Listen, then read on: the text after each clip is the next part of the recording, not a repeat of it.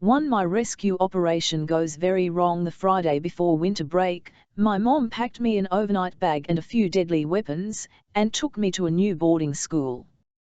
We picked up my friends Annabeth and Thalia on the way. It was an 8-hour drive from New York to Bar Harbor, Maine. Sleet and snow pounded the highway. Annabeth, Thalia and I hadn't seen each other in months, but between the blizzard and the thought of what we were about to do, we were too nervous to talk much. Except for my mom. She talks more when she's nervous.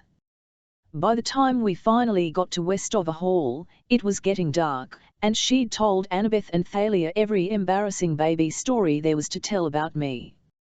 Thalia wiped the fog off the car window and peered outside. "Oh, yeah.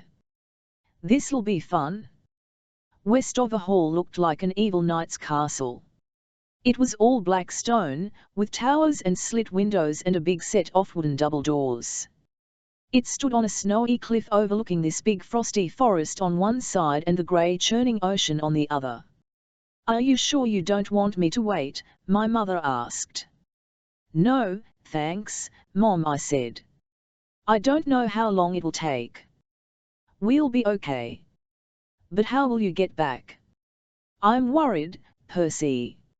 I hoped I wasn't blushing. It was bad enough I had to depend on my mom to drive me to my battles. "It's okay, Ms. Jackson." Annabeth smiled reassuringly. Her blonde hair was tucked into a ski cap and her grey eyes were the same colour as the ocean. "We'll keep him out of trouble." My mom seemed to relax a little. She thinks Annabeth is the most level-headed demigod ever to hit 8th grade. She's sure Annabeth often keeps me from getting killed. She's right, but that doesn't mean I have to like it. "All right, dears," my mom said. "Do you have everything you need?" "Yes, Ms. Jackson," Thalia said. "Thanks for the ride." "Extra sweaters?" "You have my cell phone number." "Mom, your ambrosia and nectar, Percy." "And a golden drachma in case you need to contact camp." "Mom, seriously. We'll be fine. Come on, guys." She looked a little hurt, and I was sorry about that, but I was ready to be out of that car. If my mom told one more story about how cute I looked in the bath when I was 3 years old, I was going to burrow into the snow and freeze myself to death. Annabeth and Thalia followed me outside. The wind blew straight through my coat like ice daggers. Once my mother's car was out of sight, Thalia said, "Your mom is so cool, Percy." "She's pretty okay," I admitted. "What about you? You ever get in touch with your mom?" As soon as I said it, I wished I hadn't.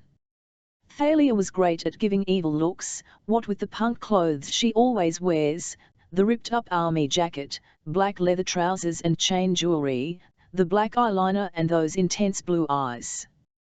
But the look she gave me now was a perfect evil 10. "If that was any of your business, Percy, we'd better get inside," Annabeth interrupted. "Grover will be waiting." Thalia looked at the castle and shivered. "You're right. I wonder what he found here that made him send the distress call." I stared up at the dark towers of Westover Hall. Nothing good, guessed. The oak doors groaned open, and the three of us stepped into the entry hall in a swirl of snow. All I could say was, "Whoa." The place was huge. The walls were lined with battle flags and weapon displays, antique rifles, battle axes and a bunch of other stuff.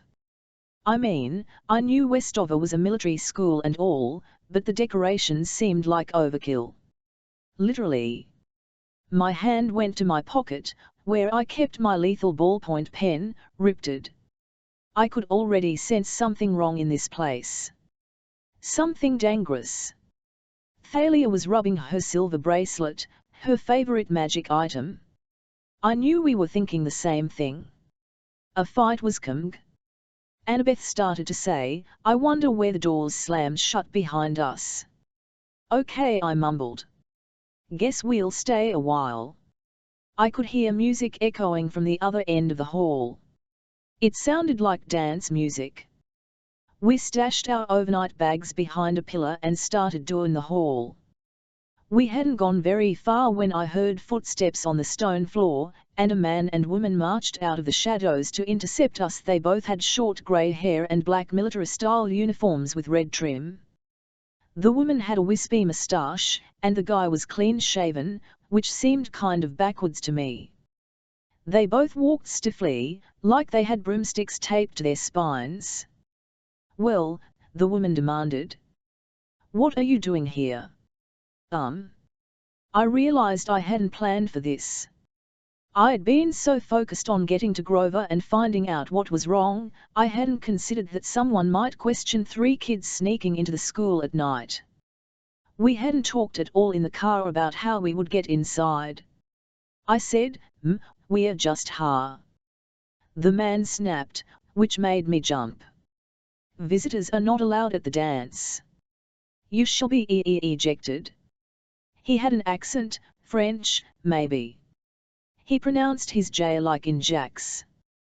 He was tall, with a hawkish face. His nostrils flared when he spoke, which made it really hard not to stare up his nose, and his eyes were 2 different colors, one brown, one blue, like an alley cat's. I figured he was about to toss us into the snow, but then Thalia stepped forward and did something very weird. She snapped her fingers. The sound was sharp and loud. Maybe it was just my imagination, but I felt a gust of wind ripple out from her hand, across the room. It washed over all of us, making the banners rustle on the walls. "Oh, but we are not visitors," Sir Thalia said. "We go to school here. You remember, I'm Thalia. And this is Annabeth and Percy. We're in the 8th grade." The male teacher narrowed his 2-colored eyes. I didn't know what Thalia was thinking. Now we'd probably get punished for lying and thrown into the snow.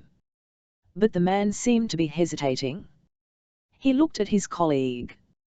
"Ms. Gottchalk, do you know these students?" Despite the danger we were in, I had to bite my tongue to keep from laughing. A teacher named Gottchalk? He had to be kidding. The woman blinked, like someone had just woken her up from a trance. Yes. I believe I do, sir." She frowned at us. "Annabeth. Thalia. Percy. What are you doing away from the gymnasium?" Before we could answer, I heard more footsteps, and Grover ran up, breathless. "You made it." He stopped short when he saw the teachers. "Oh, Mrs. Gottchalk.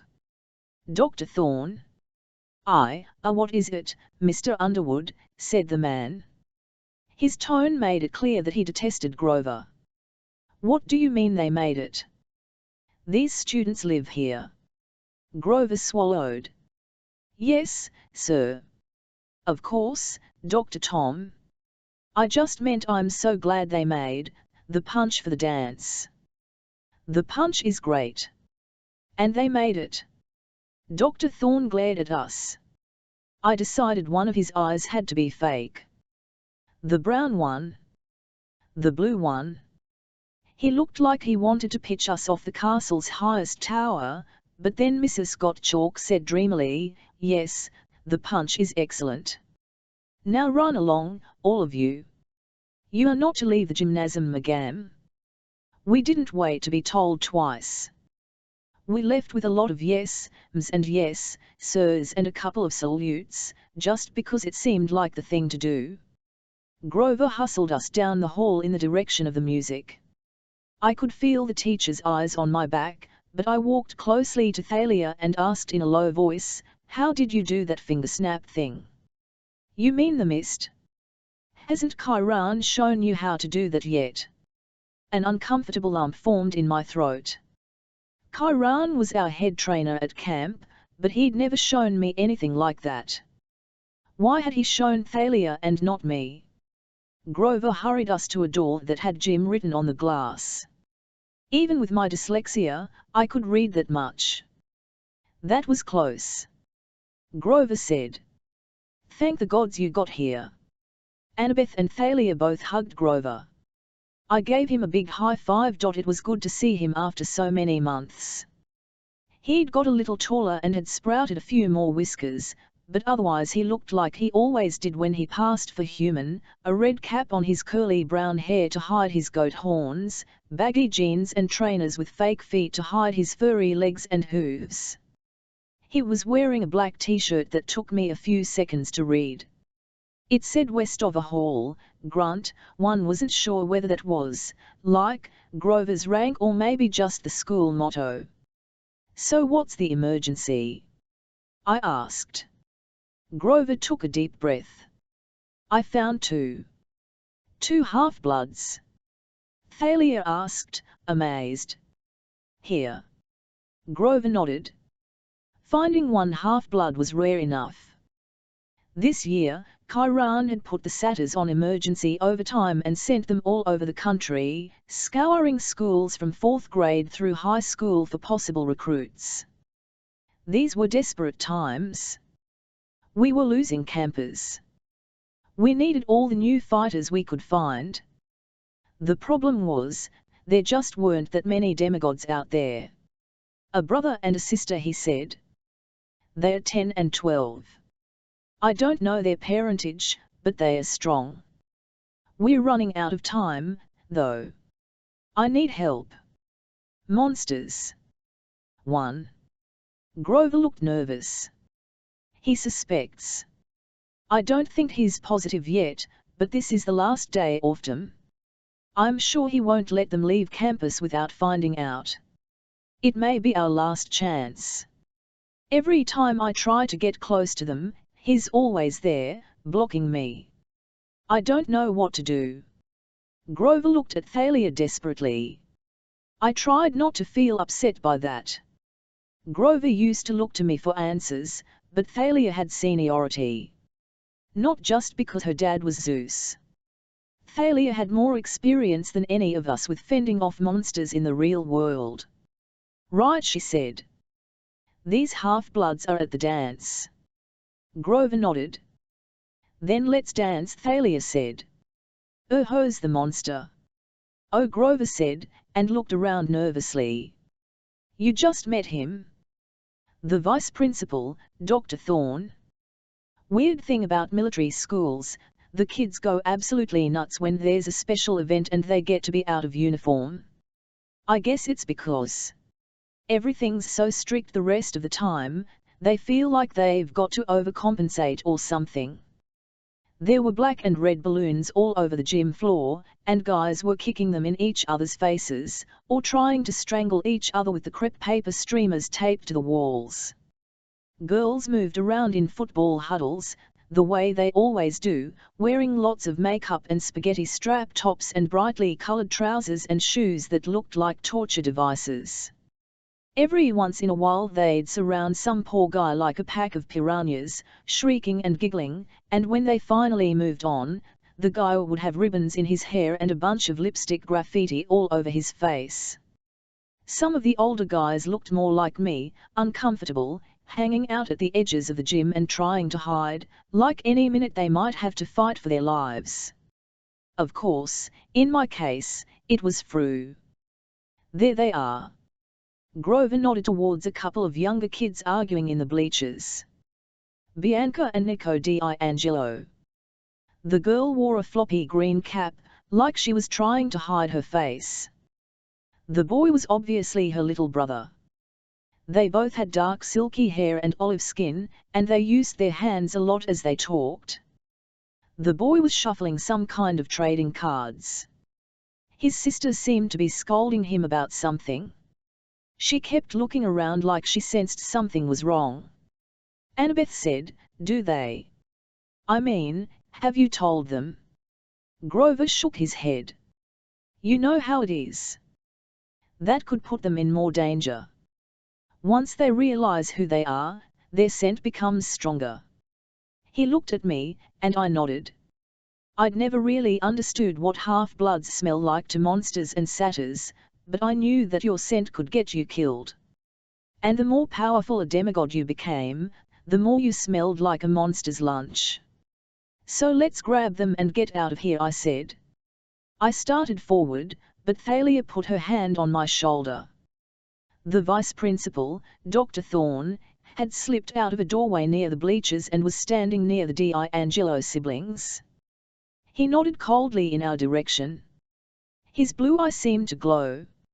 Judging from his expression, I guessed Thorne hadn't been fooled by Thalia's trick with the mist after all. He suspected who we were. He was just waiting to see why we were here. Don't look at the kids, Thalia ordered. We have to wait for a chance to get them.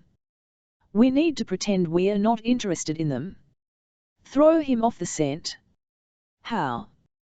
We're 3 powerful half-bloods.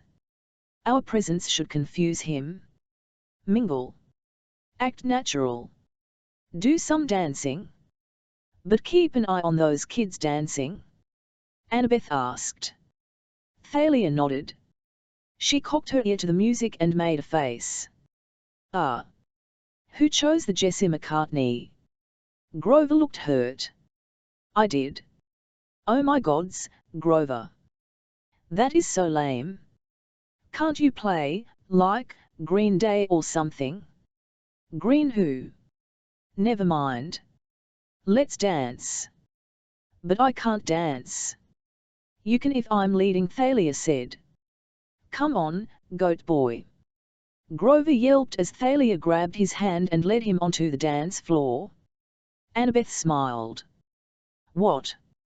I asked. Nothing. It's just cool to have Thalia back. Annabeth had grown taller than me since last summer, which I found kind of disturbing. She used to wear no jewelry except for her camp half-blood bead necklace, but now she wore little silver earrings shaped like owls, the symbol of her mother, Athena.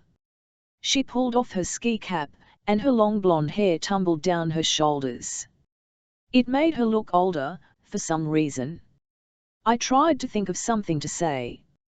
Act natural, Thalia had told so. Us. When you're a half-blood on a dangerous mission, what the heck is natural? Design any good buildings lately? Annabeth's eyes lit up, the way they always did when she talked about architecture. Oh my gods, Percy. At my new school, I get to take 3D design, and there's this cool computer program. She went on to explain how she designed this huge monument that she wanted to build at Ground Zero in Manhattan. She talked about structural supports and facades and stuff, and I tried to listen. I knew she wanted to be super architect when she grew up. She loves maths and historical buildings and all that, but I hardly understood a word she was saying. The truth was I was kind of disappointed to hear that she liked her new school so much. It was the first time she'd gone to school in New York. I'd been hoping to see her more often. It was a boarding school in Brooklyn, which she and Thalia were both attending, close enough to Camp Half-Blood that Chiron could help if they got into any trouble. Because it was an all-girls school, and I was going to MS-54 in Manhattan, I hardly ever saw them. Yeah, cool, I said. So you're staying there the rest of the year, huh? Her face got dark. Well, maybe, if I don't. Hey. Thalia called to us. She was slow dancing with Grover, who was tripping all over himself, kicking Thalia in the shins, and looking like he wanted to die. At least his feet were fake. Unlike me, he had an excuse for being clumsy. Dance, you guys. Thalia ordered. You look stupid just standing there. I looked nervously at Annabeth, then at the groups of girls who were roaming the gym. Well, Annabeth said. Who should I ask? She punched me in the gut. Me, seaweed brain. Oh, right. So we went onto the dance floor, and I looked over to see how Thalia and Grover were doing things. I put one hand on Annabeth's hip, and she clasped my other hand like she was about to judo throw me. I'm not going to bite, she told me.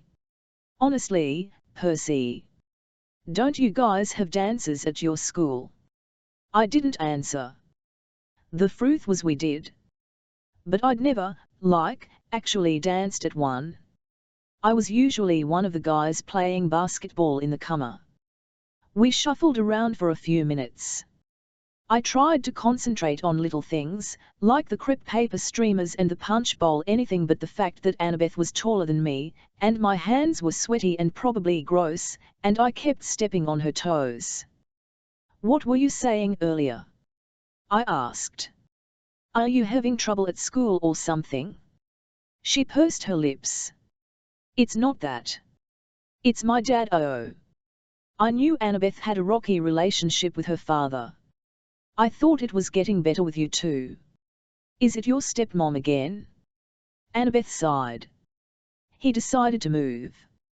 Just when I was getting settled in New York, he took this stupid new job researching for a World War I book. In San Francisco." She said this the same way she might say Fields of Punishment or Hades SOM shorts. "So he wants you to move out there with him?" I asked. "To the other side of the country," she said miserably. "And half-bloods can't live in San Francisco. He should know that." "What? Oh, why not?" Annabeth rolled her eyes. Maybe she thought I was kidding. "You know. It's right there." "Oh," I said. I had no idea what she was talking about, but I didn't want to sound stupid.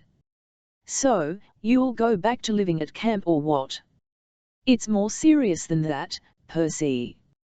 I probably should tell you something." Suddenly she froze. "They're gone." I followed her gaze. The bleachers. The two half-blood kids, Bianca and Nico, were no longer there. The door next to the bleachers was wide open. Dr. Thorne was nowhere in sight. "We have to get Thalia and Grover." Annabeth looked around frantically. "Oh, where'd they dance off to? Come on." She ran TLN off the crowd. I was about to follow when a mob of girls got in my way. I maneuvered round them to avoid getting the ribbon and lipstick treatment, and by the time I was free Annabeth had disappeared. I tummed, looking for her or Thalia and Grover. Instead, I saw something that chilled my blood. About 15 meters away, lying on the gym floor, was a floppy green cap just like the one Bianca D'Angelo had been wearing. Near it were a few scattered trading cards. Then I caught a glimpse of Dr. Thorne. He was hurrying out a door at the opposite end of the gym, steering the D'Angelo kids by the scruffs of their necks, like kittens. I still couldn't see Annabeth, but I knew she'd be heading the other way, looking for Thalia and Grover.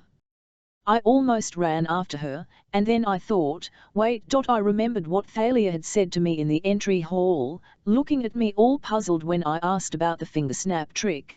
"Hasn't Chiron shown you how to do that yet?" I thought about the way Grover had turned to her, expecting her to save the day. Not that I resented Thalia. She was cool. It wasn't her fault her dad was Zeus and she got all the attention. Still, I didn't need to run after her to solve every problem. Besides, there wasn't time. The D'Angelos were in danger. They might be long gone by the time I found my friends. I knew monsters. I could handle this myself. I took Riptide out of my pocket and ran after Dr. Thorne. The door led into a dark hallway. I heard sounds of scuffling up ahead, then a painful grunt. I uncapped Riptide. The pen grew in my hands until I held a bronze Greek sword about a meter long with a leather-bound grip. The blade glowed faintly, casting a golden light on the rows of lockers. I jogged down the corridor, but when I got to the other end, no one was there. I opened a door and found myself back in the main entry hall. I had gone full circle. I didn't see Dr. Thorne anywhere, but there on the opposite side of the room were the D'Angelo kids. They stood frozen in horror, staring right at me. I advanced slowly, lowering the tip of my sword. "It's okay. I'm not going to hurt you." They didn't answer. Their eyes were full of fear. What was wrong with them? Where was Dr. Thorne? Maybe he'd sensed the presence of Riptide and retreated. Monsters hated celestial bronze weapons. My name's Percy, I said, trying to keep my voice level. I'm going to take you out of, get you somewhere safe. Bianca's eyes widened. Her fists clenched. Only too late did I realize what her look meant. She wasn't afraid of me. She was trying to warn me. I whirled round and something went whitish. Pain exploded in my shoulder. A force like a huge hand yanked me backwards and slammed me to the wall. I slashed with my sword, but there was nothing to hit. A cold laugh echoed through the hall. Yes, Perseus Jackson, Dr. Thorne said. His accent mangled the J in my last name. I know who you are. I tried to free my shoulder. My coat and shirt were pinned to the wall by some kind of spike, a black dagger-like projectile about half a meter long. It had grazed the skin of my shoulder as it passed through my clothes, and the cut burned. I'd felt something like this before. Poison. I forced myself to concentrate. I would not pass out. A dark silhouette now moved towards us. Dr. Thorne stepped into the dim light. He still looked human, but his face was ghoulish. He had perfect white teeth and his brown-blue eyes reflected the light of my sword. Thank you for coming out of the gym, he said. I hate middle school dances. I tried to swing my sword again, but he was just out of reach. He didn't appear to move. It was as if someone invisible was standing behind him, throwing knives. Next to me, Bianca yelped. The second thorn impaled itself in the stone wall, a millimeter from her face. All three of you will come with me, Dr. Thorne said. Quietly. Obediently. If you make a single noise, if you call out for help or try to fight, I will show you just how accurately I can throw. The vice principal gets a missile launcher. I didn't know what kind of monster Dr. Thorne was, but he was fast. Maybe I could defend myself if I could get my shield activated. All that it would take was a touch off my wristwatch. But defending the D'Angelo kids was another matter. I needed help, and there was only one way I could think to get it. I closed my eyes. What are you doing, Jackson? Hissed Dr. Thorne. Keep moving. I opened my eyes and kept shuffling forward. It's my shoulder, I lied, trying to sound miserable, which wasn't hard. It burns. Bah. My poison causes pain. It will not kill you. Walk. Thorne herded us outside, and I tried to concentrate. I pictured Grover's face. I focused on my feelings of fear and danger. Last summer, Grover had created an empathy link between us. He'd sent me visions in my dreams to let me know when he was in trouble. As far as I knew, we were still linked, but I'd never tried to contact Grover before. I didn't even know if it would work while Grover was awake. Hey, Grover. I thought. Thorne's kidnapping us. He's a poisonous spike-throwing maniac. Help. Thorne marched us into the woods. We took a snowy path dimly lit by old-fashioned lamplights. My shoulder ached. The wind blowing through my ripped clothes was so cold that I felt like a persicle. There is a clearing ahead, Thorne said. We will summon your ride. What ride? Bianca demanded. Where are you taking us? Silence, you insufferable girl. Don't talk to my sister that way. Nico said. His voice quavered, but I was impressed that he had the guts to say anything at all. Dr. Thorne made a growling sound that definitely wasn't human. It made the hairs on the back of my neck stand up, but I forced myself to keep walking and pretend I was being a good little captive. Meanwhile, it projected my thoughts like crazy, anything to get Grover's attention. Grover. Apples. Tin cans.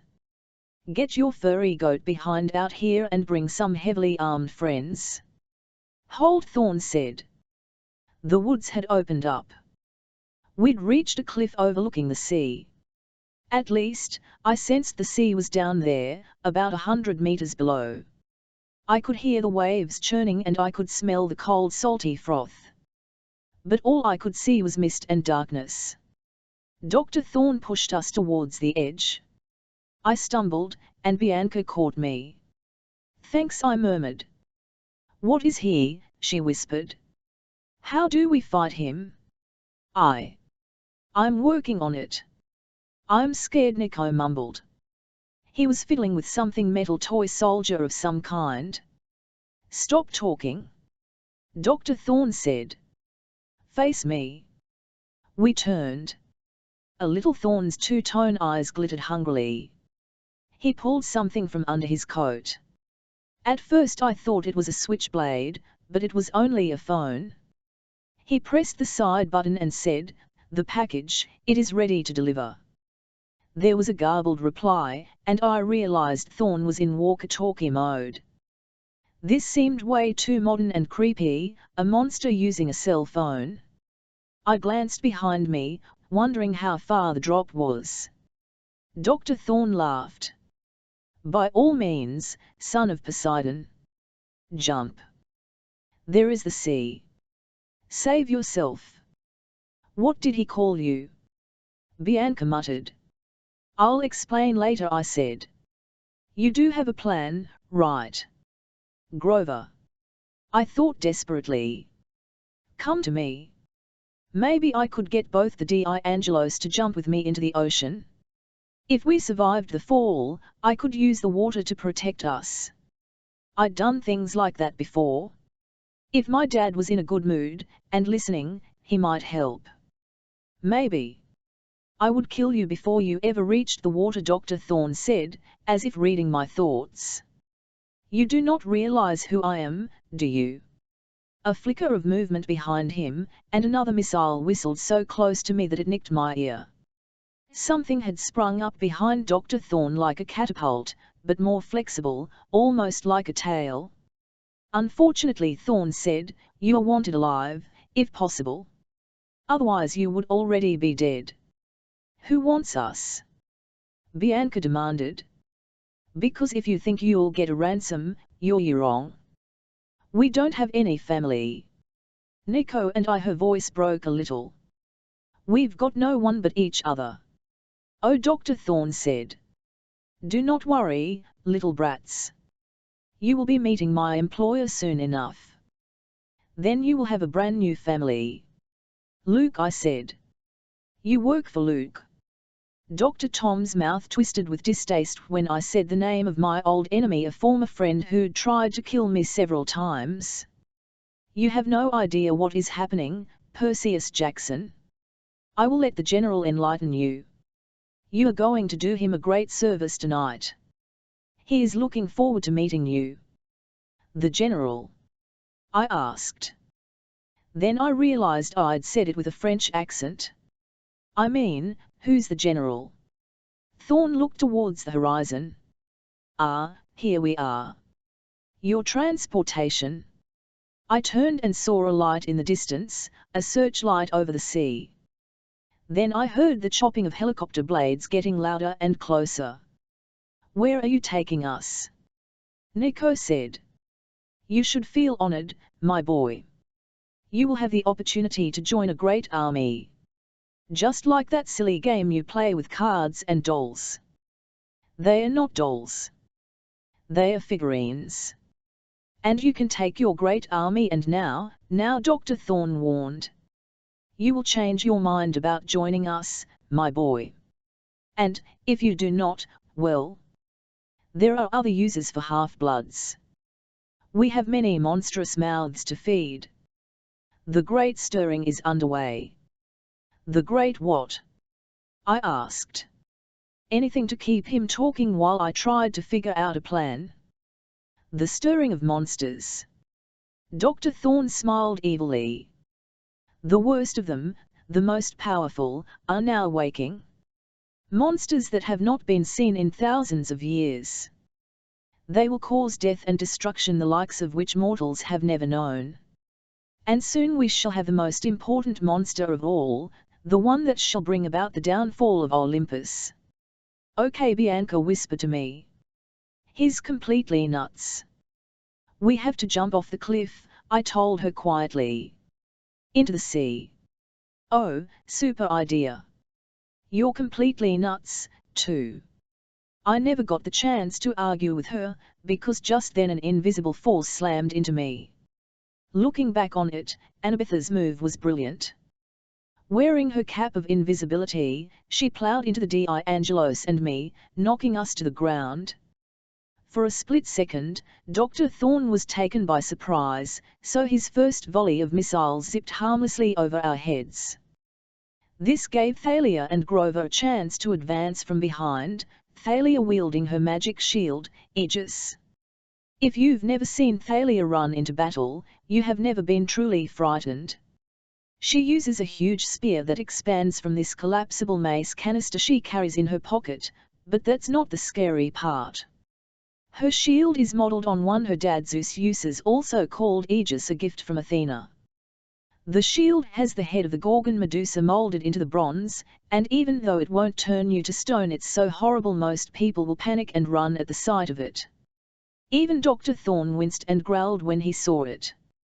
Thalia moved in with her spear. For Zeus. I thought Dr. Thorne was a goner.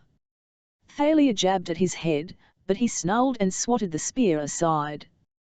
His hand changed into an orange paw with enormous claws that sparked against Thalia's shield as he slashed. If it hadn't been for Aegis, Thalia would have been sliced like a loaf of bread. As it was, she managed to roll backwards and land on her feet. The sound of the helicopter was getting louder behind me, but I didn't dare look. Dr. Thorne launched another volley of missiles at Thalia, and this time I could see how he did it.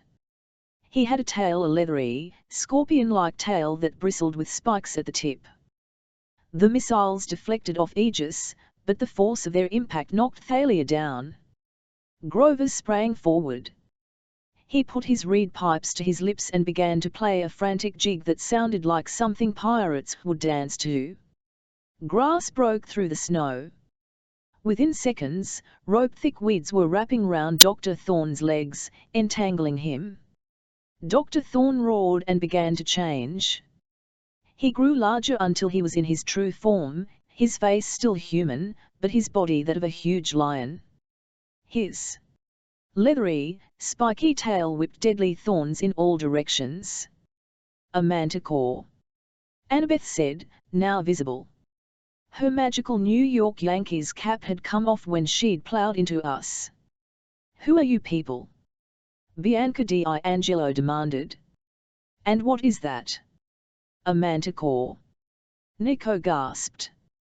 He's got 3,000 attack power and +5 to saving throws. I didn't know what he was talking about, but I didn't have time to worry about it. The manticore clawed Grover's magic weeds to shreds, then turned towards us with a snarl. Get down. Annabeth pushed the D'Angelos flat into the snow. At the last second, I remembered my own shield. I hit my M-Tistwatch, and metal plating spiraled out into a thick bronze shield. Not a moment too soon. The thorns impacted against it with such force they dented the metal. The beautiful shield, a gift from my brother, was badly damaged. I wasn't sure it would even stop a second volley. I heard a thwack and a yelp, and Grover landed next to me with a thud. Yield! The monster roared. Never! Thalia yelled from across the field. She charged the monster and, for a second, I thought she would run him through.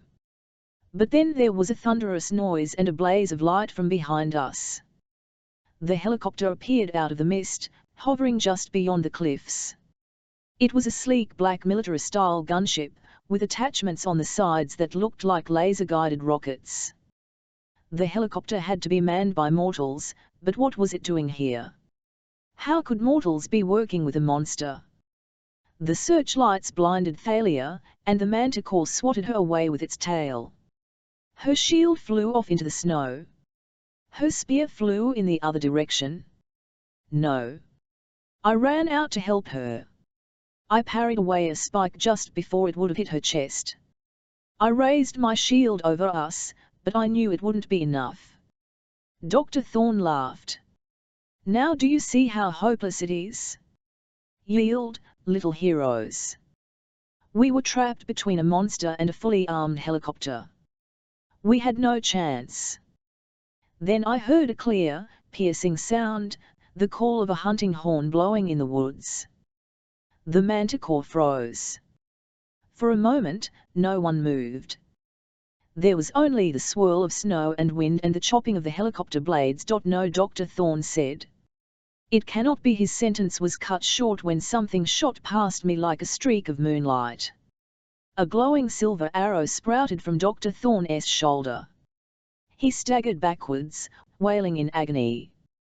Curse you! Thorne cried. He unleashed his spikes, dozens of them at once, into the woods where the arrow had come from, but just as fast, silvery arrows shot back in reply. It almost looked like the arrows had intercepted the thorns in mid-air and sliced them in two, but my eyes must have been playing tricks on me. No one, not even Apollo's kids at camp, could shoot with that much accuracy. The manticore pulled the arrow out of his shoulder with a howl of pain. His breathing was heavy. I tried to swipe at him with my sword, but he wasn't as injured as he looked. He dodged my attack and slammed his tail into my shield, knocking me aside. Then the archers came from the woods. They were girls, about a dozen of them. The youngest was maybe 10. The oldest, about 14, like me. They wore silvery ski parkas and jeans, and they were all armed with bows. They advanced on the manticore with determined expressions. The hunters! Annabeth cried. Next to me, Thalia muttered, "Oh, wonderful." I didn't have a chance to ask what she meant. One of the older archers stepped forward with her bow drawn.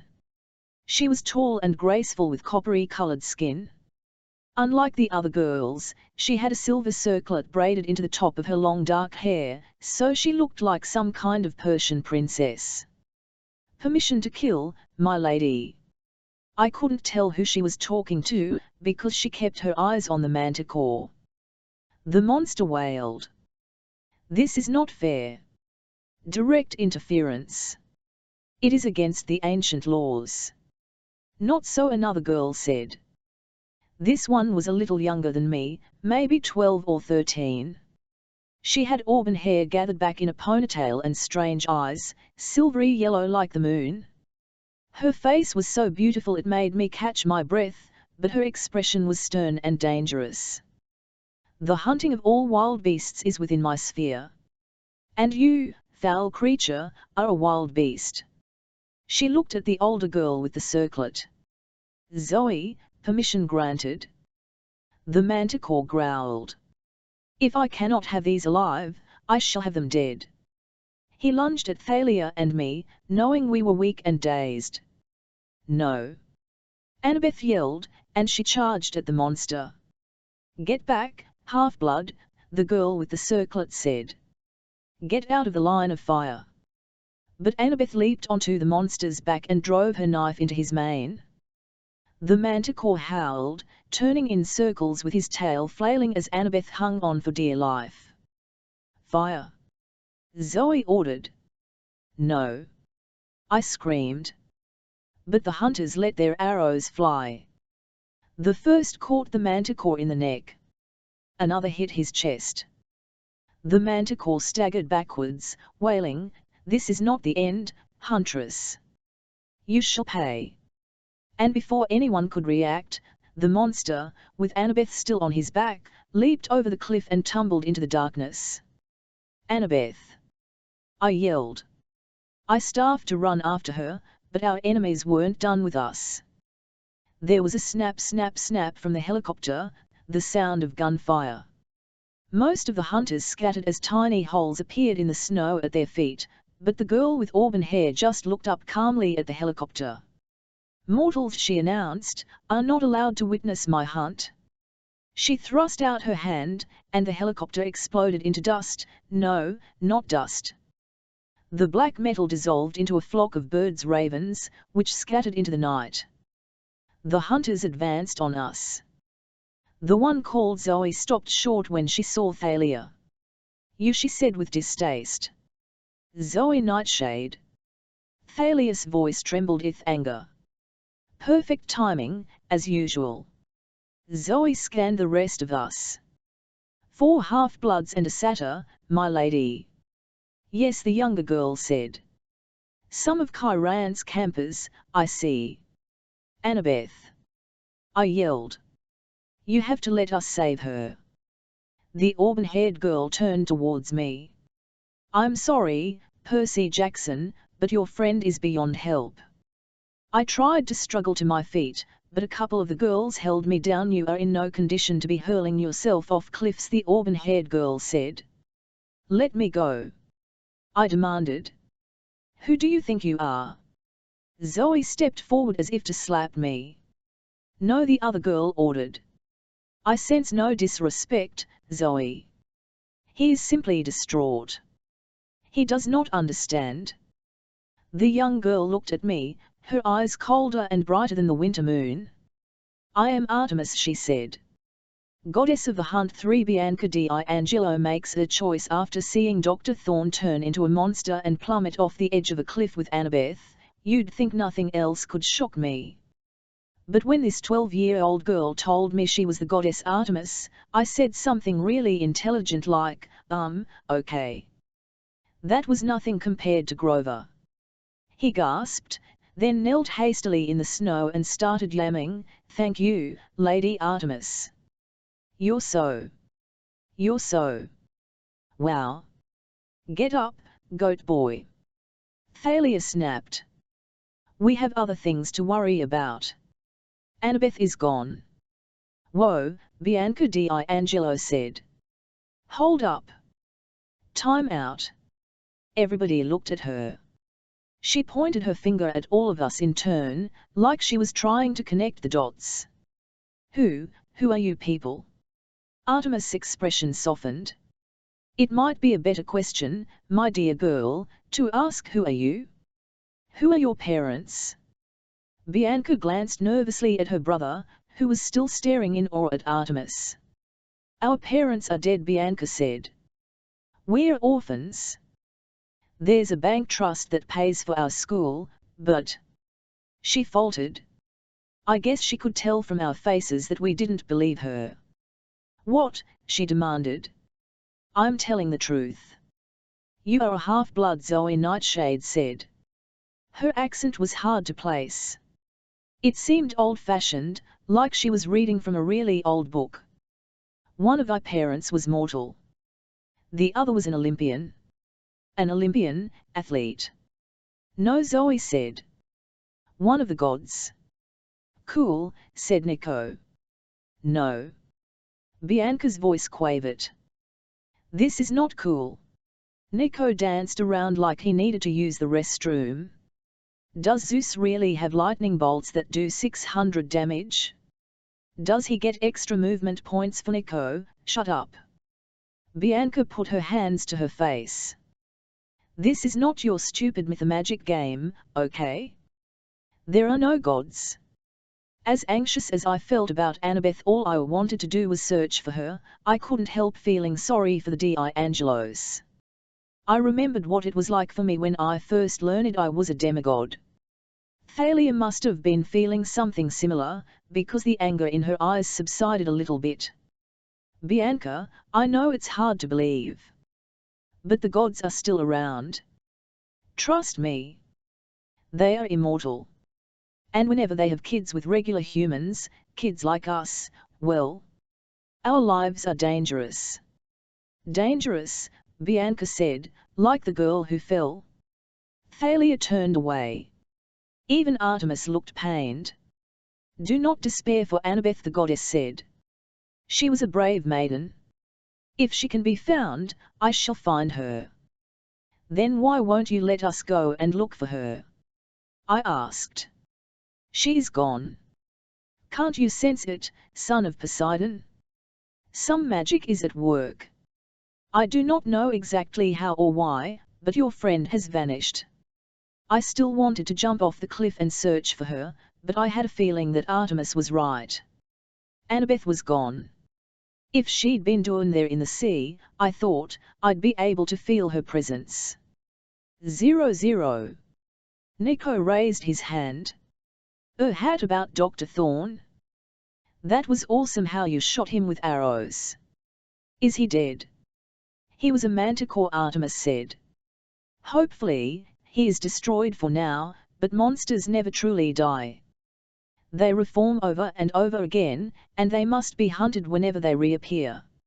Or they'll hunt us, Thalia said. Bianca D'Angelo shivered. That explains. Nico, you remember last summer, those guys who tried to attack us in the alley in D.C. And that bus driver, Nico said. The one with the ram's horns. I told you that was real. That's why Grover has been watching you, I said. To keep you safe, if you turned out to be half-bloods. Grover. Bianca stared at him. You're a demigod. Well, a satyr, actually. He kicked off his shoes and displayed his goat hooves. I thought Bianca was going to faint right there. Grover, put your shoes back on, Thalia said. You're freaking her out. Hey, my hooves are clean. Bianca, I said, we came here to help you. You and Nico need training to survive. Dr. Thorne won't be the last monster you meet. You need to come to camp. Camp? She asked. Camp Half-Blood, I said. It's where half-bloods learn to survive and stuff. You can join us, stay there year-round if you like. Sweet, let's go, said Nico. Wait. Bianca shook her head.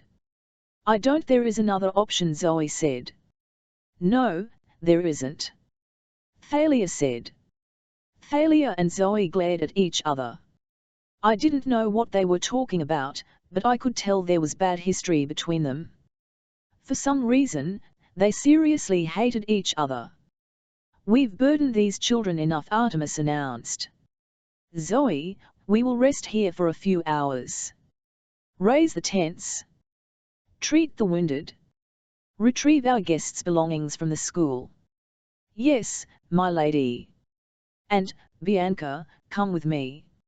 I would like to speak with you. What about me? Nico asked. Artemis considered the boy. Perhaps you can show Grover how to play that card game you enjoy. I'm sure Grover would be happy to entertain you for a while, as a favor to me. Grover just about tripped over himself getting up. You bet. Come on, Nico. Nico and Grover walked off towards the woods, talking about hit points and armor ratings and a bunch of other geeky stuff. Artemis led a confused-looking Bianca along the cliff. The hunters began unpacking their backpacks and making camp. Zoe gave Thalia one more evil look, then left to oversee things. As soon as she was gone, Thalia stamped her foot in frustration. The nerve of those hunters. They think they are so. Ugh. I'm with you, I said. I don't trust. Oh, you're with me. Thalia turned on me furiously. What were you thinking back there in the gym, Percy? You'd take on Dr. Thorne all by yourself? You knew he was a monster. If we'd stuck together, we could have taken him without the hunters getting involved. Annabeth might still be here. Did you think of that? My jaw clenched. I thought of some harsh things to say, and I might have said them, too, but then I looked down and saw something navy blue lying in the snow at my feet. Annabeth's New York Yankees baseball cap. Thalia didn't say another word. She wiped a tear from her cheek, turned and marched off, leaving me alone with a trampled cap in the snow. The hunters set up their campsite in a matter of minutes. 7 large tents, all of silver silk, curved in a crescent round one side of a bonfire. One of the girls blew a silver dog whistle, and a dozen white wolves appeared out of the woods. They began circling the camp like guard dogs. The hunters walked among them and fed them treats, completely unafraid, but I decided I would stick close to the tents. Falcons watched us from the trees, their eyes flashing in the firelight, and I got the feeling they were on guard duty, too. Even the weather seemed to bend to the goddess's will. The air was still cold, but the wind died down and the snow stopped falling, so it was almost pleasant sitting by the fire. Almost. Except for the pain in my shoulder and the guilt weighing me down. I couldn't believe Annabeth was gone. And, as angry as I was at Thalia, I had a sinking feeling that she was right. It was my fault. What had Annabeth wanted to tell me in the gym? Something serious, she'd said. Now I might never find out. I thought about how we'd danced together for half a song, and my heart felt even heavier. I watched Thalia pacing in the snow at the edge of camp, walking among the wolves without fear. She stopped and looked back at Westover Hall, which was now completely dark, looming on the hillside beyond the woods. I wondered what she was thinking. 7 years ago, Thalia had been turned into a pine tree by her father, to prevent her from dying. She'd stood her ground against an army of monsters on top of Half-Blood Hill in order to give her friends Luke and Annabeth time to escape. She'd only been back as a human for a few months now, and once in a while she would stand so motionless you'd think she was still a tree. Finally, one of the hunters brought me my backpack. Grover and Nico returned from their walk, and Grover helped me fix up my wounded arm. It's green, Nico said with delight. Hold still, Grover told me. Here, eat some ambrosia while I clean that out. I winced as he dressed the wound, but the ambrosia square helped. It tasted like homemade brownie, dissolving in my mouth and sending a warm feeling through my whole body. Between that and the magic salve Grover used, my shoulder felt better within a couple of minutes. Nico rummaged TLN off his own bag, which the hunters had apparently packed for him, though how they'd snuck into Westover Hall unseen, I didn't know. Nico laid out a bunch of figurines in the snow, little battle replicas of Greek gods and heroes. I recognized Zeus with a lightning bolt, Ars with a spear, Apollo with his sun chariot. Big collection, I said. Nico grinned. I've got almost all of them, plus their holographic cards. Well, except for a few really rare ones. You've been playing this game a long time. Just this year? Before that? He knitted his eyebrows. What? I asked. I forgot. That's weird. He looked unsettled, but it didn't last long. Hey, can I see that sword you were using? I showed him Riptide, and explained how it turned from a pen into a sword just by uncapping it. Cool. Does it ever run out of ink?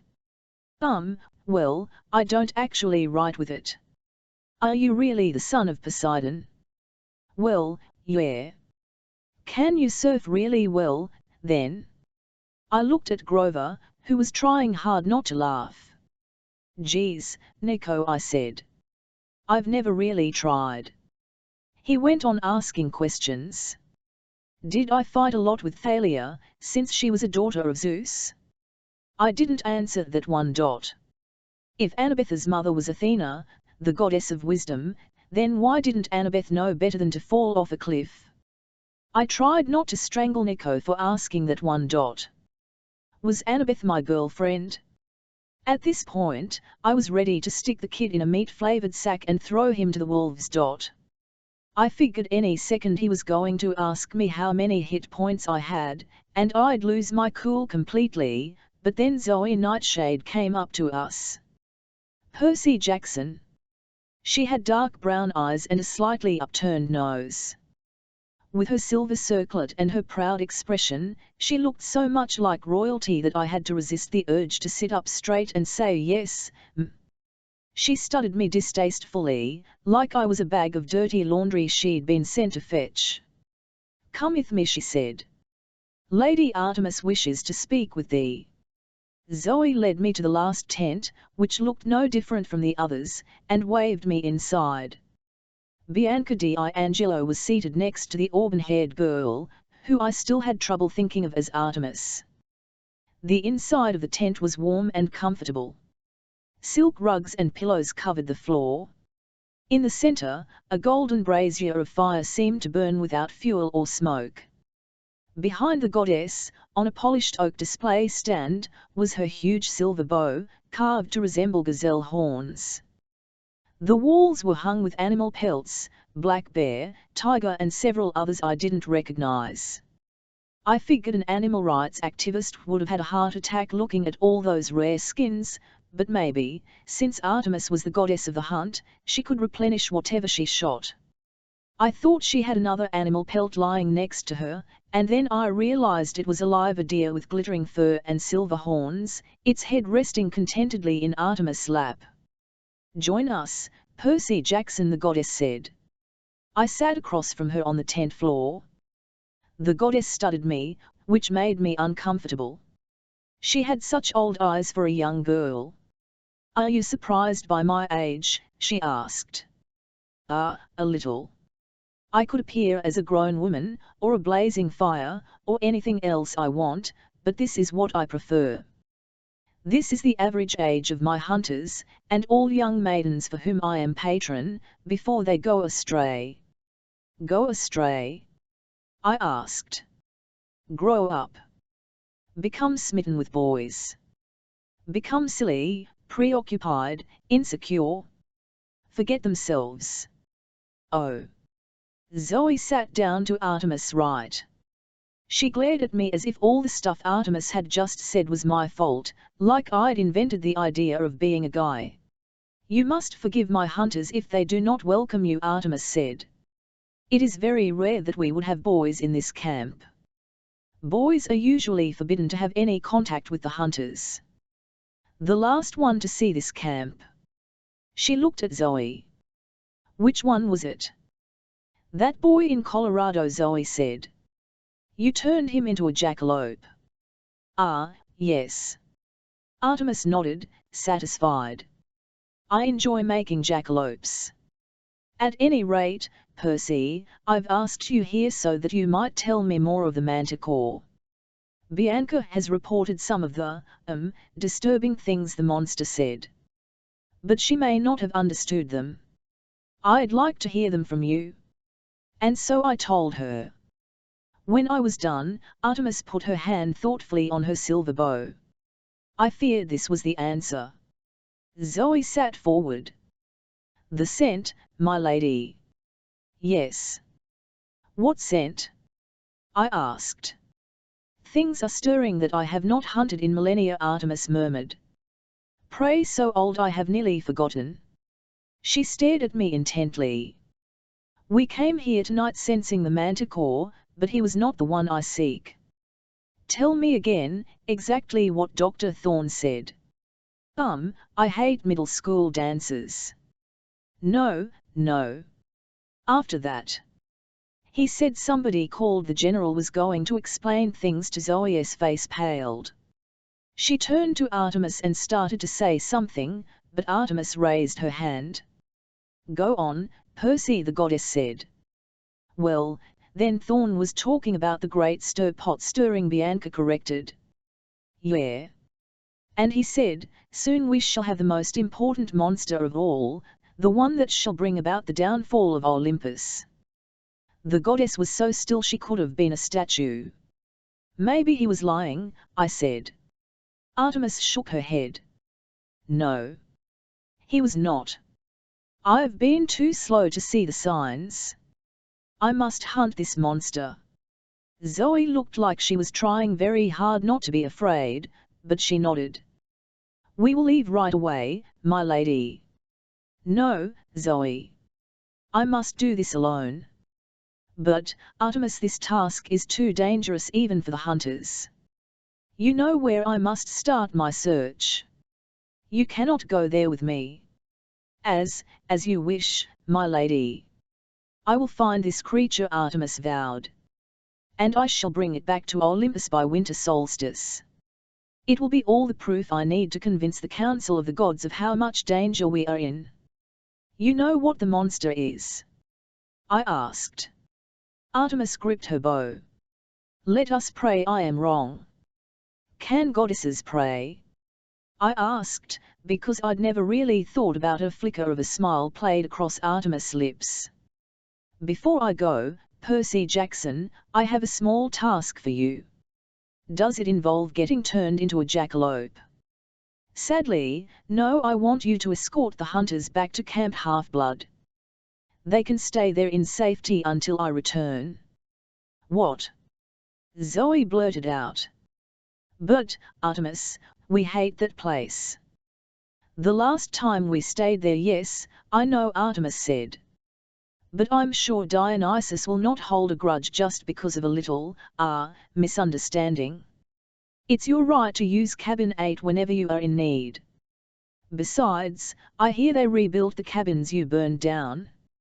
Zoe muttered something about foolish campers. And now there is one last decision to make. Artemis turned to Bianca. Have you made up your mind, my girl? Bianca hesitated. I'm still thinking about it. Wait, I said. Thinking about what? They've invited me to join the hunt. What? Zero, but you can't. You have to come to Camp Half-Blood so Chiron can train you. It's the only way you can learn to survive. It is not the only way for a girl, Zoe said. I couldn't believe I was hearing this. Bianca, camp is cool. It's got a Pegasus stable and a sword fighting arena and... I mean, what do you get by joining the hunters?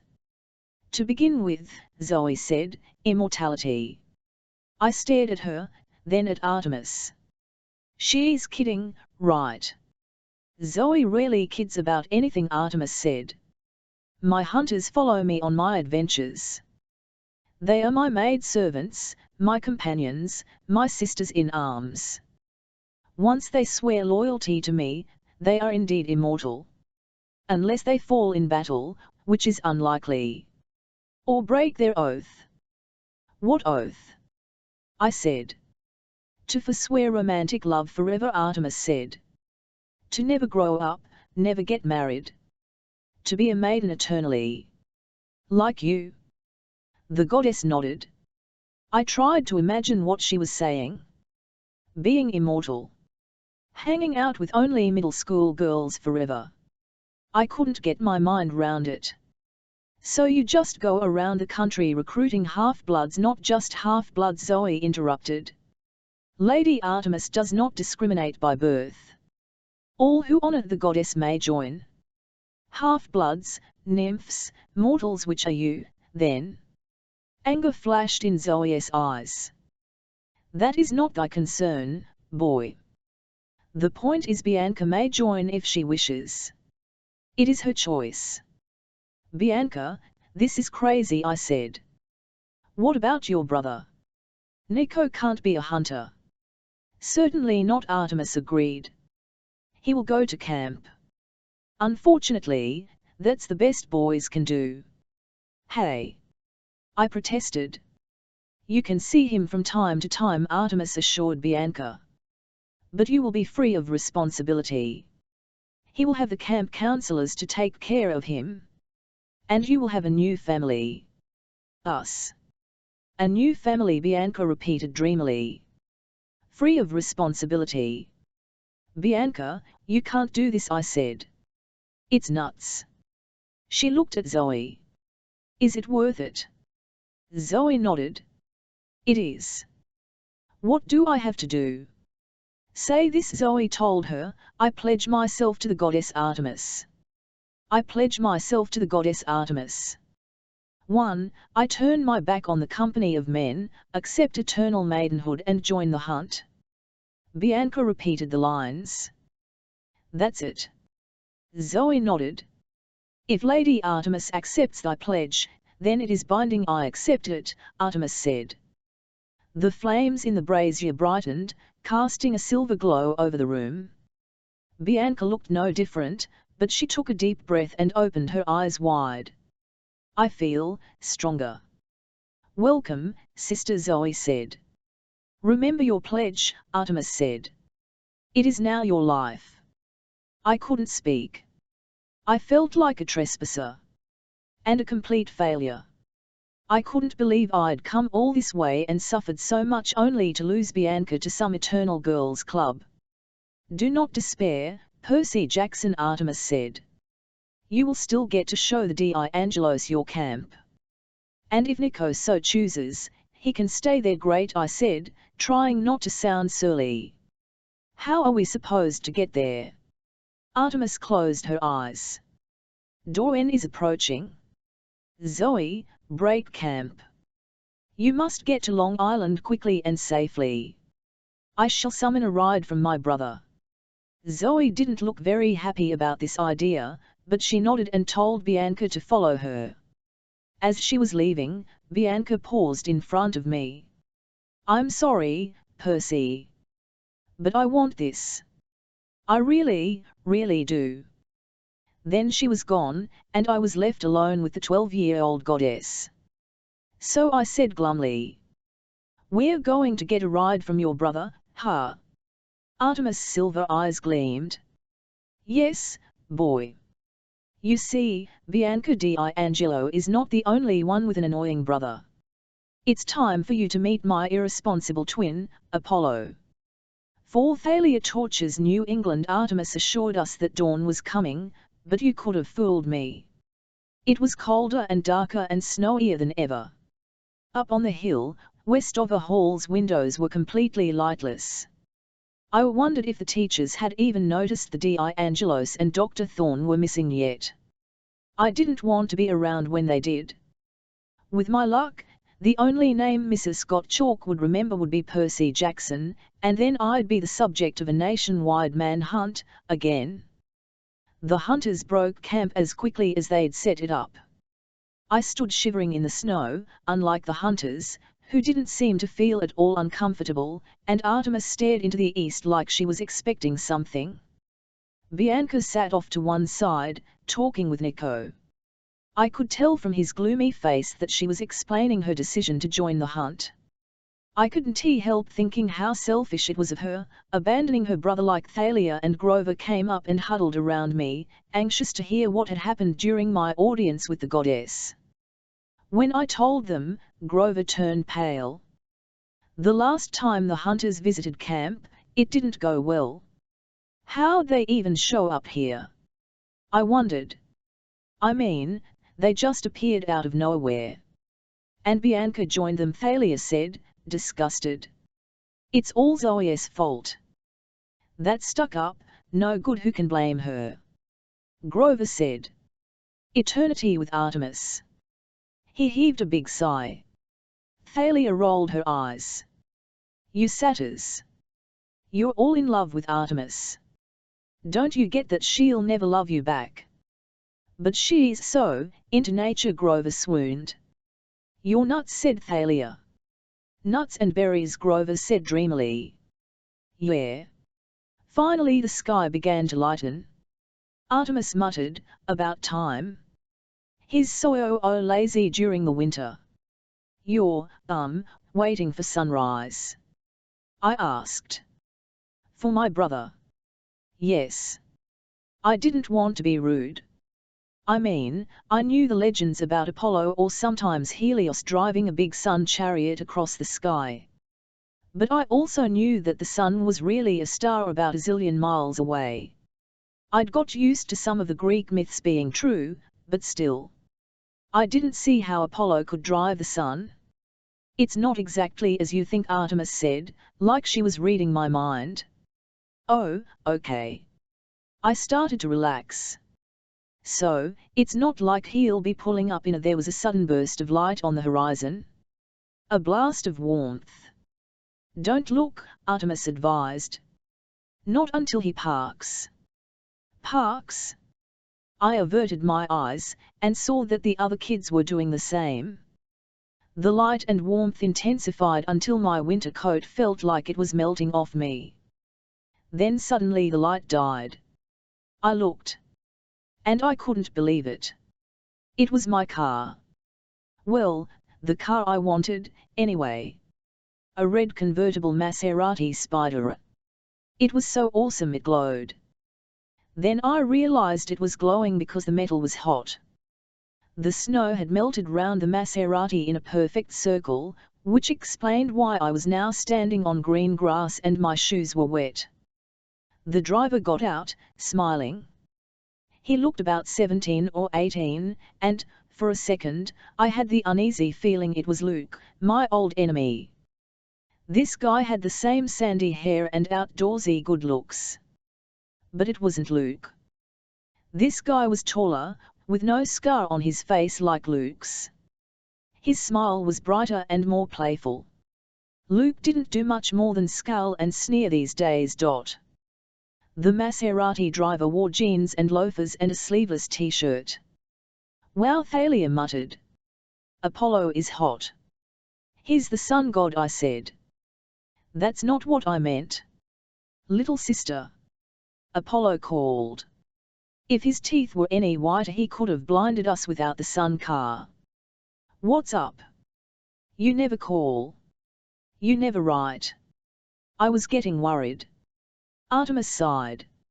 "I'm fine, Apollo. And I am not your little sister. Hey, I was born first. We're twins." "How many millennia do we have to argue? So what's up?" he interrupted. "Got the girls with you, I see. You all need some tips on archery." Artemis gritted her teeth. "I need a favor. I have some hunting to do, alone. I need you to take my companions to Camp Half-Blood." "Sure, sis." Then he raised his hands in a stop-everything gesture. "I feel a haiku coming on." The hunters all groaned. Apparently they'd met Apollo before. He cleared his throat and held up one hand dramatically. "Green grass breaks through snow. Artemis pleads for my help. I am so cool." He grinned at us, waiting for applause. "That last line was only 4 syllables," Artemis said. Apollo frowned. "Was it?" "Yes." "What about 'I am so big-headed'?" No, that's 6 syllables." He started muttering to himself. Zoe Nightshade turned to us. "Lord Apollo has been going through this haiku phase ever since he visited Japan. T's not as bad as the time he visited Limerick. If I'd had to hear one more poem that started with, 'There once was a goddess from Sparta,' I've got it," Apollo announced. "I am so awesome." "That's 5 syllables." He bowed, looking very pleased with himself. "And now, sis.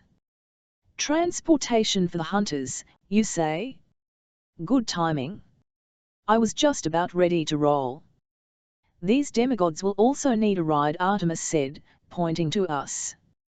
"Some of Chiron's campers." "No problem." Apollo checked us out. "Let's see. Thalia, right? I've heard all about you." Thalia blushed. "Hi, Lord Apollo. Zeus's girl, yes? Makes you my half-sister. Used to be a tree, didn't you? Glad you're back. I hate it when pretty girls turn into trees."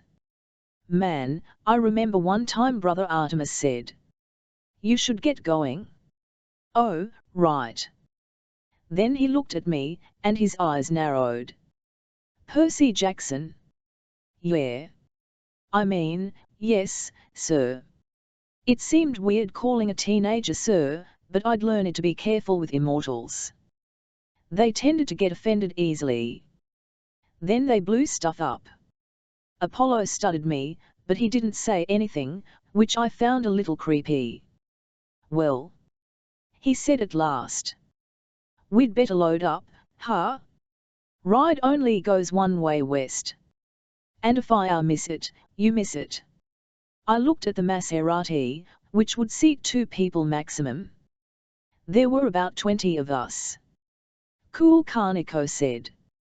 "Thanks, kid," Apollo said. "But how will we all fit?" "Oh." Apollo seemed to notice the problem for the first time. "Well, yeah. I hate to change out of sports car mode, but I suppose He took out his car keys and beeped the security alarm button. Chirp, chirp. For a moment, the car glowed brightly again. When the glare died, the Maserati had been replaced by one of those small buses just like we used for school basketball games. Right, he said. Everybody in? Zoe ordered the hunters to start loading.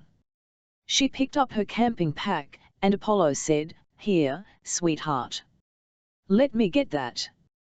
Zoe recoiled. Her eyes flashed murderously. Brother Artemis chided. "You do not help my hunters.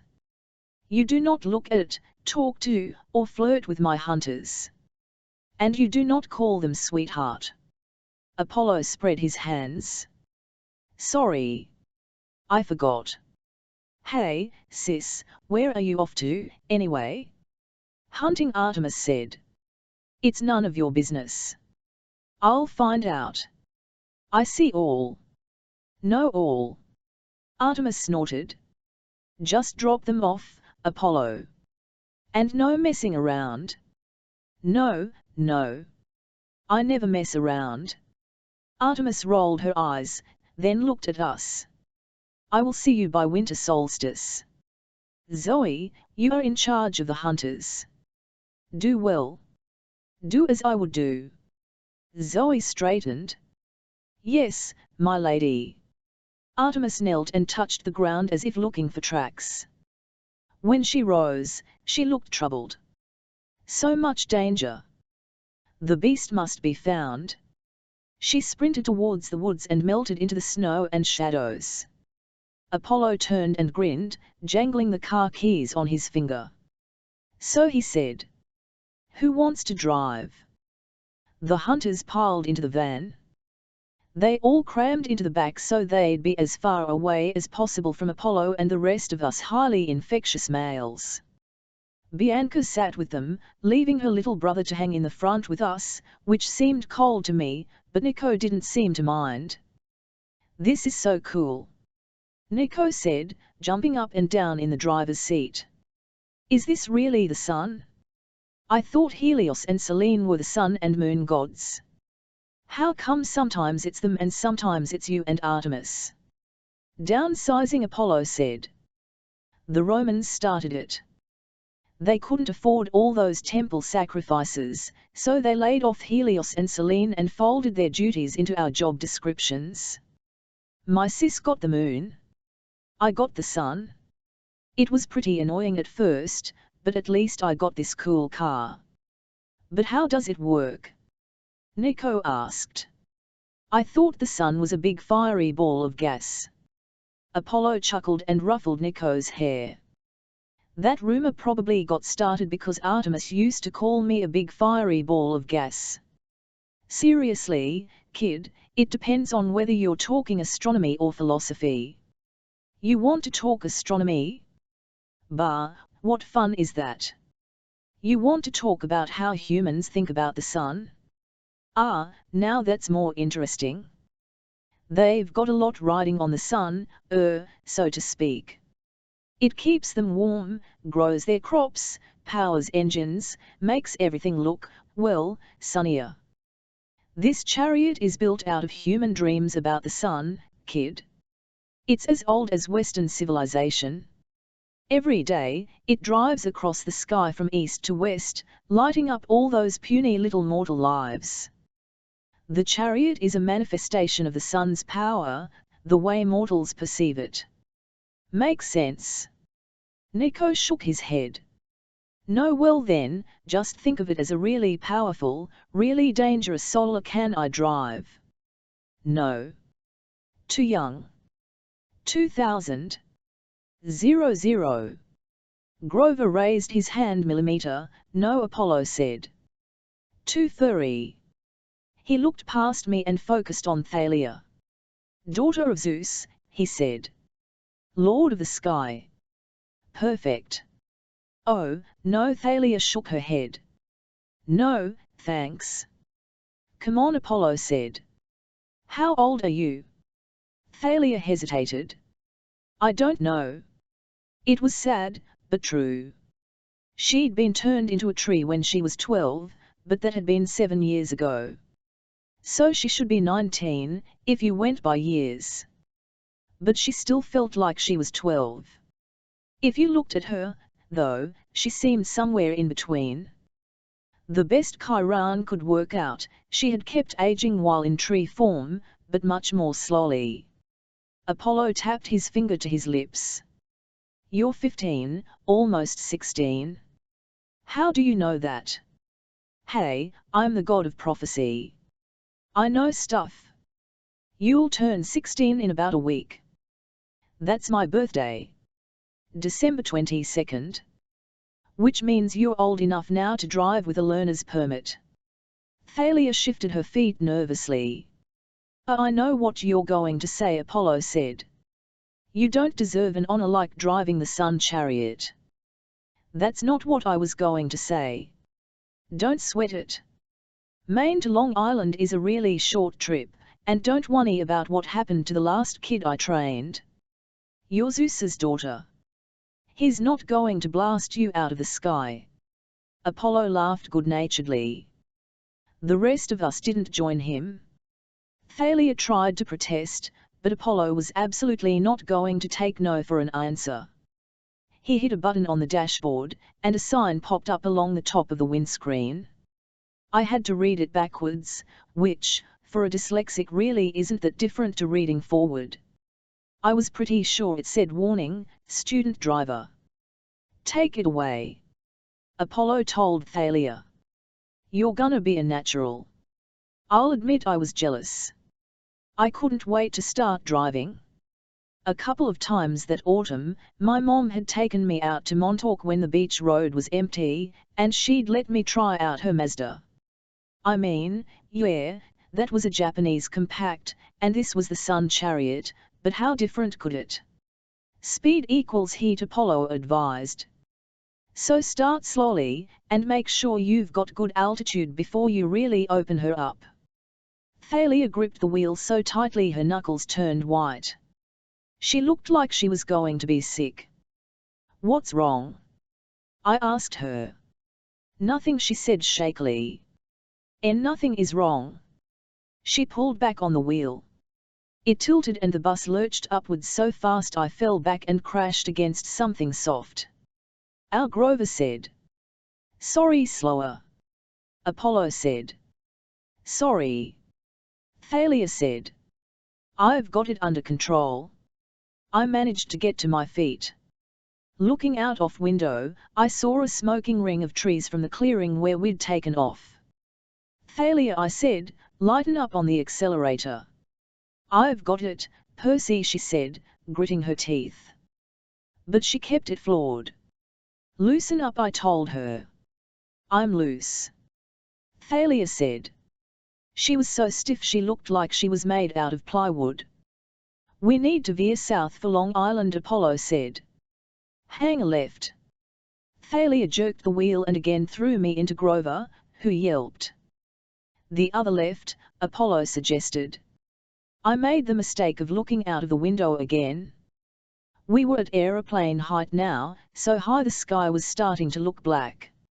Ah. Apollo said, and I got the feeling he was forcing himself to sound calm. A little lower, sweetheart. Cape Cod is freezing over. Thalia tilted the wheel. Her face was chalk white, her forehead beaded with sweat. Something was definitely wrong. I'd never seen her like this. The bus pitched down and somebody screamed. Maybe it was me. Now we were heading straight towards the Atlantic Ocean at 1,000 miles an hour, the New England coastline off to our left. And it was getting hot in the bus. Apollo had been thrown somewhere in the back of the bus, but he started climbing up the rows of seats. Take the wheel. Grover begged him. No worries, Apollo said. He looked plenty worried. She just has to learn to, whoa. I saw what he was seeing. Down below us was a little snow-covered New England town. At least, it used to be snow-covered. As I watched, the snow melted off the trees and the roofs and the lawns. The white steeple on a church turned brown and started to smolder. Little plumes of smoke, like birthday candles, were popping up all over the town.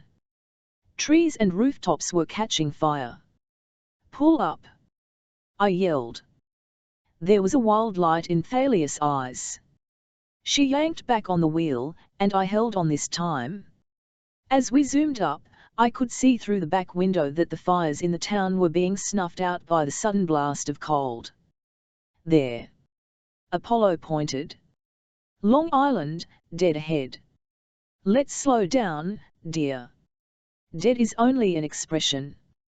Thalia was thundering towards the coastline of northern Long Island. There was Camp Half-Blood, the valley, the woods, the beach. I could see the dining pavilion and cabins and the amphitheatre. "I'm under control," Thalia muttered. "I'm under control." We were only a few hundred meters away now. "Brake," Apollo said. "I can do this." "Brake." Thalia slammed her foot on the brake, and the sun bus pitched forward at a 45-degree angle, slamming into the Camp Half-Blood canoe lake with a huge floosh.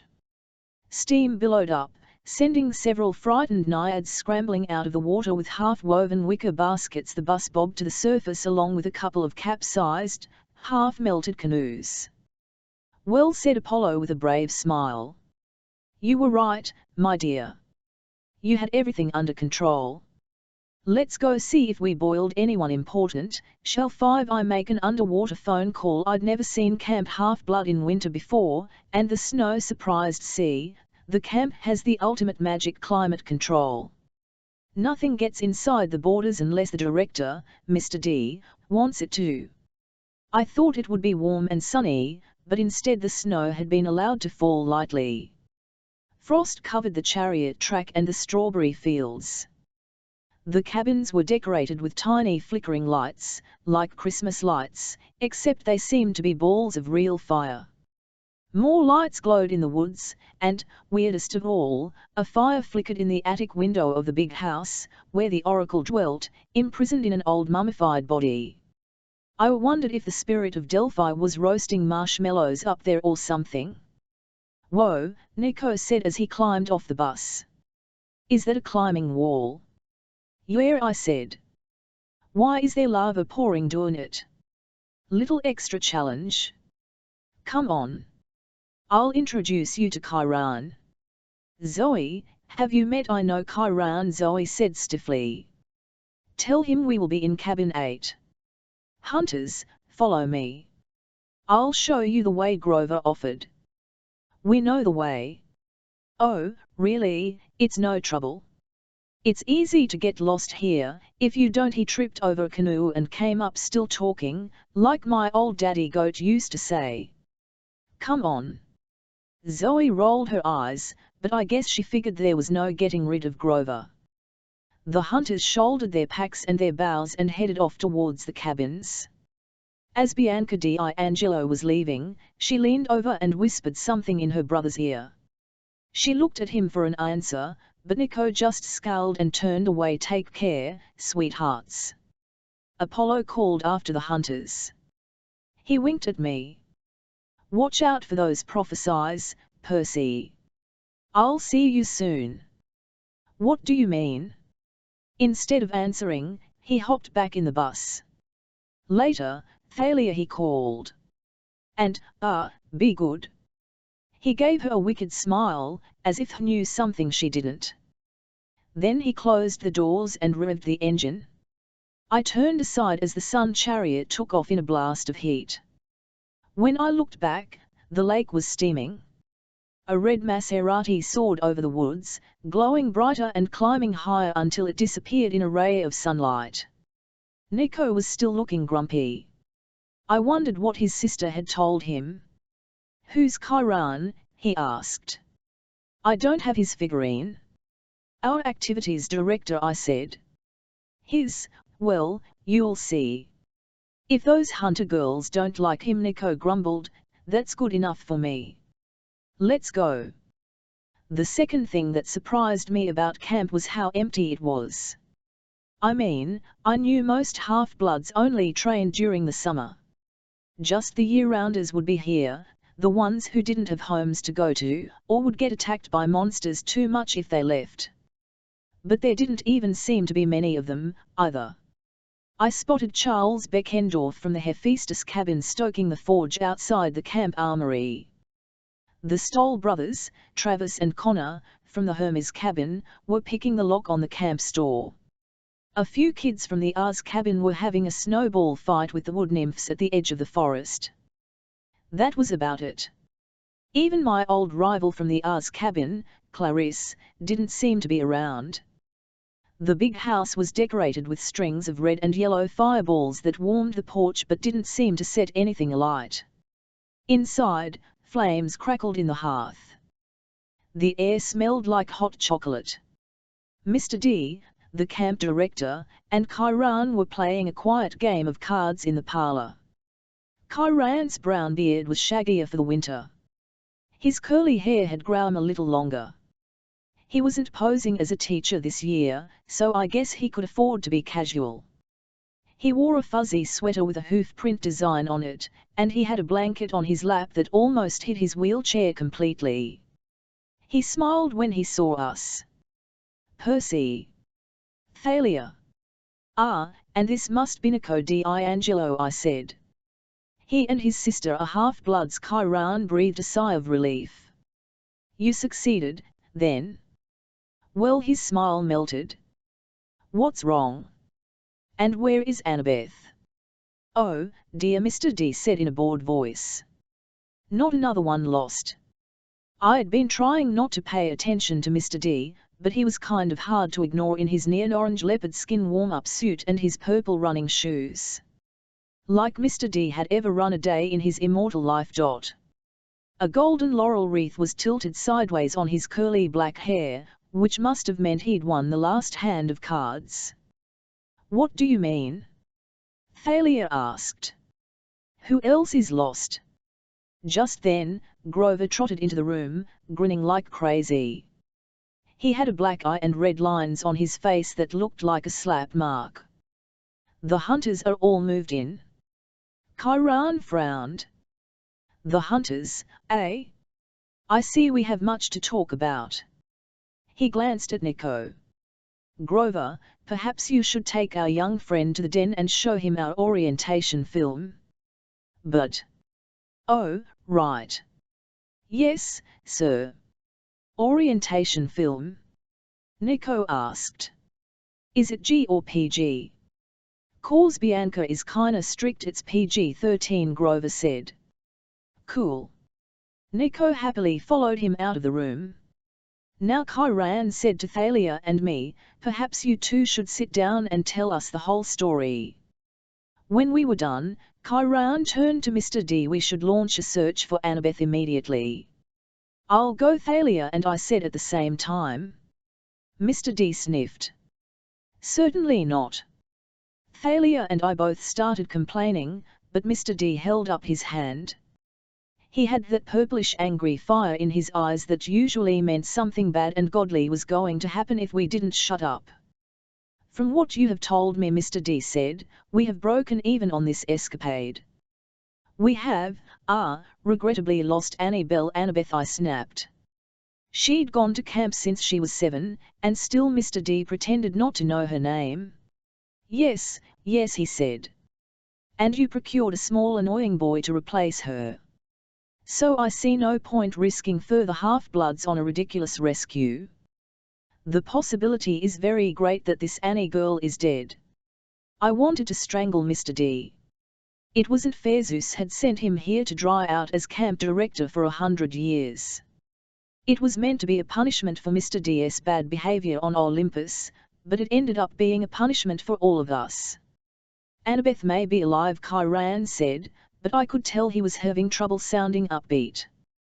He'd practically raised Annabeth all those years she was a year-round camper, before she'd given living with her dad and stepmom a second fry. She's very bright. If our enemies have her, she will try to play for time. She may even pretend to cooperate. That's right, Thalia said. Luke would want her alive. In which case, said Mr. D, I'm afraid she will have to be smart enough to escape on her own. I got up from the table. Percy. Chiron's tone was full of warning. In the back of my mind, I knew Mr. D was not somebody to mess with. Even if you were an impulsive ADHD kid like me, he wouldn't give you any slack. But I was so angry I didn't care. You're glad to lose another camper, I said. You'd like it if we all disappeared. Mr. D stifled a yawn. You have a point. Yeah, I growled. Just because you were sent here as a punishment doesn't mean you have to be a lazy jerk. This is your civilization, too. Maybe you could try helping out a little. For a second, there was no sound except the crackle of the fire. The light reflected in Mr. D's eyes, giving him a sinister look. He opened his mouth to say something, probably a curse that would blast me to smithereens when Nico burst into the room, followed by Grover. So cool! Nico yelled, holding his hands out to Chiron. You're a centaur. Chiron managed a nervous smile. Yes, Mr. D'Angelo, if you please. Though, I prefer to stay in human form in this wheelchair for, first encounters. And, whoa. He looked at Mr. D. You're the wine dude? No way. Mr. D turned his eyes away from me and gave Nico a look of loathing. The wine dude? Dionysus, right? Oh, wow. I've got your figurine. My figurine? In my game, Mythmagic. And a holo foil card, too. And even though you've only got like 500 attack points and everybody thinks you're the lamest god card, I totally think your powers are sweet. Mr. D seemed truly perplexed, which probably saved my life. Well, that's gratifying. Percy Chiron said quickly, you and Thalia go down to the cabins. Inform the campers we'll be playing Capture the Flag tomorrow evening. Capture the flag? I asked. But we don't have enough, it is a tradition, Chiron said. A friendly match, whenever the hunters visit. Yeah, Thalia muttered. I bet it's real friendly. Chiron jerked his head towards Niradi, who was still frowning as Nico talked about how many defense points all the gods had in his game. Run along now, Chiron told us. Oh, right, Thalia said. Come on, Percy. She hauled me out of the big house before Dionysus could remember that he wanted to kill me. You've already got ours on your bad side, Thalia reminded me as we trudged towards the cabins. You need another immortal enemy. She was right. My first summer as a camper, I'd got in a fight with ours, and now he and all his children wanted to kill me. I didn't need to make Dionysus mad, too. Sorry, I said. I couldn't help it. It's just so unfair. She stopped by the armory and looked out across the valley, towards the top of Half-Blood Hill. Her pine tree was still there, the golden fleece glittering in its lowest branch. The tree's magic still protected the borders of camp, but it no longer used Thalia's spirit for power. Percy, everything is unfair, Thalia muttered. Sometimes I wish. She didn't finish, but her tone was so sad I felt sorry for her. With her ragged black hair and her black punk clothes, an old wool overcoat wrapped round her, she looked like some kind of huge raven, completely out of place in the white landscape. We'll get Annabeth back, I promised. I just don't know how yet. First I found out that Luke is lost, she said. Now Annabeth, don't think like that. You're right. She straightened up. We'll find a way. Over at the basketball court, a few of the hunters were shooting hoops. One of them was armed with a guy from the Ars cabin. The Ars kid had his hand on his sword and the hunter girl looked like she was going to exchange her basketball for a bow and arrow any second. I'll break that up, Thalia said. You circulate round the cabins. Tell everybody about Capture the Flag tomorrow. All right. You should be team captain. No, no, she said. You've been at camp longer. You do it. We can, co-captain or something. She looked about as comfortable with that as I felt, but she nodded. As she headed for the court, I said, "Hey, Thalia." "Yeah. I'm sorry about what happened at Westover. I should have waited for you guys." "It's okay, Percy. I probably would have done the same thing." She shifted from foot to foot, like she was trying to decide whether or not to say more. "You know, you asked about my mom and I kinda snapped at you. It's just. I went back to find her after 7 years, and I found out she died in Los Angeles. She was a heavy drinker, and apparently she was out driving late one night about 2 years ago, and—" Thalia blinked hard. "I'm sorry." "Yeah, well, it's not like we were ever close. I ran away when I was 10. Best 2 years of my life were when I was running around with Luke and Annabeth. But still, that's why you had trouble with the Sun Van." She gave me a wary look. "What do you mean?" "The way you stiffened up. You must have been thinking about your mom, not wanting to get behind the wheel." I was sorry I'd said anything. Thalia's expression was dangerously close to Zeus's. The one time I'd seen him get angry, like any minute, her eyes would shoot 1,000,000 volts. "Yeah, she muttered. "Yeah, that must have been it." She trudged off towards the court, where the Ars camper and the hunter were trying to kill each other with a sword and a basketball. The cabins were the weirdest collection of buildings you've ever seen. Zeus and Hera's big white columned buildings, cabins 1 and 2, stood in the middle, with 5 gods' cabins on the left and 5 goddesses' cabins on the right, so they all made a U round the central green and the barbecue hearth. I made the rounds, telling everybody about Capture the Flag. I woke up some Ars kid from his midday nap and he yelled at me to go away. When I asked him where Clarice was, he said, "Went on a quest for Chiron. Top secret." "Is she okay?" "Haven't heard from her in a month." "She's missing in action." "Like your butt's gonna be if you don't get out of here." I decided to let him go back to sleep. Finally I got to cabin 3, the cabin of Poseidon. It was a low grey building hewn from sea stone, with shells and coral fossils imprinted in the rock. Inside, it was just as empty as always, except for my bunk. A minotaur horn hung on the wall next to my pillow. I took Annabeth's baseball cap out of my backpack and set it on my nightstand. I'd give it to her when I found her. And I would find her. I took off my wristwatch and activated the shield. It creaked noisily as it spiraled out. Dr. Tom's spikes had dented the brass in a dozen places. One gash kept the shield from opening all the way, so it looked like a pizza with 2 slices missing. The beautiful metal pictures that my brother had crafted were all banged up. In the picture of me and Annabeth fighting the Hydra, it looked like a meteor had made a crater in my head. I hung the shield on its hook, next to the Minotaur whom, but it was painful to look at now.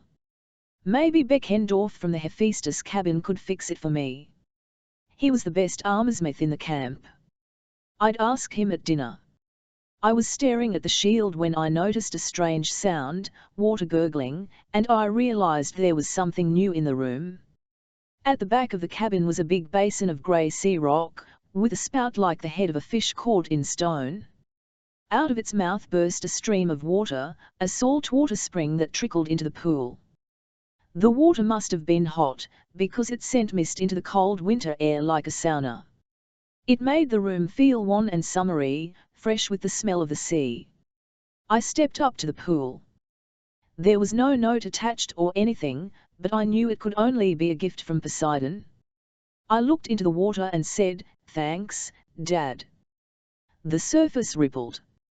At the bottom of the pool, coins shimmered, a dozen or so golden drachma. I realized what the fountain was for.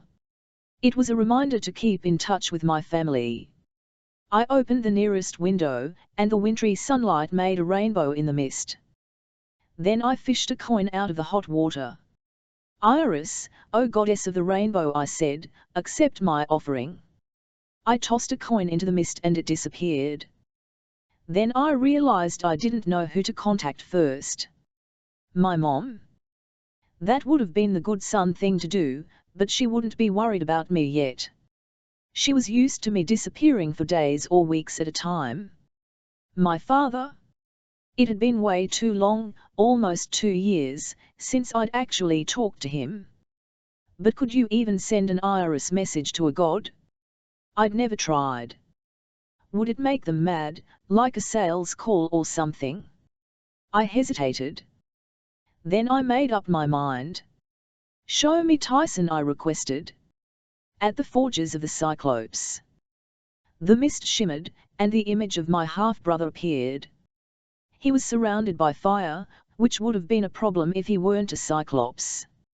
He was bent over an anvil, hammering a red-hot sword blade. Sparks flew and flames swirled around his body. There was a marble-framed window behind him, and it looked out onto dark blue water, the bottom of the ocean. "Tyson!" I yelled. He didn't hear me at first because of the hammering and the roar of the flames. "Tyson!" He tummed, and his one enormous eye widened. His face broke into a crooked yellow grin. "Percy!" He dropped the sword blade and ran at me, trying to give me a hug.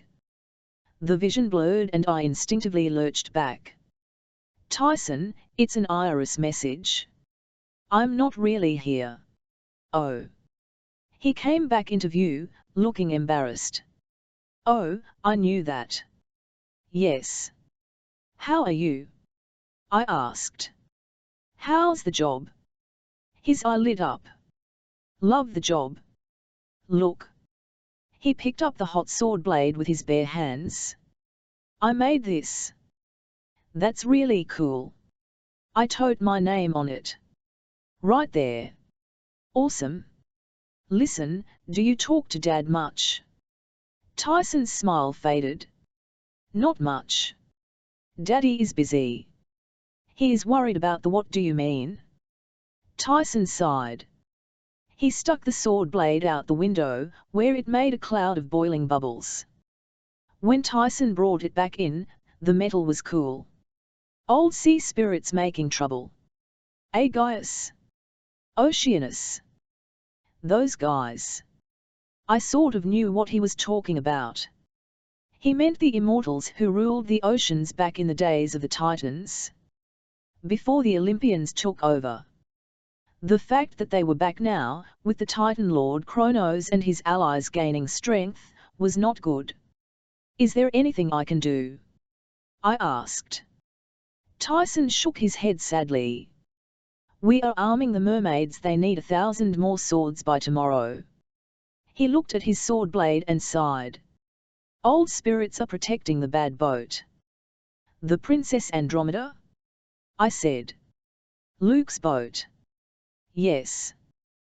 They make it hard to find. Protect it from Daddy's storms. Otherwise he would smash it." "Smashing it would be good." Tyson perked up, as if he'd just had another thought. "Annabeth. Is she there?" "Oh, well." My heart felt like a bowling ball. Tyson thought Annabeth was just about the coolest thing since peanut butter, and he seriously loved peanut butter. I didn't have the heart to tell him she was missing. He'd start crying so bad he'd probably put out his fires. "Well, no. She's not here right now. Tell her hello." He beamed. "Hello to Annabeth." "Okay." I fought back a lump in my throat. "I'll do that. And, Percy, don't worry about the bad boat. It is going away." "What do you mean?" "Panama Canal. Very far away." I frowned. Why would Luke take his demon-infested cruise ship all the way down there? The last time we'd seen him, he'd been cruising along the East Coast, recruiting half-bloods and training his monstrous army. "All right," I said, not feeling reassured. "That's good, I guess." In the forges, a deep voice bellowed something I couldn't make out. Tyson flinched. "Got to get back to work. Boss will get mad." "Good luck, brother." "Okay, tell Dad," but before I could finish the vision shimmered and faded. I was alone again in my cabin, feeling even lonelier than before. I was pretty miserable at dinner that night. I mean, the food was excellent as usual. You can't go wrong with barbecue, pizza and never-empty soda goblets. The torches and braziers kept the outdoor pavilion warm, but we all had to sit with our cabin mates, which meant I was alone at the Poseidon table. Thalia sat alone at the Zeus table, but we couldn't sit together. Camp rules.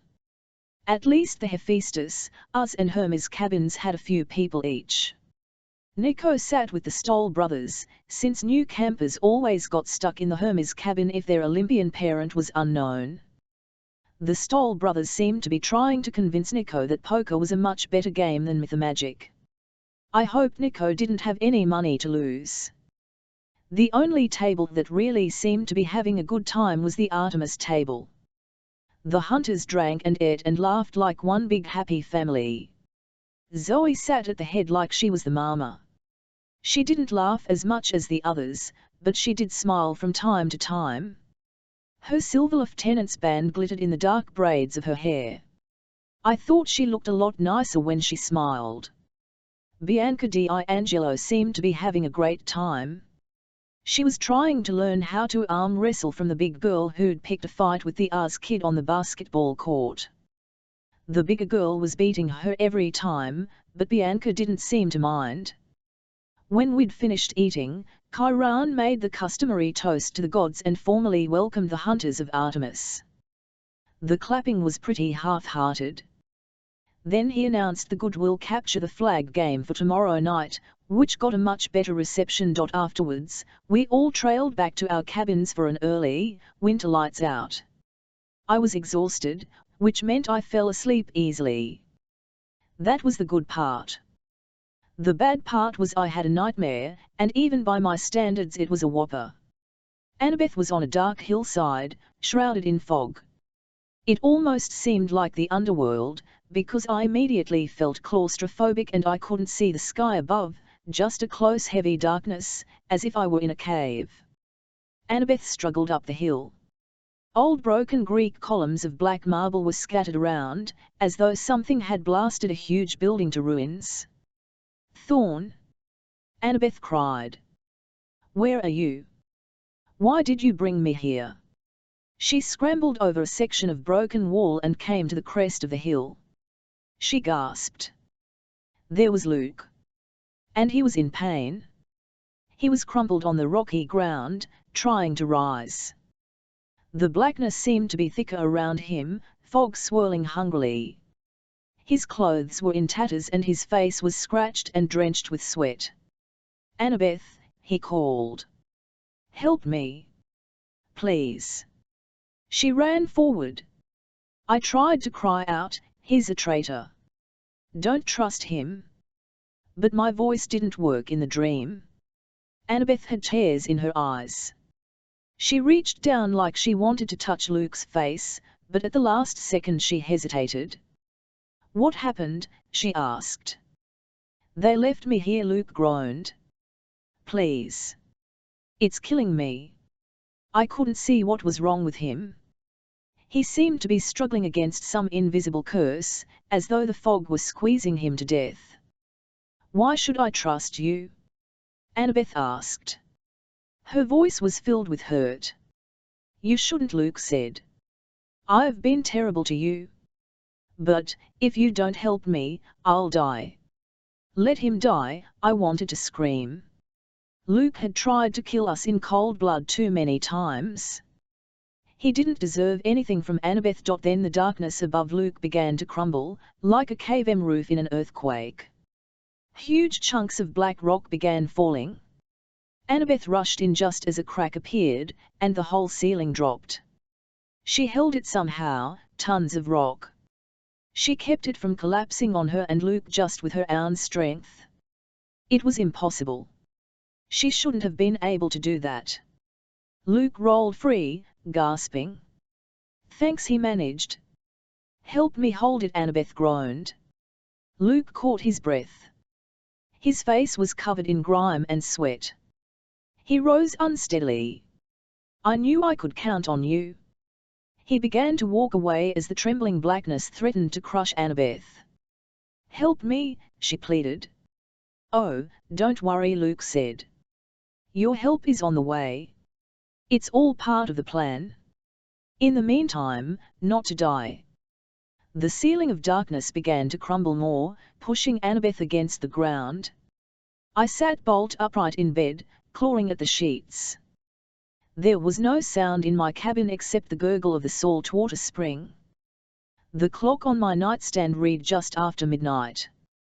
Only a dream, but I was sure of two things: Annabeth was in terrible danger.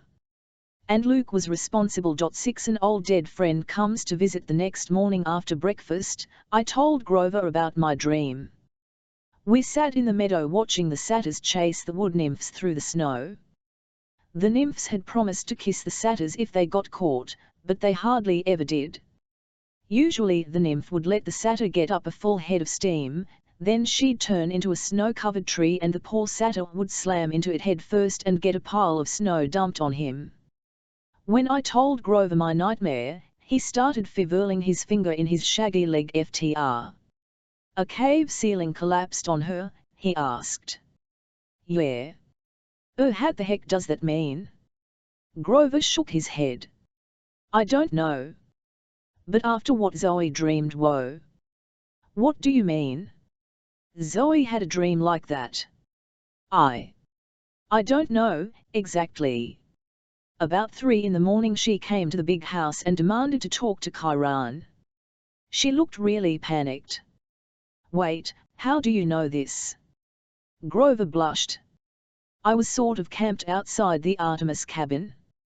"What for?" "Just to be, near them." "You're a stalker with hooves." "I am not." Anyway, I followed her to the big house and hid in a bush and watched the whole thing. She got really upset when Ugus wouldn't let her in. It was kind of a dangerous scene. I tried to imagine that. Ugus was the head of security for camp, a big blonde dude with eyes all over his body. He rarely showed himself unless something serious was going on. I wouldn't want to place bets on a fight between him and Zoe Nightshade. "What did she say?" I asked. Grover grimaced. "Well, she starts talking really old-fashioned when she gets upset, so it was kind of hard to understand. But something about Artemis being in trouble and needing the hunters. And then she called Ugus a boil-brained lout. I think that's a bad thing. And then he called her whoa, wait. How could Artemis be in trouble?" Well, finally Chiron came out in his pajamas and his horse tail in curlers, and he wears curlers in his tail." Grover covered his mouth. "Sorry," I said. "Go on." "Well, Zoe said she needed permission to leave camp immediately. Chiron refused. He reminded Zoe that the hunters were supposed to stay here until they received orders from Artemis. And she said." Grover gulped. "She said, how are we to get orders from Artemis if Artemis is lost?" "What do you mean lost? Like she needs directions?" "No, I think she meant gone. Taken. Kidnapped." "Kidnapped?" I tried to get my mind round that idea. How would you kidnap an immortal goddess? Is that even possible? "Well, yeah. I mean, it happened to Persephone. But she was like, the goddess of flowers." Grover looked offended. "Springtime? Whatever. Artemis is a lot more powerful than that. Who could kidnap her? And why?" Grover shook his head miserably. "I don't know. Kronos. He can't be that powerful already. Can he? The last time we'd seen Kronos, he'd been in tiny pieces. Well, we hadn't actually seen him. Thousands of years ago, after the big Titan God War, the gods had sliced him to bits with his iron scythe and scattered his remains in Tartarus, which is like the gods' bottomless recycling bin for their enemies. 2 summers ago, Kronos had tricked us to the very edge of the pit and almost pulled us in.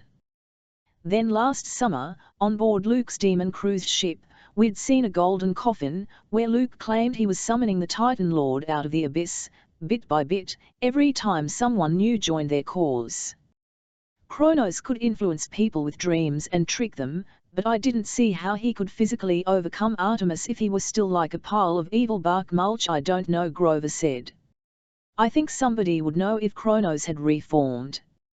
The gods would be more nervous. But, still, it's weird, you having a nightmare the same night as Zoe. It's almost like they are connected, I said. Over in the frozen meadow, a satyr skidded on his hooves as he chased after a red-headed tree nymph. She giggled and held out her arms as he ran towards her. Pop, she turned into a Scotch pine and he kissed the frunk at top speed. Ah, love, Grover said dreamily. I thought about Zoe's nightmare, which she'd had only a few hours after mine. I've got to talk to Zoe, I said. Before you do. Grover took something out of his coat pocket.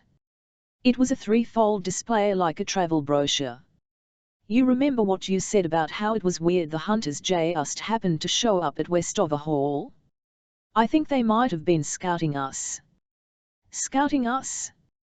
What do you mean? He gave me the brochure. It was about the hunters of Artemis. The front read, "A wise choice for your future." Inside were pictures of young maidens doing hunter stuff, chasing monsters, shooting bows. There were captions like, "Health benefits, immortality and what it means for you." And a boy free tomorrow. I found that in Annabeth's backpack, Grover said. I stared at him. I don't understand. Well, it seems to me, maybe Annabeth was thinking about joining. I'd like to say I took the news well. The truth was I wanted to strangle the hunters of Artemis one eternal maiden at a time. The rest of the day I tried to keep busy, but I was worried sick about Annabeth. I went to javelin throwing class, but the Ars camper in charge yelled at me after I got distracted and threw the javelin at the target before he got out of the way. I apologized for the hole in his trousers, but he still sent me packing. I visited the Pegasus stables, but Silna Beauregard from the Aphrodite cabin was having an argument with one of the hunters, and I decided I'd better not get involved. After that, I sat in the empty chariot stands and sulked. Down at the archery fields, Chiron was conducting target practice. I knew he'd be the best person to talk to. Maybe he could give me some advice, but something held me back. I had a feeling Chiron would try to protect me, like he always did. He might not tell me everything he knew. I looked in the other direction. At the top of Half-Blood Hill, Mr. D and Ugus were feeding the baby dragon that guarded the Golden Fleece. Then it occurred to me, no one would be in the big house. There was someone else, something else I could ask for guidance. My blood was humming in my ears as I ran into the house and took the stairs. I'd only done this once before, and I still had nightmares about it. I opened the trapdoor and stepped into the attic. The room was dark and dusty and cluttered with junk, just like I remembered. There were shields with monster bites out of them, and swords bent in the shapes of demon heads, and a bunch of taxidermy, like a stuffed harpy and a bright orange python. Over by the window, sitting on a 3-legged stool, was the shriveled-up mummy of an old lady in a tie-dyed hippie dress. The Oracle. I made myself walk towards her. I waited for green mist to billow from the mummy's mouth, like it had before, but nothing happened. "Hi," I said. What's up?" I winced at how stupid that sounded. Not much could be up when you're dead and stuck in the attic. but I knew the spirit of the oracle was in there somewhere. I could feel a cold presence in the room, like a coiled sleeping snake. I have a question, I said a little louder. I need to know about Annabeth. How can I save her? No answer. The sun slanted through the dirty attic window, making the dust motes dance in the air. I waited longer. Then I got angry. I was being stonewalled by a corpse. All right, I said. Fine. I'll figure it out myself. I turned and bumped into a big table full of souvenirs. It seemed more cluttered than the last time I was here. Heroes stored all kinds of stuff in the attic, quest trophies they no longer wanted to keep in their cabins, or stuff that held painful memories. I knew Luke had stored a dragon claw Samuel up here, the one that had scarred his face. There was a broken sword hilt labelled, "This broke and Leroy got killed. 1999." Then I noticed a pink silk scarf with a label attached to it. I picked up the tag and tried to read it. Scarf of the Goddess Aphrodite, recovered at Waterland, Denver, Company, by Annabeth Chase and Percy Jackson. I stared at the scarf. I'd totally forgotten about it. 2 years ago, Annabeth had ripped this scarf out of my hands and said something like, "Oh, no. No love magic for you." I'd just assumed she'd thrown it away. And yet here it was. She'd kept it all this time? And why had she stashed it in the attic? I turned to the mummy. She hadn't moved, but the shadows across her face made it look like she was smiling gruesomely. I dropped the scarf and tried not to run towards the exit. That night after dinner, I was seriously ready to beat the hunters at Capture the Flag. It was going to be a small game. Only 13 hunters, including Bianca D'Angelo, and about the same number of campers. Zoe Nightshade looked pretty upset. She kept glancing resentfully at Chiron, like she couldn't believe he was making her do this. The other hunters didn't look too happy either. Unlike last night, they weren't laughing or joking around. They just huddled together in the dining pavilion, whispering nervously to each other as they strapped on their armor. Some of them even looked like they'd been crying. I guess Zoe had told them about her nightmare.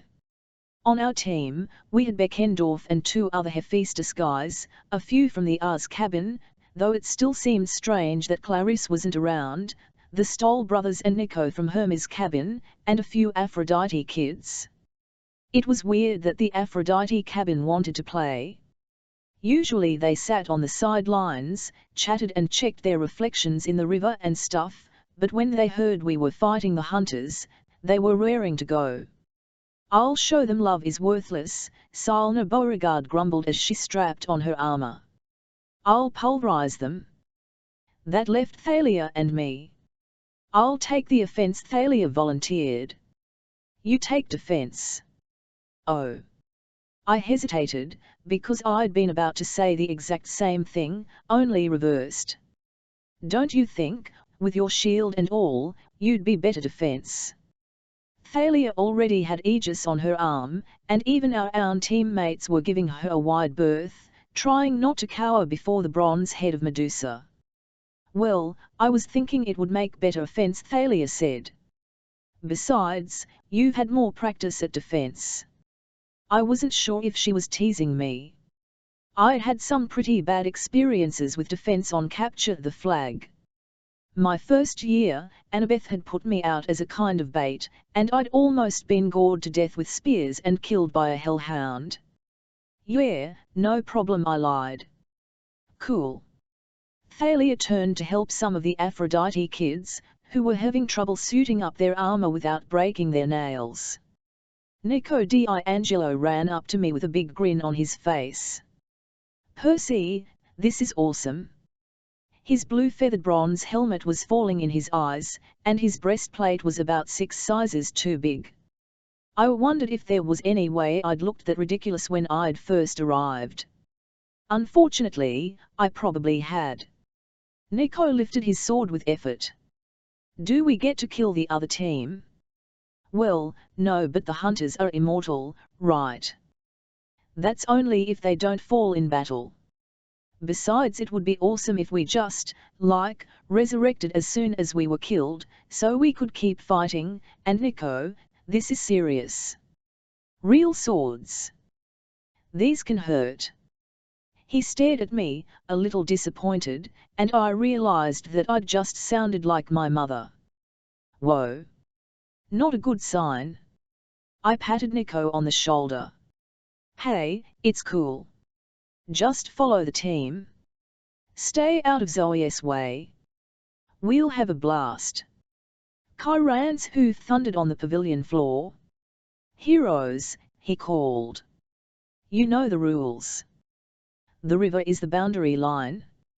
Blue team, Camp Half-Blood, shall take the West Woods. Hunters of Artemis, red team, shall take the East Woods. I will serve as referee and battlefield medic. No intentional maiming, please. All magic items are allowed. To your positions. Sweet Nico whispered next to me. What kind of magic items? Do I get one? I was about to break it to him that he didn't, when Thalia said, Blue team. Follow me. They cheered and followed. I had to run to catch up, and tripped over somebody's shield, so I didn't look much like a co-captain. More like an idiot. We set our flag at the top of Zeus's fist. It's this cluster of boulders in the middle of the West Woods that, if you look at it just the right way, looks like a huge fist sticking out of the ground. If you look at it from any other side, it looks like a pile of enormous deer droppings, but Kyran wouldn't let us call the place the poop pile, especially after it had been named for Zeus, who doesn't have much of a sense of humor. Anyway, it was a good place to set the flag. The top boulder was 6 meters tall and really hard to climb, so the flag was clearly visible, like the rules said it had to be, and it didn't matter that the guards weren't allowed to stand within 10 meters of it. I set Nico on guard duty with Beckendorf and the Stoll brothers, figuring he'd be safely out of the way. We'll send out a decoy to the left, Thalia told the team. Salna, you lead that. Got it. Take Laurel and Jason. They are good runners. Make a wide arc round the hunters, attract as many as you can. I'll take the main raiding party round to the right and catch them by surprise. Everybody nodded. It sounded good, and Thalia said it with such confidence you couldn't help but believe it would work. Thalia looked at me. Anything to add, Percy? Yeah. Keep sharp on defense. We've got 4 guards, 2 scouts. That's not much for a big forest. I'll be roving. Yell if you need help. And don't leave your post. Thalia said. Unless you see a golden opportunity, I added. Thalia scowled. Just don't leave your post. Right, unless Percy. She touched my arm and shocked me. I mean, everybody can give static shocks in the winter, but when Thalia does, it huffs. I guess it's because her dad is the god of lightning. She's been known to fire off people's eyebrows. Sorry, Thalia said, though she didn't sound particularly sorry. Now, is everybody clear? Everybody nodded. We broke into our smaller groups. The horn sounded, and the game began. Salna's group disappeared into the woods on the left. Thalia's group gave it a few seconds, then darted off towards the right. I waited for something to happen. I climbed Zeus's fist and had a good view over the forest. I remembered how the hunters had stormed out of the woods when they fought the Manticore, and I was prepared for something like that, one huge charge that could overwhelm us. But nothing happened. I caught a glimpse of Salna and her 2 scouts. They ran through a clearing, followed by 5 of the hunters, leading them deep into the woods and away from Thalia. The plan seemed to be working. Then I spotted another clump of hunters heading to the right, bows ready. They must have spotted Thalia. What's happening? Nico demanded, trying to climb up next to me. My mind was racing. Thalia would never get through, but the hunters were divided. With that many on either flank, their center had to be wide open. If I moved fast. I looked at Beckendorf. "Can you guys hold the fort?" Beckendorf snorted. "Of course. I'm going in." The Stoll brothers and Nico cheered as I raced towards the boundary line. I was running at top speed and I felt great. I leaped over the creek into enemy territory. I could see their silver flag up ahead, only one guard, who wasn't even looking in my direction. I heard fighting to my left and right, somewhere in the woods. I had it made. The guard turned at the last minute. It was Bianca D'Angelo. Her eyes widened as I slammed into her and she went sprawling in the snow. "Sorry!" I yelled. I ripped down the silver silk flag from the tree and took off. I was 10 meters away before Bianca managed to yell for help. I thought I was home free. Zip, a silvery cord raced across my ankles and fastened to the tree next to me. A tripwire, fired from a bow. Before I could even think about stopping, I went down hard, sprawling in the snow. "Percy!" Thalia yelled, off to my left. "What are you doing?" Before she reached me, an arrow exploded at her feet and a cloud of yellow smoke billowed around her team. They started coughing and gagging. I could smell the gas from across the woods, the horrible smell of sulfur. "No fair!" Thalia gasped. "Fan arrows are unsportsmanlike." I got up and started running again. Only a few more meters to the river and I had the game. More arrows whizzed past my ears. A hunter came out of nowhere and slashed at me with her knife, but I parried and kept running. I heard yelling from our side of the river. Beckendorf and Nico were running towards me. I thought they were coming to welcome me back, but then I saw they were chasing someone, Zoe Nightshade, racing towards me like a cheetah, dodging campers with no trouble. And she had our flag in her hands. "No!" I yelled, and poured on the speed. I was a meter from the water when Zoe bolted across to her own side, slamming into me for good measure. The hunters cheered as both sides converged on the creek. Chiron appeared out of the woods, looking grim. He had the Stoll brothers on his back, and it looked as if both of them had taken some nasty whacks to the head. Connor Stoll had 2 arrows sticking out of his helmet like antennae. "The hunters win," Chiron announced without pleasure. Then he muttered, for the 56th time in a row, "Perseus Jackson!" Thalia yelled, storming towards me. She smelled like rotten eggs, and she was so mad that blue sparks flickered on her armor. Everybody cringed and backed up because of Aegis. It took all my willpower not to cower. "What in the name of the gods were you thinking?" she bellowed. I balled my fists. I'd had enough bad stuff happen to me for one day. I didn't need this. "I got the flag, Thalia." I shook it in her face. I saw a chance and I took it. One was at their base. Thalia yelled. But the flag was gone. If I hadn't butted in, we would have won. "You had too many on you." "Oh, so it's my fault." "I didn't say that." "Ugh." Thalia pushed me, and a shock went through my body that blew me backwards 3 meters into the water. Some of the campers gasped. A couple of the hunters stifled laughs. "Sorry," Thalia said, turning pale. "I didn't mean to," anger roared in my ears. A wave erupted from the river, blasting into Thalia's face and dousing her from head to toe. I stood up. "Yeah," I growled. "I didn't mean to either." Thalia was breathing heavily. "Enough," Chiron ordered. But Thalia held out her spear. "You want some, seaweed brain?" Somehow, it was okay when Annabeth called me that. At least, I'd got used to it, but hearing it from Thalia was not cool. "Bring it on, pinecone face.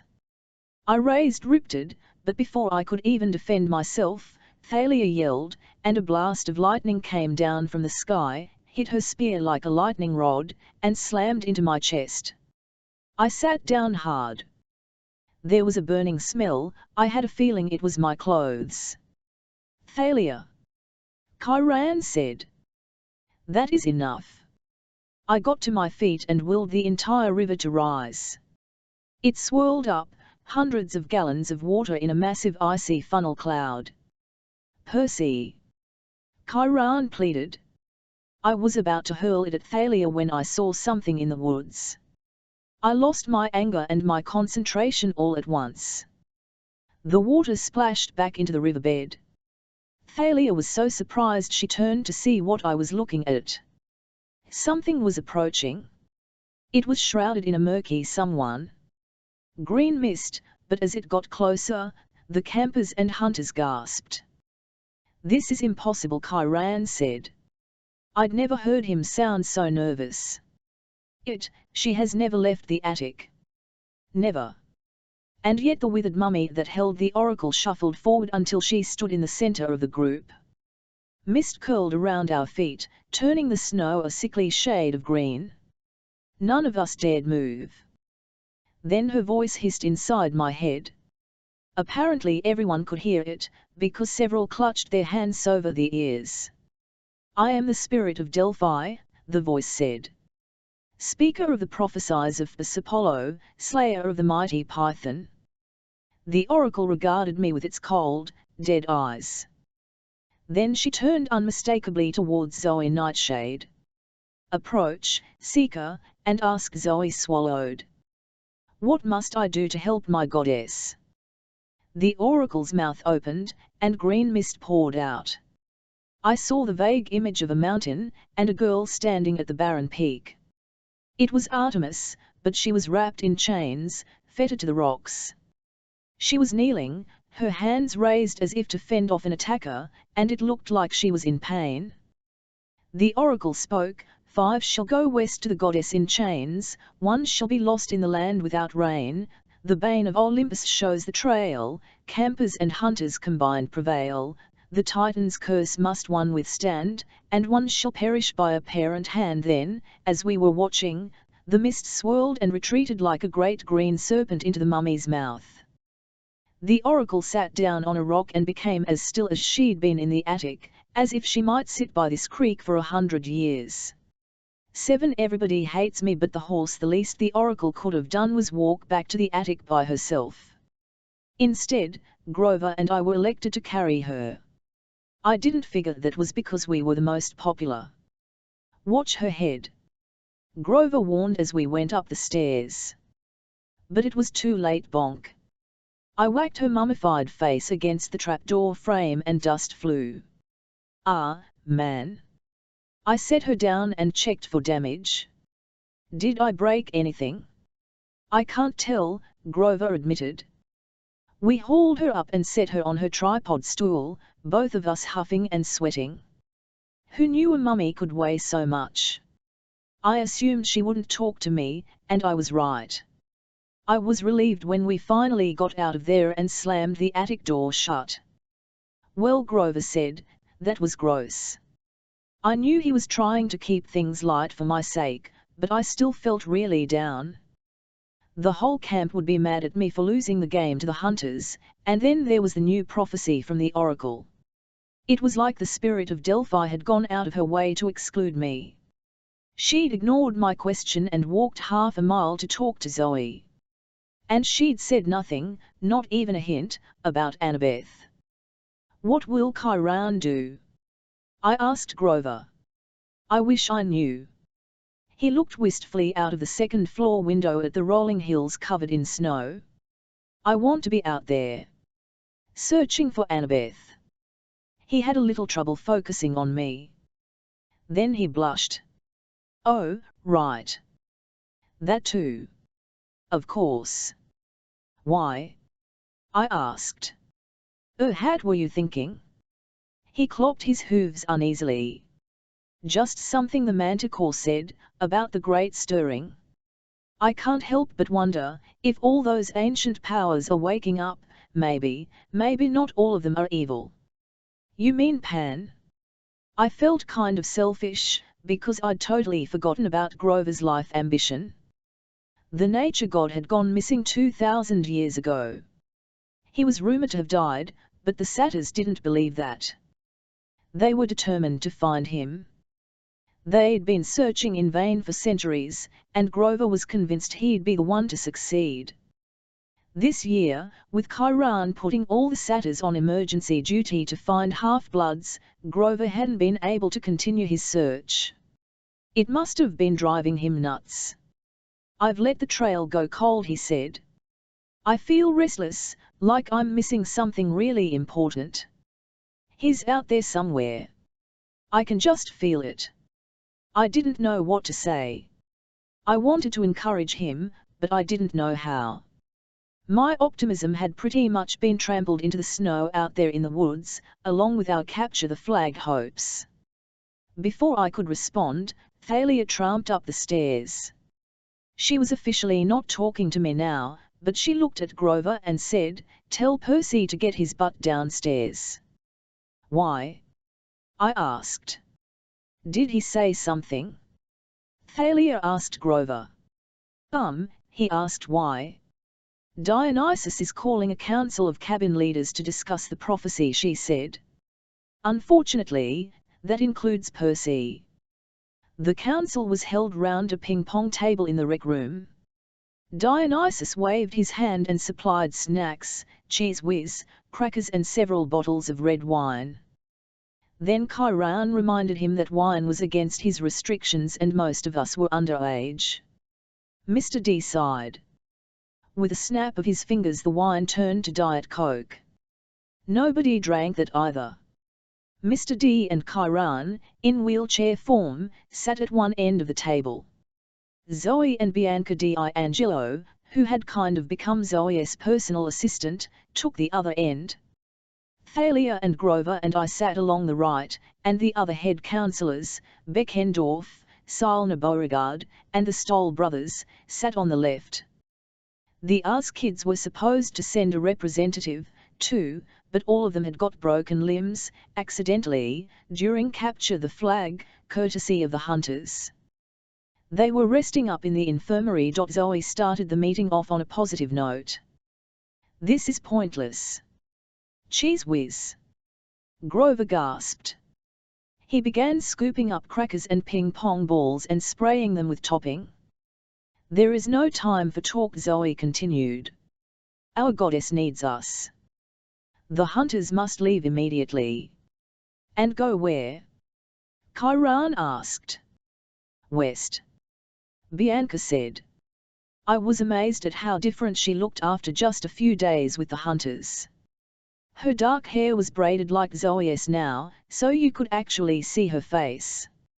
She had a splash of freckles across her nose, and her dark eyes vaguely reminded me of someone famous, but I couldn't think who. She looked like she'd been working out, and her skin glowed faintly, like the other hunters, as if she'd been taking showers in liquid moonlight. "You heard the prophecy. 5 shall go west to the goddess in chains. We can get 5 hunters and go." "Yes," Zoe agreed. "Artemis is being held hostage. We must find her and free her." "You're missing something," as usual, Thalia said. "Campers and hunters combined prevail. We're supposed to do this together." "No," Zoe said. "The hunters do not need thy help." Thalia grumbled. "Nobody has said thy in like 300 years, Zoe. Get with the times." Zoe hesitated, like she was trying to form the word correctly. "Yeah. We do not need your help." Thalia rolled her eyes. "Forget it. I fear the prophecy says you do need our help," Chiron said. "Campers and hunters must cooperate, or do they?" Mr. D mused, swirling his Diet Coke under his nose like it had a fine bouquet. "One shall be lost. One shall perish. That sounds rather nasty, doesn't it?" What if you fail because you try to cooperate? Mr. D. Chiron sighed, with all due respect, whose side are you on? Dionysus raised his eyebrows. Sorry, my dear centaur. Just trying to be helpful. We're supposed to work together, Thalia said stubbornly. I don't like it either, Zoe, but you know prophesize. You want to fight against one. Zoe grimaced, but I could tell Thalia had scored a point. We must not delay, Chiron warned. Today is Sunday. This very Friday, December 21st, is the winter solstice. Oh, joy, Dionysus muttered. Another dull annual meeting? Artemis must be present at the solstice, Zoe said. She has been one of the most vocal on the council, arguing for action against Kronos' minions. If she is absent, the gods will decide nothing. We will lose another year of war preparations. Are you suggesting that the gods have trouble acting together, young lady? Dionysus asked. Yes, Lord Dionysus. Mr. D nodded. Just checking. You're right, of course. Caney on. I must agree with Zoe, said Chiron. Artemis' presence at the Winter Council is critical. We have only a week to find her. And possibly even more important, to locate the monster she was hunting. Now, we must decide who goes on this quest. 3 and 2, I said. Everybody looked at me. Even Thalia forgot to ignore me. We're supposed to have 5, I said, feeling self-conscious. 3 hunters, 2 from Camp Half-Blood. That's more than fair. Thalia and Zoe exchanged looks. Well, Thalia said. It does make sense. Zoe grunted. I would prefer to take all the hunters. We will need strength of numbers. You'll be retracing the goddess's path, Chiron reminded her. Moving quickly. No doubt Artemis tracked the scent of this rare monster, whatever it is, as she moved west. You will have to do the same. The prophecy was clear, the bane of Olympus shows the trail. What would your mistress say? Too many hunters spoil the scent. A small group is best. Zoe picked up a ping-pong paddle and studied it like she was deciding who she wanted to whack first. This monster, the bane of Olympus. I have hunted at Lady Artemis' side for many years, yet I have no idea what this beast might be. Everybody looked at Dionysus, I guess because he was the only god present and gods are supposed to know things. He was flipping through a wine magazine, but when everyone got silent he glanced up. Well, don't look at me. I'm a young god, remember? I don't keep track of all those ancient monsters and dusty titans. They make for terrible party conversation. Chiron, I said, you don't have any ideas about the monster. Chiron pursed his lips. I have several ideas, none of them good. And none of them quite make sense. Typhon, for instance, could fit this description. He was truly a bane of Olympus. Or the sea monster Katos. But if either of these were stirring, we would know it. They are ocean monsters the size of skyscrapers. Your father Poseidon would already have sounded the alarm. I fear this monster may be more elusive. Perhaps even more powerful. That's some serious danger you're facing, Connor Stoll said. I liked how he said you and not we. It sounds like at least 2 of the 5 are going to die. One shall be lost in the land without rain, Beckendorf said. If I were you, I'd stay out of the desert. There was a muttering of agreement. And the Titan's curse must one withstand, Salna said. What could that mean? I saw Chiron and Zoe exchange a nervous look, but whatever they were thinking, they didn't share it. One shall perish by a parent's hand, Grover said in between bites of cheese whiz and ping-pong balls. How is that possible? Urho's parent would kill them. There was a heavy silence round the table. I glanced at Thalia and wondered if she was thinking the same thing I was. Years ago, Chiron had had a prophecy about the next child of the big three, Zeus, Poseidon or Hades, who turned 16. Supposedly, that kid would make a decision that would save or destroy the gods forever. Because of that, the big three had taken an oath after World War XI not to have any more kids. But Thalia and I had been born anyway, and now we were both getting close to 16. I remembered a conversation I'd had last year with Annabeth. I'd asked her if I was so potentially dangerous, why the gods didn't just kill me. Some of the gods would like to kill you, she'd said. But they are afraid of offending Poseidon. Could an Olympian parent turn against his half-blood child? Would it sometimes be easier just to let them die? If there were ever any half-bloods who needed to worry about that, it was Thalia and me. I wondered if maybe I should have sent Poseidon that seashell pattern tie for Father's Day after all. There will be deaths, Chiron decided. That much we know. Oh, goody. Dionysus said. Everyone looked at him. He glanced up innocently from the pages of Wine Connoisseur magazine. Ah, Pinot Noir is making a comeback. Don't mind me. Percy is right, Salna Beauregard said. 2 campers should go. Oh, I see, Zoe said sarcastically. And I suppose you wish to volunteer? Salna blushed. I'm not going anywhere with the hunters. Don't look at me. A daughter of Aphrodite does not wish to be looked at, Zoe scoffed. What would thy mother say? Salna started to get out of her chair, but the Stoll brothers pulled her back. Stop it, Beckendorf said. He was a big guy with a bigger voice. He didn't talk much, but when he did people tended to listen. Let's start with the hunters. Which 3 of you will go? Zoe stood. I shall go, of course, and I will take Phoebe. She's our best tracker. The big girl who likes to hit people on the head? Travis Stoll asked cautiously. Zoe nodded. The one who put the arrows in my helmet. Connor added. Yes, Zoe snapped. Why? Oh, nothing, Travis said. Just we have a t-shirt for her from the camp store. He held up a big silver t-shirt that said Artemis the Moon Goddess, Hunting Tour 2002, with a huge list of national parks and stuff underneath. It's a collector's item. She was admiring it. You want to give it to her?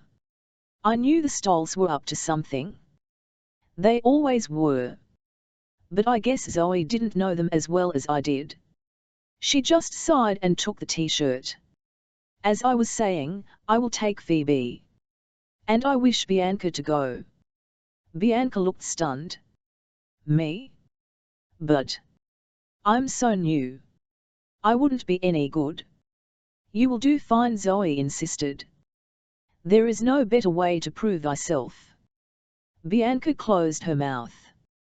I felt kind of sorry for her. I remembered my first quest when I was 12. I had felt totally unprepared. A little honored, maybe, but a lot resentful and plenty scared.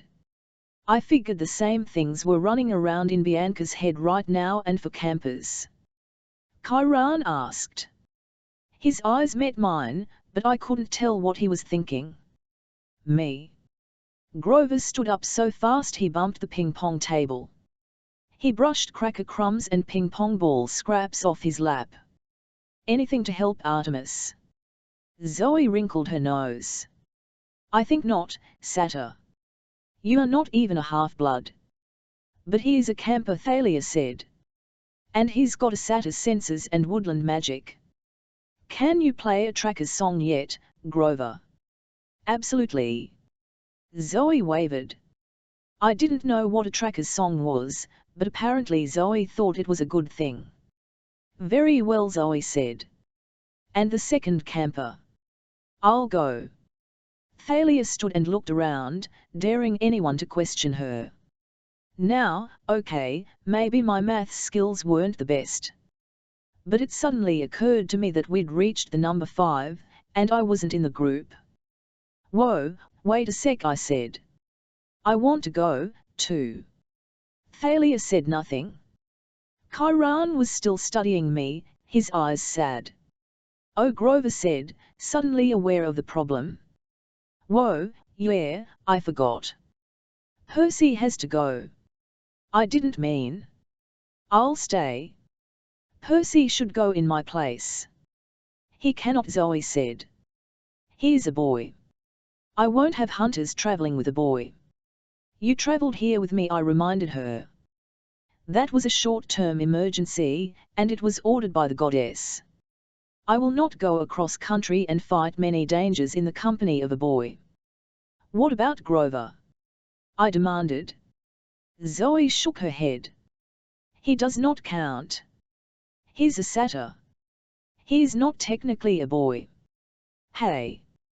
Grover protested. I have to go, I said. I need to be on this quest. Why? Zoe asked. Because of thy friend Annabeth. I felt myself blushing. I hated that everyone was looking at me. No. I mean, partly. I just feel like I'm supposed to go. Nobody rose to my defense. Mr. Deer looked bored, still reading his magazine. Solna, the Stoll brothers and Beckendorf were staring at the table. Bianca gave me a look of pity. No, Zoe said flatly. I insist upon this. I will take a satyr if I must, but not a male hero, Chiron sighed. The quest is for Artemis. The hunters should be allowed to approve their companions. My ears were ringing as I sat down. I knew Grover and some of the others were looking at me sympathetically, but I couldn't meet their eyes. I just sat there as Chiron concluded the council. So be it, he said. Thalia and Grover will accompany Zoe, Bianca and Phoebe. You shall leave at first light. And may the gods, he glanced at Dionysus, present company included, we hope, be with you. I didn't show up for dinner that night, which was a mistake, because Chiron and Grover came looking for me. Percy, I'm so sorry. Grover said, sitting next to me on the bunk. I didn't know that you'd, honest.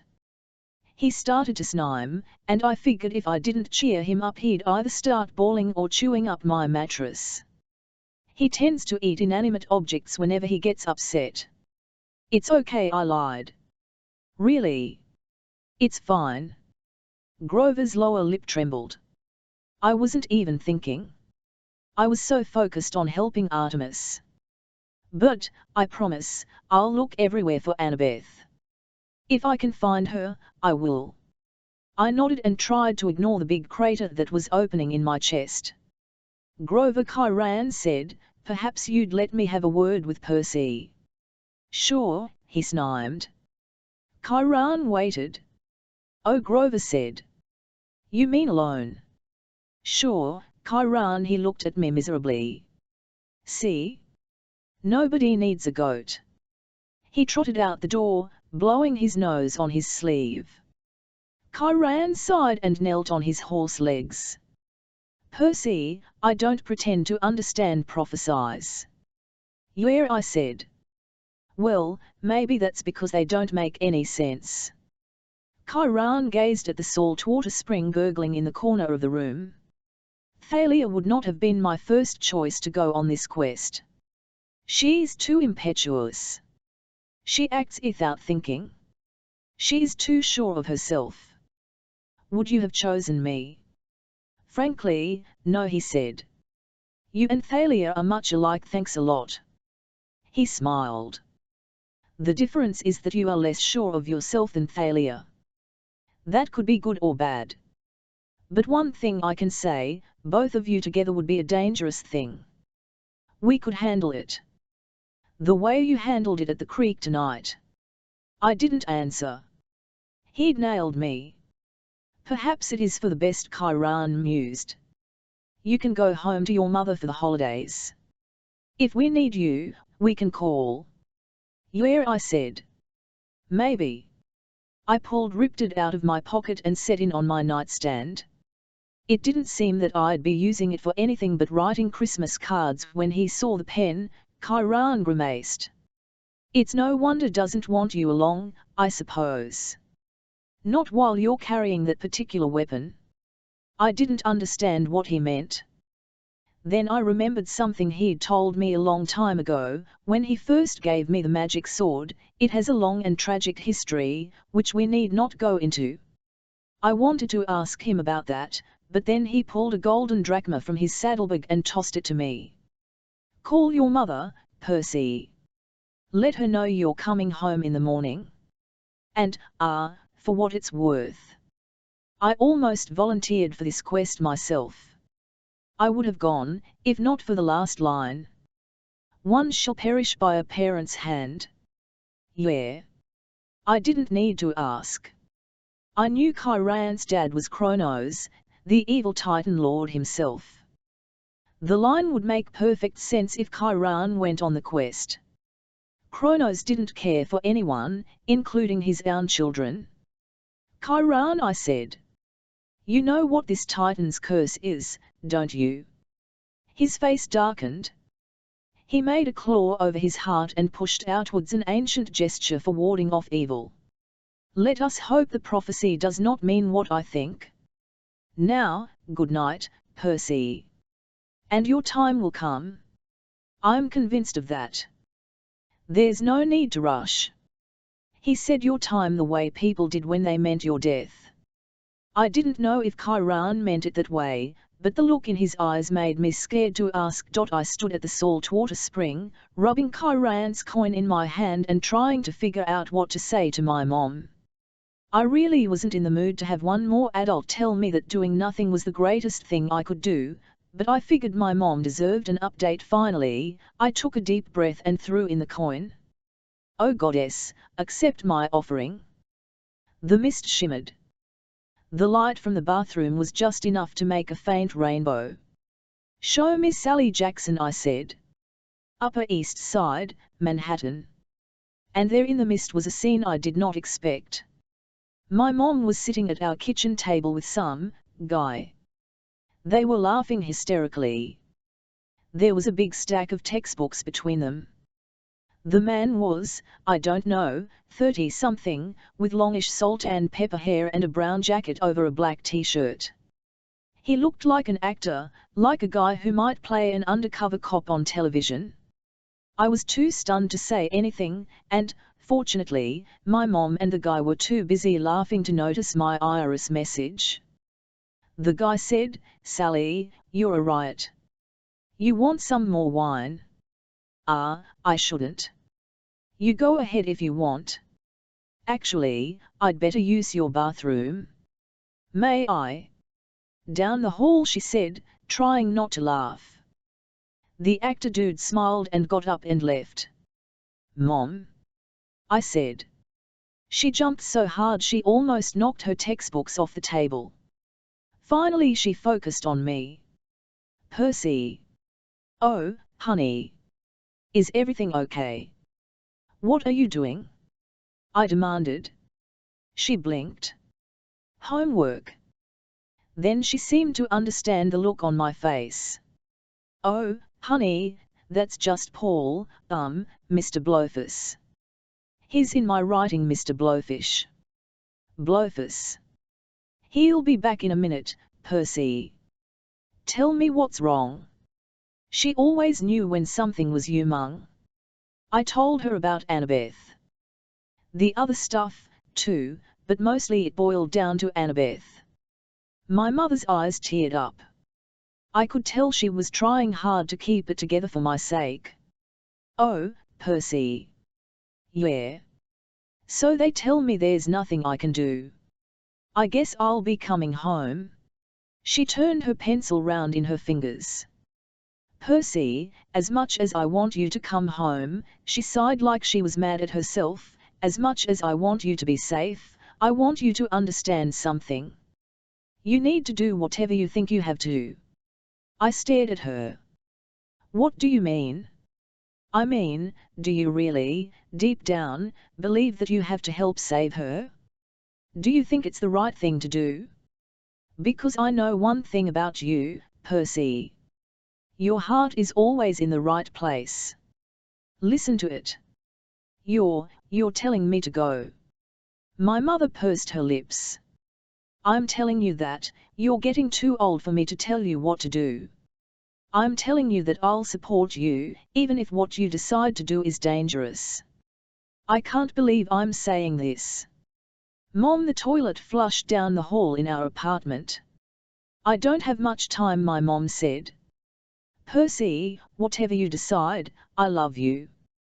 And I know you'll do what's best for Annabeth. How can you be sure? Because she'd do the same for you.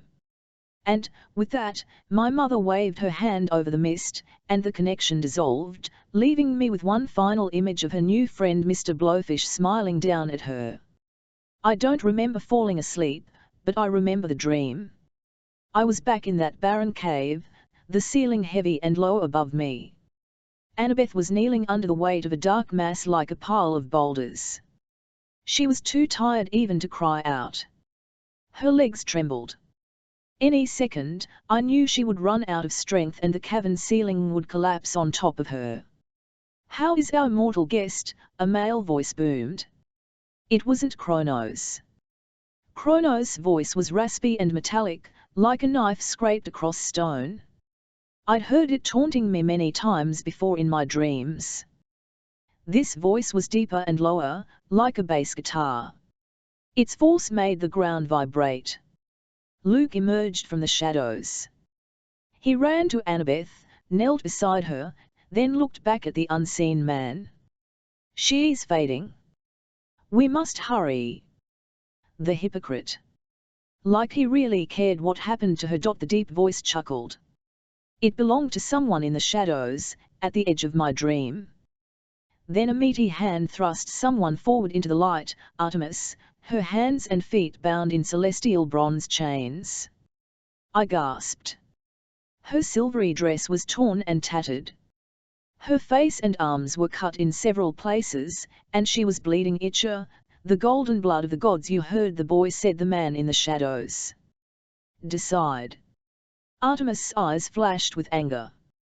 I didn't know why she just didn't will the chains to burst, or make herself disappear, but she didn't seem able to.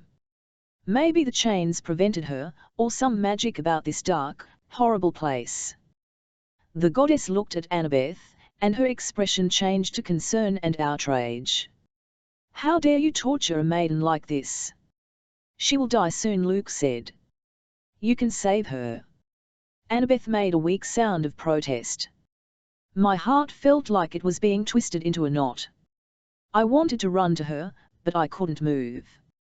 Free my hands, Artemis said. Luke brought out his sword, backbitter. With one expert strike, he broke the goddess's handcuffs. Artemis ran to Annabeth and took the burden from her shoulders. Annabeth collapsed on the ground and lay there shivering. Artemis staggered, trying to support the weight off black rocks. The man in the shadows chuckled. You are as predictable as you were easy to beat, Artemis. You surprised me, the goddess said, straining under her burden. It will not happen again. Indeed it will not, the man said. Now you are out of the way for good. I knew you could not resist helping a young maiden. That is, after all, your speciality, my dear. Artemis groaned. You know nothing of mercy, you swine. On that the man said, we can agree. Luke, you may kill the girl now. No. Artemis shouted. Luke hesitated. She may yet be useful, sir. Further bait. Bah. You truly believe that? Yes, General. They will come for her. I'm sure. The man considered. Then the Dracena can guard her here. Assuming she does not die from her injuries, you may keep her alive until winter solstice. After that, if our sacrifice goes as planned, her life will be meaningless. The lives of all mortals will be meaningless. Luke gathered up Annabeth's listless body and carried her away from the goddess. You will never find the monster you seek, Artemis said. Your plan will how little you know, my young goddess, the man in the shadows said. Even now, your darling attendants begin their quest to find you. They shall play directly into my hands. Now, if you'll excuse us, we have a long journey to make. We must greet your hunters and make sure their quest is challenging. The man's laughter echoed in the darkness, shaking the ground until it seemed the whole cavern ceiling would collapse. I woke with a start. I was sure I'd heard a loud banging. I looked around the cabin. It was dark outside. The salt spring still gurgled. No other sounds but the hoot of an owl in the woods and the distant surf on the beach. In the moonlight, on my nightstand, was Annabeth's New York Yankees cap. I stared at it for a second, and then, bang! Bang! Someone, or something, was pounding on my door. I ripped it and got out of bed. Hello? One called. Thump thump. I crept to the door. I uncapped the blade, flung open the door, and found myself face to face with a black Pegasus. Whoa, boss! Its voice spoke in my mind as it clopped away from the sword blade. I don't want to be a horse, Bob. Its black wings spread in alarm, and the wind buffeted me back a step. Blackjack, I said, relieved but a little irritated. It's the middle of the night. Blackjack huffed. Ain't either, boss. It's 5 in the morning. What you still sleeping for? How many times have I told you? Don't call me boss, whatever you say, boss. You're the man. You're my number one. I rubbed the sleep out of my eyes and tried not to let the Pegasus read my thoughts. That's the problem with being Poseidon's son. Since he created horses out of sea foam, I can understand most equestrian animals, but they can understand me, too. Sometimes, like in Blackjack's case, they kind of adopt me. See, Blackjack had been a captive on board Luke's ship last summer, until we'd caused a little distraction that allowed him to escape. I'd really had very little to do with it, seriously, but Blackjack credited me with saving him. Blackjack, I said, you're supposed to stay in the stables. Meh, the stables. You see Chiron staying in the stables? Well, no exactly. Listen, we got another little sea friend needs your help. Again? Yeah. I told the hippocampi I'd come get you. I groaned. Anytime I was anywhere near the beach, the hippocampi would ask me to help them with their problems. And they had a lot of problems. Beached whales, porpoises caught in fishing nets, mermaids with hangnails. They'd call me to come underwater and help. All right, I said. I'm coming. You re the best, boss. And don't call me boss. Blackjack whinnied softly. It might have been a laugh. I looked back at my comfortable bed. My bronze shield still hung on the wall, dented and unusable. And on my nightstand was Annabeth's magic Yankees cap. On an impulse, I stuck the cap in my pocket. I guess I had a feeling, even then, that I wasn't coming back to my cabin for a long, long time. 81 Make a dangerous promise. Blackjack gave me a ride down the beach, and I have to admit it was cool. Being on a flying horse, skimming over the waves at 100 miles an hour with the wind in my hair and the sea spray in my face, hey, it beats water skiing any day here. Blackjack slowed and turned in a circle. Straight down. Thanks. I tumbled off his back and plunged into the icy sea. I'd got more comfortable doing stunts like that the past couple of years. I could pretty much move however I wanted to underwater, just by willing the ocean currents to change around me and propel me along. I could breathe underwater, no problem, and my clothes never got wet unless I wanted them to. I shot down into the darkness. 8, 10, 12 meters. The pressure wasn't uncomfortable. I'd never tried to push it, to see if there was a limit to how deep I could dive. I knew most regular humans couldn't go past 65 meters without crumpling like a tin can. I should have been blind, too, this deep in the water at night, but I could see the heat from living forms, and the cold off currents. It's hard to describe. It wasn't like regular seeing, but I could tell where everything. As I got closer to the bottom, I saw 3 hippocampi, fish-tailed horses swimming in a circle round an overturned boat. The hippocampi were beautiful to watch. Their fish tails shimmered in rainbow colors, glowing phosphorescent. Their manes were white, and they were galloping through the water the way nervous horses do in a thunderstorm. Something was upsetting them. I got closer and saw the problem. A dark shape, some kind of animal, was wedged halfway under the boat and tangled in a fishing net, one of those big nets they use on trawlers to catch everything at once. I hated those things.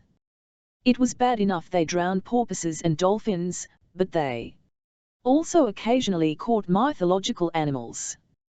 When the nets got tangled, some lazy fishermen would just cut them loose and let the trapped animals die. Apparently this poor creature had been mucking around on the bottom of Long Island Sound and had somehow got itself tangled in the net of this sunken fishing boat. It had tried to get out and managed to get even more hopelessly stuck, shifting the boat in the process. Now the wreckage of the hull, which was resting against a big rock, was teetering and threatening to collapse on top of the tangled animal. The hippocampi were swimming around frantically, wanting to help but not sure how. One was trying to chew the net, but hippocampi teeth just aren't meant for cutting rope. Hippocampi are really strong, but they don't have hands, and they are not, all that smart. "Free it, Lord," a hippocampus said when it saw me. The others joined in, asking the same thing. I swam in for a closer look at the tangled creature. At first I thought it was a young hippocampus. I'd rescued several of them before. But then I heard a strange sound, something that did not belong underwater, moo-oo-oo-oo-oo. I got next to the thing and saw that it was a cow. I mean, I'd heard of sea cows, like manatees and stuff, but this really was a cow with the back end of a serpent. The front half was a calf, a baby, with black fur and big, sad brown eyes and a white muzzle, and its back half was a black and brown snaky tail with fins running down the top and bottom, like an enormous eel. "Whoa, little one," I said. "Where did you come from?" The creature looked at me sadly. "Moo." But I couldn't understand its thoughts. I only speak horse. "We don't know what it is, Lord," one of the hippocampus said. "Many strange things are stirring." "Yeah," I murmured. "So I've heard." I uncapped Riptide, and the sword grew to full length in my hands, its bronze blade gleaming in the dark. The cow serpent freaked out and started struggling against the net, its eyes full of terror. "Whoa," I said. "I'm not going to hurt you. Just let me cut the net." But the cow serpent thrashed around and got even more tangled. The boat started to tilt, stirring up the muck on the sea bottom and threatening to topple onto the cow serpent. The hippocampi whinnied in a panic and thrashed in the water, which didn't help. Okay," I said. I put away the sword and started speaking as calmly as I could so the hippocampi and the cow serpent would stop panicking. I didn't know if it was possible to get stampeded underwater, but I didn't really want to find out. It's cool. No sword. See? No sword. Calm thoughts. Sea grass. Mama cows. Vegetarianism. I doubted the cow serpent understood what I was saying, but it responded to the tone of my voice. The hippocampi were still skittish, but they stopped swirling around me quite so fast. "Free it, Lord," they pleaded. "Yeah," I said. "I got that part." I'm thinking. But how could I free the cow serpent when I decided it was probably a she, panicked at the sight of a blade. It was like she'd seen swords before and knew how dangerous they were. All right, I told the hippocampi. I need all of you to push exactly the way I tell you. First we started with the boat. It wasn't easy, but, with the strength of 3 horsepower, we managed to shift the wreckage so it was no longer threatening to collapse on the baby cow serpent. Then I went to work on the net, untangling it section by section, getting lead weights and fishing hooks straightened out, yanking out knots round the cow serpent's hooves. It took forever. It was worse than the time I'd had to untangle all my video game controller wires. The whole time, I kept talking to the cowfish, telling her everything was okay while she mooed and moaned. "It's okay, Bessie," I said. Don't ask me why I started calling her that. It just seemed like a good cow name. Good cow. Nice cow. Finally, the net came off and the cow serpent zipped through the water and did a happy somersault. The hippocampi whinnied with joy. "Thank you, Lord." Moo. The cow serpent nuzzled me and gave me the big brown eyes. "Yeah," I said. "That's okay. Nice cow. Well, stay out of trouble." Which reminded me, I'd been underwater how long? An hour, at least. I had to get back to my cabin before Argus or the harpies discovered I was breaking curfew. I shot to the surface and broke through. Immediately, Blackjack zoomed down and let me catch hold of his neck. He lifted me into the air and took me back towards the shore. "Success, boss?" "Yeah. We rescued a baby, something or other. Took forever. Almost got stampeded. Good deeds are always dangerous, boss." "You saved my sorry mane, didn't he?" I couldn't help thinking about Annabeth in my dream, crumpled and lifeless in Luke's arms. Here I was rescuing baby monsters, but I couldn't save my friend. As Blackjack flew back towards my cabin, I happened to glance at the dining pavilion. I saw a figure, a boy hunkered down behind a Greek column, like he was hiding from someone. It was Nico, but it wasn't even dawn yet. Nowhere near time for breakfast. What was he doing up there? I hesitated. The last thing I wanted was more time for Nico to tell me about his mythomagic game. But something was humong. I could tell by the way he was crouching. "Blackjack," I said, "set me down over there, will you? Behind that column." I almost blew it. I was coming up the steps behind Nico. He didn't see me at all. He was behind a column, peeking round the corner, all his attention focused on the dining area. I was 2 meters away from him, and I was about to say, "What are you doing?" really loud, when it occurred to me that he was pulling a Grover. He was SPYMG on the hunters. There were voices, 2 girls talking at one of the dining tables. At this ungodly hour of the morning? Well, unless you're the goddess of dawn, I guess. I took Annabeth's cap out of my pocket and put it on. I didn't feel any different, but when I raised my arms I couldn't see them. I was invisible. I crept up to Nico and sneaked round him. I couldn't see the girls very well in the dark, but I knew their voices, Zoe and Bianca. It sounded like they were arguing. "It cannot be cured," Zoe was saying. "Not quickly, at any rate." "But how did it happen?" Bianca asked. "A foolish prank," Zoe growled. "Those stole boys from the Hermes cabin. Centaur blood is like acid. Everyone knows that. They sprayed the inside of that Artemis hunting tour t-shirt with it. That's terrible." "She will live," Zoe said. "But she'll be bedridden for weeks with horrible hives. There is no way she can go. It's up to me, and the..." "But the prophecy," Bianca said. "If Phoebe can't go, we only have 4. We'll have to pick another." "There is no time," Zoe said. "We must leave at first light." "That's immediately. Besides, the prophecy said we would lose 1. In the land without rain," Bianca said, "but that can't be here." "It might be," Zoe said, though she didn't sound convinced. The camp has magic borders. Nothing, not even weather, is allowed in without permission. It could be a land without rain. But Bianca, hear me. Zoe's voice was strained. I can't explain, but I have a sense that we should not pick someone else. It would be too dangerous. They would meet an end worse than Phoebe's. I don't want Chiron choosing a camper as our fifth companion. And I don't want to risk another hunter.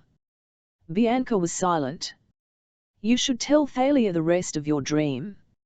No. It would not help. But if your suspicions are correct, about the general I have thy word not to talk about that, Zoe said. She sounded really anguished. We will find out soon enough. Now come. Dawn is breaking. Nico scooted out of their way. He was faster than me. As the girls sprinted down the steps, Zoe almost ran into me. She froze, her eyes narrowing. Her hand crept towards her bow, but then Bianca said, "The lights of the big house are on. Hurry!" And Zoe followed her out of the pavilion. I could tell what Nico was thinking. He took a deep breath and was about to run after his sister when I took off the invisibility cap and said, "Wait." He almost slipped on the icy steps as he spun round to find me. "Where did you come from?" "I've been here the whole time." "Invisible." He mouthed the word invisible. "Wow. Cool. How did you know Zoe and your sister were here?" He blushed. "I heard them walk by the Hermes cabin." I don't sleep too well at camp. So I heard footsteps, and them whispering. And so I kind of followed. And now you're thinking about following them on the quest, I guessed. How did you know that?" "Because if it was my sister, I'd probably be thinking the same thing." "But you can't." He looked defiant. "Because I'm too young." "Because they won't let you. They'll catch you and send you back here." "And, yeah, because you're too young. You remember the Manticore? There will be lots more like that. More dangerous. Some of the heroes will die." His shoulders sagged. He shifted from foot to foot. "Maybe you're right. But you can go for me." "Say what?" "You can turn invisible. You can go." "The hunters don't like boys," I reminded him. "If they find out, don't let them find out. Follow them invisibly. Keep an eye on my sister. You have to. Please." "Nico, you're planning to go anyway, aren't you?" I wanted to say no. But he looked me in the eyes, and I somehow couldn't lie to him. "Yeah," I said. "I have to find Annabeth. I have to help, even if they don't want me to." "I won't tell on you," he said. "But you have to promise to keep my sister safe." That's a big thing to promise, Nico, on a trip like this. Besides, she's got Zoe, Grover and Thalia. Promise," he insisted. "I'll do my best. I promise that." "Get going, then," he said. "Good luck." It was crazy. I wasn't packed. I had nothing but the cap and the sword and the clothes I was wearing. I was supposed to be going home to Manhattan this morning. "Tell Chiron I'll make something up." Nico smiled crookedly. "I'm good at that. Go on." I ran, putting on Annabeth's cap. As the sun came up, I turned invisible. I hit the top of Half-Blood Hill in time to see the camp's van disappearing down the farm road, probably Argus taking the quest group into the city. After that they would be on their own. I felt a twinge of guilt, and stupidity, too. How was I supposed to keep up with them? Run? Then I heard the beating of huge wings. Blackjack landed next to me. He began casually nozzling a few tufts of grass that stuck through the ice. "If I was guessing, boss, I'd say you need a getaway horse. You interested?" A lump of gratitude stuck in my throat, but I managed to say, "Yeah. Let's fly." 9. I learned how to grow zombies. The thing about flying on a Pegasus during the daytime is that, if you're not careful, you can cause a serious traffic accident on the Long Island Expressway. I had to keep Blackjack up in the clouds, which were fortunately pretty low in the winter. We darted around, flying to keep the white Camp Half-Blood van in sight. And if it was cold on the ground, it was seriously cold in the air, with icy rain stinging my skin. I was wishing I'd brought some of that Camp Half-Blood orange thermal underwear they sold in the camp store, but, after the story about Phoebe and the Centaur Blood t-shirt, I wasn't sure I trusted their products anymore. We lost the Van Fivus, but I had a pretty good sense that they would go into Manhattan first, so it wasn't too difficult to pick up their trail again. Traffic was bad with the holidays and all. It was mid-morning before they got into the city.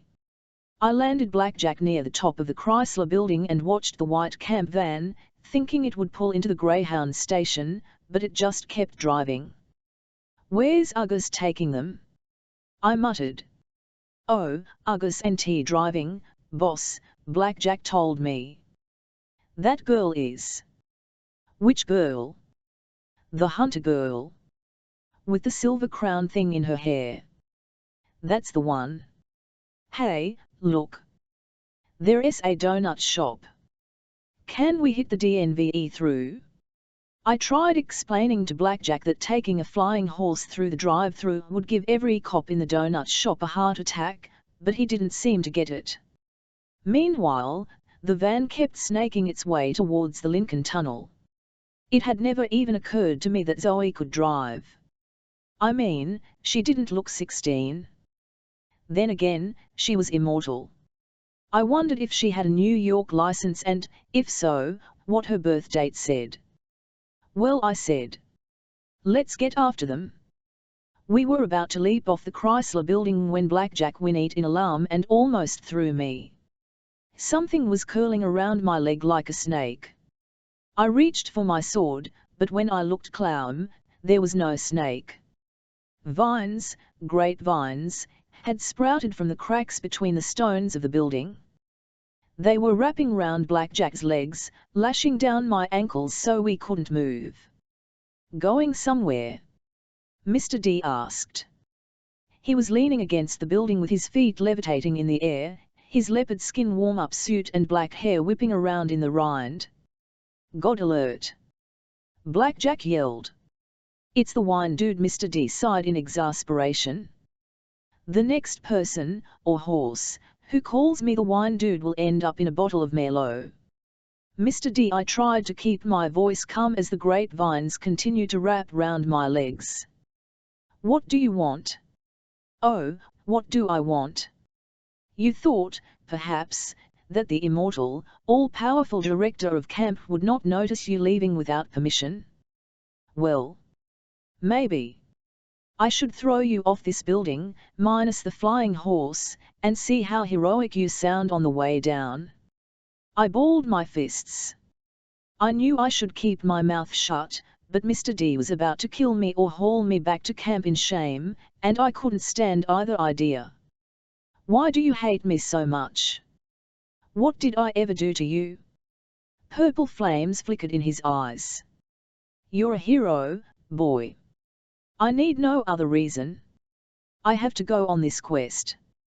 I've got to help my friends." "That's something you wouldn't understand." Boss," Blackjack said nervously. "Seeing as how we're wrapped in vines 300 meters in the air, you might want to talk nice." The grapevines coiled tight around me. Below us, the white van was getting further and further away. Soon it would be out of sight. "Did I ever tell you about Ariadne?" Mr. D asked. "Beautiful young princess of Crete? She liked helping her friends, too. In fact, she helped a young hero named Theseus, also a son of Poseidon. She gave him a ball of magical thread that let him find his way out of the labyrinth. And do you know how Theseus rewarded her?" The answer I wanted to give was I don't care. But I didn't figure that would make Mr. D finish his story any faster. They got married, I said. Happily ever after.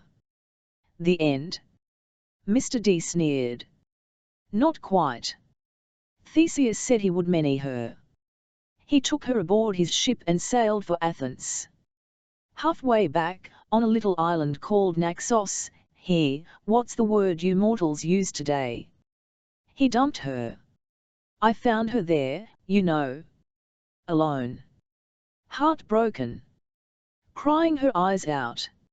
She had given up everything, left everything she knew behind, to help a dashing young hero who tossed her away like a broken sandal. That's you wrong, I said. But that was thousands of years ago. What's that got to do with me? Mr. D regarded me coldly. I fell in love with Ariadne, boy. I healed her broken heart.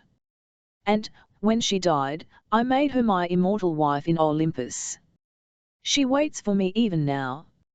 I shall go back to her when I am done with this infernal century of punishment at your ridiculous camp. I stared at him. You're married? But I thought you got in trouble for chasing a wood nymph. Your point is you heroes never change. You accuse us gods of being vain. You should look at yourselves.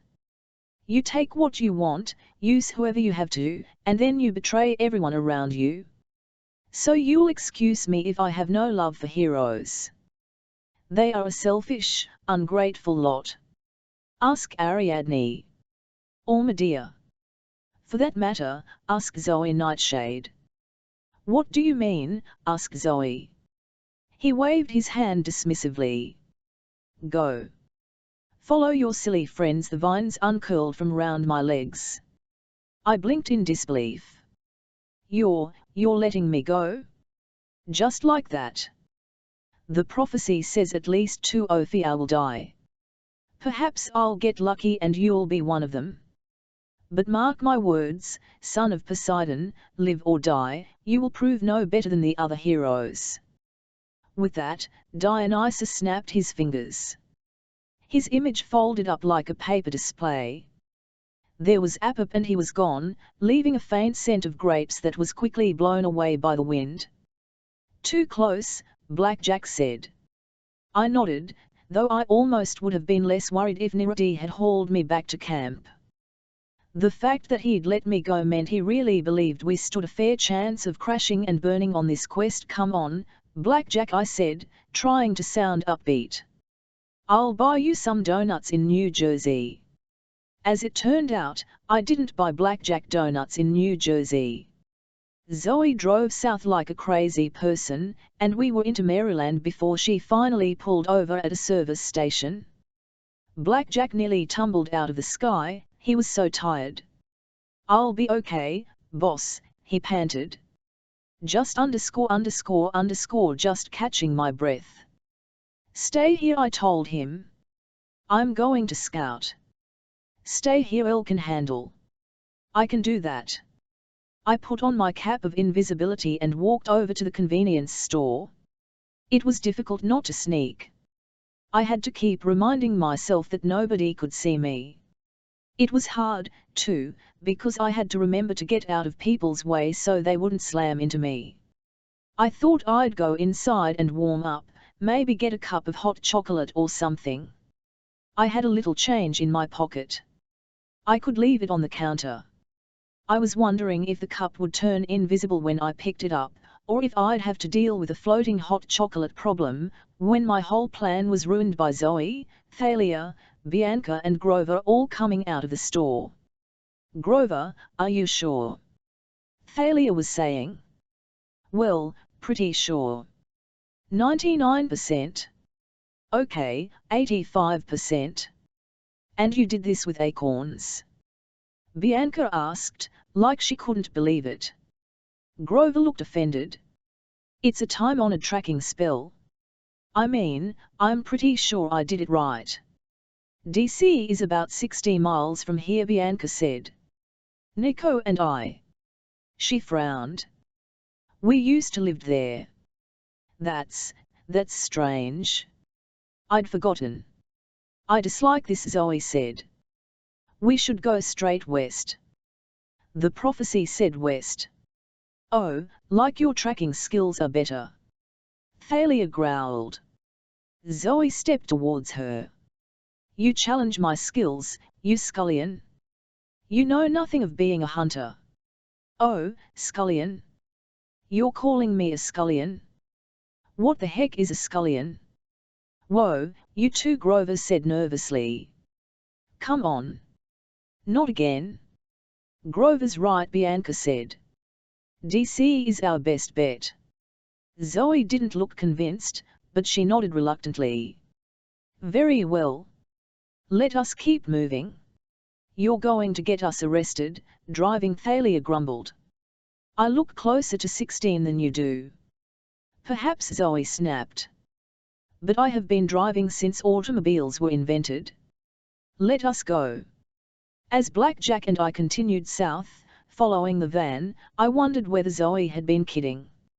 I didn't know exactly when cars were invented, but I figured that was like prehistoric times back when people watched black and white TV and hunted dinosaurs. How old was Zoe? And what had Mr. D been talking about? What bad experience had she had with heroes? As we got closer to Washington, Blackjack started slowing down and dropping altitude. He was breathing heavily. You okay? I asked him. Fine, boss. I could I could take on an army. You don't sound so good. And suddenly I felt guilty, because I'd been running the Pegasus for half a day, non-stop, trying to keep up with highway traffic. Even for a flying horse, that had to be rough. Don't worry about me, boss. I'm a tough one. I figured he was right, but I also figured Blackjack would run himself into the ground before he complained, and I didn't want that. Fortunately, the van started to slow down. It crossed the Potomac River into central Washington. I started thinking about air patrols and missiles and stuff like that. I didn't know exactly how all those defenses worked, and wasn't sure if Pegasus even showed up on your typical military radar, but I didn't want to find out by getting shot out of the sky. Set me down there, I told Blackjack. That's close enough. Blackjack was so tired he didn't complain. He dropped towards the Washington Monument and set me on the grass. The van was only a few blocks away. Zoe had parked at the curb. I looked at Blackjack. I want you to go back to camp. Get some rest. Graze. I'll be fine. Blackjack cocked his head skeptically. You sure, boss?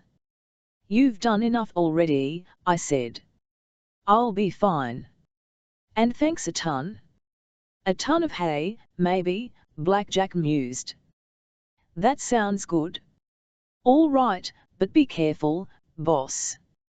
I got a feeling they didn't come here to meet anything friendly and handsome like me. I promised to be careful.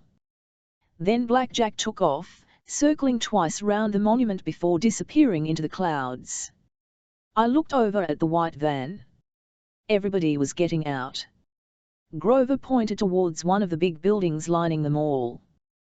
Thalia nodded, and the four of them trudged off into the cold rind.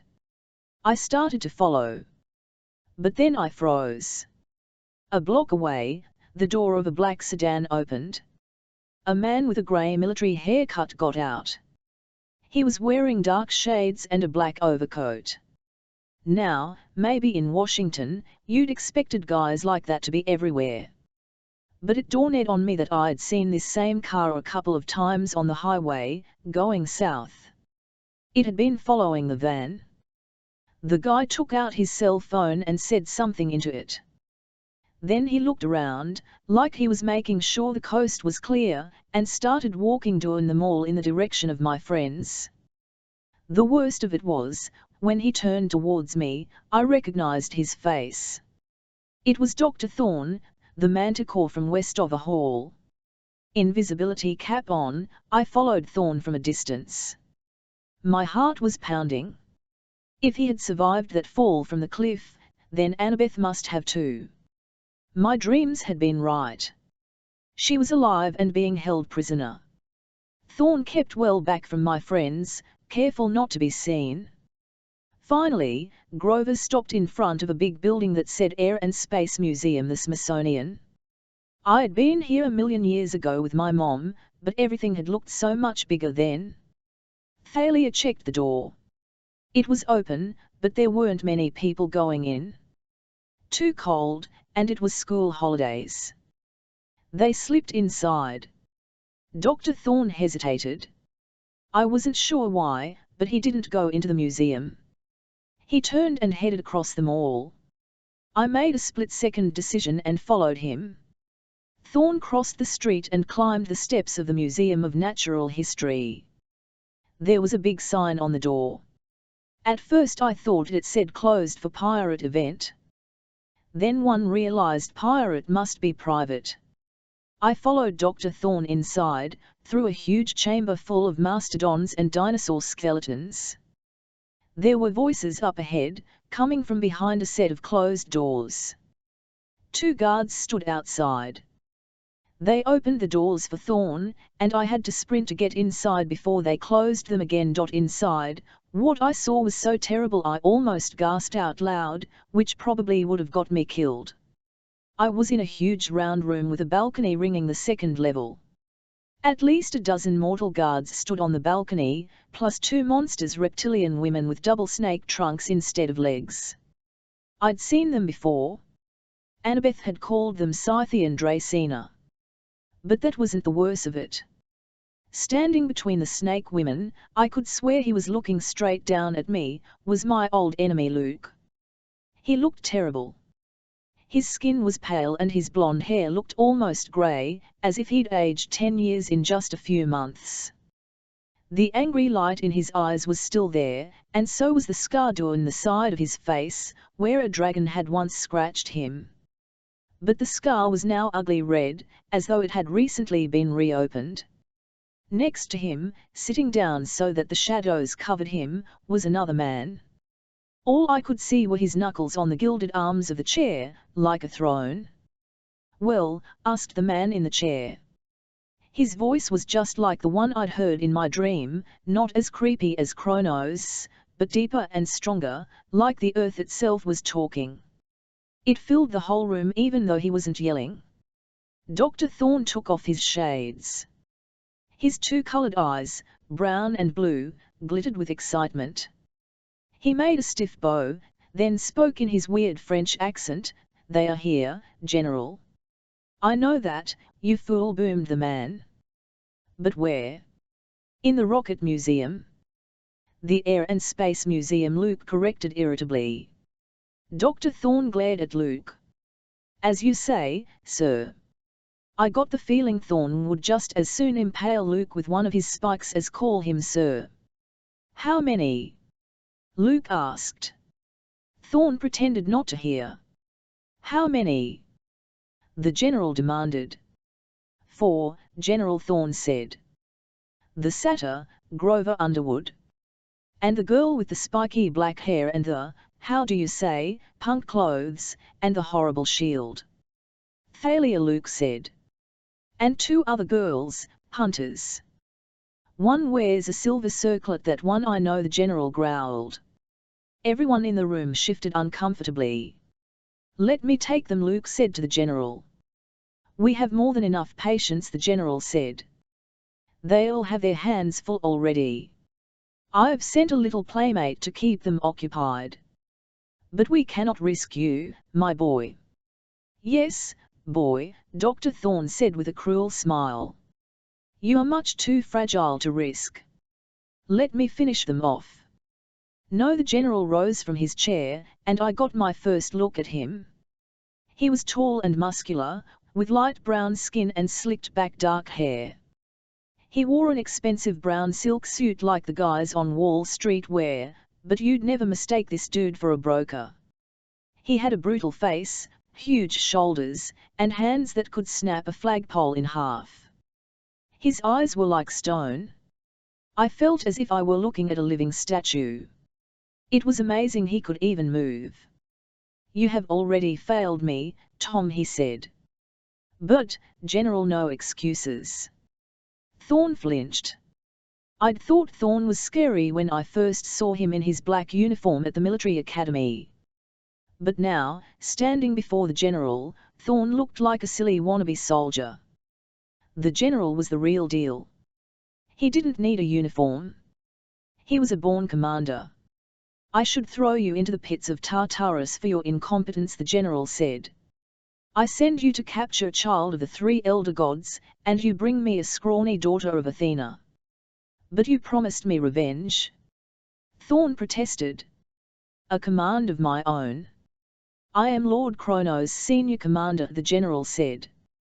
And I will choose lieutenants who get me results. It was only thanks to Luke that we salvaged our plan at all. Now get out of my sight, Thorn, until I find some other menial task for you. Thorn's face turned purple with rage. I thought he was going to start frothing at the mouth or shooting spines, but he just bowed awkwardly and left the room. Now, my boy. The General turned to Luke. The first thing we must do is isolate the half-blood Thalia. The monster we seek will then come to her. The hunters will be difficult to dispose of, Luke said. Zoe Nightshade, do not speak her name. Luke swallowed. Sorry, General. The General silenced him with a wave of his hand. Let me show you, my boy, how we will bring the hunters down. He pointed to a guard on the ground level. Do you have the teeth? The guy stumbled forward with a ceramic pot. Yes, General. Plant them, he said. In the center of the room was a big circle of dirt, where I guess a dinosaur exhibit was supposed to go. I watched nervously as the guard took sharp white teeth out of the pot and pushed them into the soil. He smoothed them over while the General smiled coldly. The guard stepped back from the dirt and wiped his hands. Ready, General. Excellent. Water them, and we will let them scent their prey. The guard picked up a little tin watering can with daisies painted on it, which was kind of bizarre, because what he poured out wasn't water. It was dark red liquid, and I got the feeling it wasn't Hawaiian punch. The soil began to bubble. Soon the General said, I will show you, Luke, soldiers that will make your army from that little boat look insignificant. Luke clenched his fists. I've spent a year training my forces. When the Princess Andromeda arrives at the mountain, they'll be the best. The General said. I don't deny your troops will make a fine honor guard for Lord Kronos. And you, of course, will have a role to play. I thought. Luke turned paler when the General said that. But under my leadership, the forces of Lord Kronos will increase 100-fold. We will be unstoppable. Behold, my ultimate killing machines. The soil erupted. I stepped back nervously. In each spot where a tooth had been planted, a creature was struggling out of the dirt. The first of them said, mew. It was a kitten. A little orange tabby with stripes like a tiger. Then another appeared, until there were a dozen, rolling around and playing in the dirt. Everyone stared at them in disbelief. The General roared, what is this? Cute cuddly kittens? Where did you find those teeth? The guard who'd brought the teeth cowered in fear. From the exhibit, sir. Just like you said. The saber-toothed tiger. No, you idiot. I said the Tyrannosaurus. Gather up those infernal fuzzy little beasts and take them outside. And never let me see your face again. The terrified guard dropped his watering can. He gathered up the kittens and scampered out of the room. You. The General pointed to another guard. Get me the right teeth. Now. The new guard ran off to carry out his orders. Imbeciles, muttered the General. This is why I don't use mortals, Luke said. They are unreliable. They are weak-minded, easily bored and violent, the General said. I love them. A minute later, the guard hustled into the room with his hands full of large pointy teeth. Excellent, the general said. He climbed onto the balcony railing and jumped down 6 meters. Where he landed, the marble floor cracked under his leather shoes. He stood, wincing, and rubbed his shoulders. Curse my stiff neck. Another hot pad, sir, a guard asked. More Tylenol. No. It will pass. The general brushed off his silk suit, then snatched up the teeth. I shall do this myself. He held up one of the teeth and smiled. Dinosaur teeth, ha!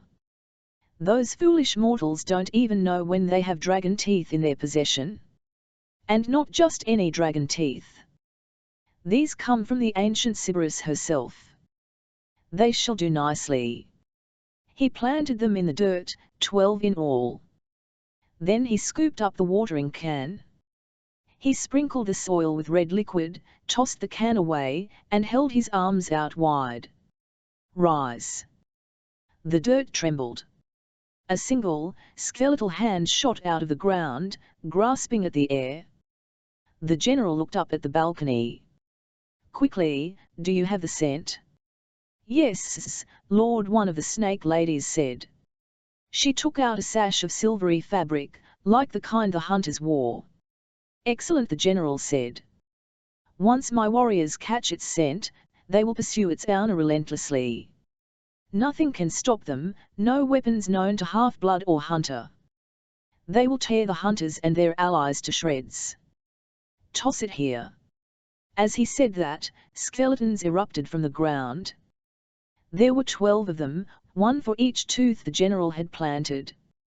They were nothing like Halloween skeletons, or the kind you might see in cheesy movies. These were growing flesh as I watched, turning into men, but men with dull grey skin, yellow eyes and modem clothes, skin-tight grey vests, camo trousers and combat boots. If you didn't look too closely, you could almost believe they were human, but their flesh was transparent and their bones shimmered underneath, like X-ray images.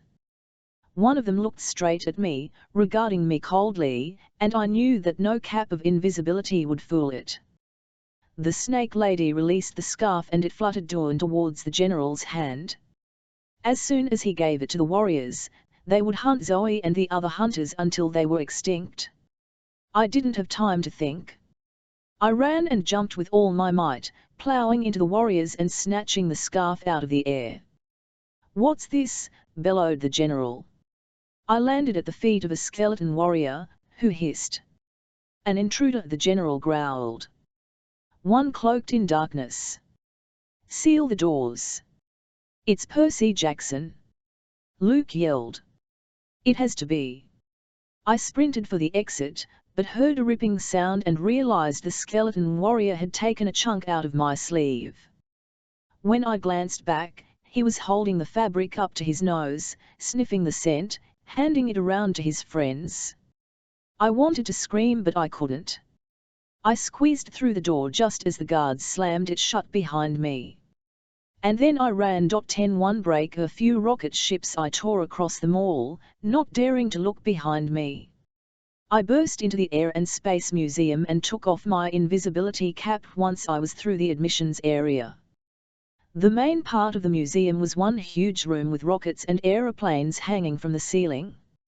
3 levels of balconies curled round, so you could look at the exhibits from all different heights. The place wasn't crowded, just a few families and a couple of tour groups of kids, probably doing one of those holiday school trips. I wanted to yell at them all to leave, but I figured that would only get me arrested. I had to find Thalia and Grover and the hunters. Any minute, the skeleton dudes were going to invade the museum, and I didn't think they would settle for an audio tour. I ran into Thalia, literally. I was barreling up the ramp to the top floor balcony and slammed into her, knocking her into an Apollo space capsule. Grover yelped in surprise. Before I could regain my balance, Zoe and Bianca had arrows notched, aimed at my chest. Their bows had just appeared out of nowhere. When Zoe realized who I was, she didn't seem anxious to lower her bow. You? How dare you show thy face here? Percy, Grover said. Thank goodness. Zoe glared at him, and he blushed. I mean, gosh. You're not supposed to be here. Luke, I said, trying to catch my breath. He's here. The anger in Thalia's eyes immediately melted. She put her hand on her silver bracelet. Where? I told them about the Natural History Museum, Dr. Tom, Luke and the General. The General is here. Zoe looked stunned. That is impossible. You lie. Why would I lie? Look, there's no time. Skeleton warriors what? Thalia demanded. How many? 12, I said. And that's not all. That guy, the General, he said he was sending something, a playmate, to distract you over here. A monster. Thalia and Grover exchanged looks. We were following Artemis Trail, Grover said. I was pretty sure it led here. Some powerful monster sent. She must have stopped here looking for the mystery monster. But we haven't found anything yet. Zoe, Bianca said nervously, if it is the General it cannot be. Zoe snapped. Percy must have seen an iris message or some other illusion. Illusions don't crack marble floors, I told her. Zoe took a deep breath, trying to calm herself. I didn't know why she was taking it so personally, or how she knew this General guy, but I figured now wasn't the time to ask. If Percy is telling the truth about the skeleton warriors, she said, we have no time to argue. They are the worst, the most horrible. We must leave now. Good idea, I said. I was not including the boy, Zoe said. You are not part of this quest. Hey, I'm trying to save your lives. You shouldn't have come, Percy, Thalia said grimly. But you're here now. Come on. Let's get back to the van.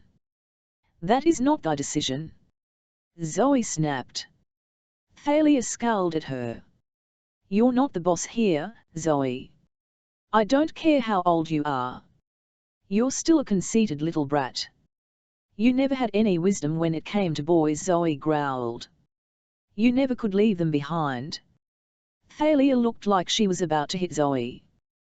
Then everyone froze. I heard a growl so loud I thought one of the rocket engines was starting up. Below us, a few adults screamed. A little kid's voice screeched with delight, Kitty. Something enormous bounded up the ramp. It was the size of a pickup truck, with silver claws and golden glittering fur. I'd seen this monster once before. 2 years ago, I'd glimpsed it briefly from a train. Now, up close and personal, it looked even bigger. The Nemean lion, Thalia said. Don't move. The lion roared so loudly he parted my hair. His fangs gleamed like stainless steel. Separate on my mark, Zoe said. Try to keep it distracted. Until when? Grover asked. Until I think of a way to kill it. Go. I uncapped, ripped it and rolled to the left. Arrows whistled past me, and Grover played a sharp tweet-tweet cadence on his reed pipes. I turned and saw Zoe and Bianca climbing the Apollo capsule. They were firing arrows, one after another, all shattering harmlessly against the lion's metallic fur. The lion swiped the capsule and tipped it on its side, spilling the hunters off the back. Grover played a frantic, horrible tune, and the lion turned towards him, but Thalia stepped into its path, holding up Aegis, and the lion recoiled. Ruoa. Hi-ya! Thalia said. Back. The lion growled and clawed the air, but it retreated as if the shield were a blazing fire. For a second, I thought Thalia had it under control. Then I saw the lion crouching, its leg muscles tensing. I'd seen enough cat fights in the alleys around my apartment in New York. I knew the lion was going to pounce. Hey! I yelled. I don't know what I was thinking, but I charged the beast. I just wanted to get it away from my friends. I slashed with Riptide, a good strike to the flank that should have cut the monster into meow mix, but the blade just clanged against it in a burst of sparks. The lion raked me with its claws, ripping off a chunk of my coat. I backed against the railing. It sprang at me, half a ton of monster, and I had no choice but to turn and jump. I landed on the wing of an old-fashioned silver aeroplane, which pitched and almost spilled me to the floor, 3 stories below. An arrow whizzed past my head.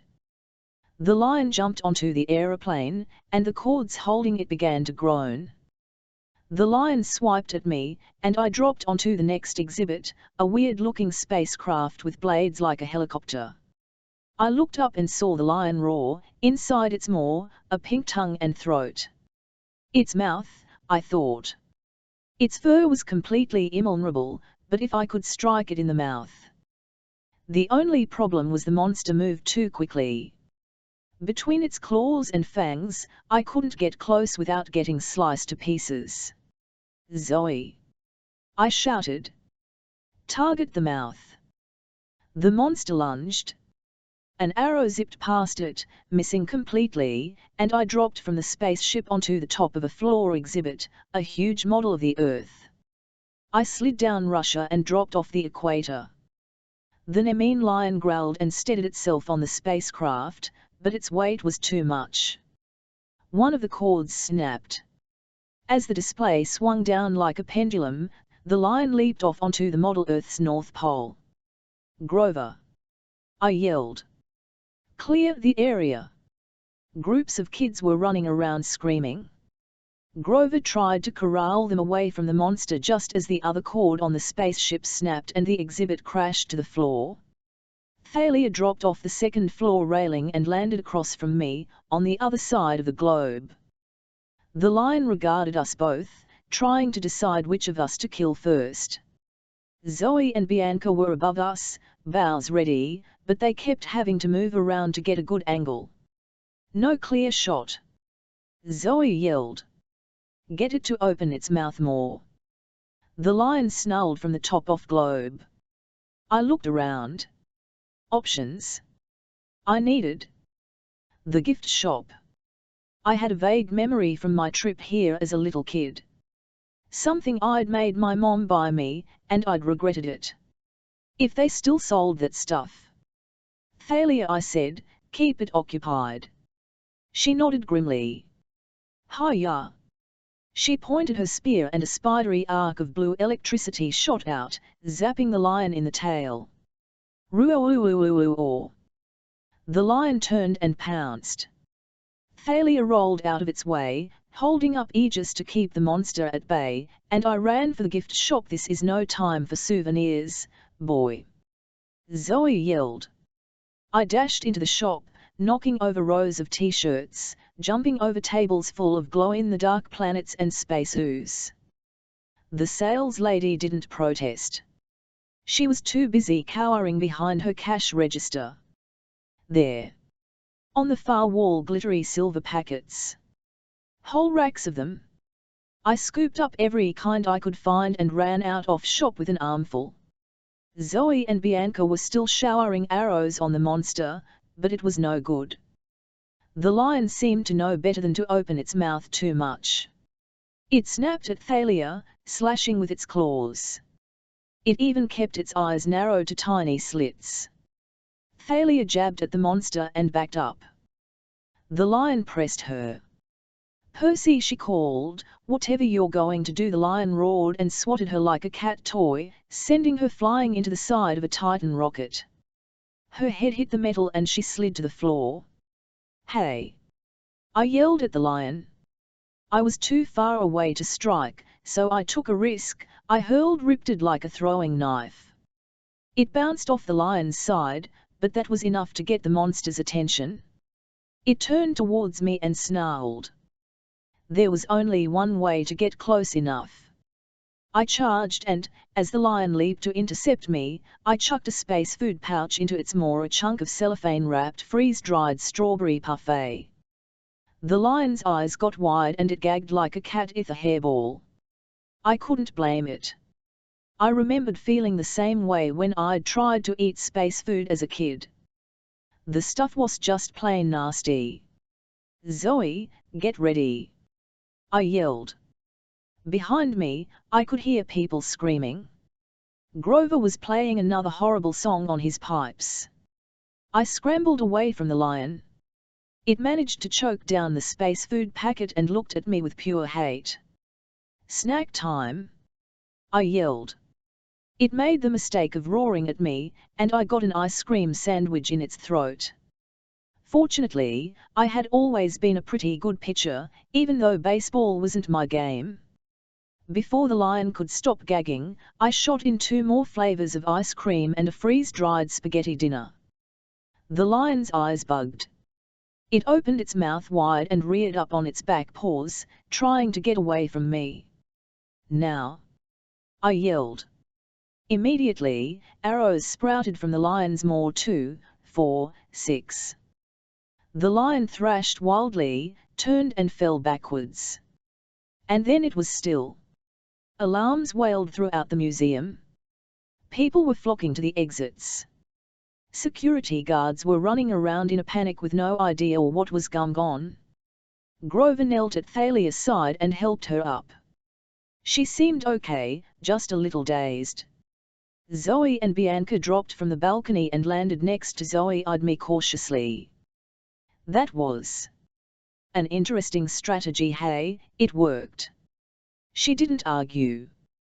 The lion seemed to be melting, the way dead monsters do sometimes, until there was nothing left but its glittering fur coat, and even that seemed to be shrinking to the size of a normal lion's pelt.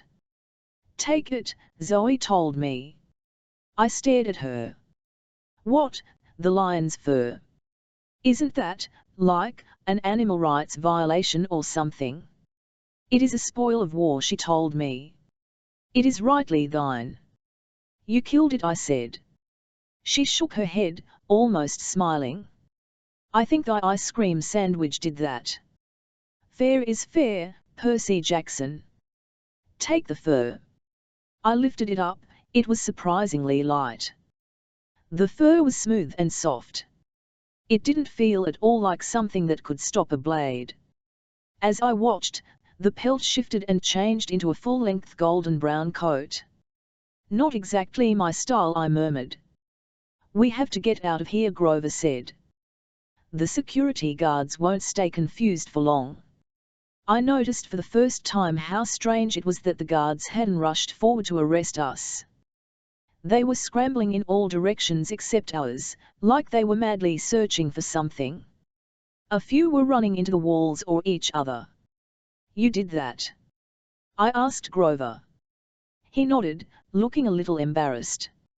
"A minor confusion song. I played some Barry Manilow. It works every time. But it'll only last a few seconds."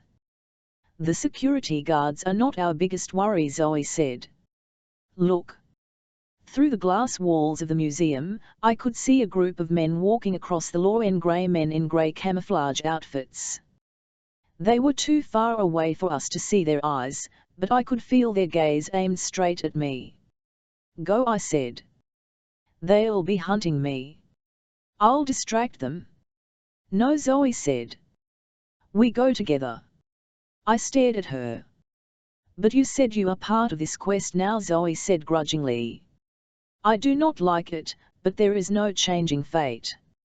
You are the 5th quest member. And we are not leaving anyone behind." 11 Grover gets a Lamborghini. We were crossing the Potomac when we spotted the helicopter. It was a sleek black military model just like the one we'd seen at Westover Hall. And it was coming straight towards us. "They know the van," I said. "We have to ditch it." Zoe swerved into the fast lane. The helicopter was game. "Maybe the military will shoot it down," Grover said hopefully. "The military probably thinks it's one of theirs," I said. "How can the general use mortals, anyway?" "Mercenaries," Zoe said bitterly. "It is distasteful, but many mortals will fight for any cause as long as they are paid." But don't these mortals see who they are working for? I asked. Don't they notice all the monsters around them? Zoe shook her head. I do not know how much they see TLN off the mist. I doubt it would matter to them if they knew the truth. Sometimes mortals can be more horrible than monsters. The helicopter kept coming, making a lot better time than we were through DC traffic. Thalia closed her eyes and prayed hard. Hey, Dad. A lightning bolt would be nice about now. Please. But the sky stayed grey and snowy. No sign of a helpful thunderstorm. There. Bianca said. That parking lot. We'll be trapped, Zoe said. Trust me, Bianca said. Zoe shot across 2 lanes of traffic and into a mall parking lot on the south bank of the river. We left the van and followed Bianca down some steps. Subway entrance, Bianca said.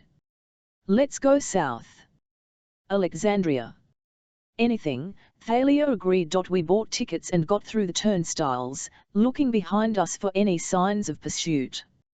A few minutes later we were safely aboard a southbound train, riding away from DC. As our train came above ground, we could see the helicopter circling the parking lot, but it didn't come after Grover let out a sigh. Nice job, Bianca, thinking of the subway. Bianca looked pleased. Yeah, well. I remembered that station from when Nico and I came through last summer. I was really surprised to see it, because it wasn't here when we used to live in DC. Grover frowned. New? But that station looked really old. I guess, Bianca said. But trust me, when we lived here as little kids, there was no subway. Thalia sat forward. Wait a minute. No subway at all? Bianca nodded. Now, I knew nothing about DC, but I didn't see how their whole subway system could be less than 12 years old. I guess everyone else was thinking the same thing, because they looked pretty confused. Bianca, Zoe said. How long ago? Her voice faltered. The sound of the helicopter was getting louder again. We need to change trains, I said. Next station? Over the next half hour, all we thought about was getting away safely. We changed trains twice. I had no idea where we were going, but after a while we lost the helicopter. Unfortunately, when we finally got off the train we found ourselves at the end of the line, in an industrial area with nothing but warehouses and railway tracks. And snow. Lots of snow. It seemed much colder here. I was glad of my new lion fur coat. We wandered through the railway yard, thinking there might be another passenger train somewhere, but there were just rows and rows of freight cars, most of which were covered in snow, like they hadn't moved in years. A homeless guy was standing at a trash can fire. We must have looked pretty pathetic, because he gave us a toothless grin and said, "Why all need to get warmed up? Come on over." We huddled round his fire. Thalia's teeth were chattering. She said, "Well, this is great." "My hooves are frozen," Grover complained. "Feet," I corrected, for the sake of the homeless guy. "Maybe we should contact camp," Bianca said. "Chiron, no," Zoe said. "They cannot help us anymore. We must finish this quest ourselves." I gazed miserably around the railway yard. Somewhere, far to the west, Annabeth was in danger. Artemis was in chains. A doomsday monster was on the loose. And we were stuck on the outskirts of DC sharing a homeless person's fire. "You know," the homeless man said, "you're never completely without friends." His face was grimy and his beard tangled, but his expression seemed kindly. "You kids need a train going west?" "Yes, sir," I said. "You know of any?" He pointed one greasy hand. Suddenly I noticed a freight train, gleaming and free of snow. It was one of those automobile carrier trains, with steel mesh curtains and a triple deck of cars inside. The side of the freight train said Sun West Line. That's convenient, Thalia said. Thanks, She turned to the homeless guy, but he was gone. The trash can in front of us was cold and empty, as if he'd taken the flames with him. An hour later we were rumbling west. There was no problem about who would drive now, because we all got our own luxury car. Zoe and Bianca were crashed out in a Lexus on the top deck. Grover was playing race car driver behind the wheel of a Lamborghini. And Thalia had hot-wired the radio in a black Mercedes SLK so she could pick up the alt-rock stations from DC. Join you? I asked her. She shrugged, so I climbed into the shotgun seat. The radio was playing the White Stripes. I knew the song because it was one of the only CDs I owned that my mom liked. She said it reminded her of Led Zeppelin. Thinking about my mom made me sad, because it didn't seem likely I'd be home for Christmas. I might not live that long. Nice coat, Thalia told me. I pulled it round me, thankful for the warmth. Yeah, but the Nemean lion wasn't the monster we're looking for.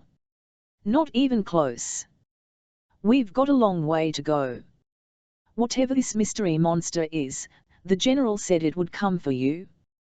They wanted to isolate you from the group, so the monster will appear and battle you one-on-one. He said that. Well, something like that. Yeah. That's great. I love being used as bait. No idea what the monster might be. She shook her head morosely. But you know where we're going, don't you? San Francisco. That's where Artemis was heading. I remembered something Annabeth had said at the dance, how her dad was moving to San Francisco, and there was no way she could go. Half-bloods couldn't live there. Why? I asked. What's so bad about San Francisco? The mist is really thick there because the Mountain of Despair is so near. Titan magic, what's left of it, still lingers. Monsters are attracted to that area like you wouldn't believe. What's the Mountain of Despair? Thalia raised an eyebrow. You really don't know? Ask stupid Zoe. She's the expert. She glared out the windshield. I wanted to ask her what she was talking about, but I also didn't want to sound like an idiot. I hated feeling like Thalia knew more than I did, so I kept my mouth shut. The afternoon sun shone through the steel mesh side of the freight car, casting a shadow across Thalia's face. I thought about how different she was from Zoe, Zoe all formal and aloof like a princess, Thalia with her ratty clothes and her rebel attitude. But there was something similar about them, too. The same kind of toughness. Right now, sitting in the shadows with a gloomy expression, Thalia looked a lot like one of the hunters. Then suddenly it hit me, that's why you don't get along with Zoe. Thalia frowned. What? The hunters tried to recruit you, I guessed. Her eyes got dangerously bright. I thought she was going to zap me out of the Mercedes, but she just sighed. I almost joined them, she admitted. Luke, Annabeth and I ran into them once, and Zoe tried to convince me. She almost did, but... Thalia's fingers gripped the wheel. I would have had to leave Luke. Oh, Zoe and I got into a fight. She told me I was being stupid. She said I'd regret my choice. She said Luke would let me down someday. I watched the sun through the metal curtain. We seemed to be traveling faster each second, shadows flickering like an old movie projector. That's harsh, I said. Hard to admit Zoe was right. She wasn't he right? Luke never let me down. Never. We'll have to fight him, I said. There's no way around it. Thalia didn't answer. You haven't seen him lately, I warned. I know it's hard to believe, but I'll do what I have to. Even if that means killing him. Do me a favor, she said. Get out of my car. I felt so bad for her I didn't argue.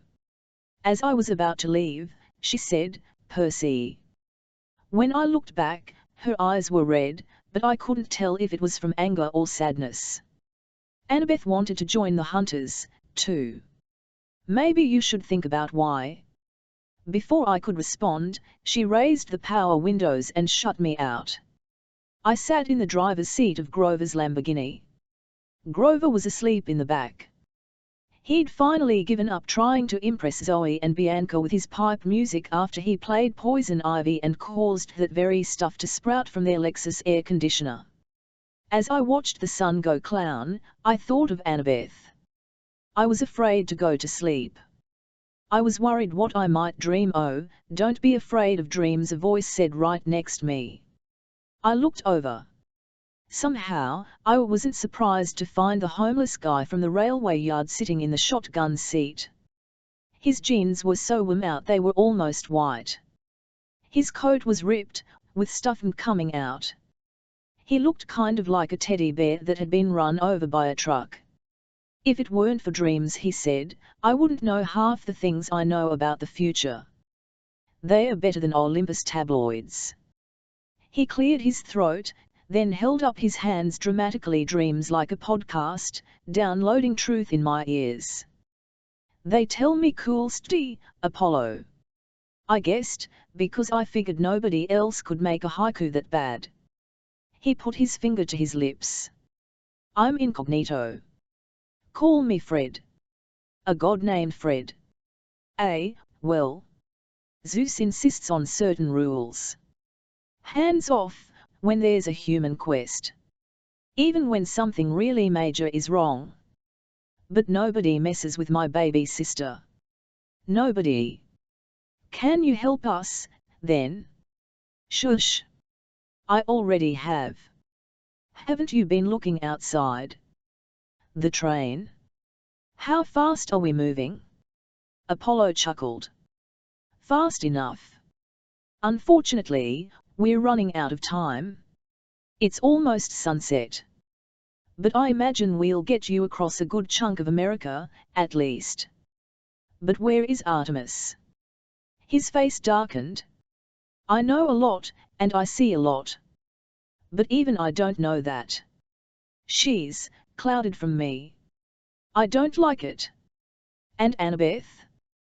He frowned. "Oh, you mean that girl you lost?"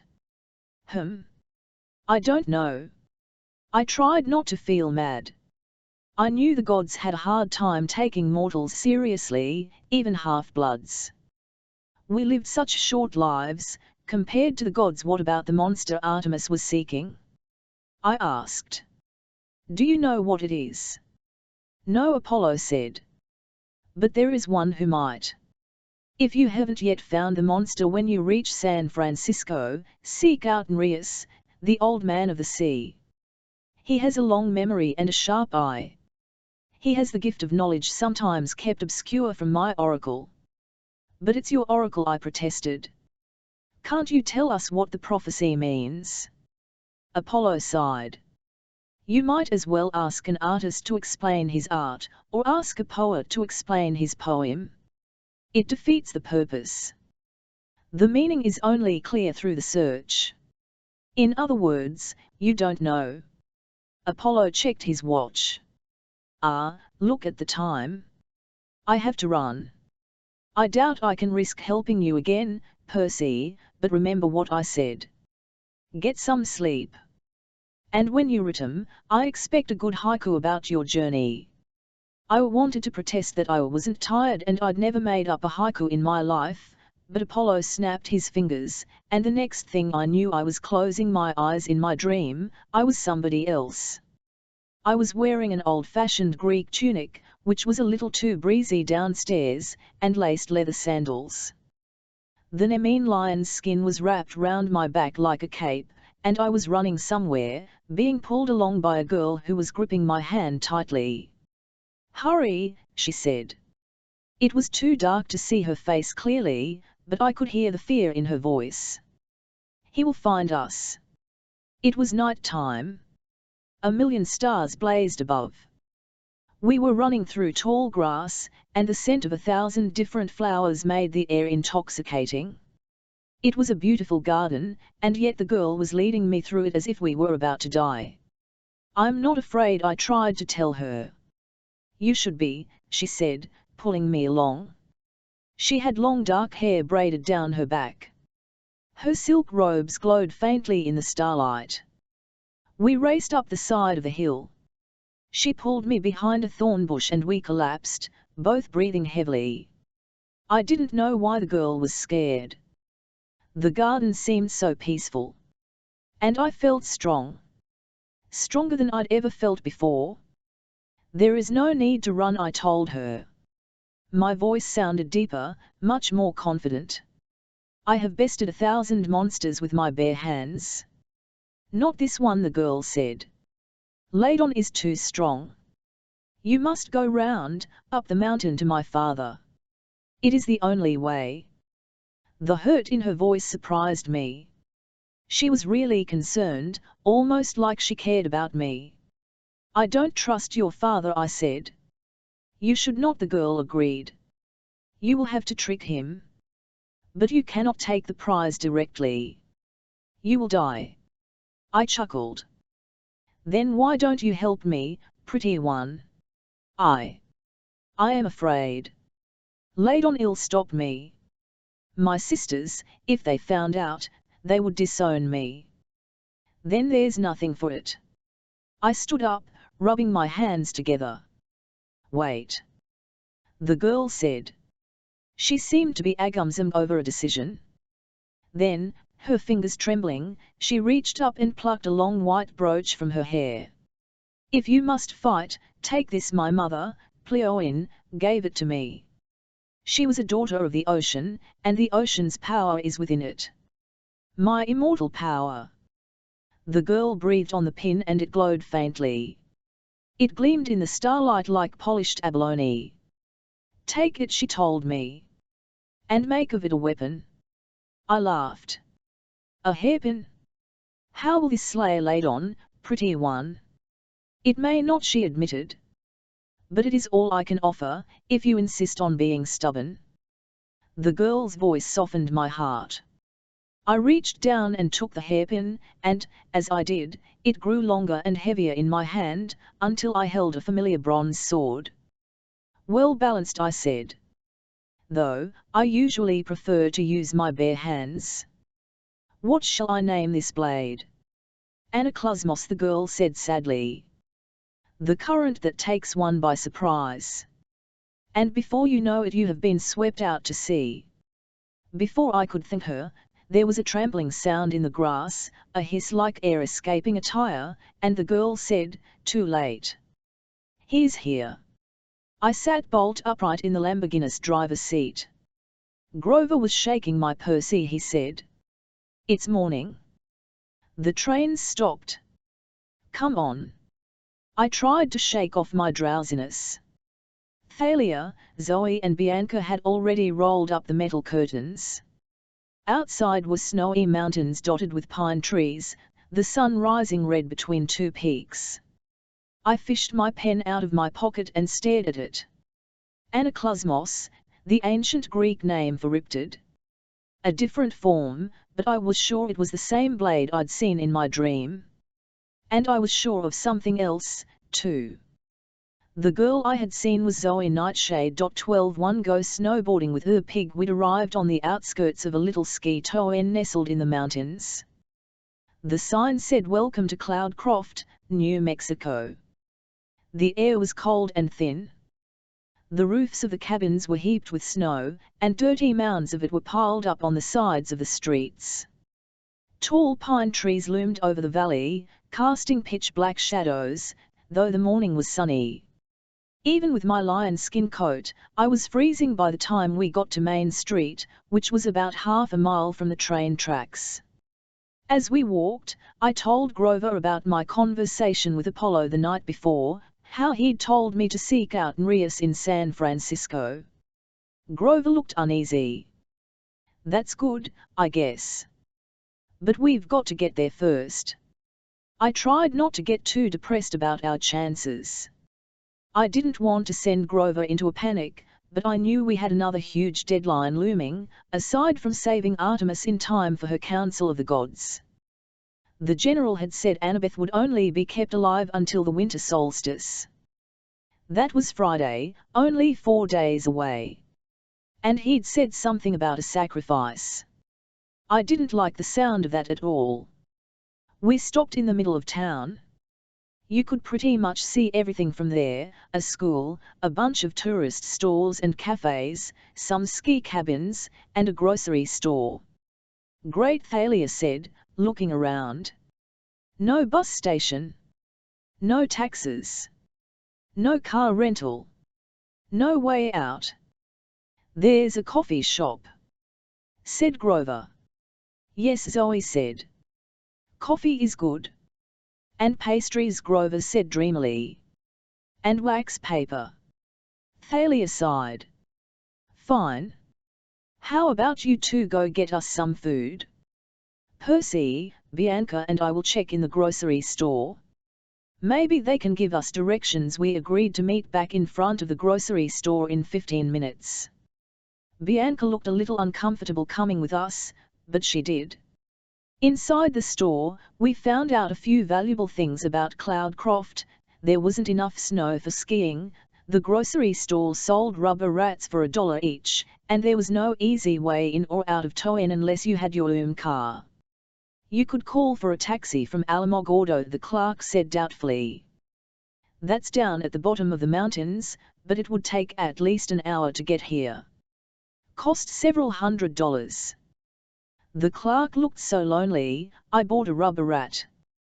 Then we headed back outside and stood on the porch. Wonderful, Thalia grumped. I'm going to walk down the street, see if anybody in the other shops has a suggestion. But the clerk said I know, she told me.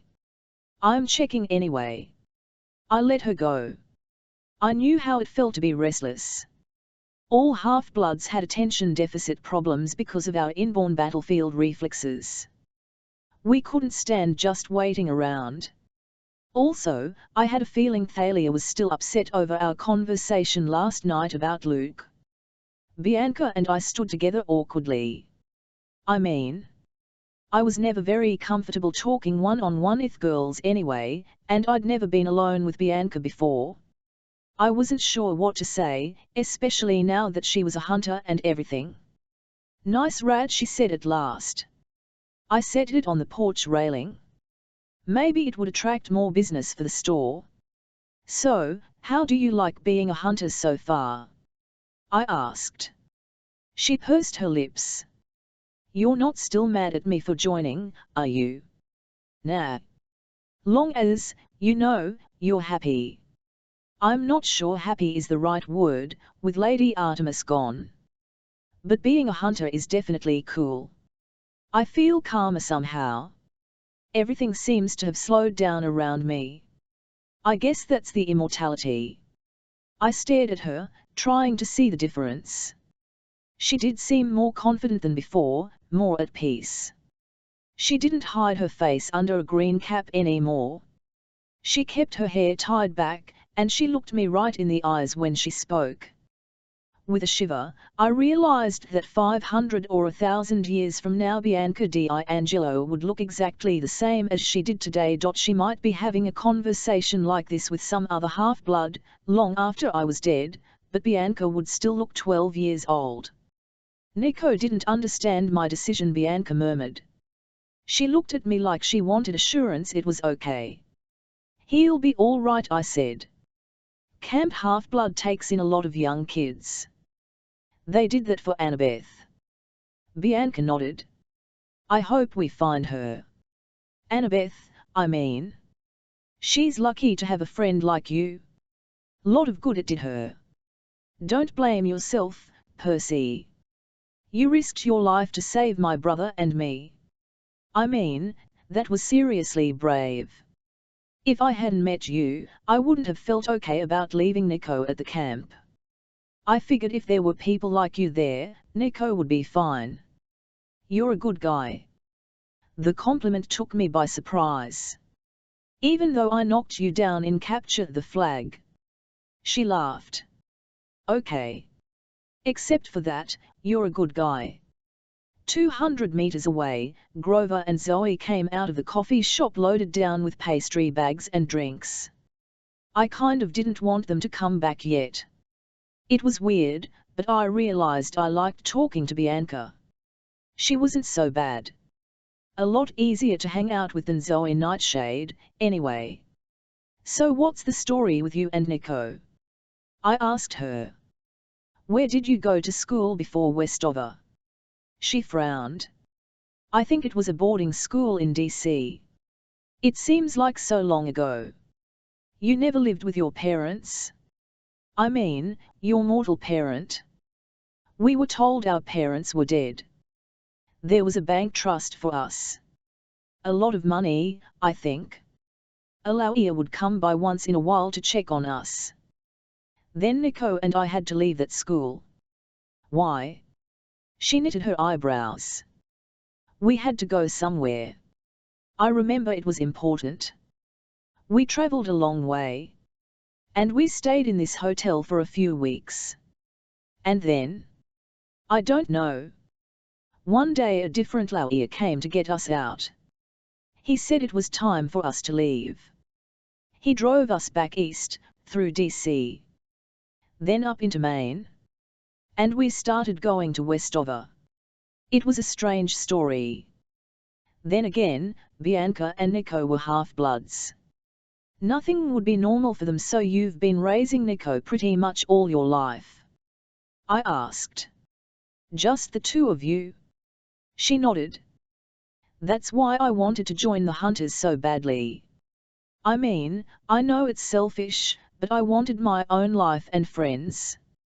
I love Nico, don't get me wrong, I just needed to find out what it would be like not to be a big sister 24 hours a day.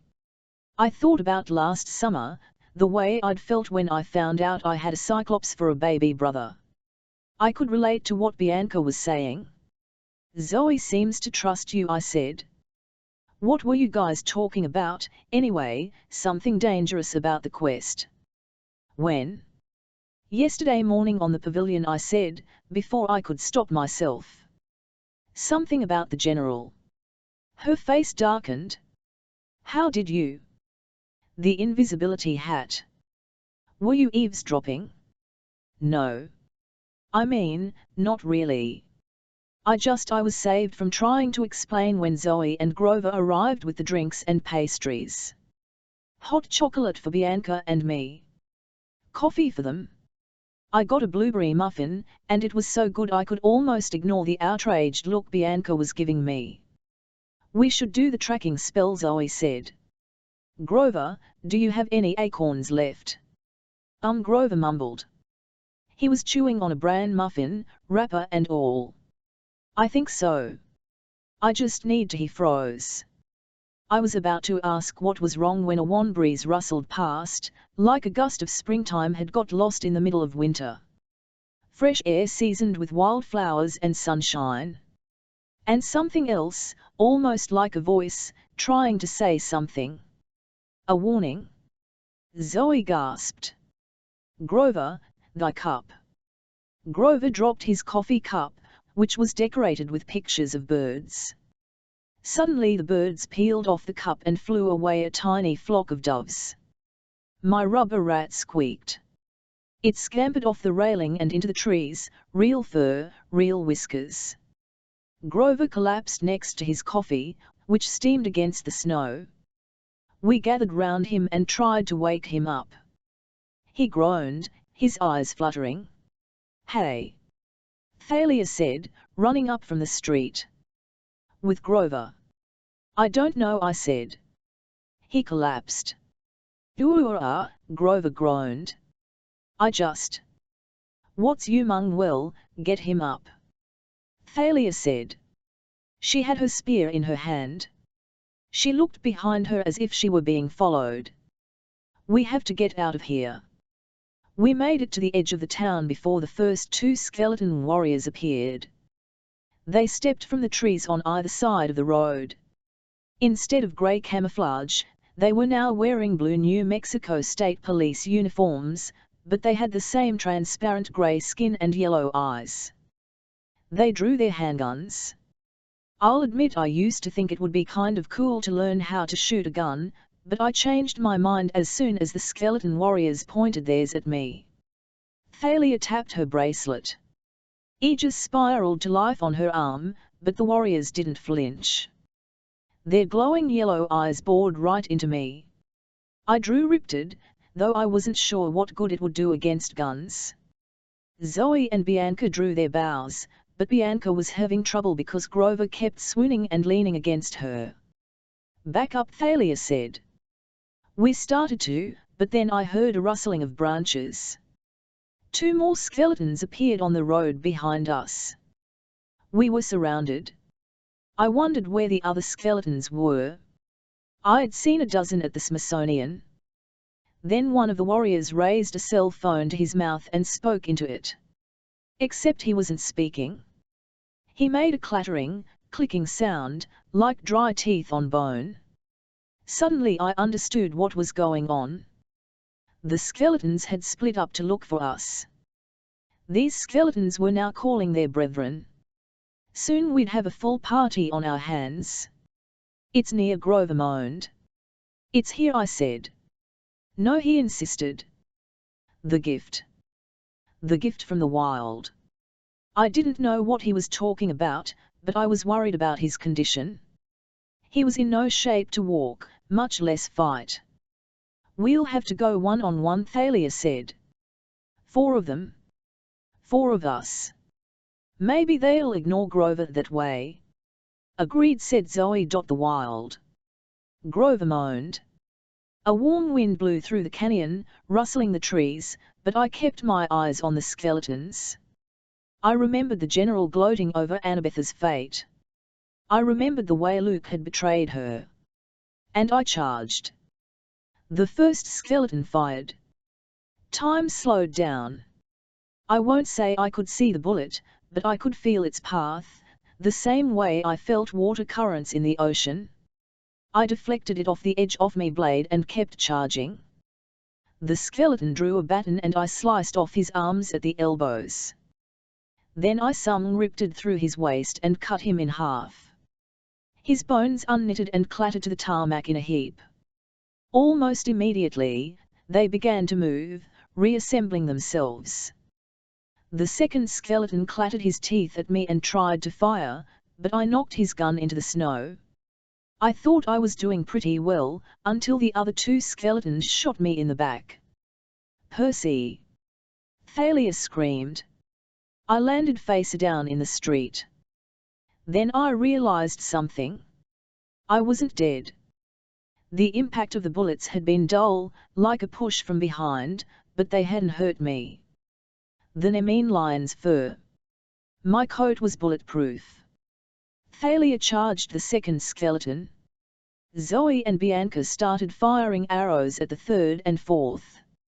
Grover stood there and held his hands out to the trees, looking like he wanted to hug them. There was a crashing sound in the forest to our left, like a bulldozer. Maybe the skeletons' reinforcements were arriving. I got to my feet and ducked a police baton. The skeleton I'd cut in half was already fully reformed, coming after me. There was no way to stop them. Zoe and Bianca fired at their heads point blank, but the arrows just whistled straight through their empty skulls. One lunged at Bianca, and I thought she was a goner, but she whipped out her hunting knife and stabbed the warrior in the chest. The whole skeleton erupted into flames, leaving a little pile of ashes and a police badge. "How did you do that?" Zoe asked. "I don't know," Bianca said nervously. "Lucky shot." "Well, do it again." Bianca tried, but the remaining 3 skeletons were wary of her now. They pressed us back, keeping us at baton's length plan. I said as we retreated. Nobody answered. The trees behind the skeletons were shivering. Branches were cracking. "A gift," Grover muttered. And then, with a mighty roar, the largest pig I'd ever seen came crashing into the road. It was a wild boar, 10 meters high, with a snotty pink snout and tusks the size of canoes. Its back bristled with brown hair, and its eyes were wild and angry. Reet, it squealed, and raked the 3 skeletons aside with its tusks. The force was so great they went flying over the trees and into the side of the mountain, where they smashed to pieces, thigh bones and an bones twirling everywhere. Then the pig turned on us. Thalia raised her spear, but Grover yelled, "Don't kill it." The boar grunted and pawed the ground, ready to charge. "That's the Erymanthian boar," Zoe said, trying to stay calm. "I don't think we can kill it." "It's a gift," Grover said. "A blessing from the wild." The boar said "Reet," and swung its tusk. Zoe and Bianca dived out of the way. I had to push Grover so he wouldn't get launched into the mountain on the boar tusk express. "Yeah, I feel blessed," I said. "Scatter." We ran in different directions, and for a moment the boar was confused. "It wants to kill us," Thalia said. "Of course," Grover said. "It's wild."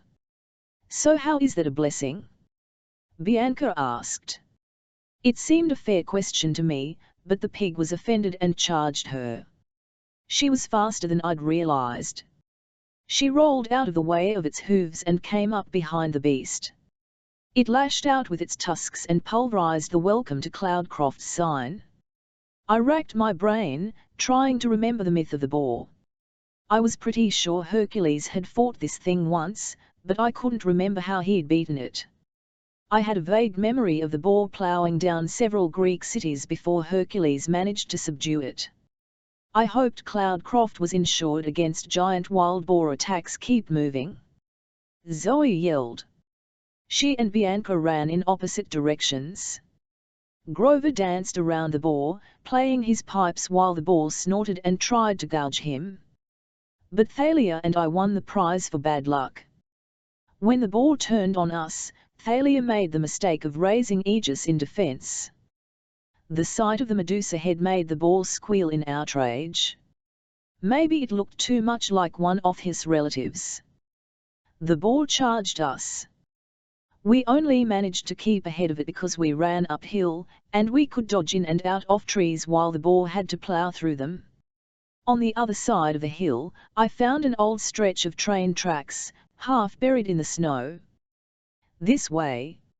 I grabbed Thalia's arm and we ran along the rails while the boar roared behind us, slipping and sliding as it tried to navigate the steep hillside. Its hooves were just not made for this, thank the gods. Ahead of us, I saw a covered tunnel. Past that, an old trestle bridge spanned the gorge. I had a crazy idea.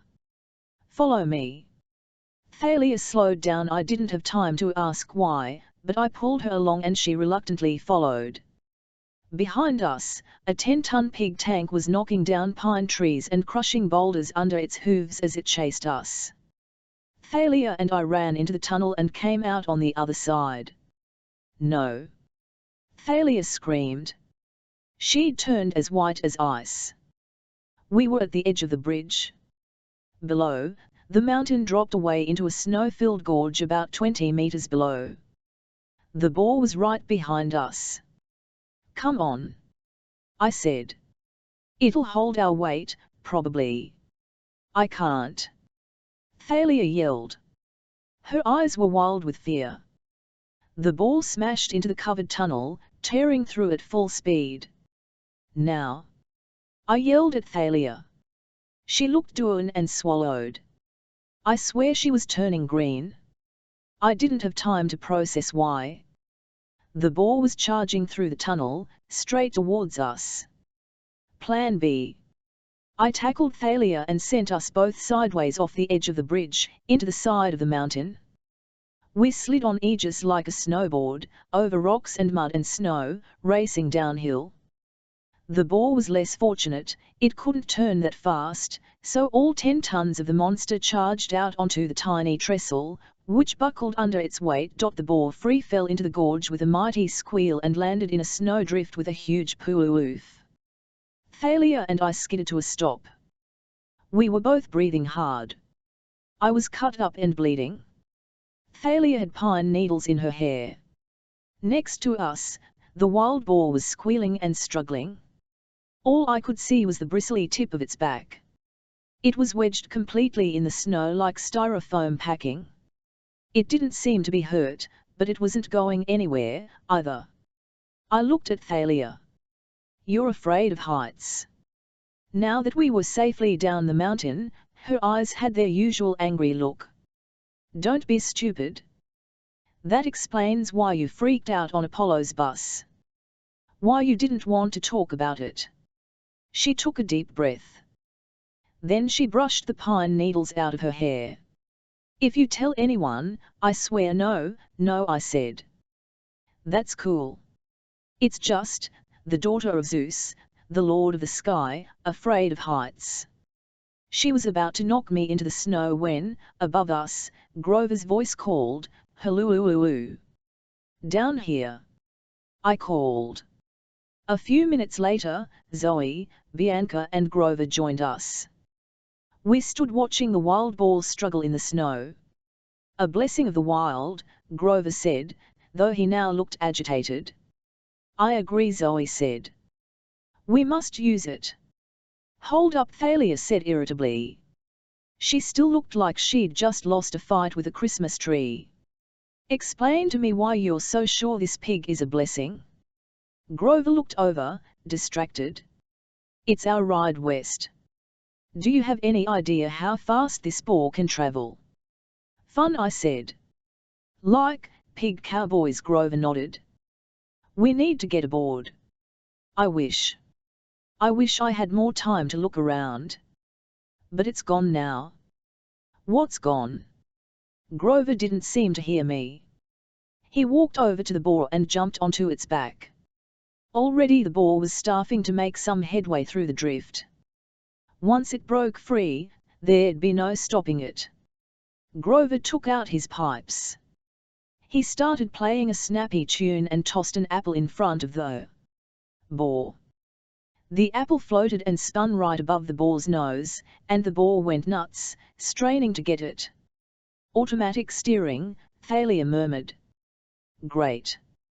She trudged over and jumped on behind Grover, which still left plenty of room for the rest of us. Zoe and Bianca walked towards the boar. "Wait a second," I said. "Do you two know what Grover is talking about, this wild blessing?" "Of course," Zoe said. "Did you not feel it in the wind? It was so strong. I never thought I would sense that presence again." "What presence?" She stared at me like I was an idiot. "The Lord of the Wild, of course." Just for a moment, in the arrival of the boar, I felt the presence of Pan 13. We visit the junkyard of the gods. We rode the boar until sunset, which was about as much as my backside could take. Imagine riding a giant steel brush over a bed of gravel all day. That's about how comfortable boar riding was. I have no idea how many miles we covered, but the mountains faded into the distance and were replaced by miles of flat, dry land. The grass and scrub brush got sparser until we were galloping, du boar's gallop, across the desert. As night fell, the boar came to a stop at a creek bed and snorted. He started drinking the muddy water, then ripped a saguaro cactus out of the ground and chewed it, needles and all. "This is as far as he'll go," Grover said. "We need to get off while he's eating." Nobody needed convincing. We slipped off the boar's back while he was busy ripping up cacti. Then we waddled away as best we could with our saddle sores. After its third saguaro and another drink of muddy water, the boar squealed and belched, then whirled round and galloped back towards the east. "It likes the mountains better," I guessed. "I can't blame it," Thalia said. "Look." Ahead of us was a 2-lane road half blown over with sand. On the other side of the road was a cluster of buildings too small to be a town, a boarded-up house, a taco shop that looked like it hadn't been open since before Zoe Nightshade was born, and a white stucco post office with a sign that said Gila Claw, Arizona hanging crooked above the door. Beyond that was a range of hills, but then I noticed they weren't regular hills. The countryside was way too flat for that. The hills were enormous mounds of old cars, appliances, and other scrap metal. It was a junkyard that seemed to go on forever. Whoa, I said. Something tells me we are not going to find a car rental here, Thalia said. She looked at Grover. I don't suppose you got another wild boar up your sleeve. Grover was sniffing the wind, looking nervous. He fished out his acorns and threw them into the sand, then played his pipes. They rearranged themselves in a pattern that made no sense to me, but Grover looked concerned. That's us, he said. Those 5 nuts right there. Which one is me? I asked. The little deformed one, Zoe suggested. Oh, shut up. That cluster right there, Grover said, pointing to the left, that's trouble. A monster? Thalia asked. Grover looked uneasy. I don't smell anything, which doesn't make sense. But the acorns don't lie. Our next challenge?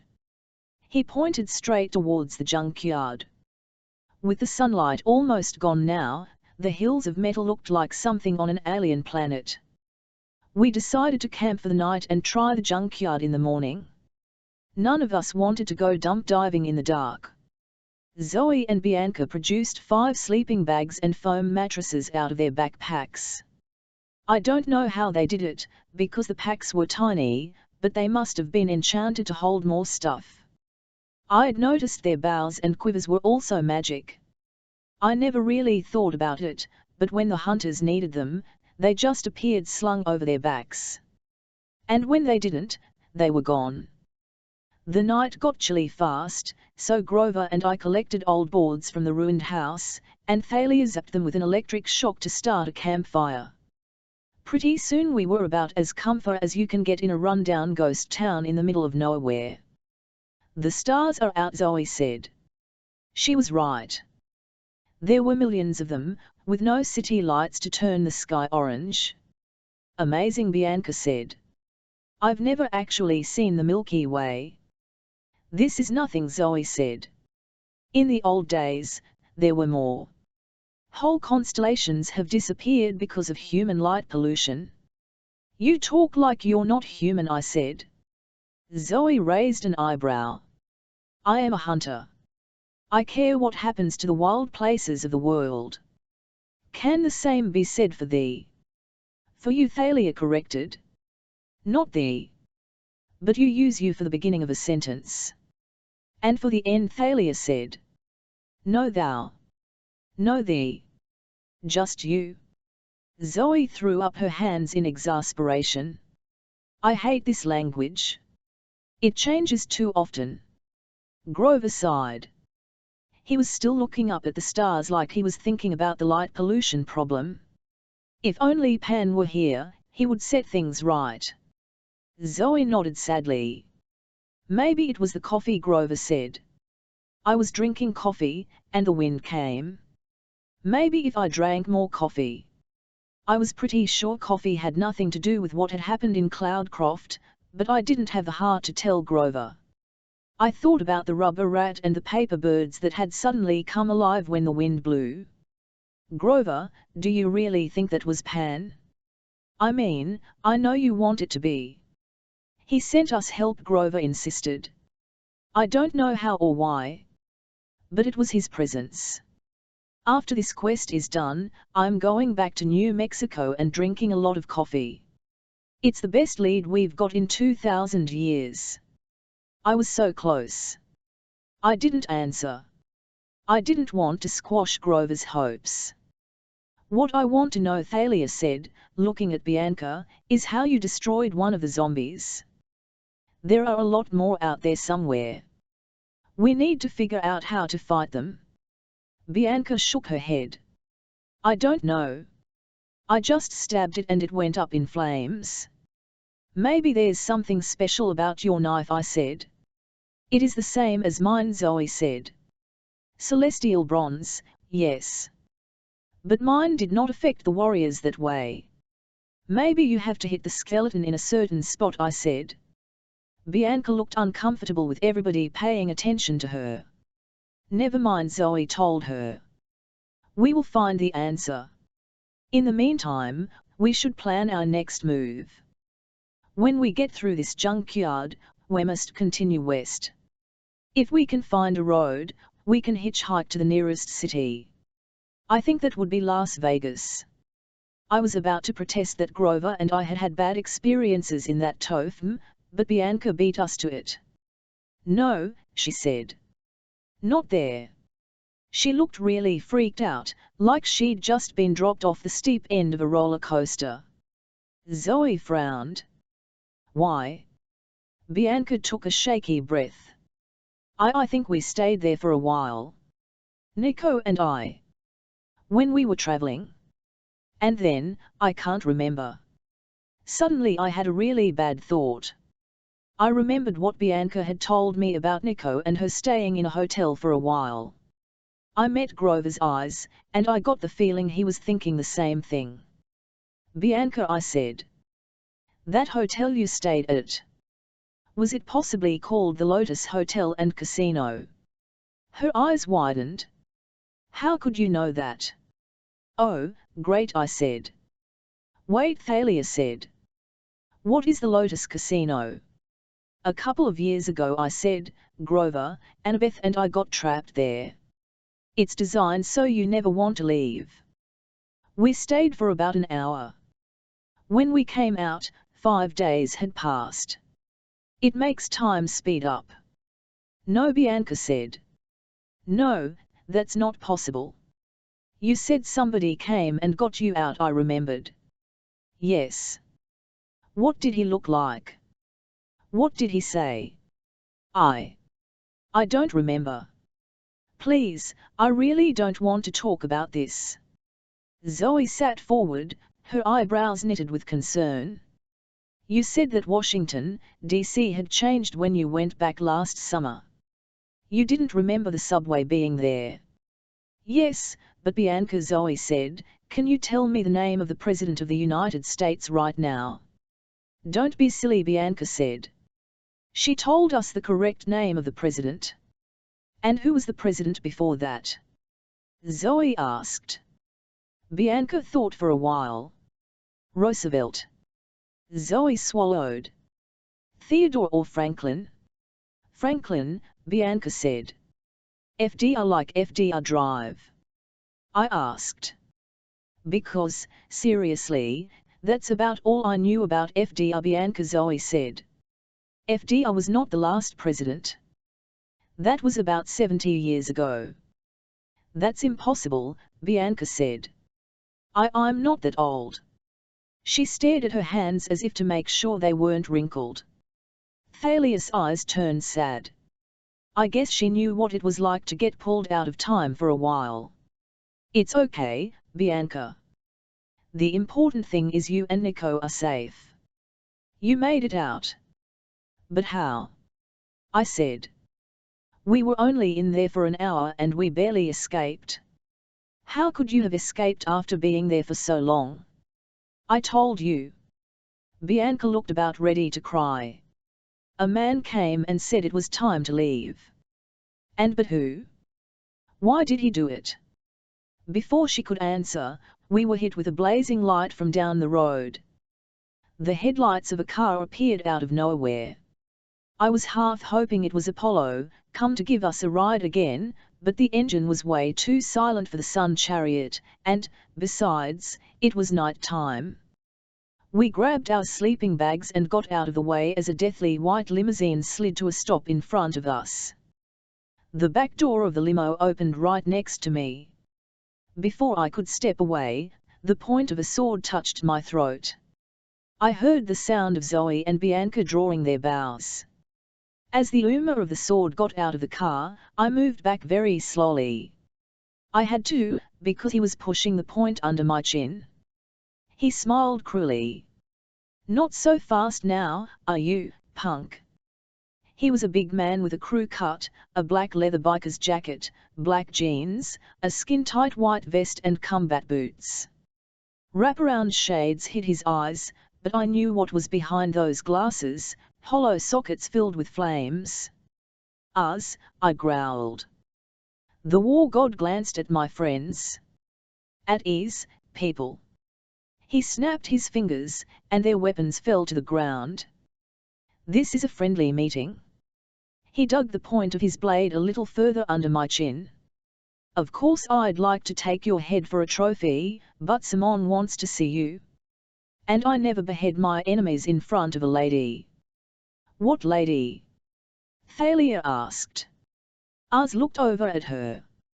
Well, I heard you were back. He lowered his sword and pushed me away. Thalia, daughter of Zeus, Ars mused. You're not hanging out with very good company.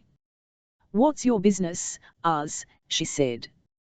Who's in the car? Ars smiled, enjoying the attention. Oh, I doubt she wants to meet the rest of you. Particularly not them.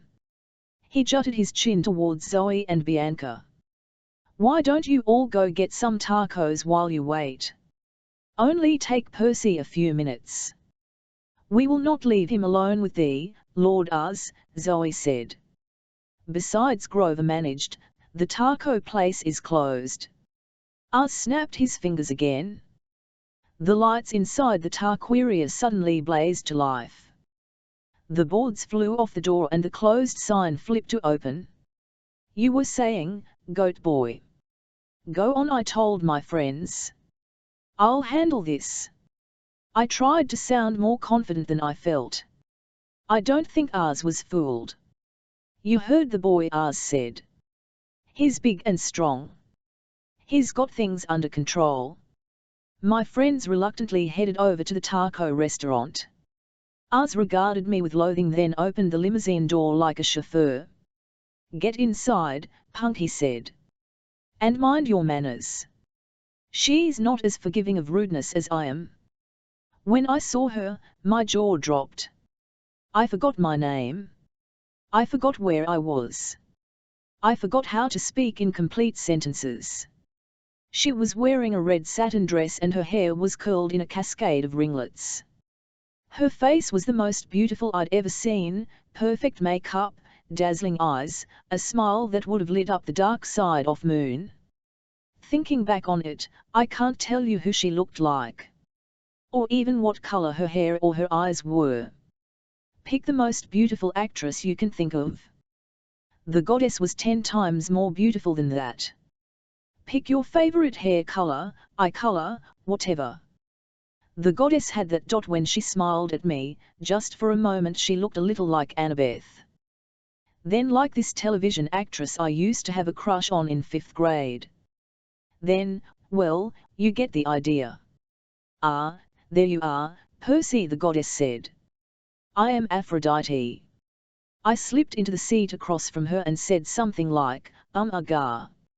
She smiled. Aren't you sweet? Hold this, please. She handed me a polished mirror the size of a dinner plate and had me hold it up for her.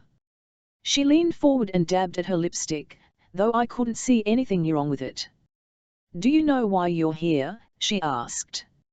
I wanted to respond. Why couldn't I form a complete sentence?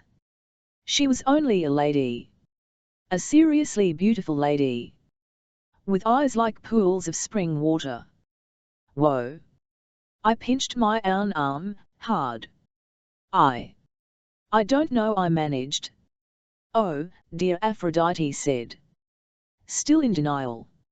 Outside the car, I could hear Ars chuckling. I had a feeling he could hear every word we said. The idea of him being out there made me angry, and that helped clear my mind. I don't know what you're talking about, I said. Well then, why are you on this quest? Artemis has been captured. Aphrodite rolled her eyes. Oh, Artemis. Please. Talk about a hopeless case. I mean, if they were going to kidnap a goddess, she should be breathtakingly beautiful, don't you think? I pity the poor dears who have to imprison Artemis. Boring. But she was chasing a monster, I protested. A really, really bad monster. We have to find it. Aphrodite made me hold the mirror a little higher. She seemed to have found a microscopic problem at the corner of her eye and dabbed at her mascara. Always some monster. But, my dear Percy, that is why the others are on this quest. I'm more interested in you. My heart pounded.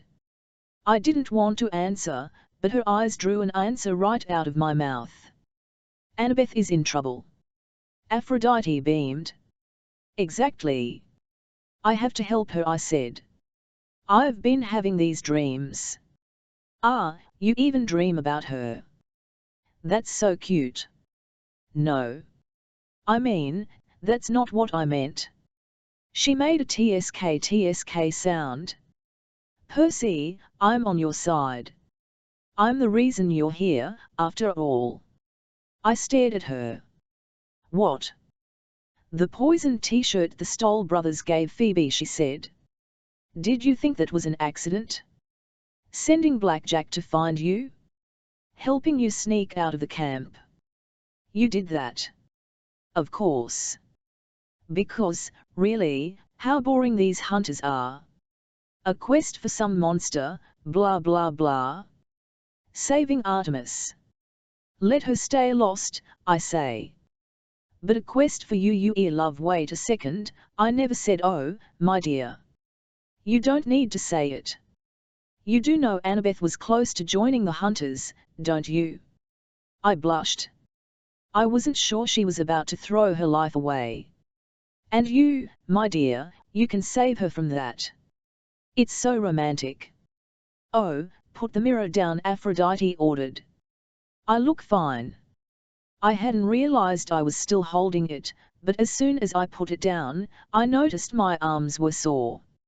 Now listen, Percy, Aphrodite said. The hunters are your enemies. Forget them and Artemis and the monster. That's not important. You just concentrate on finding and saving Annabeth. Do you know where she is? Aphrodite waved her hand irritably. No, I'll leave the details to you. But it's been ages since we've had a good tragic love story. Whoa, first of all, I never said anything about love. And second, what's up with tragic? Love conquers all, Aphrodite promised. Look at Helen and Paris. Did they let anything come between them? Didn't they start the Trojan War and get thousands of people killed? But that's not the point. Follow your heart. But I don't know where it's going. My heart, I mean. She smiled sympathetically. She really was beautiful. And not just because she had a pretty face or anything. She believed in love so much, it was impossible not to feel giddy when she talked about it. Not knowing is half the fun, Aphrodite said. Exquisitely painful, isn't it? Not being sure who you love and who loves you?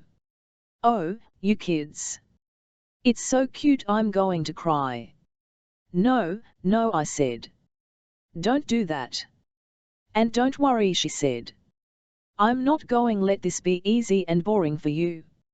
No, I have some wonderful surprises in store. Anguish. Indecision. Oh, you just wait. That's really okay, I told her. Don't go to any trouble. You're so cute. I wish all my daughters could break the heart of a boy as nice as you. Aphrodite's eyes were tearing up. Now, you'd better go. And do be careful in my husband's territory, Percy. Don't take anything. He is awfully fussy about his trinkets and trash. What? I asked. You mean Hephaestus? But the car door opened and Ars grabbed my shoulder, pulling me out of the car and back into the desert night. My audience with the goddess of love was over. You're lucky, punk. Ars pushed me away from the limo. Be grateful. For what? That we're being so nice. If it was up to me, so why haven't you killed me? I shot back. It was a stupid thing to say to the god of war, but being around him always made me feel angry and reckless. Ars nodded, like I'd finally said something intelligent. I'd love to kill you, seriously, he said. But, see, I got a situation. Word on Olympus is that you might start the biggest war in history. I can't risk messing that up. Besides, Aphrodite thinks you're some kinda soap opera star or something. I kill you, that makes me look bad with her. But don't worry. I haven't forgotten my promise. Someday soon, kid, real soon you're going to raise your sword to fight, and you're going to remember the wrath of ours. I balled my fists. Why wait? I beat you once. How's that ankle healing? He grinned crookedly. Not bad, punk. But you got nothing on the master of taunts. I'll start the fight when I'm good and ready. Until then, get lost. He snapped his fingers and the world did a 360, spinning in a cloud of red dust. I fell to the ground. When I stood up again, the limousine was gone. The road, the taco restaurant, the whole town of Gila Claw was gone. My friends and I were standing in the middle of the junkyard, mountains of scrap metal stretched out in every direction. What did she want with you? Bianca asked, once I'd told them about Aphrodite. Oh, not sure, I lied. She said to be careful in her husband's junkyard. She said not to pick anything up. Zoe narrowed her eyes. The goddess of love would not make a special trip to tell thee that. Be careful, Percy. Aphrodite has led many heroes astray. For once, I agree with Zoe, Thalia said. You can't trust Aphrodite. Grover was looking at me funny. Being empathic and all, he could usually read my emotions, and I got the feeling he knew exactly what Aphrodite had talked to me about. So I said, anxious to change the subject, how do we get out of here? That way, Zoe said. That is west. How can you tell? In the light of the full moon, I was surprised how well I could see her roll her eyes at me. Ursa Major is in the north, she said, which means that must be west. She pointed west, then at the northern constellation, which was hard to make out because there were so many other stars. Oh, yeah, I said. The bear thing. Zoe looked offended. Show some respect. It was a fine bear. A worthy opponent. You act like it was real. Guys, Grover broke in. Look. We'd reached the crest of a junk mountain. Piles of metal objects glinted in the moonlight, broken heads of bronze horses, metal legs from human statues, smashed chariots, tons of shields and swords and other weapons, along with more modern stuff, like cars that gleamed gold and silver, refrigerators, washing machines and computer monitors. Whoa, Bianca said. That stuff. Some of it looks like real gold. It is, Thalia said grimly. Like Percy said, don't touch anything. This is the junkyard of the gods. Junk. Grover picked up a beautiful crown made of gold, silver and jewels. It was broken on one side, as if it had been split by an axe. You call this junk? He bit off a point and began to chew. It's delicious. Thalia swatted the crown out of his hands. I'm serious. Look. Bianca said. She raced down the hill, tripping over bronze coils and golden plates. She picked up a bow that glowed silver in moonlight. A hunter's bow. She yelped in surprise as the bow began to shrink, and became a hair clip shaped like a crescent moon. It's just like Percy's sword. Zoe's face was grim. Leave it, Bianca. But it is here for a reason. Anything thrown away in this junkyard must stay in this yard. It is defective. Or cursed. Bianca reluctantly set the hair clip down. I don't like this place, Thalia said. She gripped the shaft of her spear. You think we are going to get attacked by killer refrigerators? I asked. She gave me a hard look. Zoe is right, Percy. Things get thrown away here for a reason. Now come on, let's get across the yard. That's the second time you've agreed with Zoe, I muttered, but Thalia ignored me. We started picking our way through the hills and valleys of junk. The stuff seemed to go on forever, and if it hadn't been for Ursa Major, we would have got lost. All the hills pretty much looked the same. I'd like to say we left the stuff alone, but there was too much cool junk not to check out some of it. I found an electric guitar shaped like Apollo's lyre that was so sweet I had to pick it up. Grover found a broken tree made out of metal. It had been chopped to pieces, but some off branches still had golden birds in them, and they whirred around when Grover picked them up, trying to flap their wings. Finally, we saw the edge of the junkyard about half a mile ahead of us, the lights of a highway stretching through the desert. But between us and the road, what is that? Bianca gasped. Ahead of us was a hill much bigger and longer than the others. It was like a metal mesa, the length of a football field and as tall as goalposts.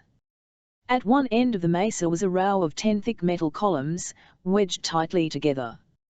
Bianca frowned. They look like toes, Grover said. Bianca nodded. Really, really large toes. Zoe and Thalia exchanged nervous looks. Let's go around, Thalia said. Far around? But the road is right over there, I protested. Quicker to climb over. Ping. Thalia hefted her spear and Zoe drew her bow, but then I realized it was only Grover. He had thrown a piece of scrap metal at the toes and hit one, making a deep echo, as if the column were hollow. Why did you do that? Zoe demanded. Grover cringed. I don't know. I don't like fake feet. Come on. Thalia looked at me. Around? I didn't argue. The toes were starting to freak me out, too. I mean, who sculpts 3-meter-tall metal toes and sticks them in a junkyard? After several minutes of walking, we finally stepped onto the highway, an abandoned but well-lit stretch of black tarmac. We made it out, Zoe said. Thank the gods. But apparently the gods didn't want to be thanked. At that moment I heard a sound like 1,000 trash compactors crushing metal. I whirled round. Behind us, the scrap mountain was boiling, rising up. The 10 toes tilted over, and I realized why they looked like toes. They were toes. The thing that rose up from the metal was a bronze giant in full Greek battle armor. He was impossibly tall, a skyscraper with legs and arms. He gleamed wickedly in the moonlight. He looked down at us, and his face was deformed. The left side was partially melted off. His joints creaked with rust, and across his armored chest, written in thick dust by some giant finger, were the words Washnai. Telos. Zoe gasped. Who? Who's Telos? I stuttered. One of Hephaestus's creations, Thalia said. But that can't be the original. It's too small. A prototype, maybe. A defective model. The metal giant didn't like the word defective. He moved one hand to his sword belt and drew his weapon. The sound of it coming out of its sheath was horrible, metal screeching against metal. The blade was 30 meters long, easy. It looked rusty and dull, but I didn't figure that mattered. Getting hit with that thing would be like getting hit with a battleship. Someone took something, Zoe said. Who took something? She stared accusingly at me. I shook my head. I'm a lot of things, but I'm not a thief. Bianca didn't say anything. I could swear she looked guilty, but I didn't have much time to think about it, because the giant defective Telos took one step towards us, closing half the distance and making the ground shake. Run! Grover yelped. Great advice, except that it was hopeless. At a leisurely stroll, this thing could outdistance us easily. We split up, the way we'd done with the Nemean lion. Thalia drew her shield and held it up as she ran down the highway. The giant swung his sword and took out a row of power lines, which exploded in sparks and scattered across Thalia's path. Zoe's arrows whistled towards the creature's face but shattered harmlessly against the metal. Grover brayed like a baby goat and went climbing up a mountain of metal. Bianca and I ended up next to each other, hiding behind a broken chariot. "You took something," I said. "That bow." "No," she said, but her voice was quivering. "Give it back," I said. "Throw it down." I didn't take the bow. Besides, it's too late." "What did you take?" Before she could answer, I heard a massive creaking noise, and a shadow blotted out the sky. "Move." I tore down the hill, Bianca right behind me, as the giant's foot smashed a crater in the ground where we'd been hiding. "Hey, Talos!" Grover yelled, but the monster raised his sword, looking down at Bianca and me. Grover played a quick melody on his pipes. Over at the highway, the downed power lines began to dance. I understood what Grover was going to do a split second before it happened.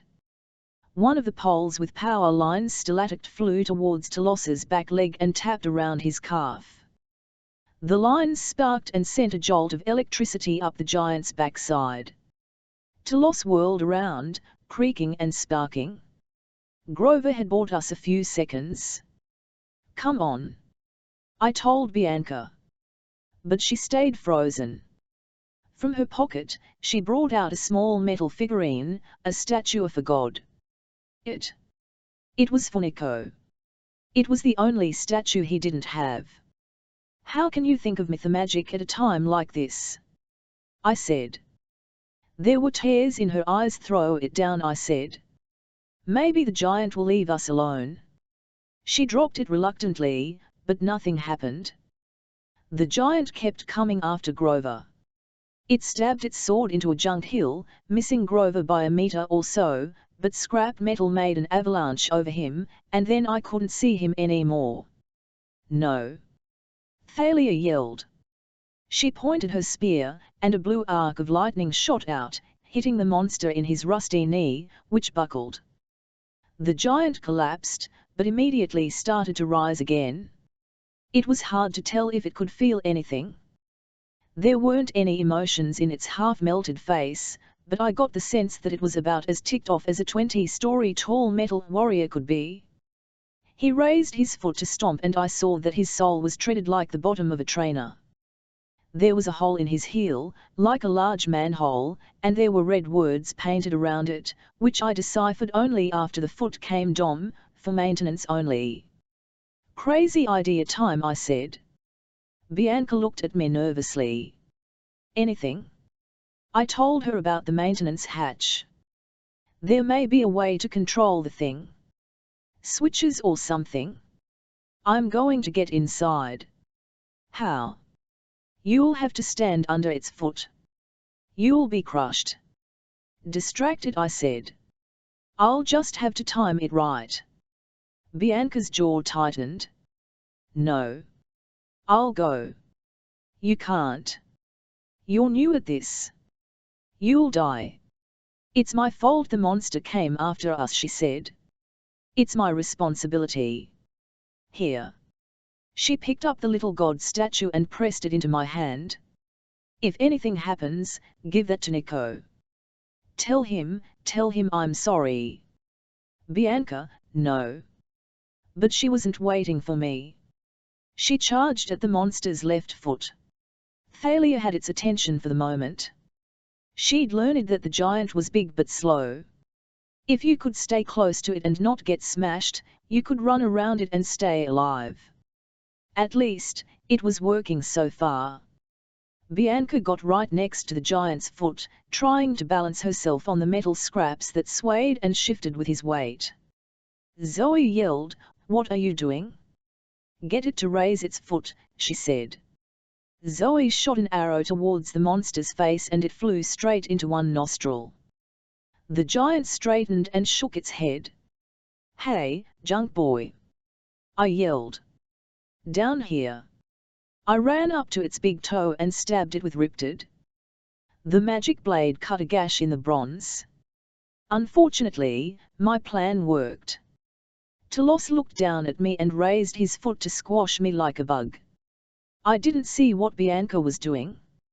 I had to turn and run. The foot came down right behind me and I was knocked into the air. I hit something hard and sat up, dazed.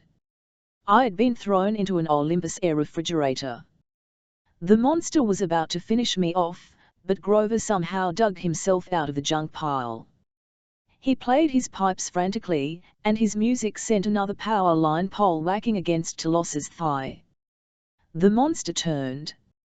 Grover should have run, but he must have been too exhausted from the effort of so much magic. He took 2 steps, fell and didn't get back up. Grover. Thalia and I both ran towards him, but I knew we'd be too late.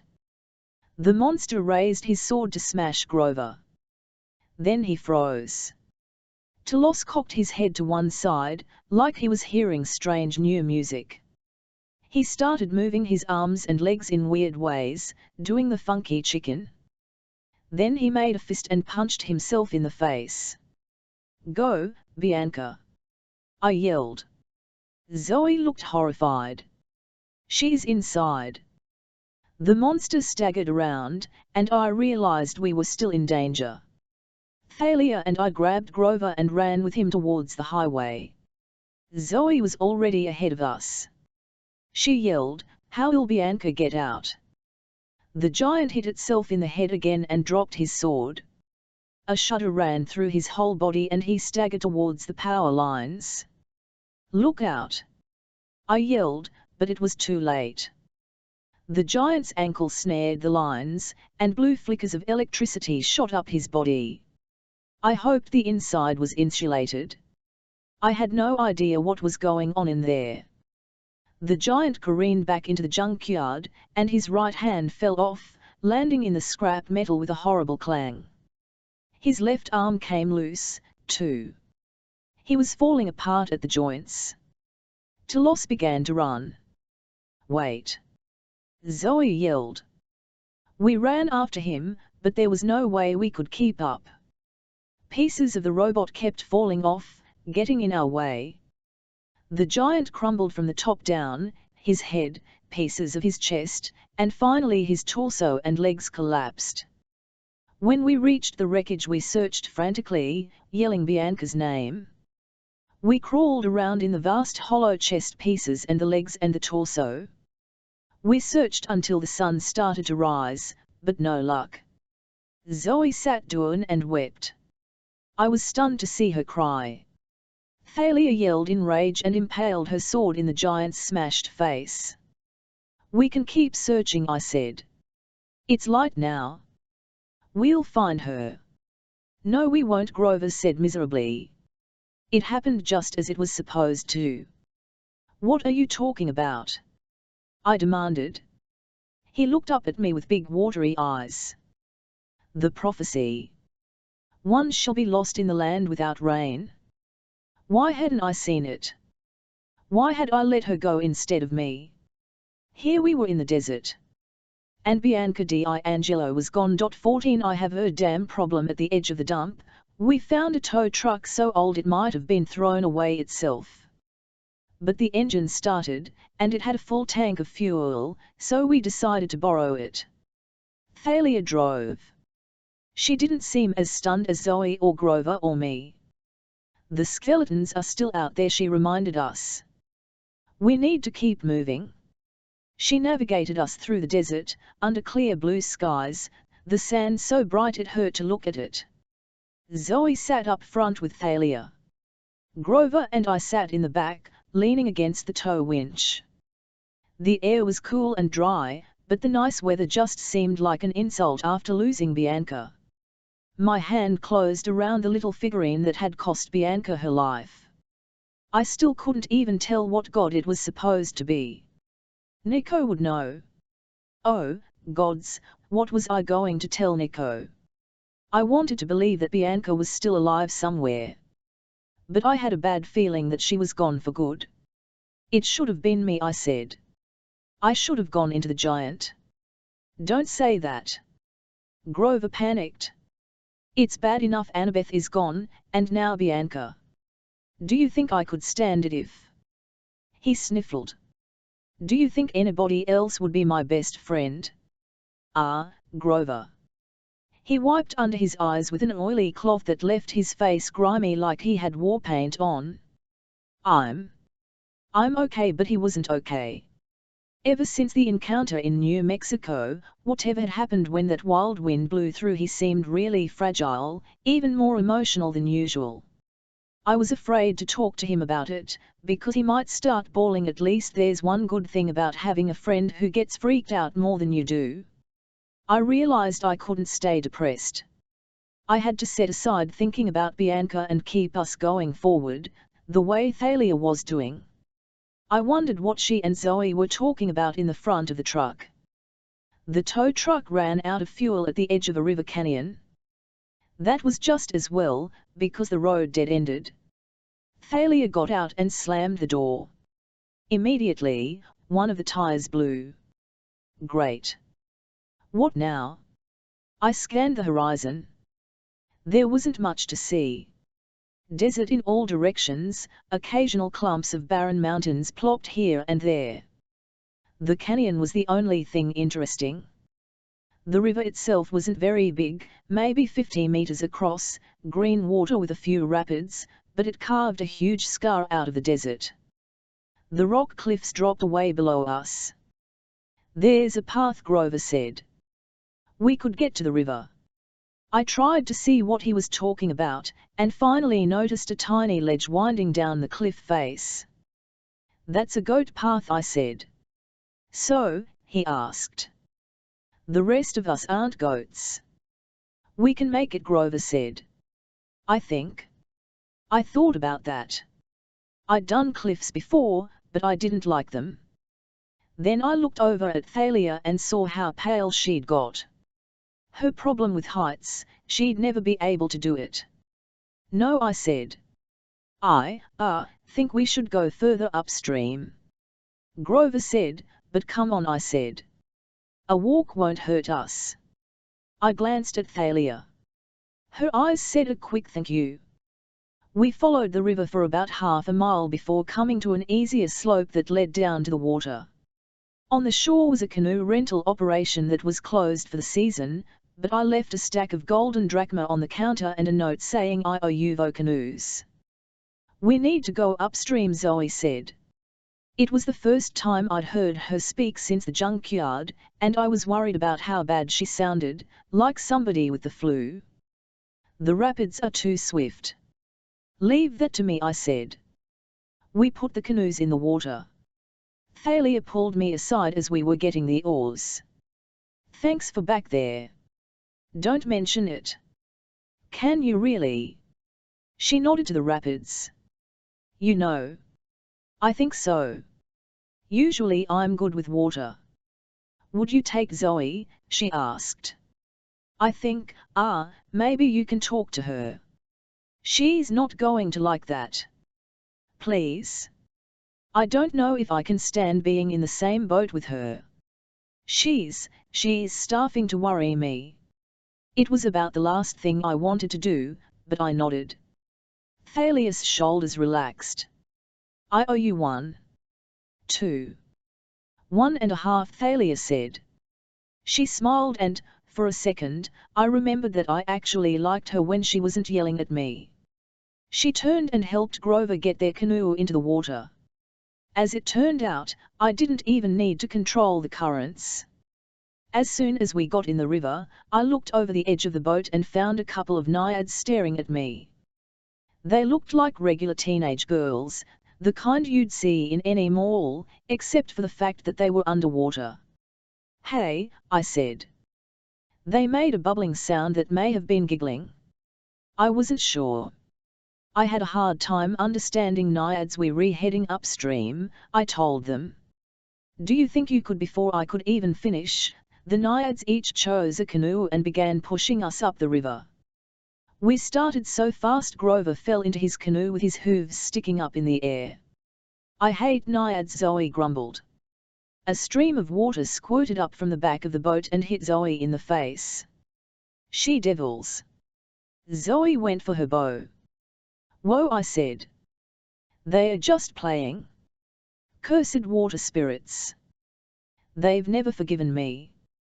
Forgiven you for what? She slung her bow back over her shoulder. It was a long time ago. Never mind. We sped up the river, the cliffs looming up on either side of us. What happened to Bianca wasn't your fault, I told her. It was my fault. I let her go.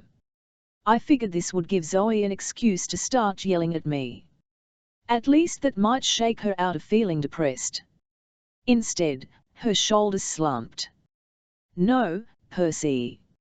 I pushed her into going on the quest. I was too anxious. She was a powerful half-blood. She had a kind heart, as well. I thought she would be the next lieutenant. But you're the lieutenant. She gripped the strap of her quiver. She looked more tired than I'd ever seen her. Nothing can last forever, Percy. Over 2,000 years I have led the hunt, and my wisdom has not improved. Now Artemis herself is in danger. Look, you can't blame yourself for that. If I had insisted on going with her, you think you could have fought something powerful enough to kidnap Artemis? There's nothing you could have done. Zoe didn't answer. The cliffs along the river were getting taller. Long shadows fell across the water, making it a lot colder, even though the day was bright. Without thinking about it, I took Riptide out of my pocket. Zoe looked at the pen, and her expression was pained. You made this, I said. Who told thee? I had a dream about it. She studied me. I was sure she was going to call me crazy, but she just sighed. It was a gift. And a mistake. Who was the hero? I asked. Zoe shook her head. Do not make me say his name. I swore never to speak it again. You act like I should know him. I am sure you do, hero. Don't all you boys want to be just like him? Her voice was so bitter, I decided not to ask what she meant. I looked down at Riptide and, for the first time, I wondered if it was cursed. Your mother was a water goddess? I asked. Yes, Pleione. She had 5 daughters. My sisters and I. The Hesperides. Those were the girls who lived in a garden at the edge of the west. With the golden apple tree, and a dragon guarding it. Yes, Zoe said wistfully. Laid on, but weren't there only 4 sisters? There are now. I was exiled. Forgotten. Blotted out as if I never existed. Why? Zoe pointed to my pen. Because I betrayed my family and helped a hero. You won't find that in the legend either. He never spoke of me. After his direct assault on Ladon failed, I gave him the idea of how to steal the apples, how to trick my father, but he took all the credit. But gurgle, gurgle, the Naiad spoke in my mind. The canoe was slowing down. I looked ahead, and I saw why. This was as far as they could take us. The river was blocked. A dam the size of a football stadium stood in our path. Hoover Dam, Thalia said. It's huge. We stood at the river's edge, looking up at a curve of concrete that loomed between the cliffs. People were walking along the top of the dam. They were so tiny they looked like fleas. The Naiads had left with a lot of grumbling, not in words I could understand, but it was obvious they hated this dam blocking up their nice river. Our canoes floated back downstream, swirling in the wake from the dam's discharge vents. Over 200 meters tall, I said. Built in the 1930s. 5 million cubic acres of water, Thalia said. Grover sighed. Largest construction project in the United States. Zoe stared at us. How do you know all that? Annabeth, I said. She liked architecture. She was nuts about monuments, Thalia said. Spouted facts all the time. Grover sniffled. So annoying. I wish she were here, I said. The others nodded. Zoe was still looking at us strangely, but I didn't care. It seemed like cruel fate that we'd come to Hoover Dam, one of Annabeth's personal favorites, and she wasn't here to see it. We should go up there, I said. For her sake. Just to say we've been. You are mad, Zoe decided. But that's where the road is. She pointed to a huge parking garage next to the top of the dam. And so sightseeing it is we had to walk for almost an hour before we found a path that led up to the road. It came up on the east side of the river.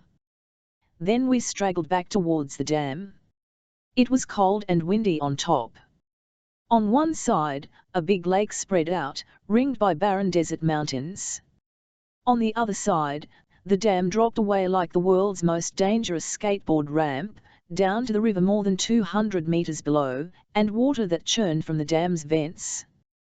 Thalia walked in the middle of the road, far away from the edges. Grover kept sniffing the wind and looking nervous. He didn't say anything, but I knew he smelled monsters. How close are they? I asked him. He shook his head. Maybe not close. The wind on the dam, the desert all around us, the scent can probably carry for miles. But it's coming from several directions. I don't like that. I didn't either. It was already Wednesday, only 2 days until winter solstice, and we still had a long way to go. We didn't need any more monsters. There's a snack bar in the visitor center, Thalia said. You've been here before? I asked. Once. To see the Guardians. She pointed to the far end of the dam. Carved into the side of the cliff was a little plaza with 2 big bronze statues. They looked kind of like Oscar statues with tings. They were dedicated to Zeus when the dam was built, Thalia said. A gift from Athena. Tourists were clustered all around them. They seemed to be looking at the statue's feet. What are they doing? I asked. Rubbing the toes, Thalia said. They think it's good luck. Why? She shook her head. Mortals get crazy ideas. They don't know the statues are sacred to Zeus, but they know there's something special about them. When you were here last, did they talk to you or anything? Thalia's expression darkened. I could tell that she'd come here before hoping for exactly that, some kind of sign from her dad. Some connection? No. They don't do anything.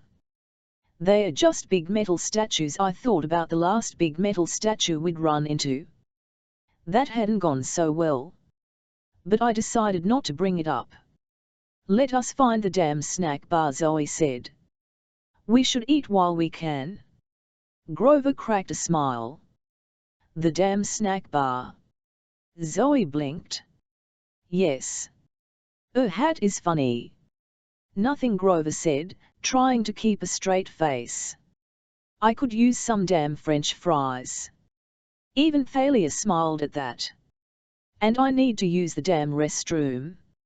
Maybe it was the fact that we were so tired and strung out emotionally, but I started cracking up, and Thalia and Grover joined in, while Zoe just looked at us. I do not understand. I want to use the damn water fountain, Grover said. And Thalia tried to catch her breath. I want to buy a damn t-shirt. I cracked up, and I probably would have kept laughing all day, but then I heard a noise, moo. The smile melted off my face. I wondered if the noise was just in my head, but Grover had stopped laughing, too. He was looking around, confused. Did I just hear a cow? A damn cow. Thalia laughed. No, Grover said. I'm serious. Zoe listened. I hear nothing. Thalia was looking at me. Percy, are you okay? Yeah, I said. You guys go ahead. I'll be right in. What's W Tong? Grover asked. Nothing, I said. I just need a minute to think. They hesitated, but I guess I must have looked upset, because they finally went into the visitor center without me. As soon as they were gone, I jogged to the north edge of the dam and looked over. Moo. She was about 10 meters below in the lake, but I could see her clearly, my friend from Long Island Sound, Bessie the cow serpent. I looked around. There were groups of kids running along the dam. A lot of senior citizens. Some families. But nobody seemed to be paying Bessie any attention yet. What are you doing here? I asked her. Moo. Her voice was urgent, like she was trying to wham me of something. How did you get here? I asked. We were thousands of miles from Long Island, hundreds of miles inland. There was no way she could have swum all the way here. And yet, here she was. Bessie swam in a circle and butted her head against the side of the dam. Moo. She wanted me to come with her. She was telling me to hurry. I can't, I told her. My friends are inside. She looked at me with her sad Bruin eyes. Then she gave one more urgent moo, did a flip and disappeared into the water. I hesitated. Something was wrong. She was trying to tell me that. I considered jumping over the side and following her, but then I tensed. The hairs on my arms bristled. I looked down the dam road to the east and I saw two men walking slowly towards me. They wore grey camouflage outfits that flickered over skeletal bodies. They passed through a group of kids and pushed them aside. A kid yelled, "Hey!" One of the warriors turned, his face changing momentarily into a "Ah!" The kid yelled, and his whole group backed away. I ran for the visitor center. I was almost at the stairs when I heard tires squeal. On the west side of the dam, a black van swerved to a stop in the middle of the road, nearly plowing into some old people. The van doors opened and more skeleton warriors piled out. I was surrounded. I bolted down the stairs and through the museum entrance. The security guard at the metal detector yelled, "Hey, kid!" But I didn't stop. I ran through the exhibits and ducked behind a tour group. I looked for my friends, but I couldn't see them anywhere. Where was the damn snack bar? Stop! The metal detector guy yelled. There was no place to go but into an elevator with the tour group. I ducked inside just as the door closed. "We'll be going down 222 meters," our tour guide said cheerfully. She was a park ranger, with long black hair pulled back in a ponytail and tinted glasses. I guess she hadn't noticed that I was being chased. "Don't worry, ladies and gentlemen, the elevator hardly ever breaks." "Does this go to the snack bar?" I asked her. A few people behind me chuckled. The tour guide looked at me. Something about her gaze made my skin tingle. "To the turbines, young man," the lady said. "Weren't you listening to my fascinating presentation upstairs?" "Oh, sure. Is there another way out of the dam?" "It's a dead end," a tourist behind me said. "For heaven's sake. The only way out is the other elevator." The doors opened. "Go right ahead, folks," the tour guide told us. "Another ranger is waiting for you at the end of the corridor." I didn't have much choice but to go out with the group. "And, young man," the tour guide called. I looked back.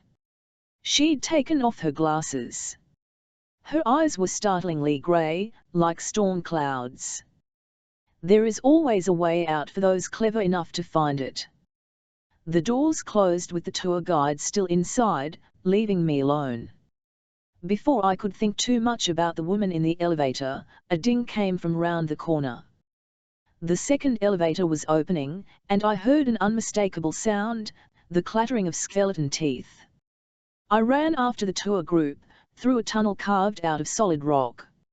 It seemed to run forever. The walls were moist, and the air hummed with electricity and the roar of water. I came out on a U-shaped balcony that overlooked this huge warehouse area. 15 meters below, enormous turbines were running. It was a big room, but I didn't see any other exit, unless I wanted to jump into the turbines and get churned up to make electricity. I didn't. Another tour guide was talking over the microphone, telling the tourists about water supplies in Nevada. I prayed that Thalia, Zoe and Grover were okay. They might already be captured, or eating at the snack bar, completely unaware that we were being surrounded. And stupid me, I had trapped myself in a hole a couple of 100 meters below the surface. I worked my way around the crowd, trying not to be too obvious about it. There was a hallway at the other side of the balcony, maybe some place I could hide. I kept my hand on Riptide, ready to strike. By the time I got to the opposite side of the balcony, my nerves were shot. I backed into the little hallway and watched the tunnel I'd come from. Then right behind me I heard a sharp chhh. Like the voice of a skeleton. Without thinking, I uncapped Riptide and spun, slashing with my sword. The girl I'd just tried to slice in half yelped and dropped her Kleenex. "Oh my God," she shouted. "Do you always kill people when they blow their nose?" The first thing that went off my head was that the sword hadn't hurt her. It had passed clean through her body, harmlessly. "You're mortal." She looked at me in disbelief. "What's that supposed to mean?" "Of course I'm mortal. How did you get that sword past security?" "I didn't wait, you can see it's a sword." The girl rolled her eyes, which were green like mine. She had frizzy reddish-brown hair. Her nose was also red, like she had a cold. She wore a big maroon Harvard sweatshirt and jeans that were covered with marker stains and little holes, like she spent her free time poking them with a fork. "Well, it's either a sword or the biggest toothpick in the world," she said. "And why didn't it hurt me? I mean, not that I'm complaining. Are you? And, whoa, what is that you're wearing? Is that made of lion fur?" She asked so many questions so fast, it was like she was throwing rocks at me. I couldn't think of what to say. I looked at my sleeves to see if the Nemean lion pelt had somehow changed back to fur, but it still looked like a brown winter coat to me. I knew the skeleton warriors were still chasing me. I had no time to waste. But I just stared at the red-headed girl. Then I remembered what Thalia had done at Westover Hall to fool the teachers. Maybe I could manipulate the mist. I concentrated hard and snapped my fingers. "You don't see a sword," I told the girl. "It's just a ballpoint pen." She blinked. No. "It's a sword, weirdo." "Who are you?" I demanded. She huffed indignantly. "Rachel Elizabeth Dare." "Now, are you going to answer my questions or should I scream for security?" "No," I said. "I mean, I'm kind of in a hurry." "I'm in trouble." "In a hurry or in trouble?" Sort of both." She looked over my shoulder and her eyes widened. "Bathroom?" "Bathroom?" "Behind me." Now. I don't know why, but I listened to her. I slipped inside the boys' bathroom and left Rachel Elizabeth Dare standing outside. Later, that seemed cowardly to me. I'm also pretty sure it saved my life. I heard the clattering, hissing sounds of skeletons as they came closer. My grip tightened on Riptide. What was I thinking? I'd left a mortal girl out there to die. I was preparing to burst out and fight when Rachel Elizabeth Dare started talking in that rapid-fire machine gun way of hers. "Oh my God! Did you see that kid? It's about time you got here. He tried to kill me. He had a sword, for God's sake. You security guys let a sword-swinging lunatic inside a national landmark? I mean, geez. He ran that way towards those turbine thingies. I think he went over the side or something. Maybe he fell. The skeletons clattered excitedly. I heard them moving off. Rachel opened the door. All clear. But you'd better hurry. She looked shaken. Her face was grey and sweaty. I peeked round the corner. 3 skeleton warriors were running towards the other end of the balcony. The way to the elevator was clear for a few seconds. I owe you one, Rachel Elizabeth Dare. What are those things? She asked. They looked like skeletons. She nodded uneasily. Do yourself a favor, I said. Forget it. Forget you ever saw me. Forget you tried to kill me. Yeah. That, too. But who are you?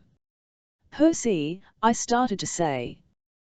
Then the skeletons turned round. Gotta go. What kind of name is Percy Gotta Go? I bolted for the exit. The cafe was packed with kids enjoying the best part of the tour, the damn lunch. Thalia, Zoe and Grover were just sitting down with their food. We need to leave, I gasped. Now. But we just got our burritos. Thalia said.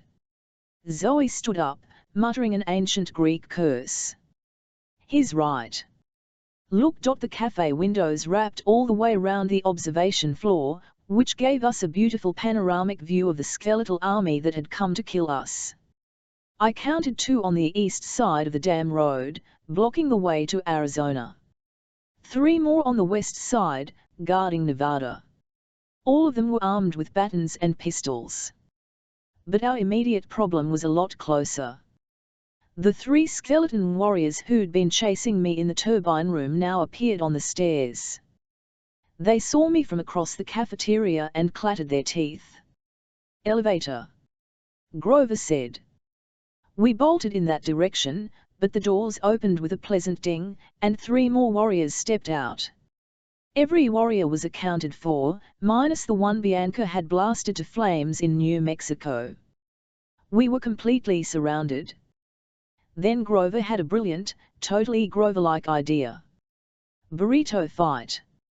He yelled, and flung his guacamole grande at the nearest skeleton. Now, if you have never been hit by a flying burrito, count yourself lucky. In terms of deadly projectiles, it's right up there with grenades and cannonballs. Grover's lunch hit the skeleton and knocked his skull clean off his shoulders. I'm not sure what the other kids in the cafe saw, but they went crazy and started throwing their burritos and baskets of chips and sodas at each other, shrieking and screaming. The skeletons tried to aim their guns, but it was hopeless. Bodies and food and drinks were flying everywhere. In the chaos, Thalia and I tackled the other 2 skeletons on the stairs and sent them flying into the condiment table. Then we all raced downstairs, guacamole grandes whizzing past our heads. What now? Grover asked as we burst outside. I didn't have an answer. The warriors on the road were closing in from either direction. We ran across the street to the plaza with the winged bronze statues, but that just put our backs to the mountain. The skeletons moved forward, forming a crescent round us. Their brethren from the cafe were running up to join them. One was still putting its skull back on its shoulders. Another was covered in ketchup and mustard. 2 more had burritos lodged in their rib cages. They didn't look happy about it. They drew batons and advanced. 4 against 11, Zoe muttered. And they cannot die. It's been nice adventuring with you guys, Grover said, his voice trembling. Something shiny caught the corner of my eye. I glanced behind me at the statue's feet. Whoa, I said. Their toes really are bright. Percy. Thalia said. This isn't the time. But I couldn't help staring at the 2 giant bronze guys with tall bladed wings like letter openers. They were weathered brown except for their toes, which shone like new pennies from all the times people had rubbed them for good luck. Good luck. The blessing of Zeus. I thought about the tour guide in the elevator. Her grey eyes and her smile. Had she said? There is always a way for those clever enough to find it. Thalia, I said. Pray to your dad. She glared at me. He never answers. Just this once, I pleaded. Ask for help.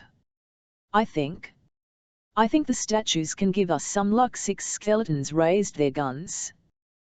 The other 5 came forward with batons. 15 meters away. 10 meters. Do it. I yelled. No. Thalia said. He won't answer me. This time is different. Who says? I hesitated.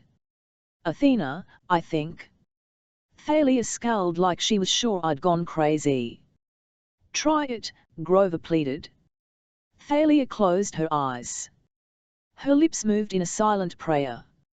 I put in my own prayer to Annabetha's mom, hoping I was right, that it had been her in that elevator, that she was trying to help us save her daughter. And nothing happened. The skeletons closed in. I raised Riptide to defend myself. Thalia held up her shield. Zoe pushed Grover behind her and aimed an arrow at a skeleton's head. A shadow fell over me. I thought maybe it was the shadow of death. Then I realized it was the shadow of an enormous wing. The skeletons looked up too late.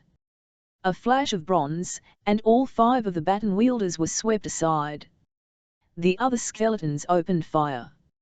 I raised my lion coat for protection, but I didn't need it. The bronze angels stepped in front of us and folded their wings like shields. Bullets pinged off them like rain off a corrugated roof. Both angels slashed outwards, and the skeletons went flying across the road. Man, it feels good to stand up, the first angel said. His voice sounded tinny and rusty, like he hadn't had a drink since he'd been built. Will ya look at my toes? The other said. Holy Zeus, what were those tourists thinking? As stunned as I was by the angels, I was more concerned with the skeletons. A few of them were getting up again, reassembling, bony hands groping for their weapons. Trouble, I said. Get us out of here. Thalia yelled. Both angels looked down at her. Zeus's kid? Yes. Could I get a please, Miss Zeus's kid? An angel asked. Please. The angels looked at each other and shrugged. Could use a stretch, one decided. And the next thing I knew, one of them grabbed Thalia and me, the other grabbed Zoe and Grover, and we flew straight up, over the dam and the river, the skeleton warriors shrinking to tiny specks below us and the sound of gunfire echoing off the sides of the mountains. 15 I wrestle Santa's evil twin. Tell me when it's over, Thalia said. Her eyes were shut tight. The statue was holding on to us so we couldn't fall, but still Thalia clutched his hand like it was the most important thing in the world. Everything's fine, I promised. Are we very high? I looked down. Below us, a range of snowy mountains zipped by. I stretched out my foot and kicked snow off one of the peaks. Now, I said. Not that high. We are in the Sierras. Zoe yelled. She and Grover were hanging from the arms of the other statue. I have hunted here before. At this speed, we should be in San Francisco in a few hours. Hey, Frisco, our angel said. Yo, Chuck. We could visit those guys at the Mechanics Monument again. They know how to party. Oh, man, the other angel said. I am so there. You guys have visited San Francisco? I asked. We automatons gotta have some fun once in a while, right? Our statue said. Those mechanics took us over to the De Young Museum and introduced us to these marble lady statues, see? And Hank? The other statue Chuck cut in. They are kids, man. Oh, right. If bronze statues could blush, I swear Hank did. Back to we sped up, so I could tell the angels were excited. The mountains fell away into hills, and then we were zipping along over farmland and towns and highways. Grover played his pipes to pass the time. Zoe got bored and started shooting arrows at random billboards as we flew by. Every time she saw a Target department store, and we passed dozens of them, she would peg the store's sign with a few balsas at 100 miles an hour. Thalia kept her eyes closed the whole way. She muttered to herself a lot, like she was praying. "You did good back there," I told her. Zeus listened. It was hard to tell what she was thinking with her eyes closed. "Maybe," she said. "How did you get away from the skeletons in the generator room, anyway? You said they cornered you." Told her about the weird mortal girl, Rachel Elizabeth Dare, who seemed to be able to see right TLN off the mist. I thought Thalia was going to call me crazy, but she just nodded. "Some mortals are like that," she said. "Nobody knows why." Suddenly I flashed on something I'd never considered. My mom was like that. She had seen the Minotaur on Half-Blood Hill and known exactly what it was. She hadn't been surprised at all last year when I'd told her my friend Tyson was really a cyclops. Maybe she'd known all along. No wonder she'd been so scared for me as I was growing up. She saw through the mist even better than I did. "Well, the girl was annoying," I said. "But I'm glad I didn't vaporize her. That would have been bad." Thalia nodded. "Must be nice to be a regular mortal." She said that as if she'd given it a lot of thought. "Where you guys want to land?" Hank asked, waking me from a night of fitful sleep. I looked down and said, "Whoa." I'd seen San Francisco in pictures before, but never in real life. It was probably the most beautiful city I'd ever seen, kind of like a smaller, cleaner Manhattan, if Manhattan had been surrounded by green hills and fog. There was a huge bay and ships, islands and sailboats, and the Golden Gate Bridge sticking up out of the fog. I felt like I should take a picture or something. "Greetings from Frisco. Haven't tea died yet? Wish you were here." "There," Zoe suggested. "By the Embarcadero building?" "Good thinking," Chuck said. "Me and Hank can blend in with the pigeons." We all looked at him. "Kidding," he said. "Sheesh, can't statues have a sense of humor?" As it turned out, there wasn't much need to blend in.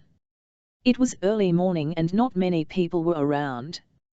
We freaked out a homeless guy in the ferry dock when we landed. He screamed when he saw Hank and Chuck and ran off yelling something about metal angels from Mars. We said our goodbyes to the angels, who flew off to party with their statue friends. That's when I realized I had no idea what we were going to do next. We'd made it to the West Coast. Artemis was here somewhere. Annabeth, too, I hoped. But I had no idea how to find them, and tomorrow was the winter solstice. Nor did I have any clue what monster Artemis had been hunting. It was supposed to find us on the quest. It was supposed to show the trail, but it never had. Now we were stuck on the ferry dock with not much money, no friends and no luck. After a brief discussion, we agreed that we needed to figure out just what this mystery monster was, but how? I asked. "Nereus," Grover said. I looked at him. "What? Isn't that what Apollo told you to do? Find Nereus?" I nodded. I'd completely forgotten my last conversation with the sun god. The old man of the sea, I remembered. I'm supposed to find him and force him to tell us what he knows. But how do I find him? Zoe made a face. "Old Nereus, eh? You know him?" Thalia asked. "My mother was a sea goddess." "Yes, I know him. Unfortunately, he's never very hard to find. Just follow the smell." "What do you mean?" I asked. "Come," she said, without enthusiasm. "I will show thee." I knew I was in trouble when we stopped at the Goodwill drop box. 5 minutes later, Zoe had me outfitted in a ragged flannel shirt and jeans 3 sizes too big, bright red trainers and a floppy rainbow hat. "Oh, yeah," Grover said, trying not to burst out laughing, "you look completely inconspicuous now." Zoe nodded with satisfaction. "A typical male vagrant." "Thanks a lot," I grumbled. "Why am I doing this again?" "I told thee. To blend in." She led the way back down to the waterfront. After a long time spent searching the docks, Zoe finally stopped in her tracks. She pointed down a pier where a bunch of homeless guys were huddled together in blankets, waiting for the soup kitchen to open for lunch. "He will be down there somewhere," Zoe said. "He never travels very far from the water. He likes to sun himself during the day." "How do I know which one is him?" "Sneak up," she said. "Act homeless. You will know him. He will smell different." Great. I didn't want to ask for particulars. "And once I find him, grab him," she said. "And hold on. He will try anything to get rid of thee. Whatever he does, do not let go. Force him to tell thee about the monster." "We've got your back," Thalia said. She picked something off the back of my shirt, a big clump of fuzz that came from who knows where. "You." "On second thought, I don't want your back. But we'll be rooting for you." Grover gave me a big thumbs up. I grumbled how nice it was to have super powerful friends. Then I headed towards the dock. I pulled my cap down and stumbled like I was about to pass out, which wasn't hard considering how tired I was. I passed our homeless friend from the Embarcadero, who was still trying to warn the other guys about the metal angels from Mars. He didn't smell good, but he didn't smell different. I kept walking. A couple of grimy dudes with plastic grocery bags for hats checked me out as I came close.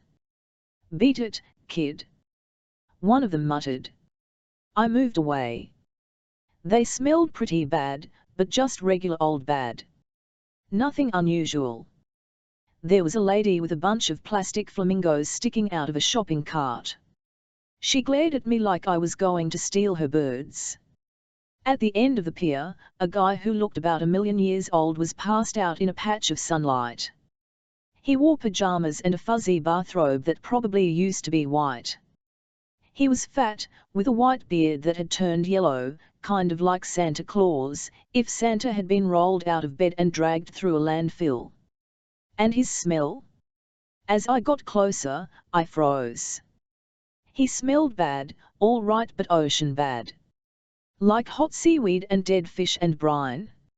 If ocean had an ugly side, this guy was it. I tried not to gag. I sat down near him like I was tired. Santa opened one eye suspiciously. I could feel him staring at me, but I didn't look. I muttered something about stupid school and stupid parents, figuring that might sound reasonable. Santa Claus went back to sleep. I tensed. I knew this was going to look strange. I didn't know how the other homeless people would react. But I jumped Santa Claus. "Ah," he screamed. I meant to grab him, but he seemed to grab me instead. It was as if he'd never been asleep at all. He certainly didn't act like a weak old man. He had a grip like steel. "Help me," he screamed as he squeezed me to death. "That's a crime," one of the other homeless guys yelled. "Kid rolling an old man like that." I rolled, all right, straight down the pier until my head slammed into a post. I was dazed for a second, and Nereus's grip slackened. He was making a break for it. Before he could, I regained my senses and tackled him from behind. "I don't have any money." He tried to get up and run, but I locked my arms round his chest. His rotten fish smell was awful, but I held on. "I don't want money," I said as he fought. "I'm a half-blood. I want information." That just made him struggle harder. Heroes. Why do you always pick on because you know everything? He growled and tried to shake me off his back. It was like holding on to a roller coaster. He thrashed around, making it impossible for me to keep on my feet, but I gritted my teeth and squeezed tighter. We staggered towards the edge of the pier and I got an idea. "Oh, no," I said. "Not the water." The plan worked. Immediately, Nereus yelled in triumph and jumped off the edge. Together, we plunged into San Francisco Bay. He must have been surprised when I tightened my grip, the ocean filling me with extra strength. But Nereus had a few tricks left, too. He changed shape until I was holding a sleek black seal. I've heard people make jokes about trying to hold a greased pig, but, I'm telling you, holding onto a seal in the water is harder. Nereus plunged straight down, wriggling and thrashing and spiraling through the dark water.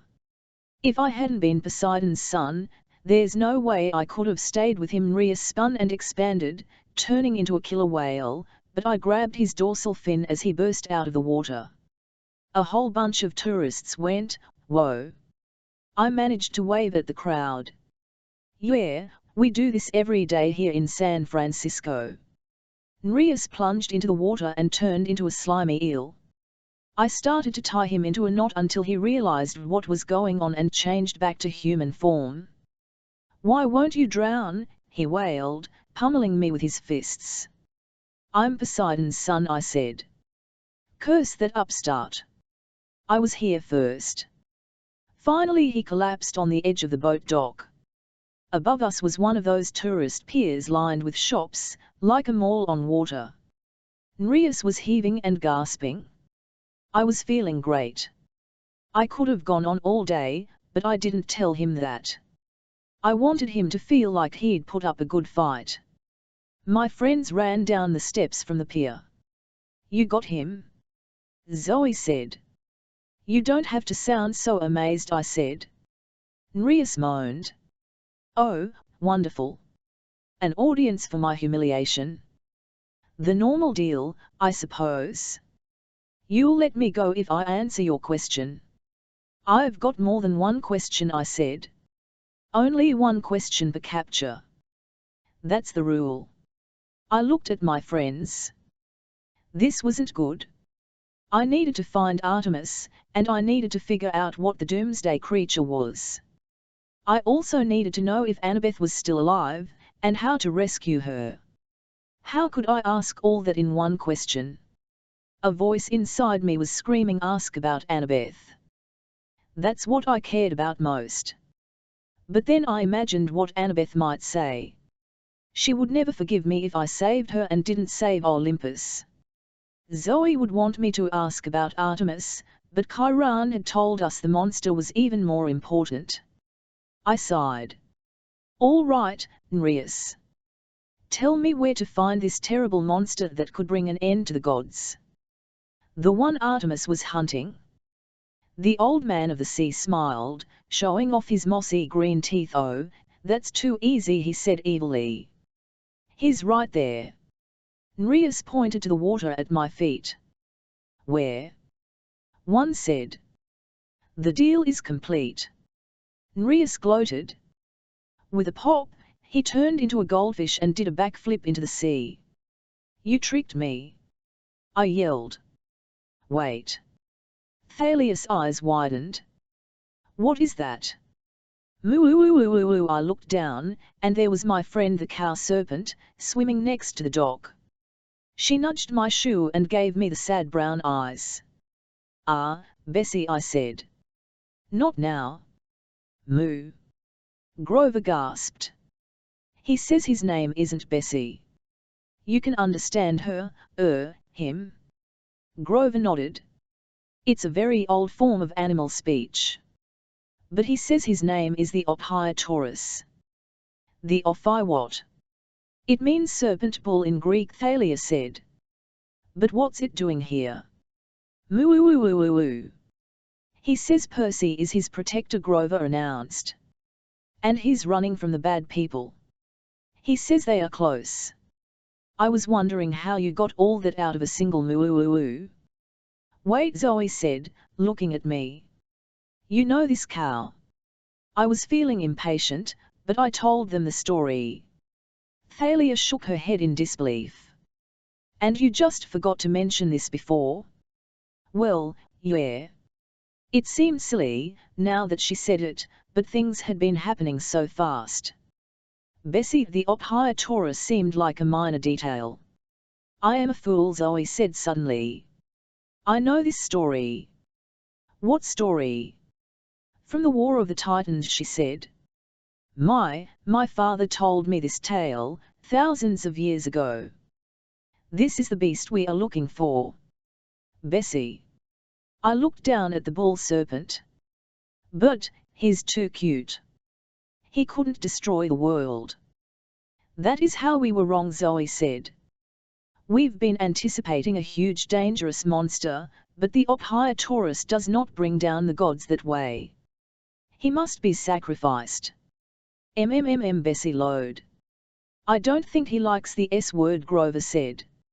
I patted Bessie on the head, trying to calm him down. He let me scratch his ear, but he was trembling. How could anyone hurt him? I said. He's harmless. Zoe nodded. But there is power in killing innocents. Terrible power. The fates ordained a prophecy eons ago, when this creature was born. They said that whoever killed the Ophiuchus and sacrificed its entrails to fire would have the power to destroy the gods, Grover said. Maybe we could avoid talking about entrails, too. Thalia stared at the cow serpent with wonder. The power to destroy the gods, how? I mean, what would happen? No one knows, Zoe said.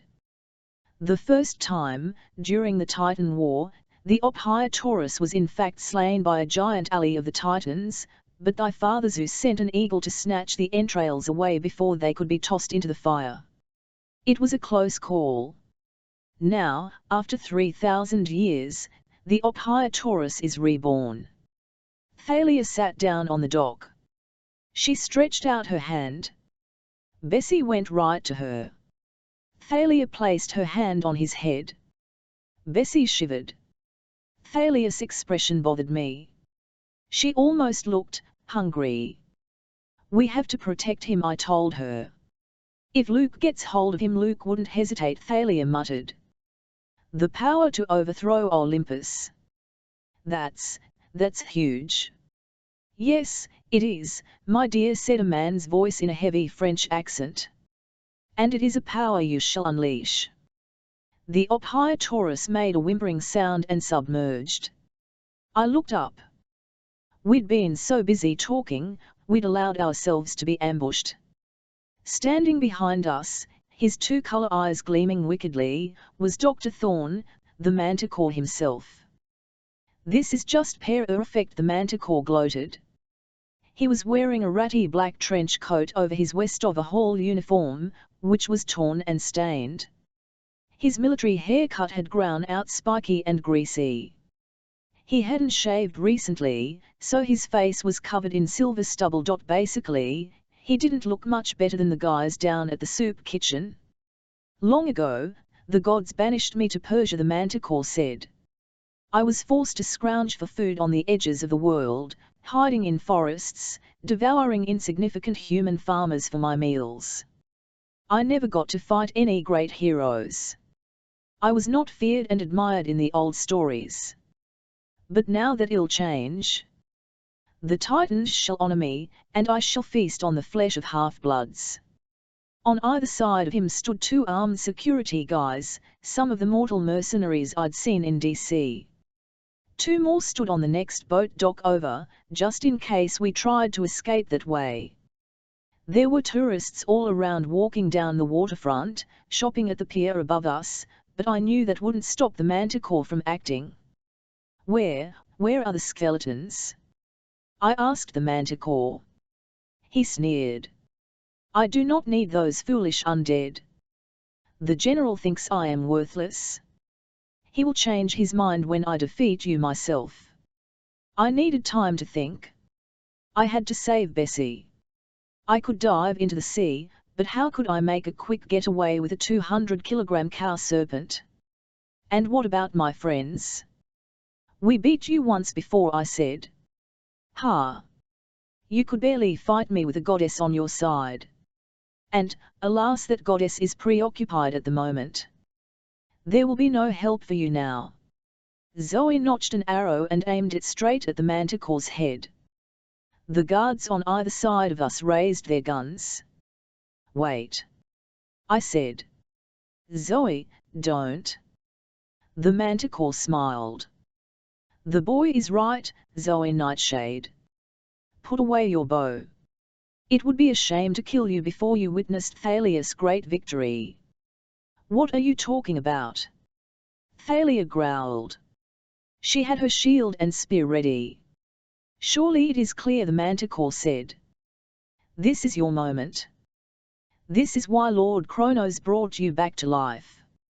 You will sacrifice the Ophia Taurus. You will bring its entrails to the sacred fire on the mountain. You will gain unlimited power. And for your 16th birthday, you will overthrow Olympus. No one spoke. It made terrible sense. Thalia was only 2 days away from turning 16. She was a child of the big three. And here was a choice, a terrible choice that could mean the end of the gods. It was just like the prophecy said. I wasn't sure if I felt relieved, horrified or disappointed. I wasn't the prophecy kid after all. Doomsday was happening right now. I waited for Thalia to tell the manticore off, but she hesitated. She looked completely stunned. You know it is the right choice, the manticore told her. Your friend Luke recognized it. You shall be reunited with him. You shall rule this world together under the auspices of Titans. Your father abandoned you, Thalia. He cares nothing for you.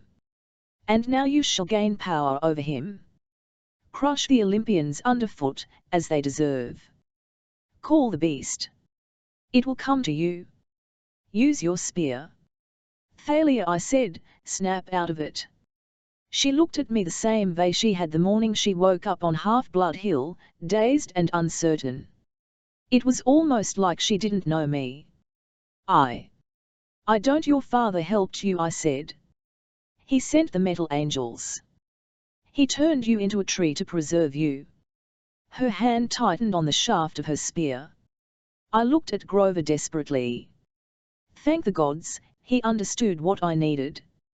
He raised his pipes to his mouth and played a quick riff. The manticore yelled, "Stop him!"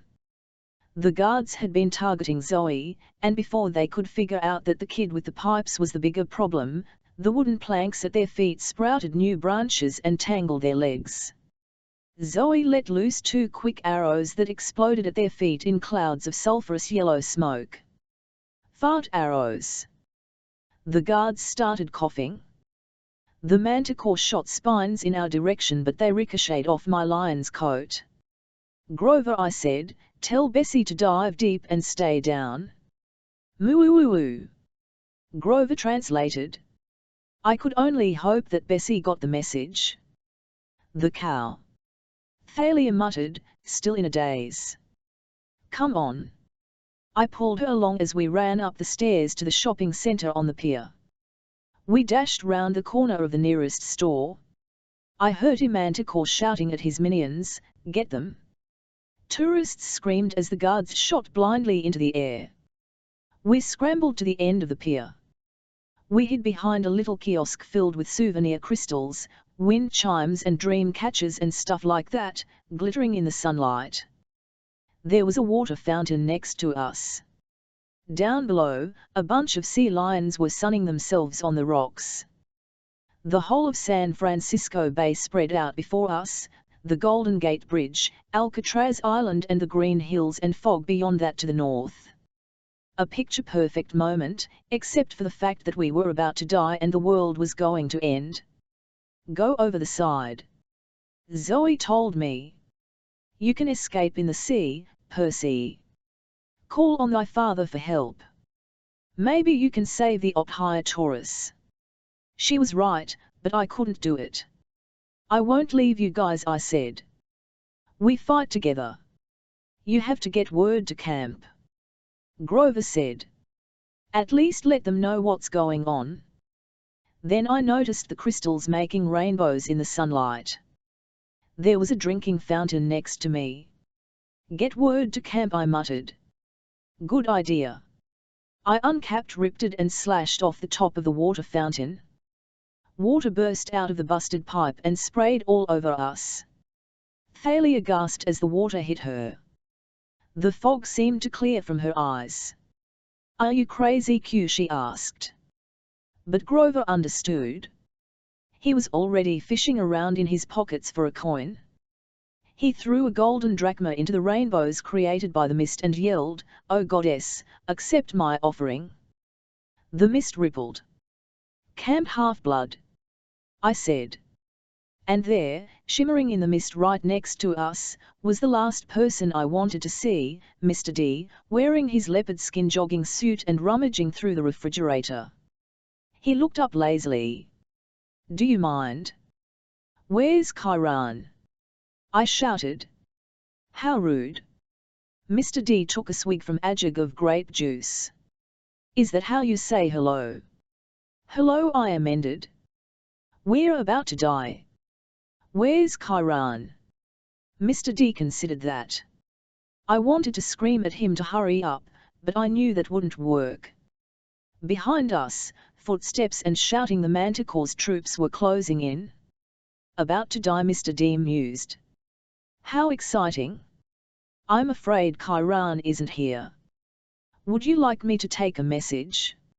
I looked at my friends. We're dead. Thalia gripped her spear. She looked like her old angry self again. Then we'll die fighting. How noble, Mr. D said, stifling a yawn. So what is the problem, exactly? I didn't see that it would make any difference, but I told him about the Ophiuchus and he studied the contents of the fridge. So that's it. I see. You don't even care. I screamed.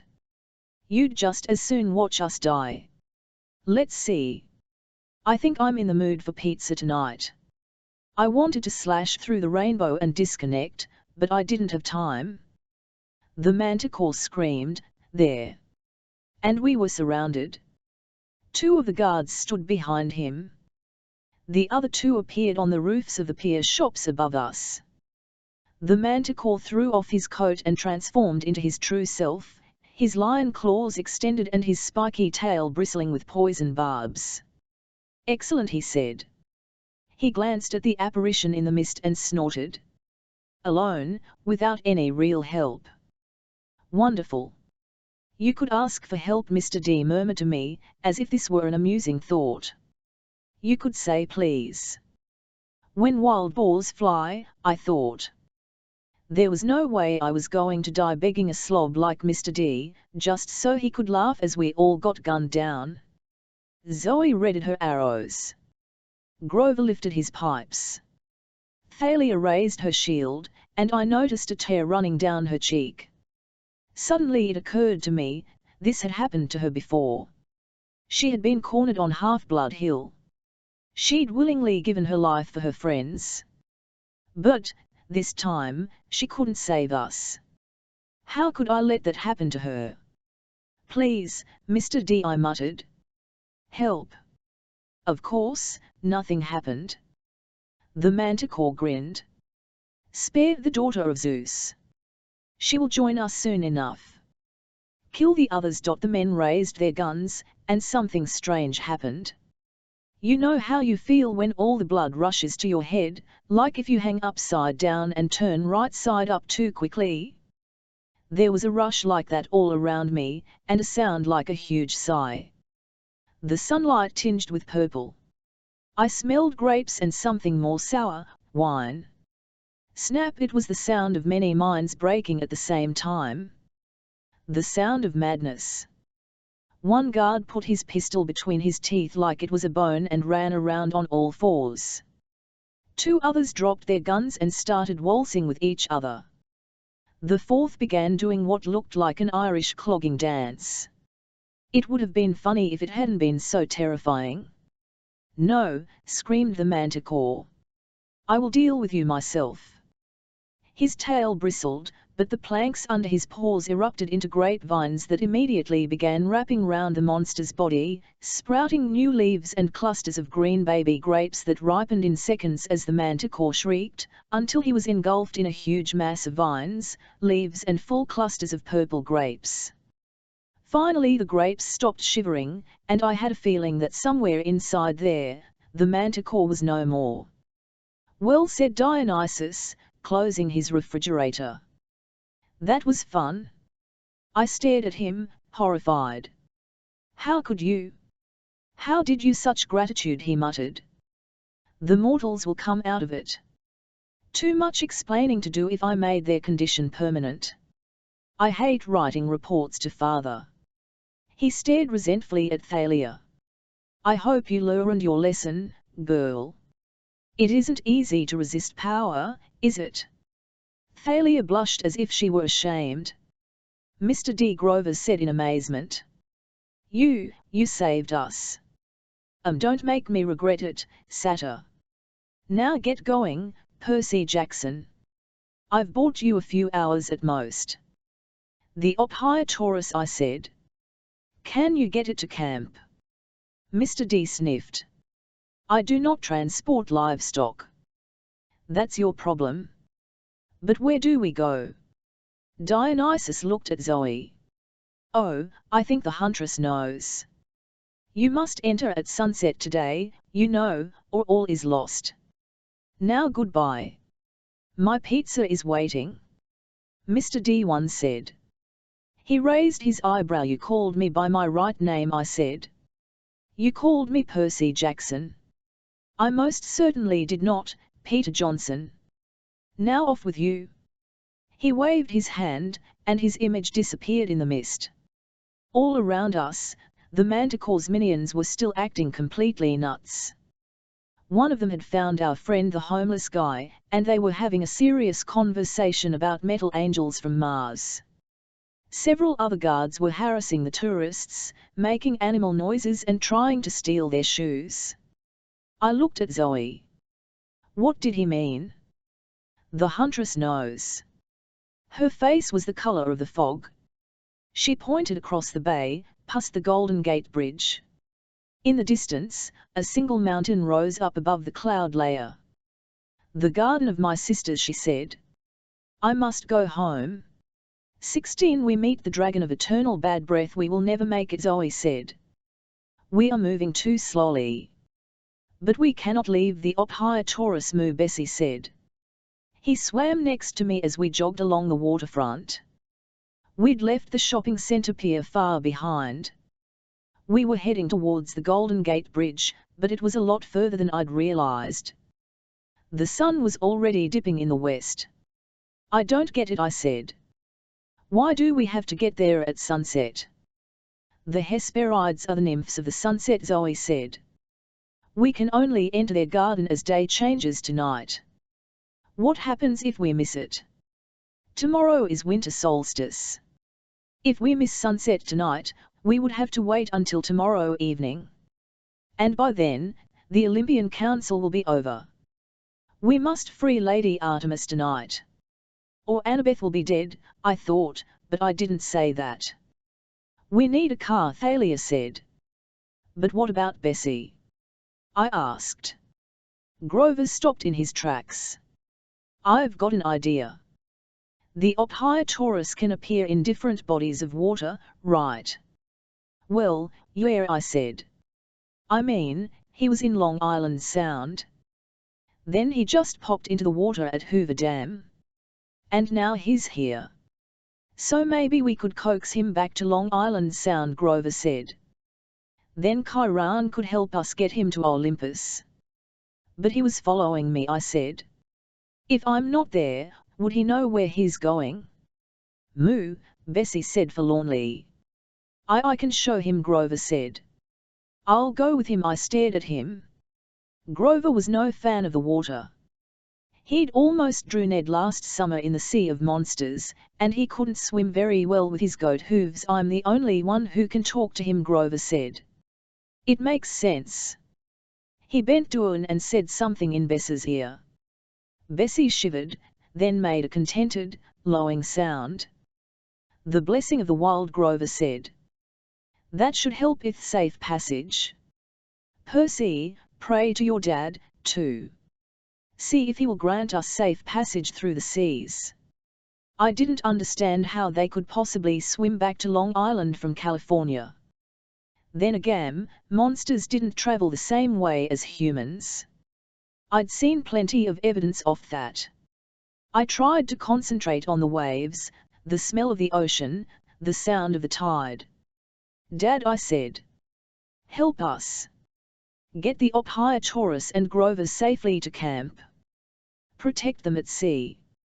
A prayer like that needs a sacrifice, Thalia said. Something big? I thought for a second. Then I took off my coat. Percy, Grover said. Are you sure? That lion skin, that's really helpful. Hercules used it. As soon as he said that, I realized something. I glanced at Zoe, who was watching me carefully. I realized I did know who Zoe's hero had been, the one who'd ruined her life, got her kicked out of her family and never even mentioned how she'd helped him. Hercules, a hero I'd admired all my life. If I'm going to survive, I said, it won't be because I've got a lion skin cloak. I'm not Hercules. I threw the coat into the bay. It turned back into a golden lion skin, flashing in the light. Then, as it began to sink beneath the waves, it seemed to dissolve into sunlight on the water. The sea breeze picked up. Grover took a deep breath. Well, no time to lose. He jumped in the water and immediately began to sink. Bessie glided next to him and let Grover take hold of his neck. Be careful, I told them. We will, Grover said. Okay, Bessie? We're going to Long Island. It's east. Over that way. Moo. Bessie said. Yes, Grover answered. Long Island? It's this island. And, it's long. Oh, let's just start, Moo. Bessie lurched forward. He started to submerge and Grover said, I can't breathe underwater. Just thought I'd mention, glub under they went, and I hoped my father's protection would extend to little things, like breathing. Well, that is one problem addressed, Zoe said. But how can we get to my sister's garden? Thalia's right, I said. We need a car. But there's nobody to help us here. Unless we, borrowed one. I didn't like that option. I mean, sure this was a life or death situation, but still it was stealing, and it was bound to get us noticed. Wait, Thalia said. She started rifling through her backpack. There is somebody in San Francisco who can help us. I've got the address here somewhere. Who? One asked. Thalia pulled out a crumpled piece of notebook paper and held it up. Professor Chase. Annabeth's dad. After hearing Annabeth gripe about her dad for 2 years, I was expecting him to have devil horns and fangs. I was not expecting him to be wearing an old-fashioned aviator's cap and goggles. He looked so weird, with his eyes bugging out through the glasses, that we all took a step back on the front porch. Hello, he said in a friendly voice. Are you delivering my aeroplanes? Thalia, Zoe and I looked at each other warily. No, sir, I said. Drat, he said. I need 3 more sop with camels. Right, I said, though I had no clue what he was talking about. We're friends of Annabeth. Annabeth. He straightened as if I'd just given him an electric shock. Is she all right? Has something happened? None of us answered, but our faces must have told him that something was very wrong. He took off his cap and goggles. He had sandy-colored hair like Annabeth and intense brown eyes.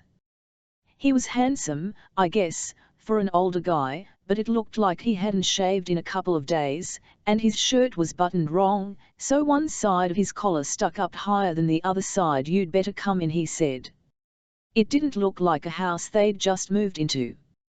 There were Lego robots on the stairs and 2 cats sleeping on the sofa in the living room. The coffee table was stacked with magazines, and a little kid's winter coat was spread on the floor. The whole house smelled like fresh-baked chocolate chip cookies. There was jazz music coming from the kitchen. It seemed like a messy, happy kind of home, the kind of place that had been lived in forever. "Dad," a little boy screamed. "He's taking apart my robots." "Bobby," Dr. Chase called absently, "don't take apart your brother's robots." "I'm Bobby," the little boy protested. "He's Matthew." "Matthew," Dr. Chase called, "don't take apart your brother's robots." "Okay, Dad." Dr. Chase turned to us. "We'll go upstairs to my study." "This way." "Honey," a woman called. Annabeth's stepmom appeared in the living room, wiping her hands on a dish towel. She was a pretty Asian woman with red highlighted hair tied in a bun. "Who are our guests?" she asked. "Oh," Dr. Chase said. "This is." He stared at us blankly. "Frederick," she chided. "You forgot to ask them their names." We introduced ourselves a little uneasily, but Nurse Chase seemed really nice. She asked if we were hungry. We admitted we were, and she told us she'd bring us some cookies and sandwiches and sodas. "Dear," Dr. Chase said. They came about Annabeth. I half expected Mrs. Chase to turn into a raving lunatic at the mention of her stepdaughter, but she just pursed her lips and looked concerned. "All right. Go on up to the study and I'll bring you some food." She smiled at me. "Nice meeting you, Percy. I've heard a lot about you." Upstairs, we walked into Dr. Chase's study and I said, "Whoa." The room was wall-to-wall books, but what really caught my attention were the war toys. There was a huge table with miniature tanks and soldiers fighting along a blue-painted river, with hills and fake trees and stuff. Old-fashioned biplanes hung on strings from the ceiling, tilted at crazy angles like they were in the middle of a dogfight. Dr. Chase smiled. "Yes. The Third Battle of Ypres. I'm writing a paper, you see, on the use of sop with camels to strafe enemy lines. I believe they played a much greater role than they've been given credit for." He plucked a biplane from its string and swept it across the battlefield, making aeroplane engine noises as he knocked down little German soldiers. "Oh, right," I said. I knew Annabeth's dad was a professor of military history. She'd never mentioned he played with toy soldiers. Zoe came over and studied the battlefield. The German lines were further from the river. Dr. Chase stared at her. "How do you know that?" "I was there," she said matter-of-factly.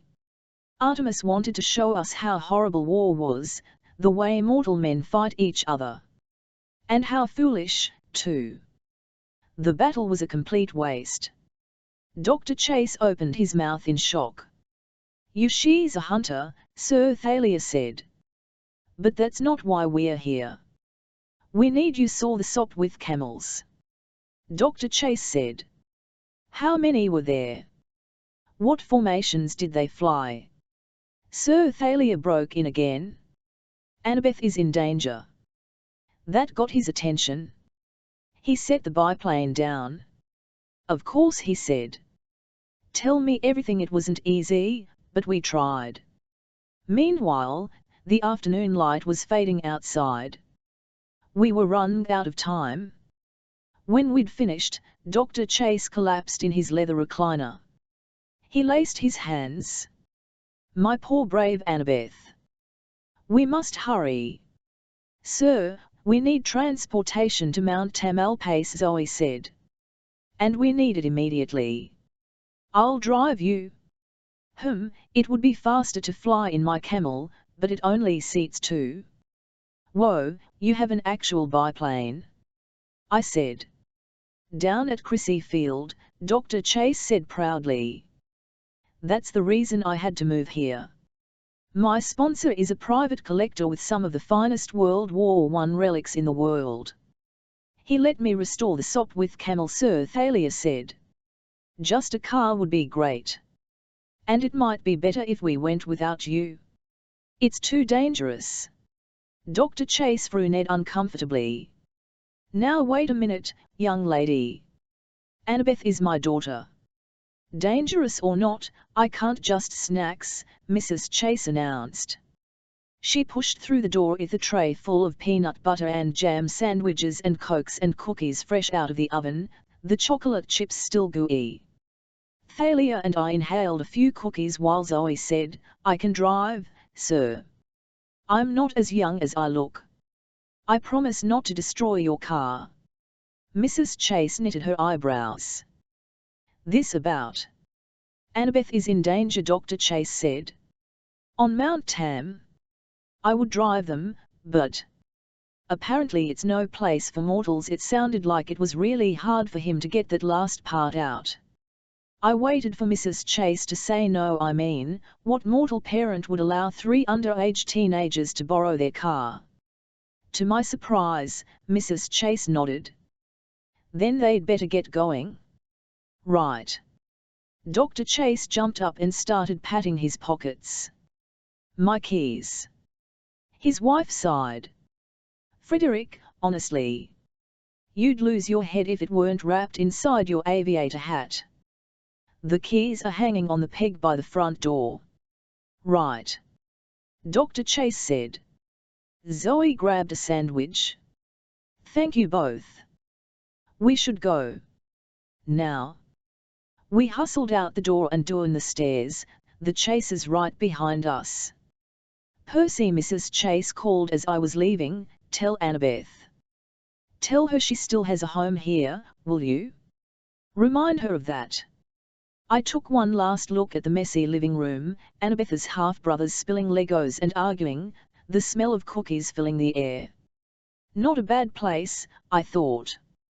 I'll tell her, I promised. We ran out to the yellow VW convertible parked in the driveway. The sun was going down. I figured we had less than an hour to save Annabeth. Can't this thing go any faster? Thalia demanded. Zoe glared at her. I cannot control traffic. You both sound like my mother, I said. Shut up, they said in unison. Zoe weaved in and out of traffic on the Golden Gate Bridge. The sun was sinking on the horizon when we finally got into Marin County and exited highway. The roads were insanely narrow, winding through forests and up the sides of hills and round the edges of steep ravines. Zoe didn't slow down at all. Why does everything smell like cough drops? I asked. Eucalyptus. Zoe pointed to the huge trees all around us. The stuff koala bears eat. And monsters, she said. They love chewing the leaves. Especially dragons. Dragons chew eucalyptus leaves. Believe me, Zoe said, if you had dragon breath, you would chew eucalyptus, too. I didn't question her, but I did keep my eyes peeled as we drove. Ahead of us loomed Mount Tamalpais. I guess, in terms of mountains, it was a small one, but it looked plenty huge as we were driving towards it. So that's the Mountain of Despair? I asked. Yes, Zoe said tightly. Why do they call it that? She was silent for almost a mile before answering. After the war between the Titans and the gods, many of the Titans were punished and imprisoned. Kronos was sliced to pieces and thrown into Tartarus. Kronos' right-hand man, the general of his forces, was imprisoned up there, on the summit, just beyond the Garden of the Hesperides. The general, I said. Clouds seemed to be swirling round its peak, as though the mountain were drawing them in, spinning them like a top. What's going on up there? A storm? Zoe didn't answer. I got the feeling she knew exactly what the clouds meant, and she didn't like it. We have to concentrate, Thalia said. The mist is really strong here. The magical kind or the natural kind? I asked. Both. The grey clouds swirled even thicker over the mountain, and we kept driving straight towards them. We were out of the forest now, into wide open spaces of cliffs and grass and rocks and fog. I happened to glance down at the ocean as we passed a scenic curve, and I saw something that made me jump out of my seat. Look! But we turned a corner and the ocean disappeared behind the hills. What? Thalia asked. A big white ship, I said. Docked near the beach. It looked like a cruise ship. Her eyes widened. Luke's ship. I wanted to say I wasn't sure. It might be a coincidence. But I knew better. The Princess Andromeda, Luke's demon cruise ship, was docked at that beach. That's why he'd sent his ship all the way down to the Panama Canal. It was the only way to sail it from the east coast to California. We will have company, then Zoe said grimly. Kronos' army. I was about to answer, when suddenly the hairs on the back of my neck stood up. Thalia shouted, "Stop the car! Now!" Zoe must have sensed something was wrong, because she slammed on the brakes without question. The yellow VW spun twice before coming to a stop at the edge of the cliff. Out! Thalia opened the door and pushed me hard. We both rolled onto the pavement. The next second, boom! Lightning flashed, and Dr. Chase's Volkswagen erupted like a canary yellow grenade. I probably would have been killed by shrapnel except for Thalia's shield, which appeared over me. I heard a sound like metal rain, and when I opened my eyes, we were surrounded by wreckage. One of the VW's doors had impaled itself in the street. The smoking bonnet was SPMNMG in circles. Pieces of yellow metal were strewn across the road. I swallowed the taste of smoke out of my mouth, and looked at Thalia. "You saved my life. One shall perish by a parent's hand," she muttered. Curse him! He would destroy me. Me? It took me a second to realize she was talking about her dad. Oh, hey, that couldn't have been Zeus's lightning bolt. No way. Whose, then? Thalia demanded. I don't know. Zoe said Kronos' name. Maybe he. Thalia shook her head, looking angry and stunned. No. That wasn't it. Wait, one said. Where's Zoe? Zoe. We both got up and ran round the blasted VW. Nothing inside. Nothing either direction down the road. I looked down the cliff. No sign of her. Zoe! I shouted. Then she was standing right next to me, pulling me by my arm. Silence, fool! Do you want to wake late on? You mean we're here? Very close, she said. Follow me. Sheets of fog were drifting right across the road. Zoe stepped into one of them, and, when the fog passed, she was no longer there. Thalia and I looked at each other. Concentrate on Zoe, Thalia advised. We are following her. Go straight into the fog and keep that in mind. Wait, Thalia. About what happened back on the pier. I mean, with the manticore and the sacrifice. I don't want to talk about it. You wouldn't actually have, you know. She hesitated. I was just shocked. That's all. Zeus didn't send that lightning bolt at the car. It was Kronos. He's trying to manipulate you, make you angry at your dad. She took a deep breath. Percy, I know you're trying to make me feel better. Thanks. But come on. We need to go. She stepped into the fog, into the mist, and I followed. When the fog cleared, I was still on the side of the mountain, but the road was dirt, the grass was thicker. The sunset made a blood-red slash across the sea. The summit of the mountain seemed closer now, swirling with storm clouds and raw power. There was only one path to the top, directly in front of us. And it led through a lush meadow of shadows and flowers, the Garden of Twilight, just like I'd seen in my dream. If it hadn't been for the enormous dragon, the garden would have been the most beautiful place I'd ever seen. The grass shimmered with silvery evening light, and the flowers were such brilliant colors they almost glowed in the dark. Stepping stones of polished black marble led round either side of a 5-story tall apple tree, every bough glittering with golden apples, and I don't mean yellow golden apples like in the grocery store. I mean real golden apples. I can't describe why they were so appealing, but, as soon as I smelled their fragrance, I knew that one bite would be the most delicious thing I'd ever tasted. "The apples of immortality," Thalia said. "Hera's wedding gift from Zeus."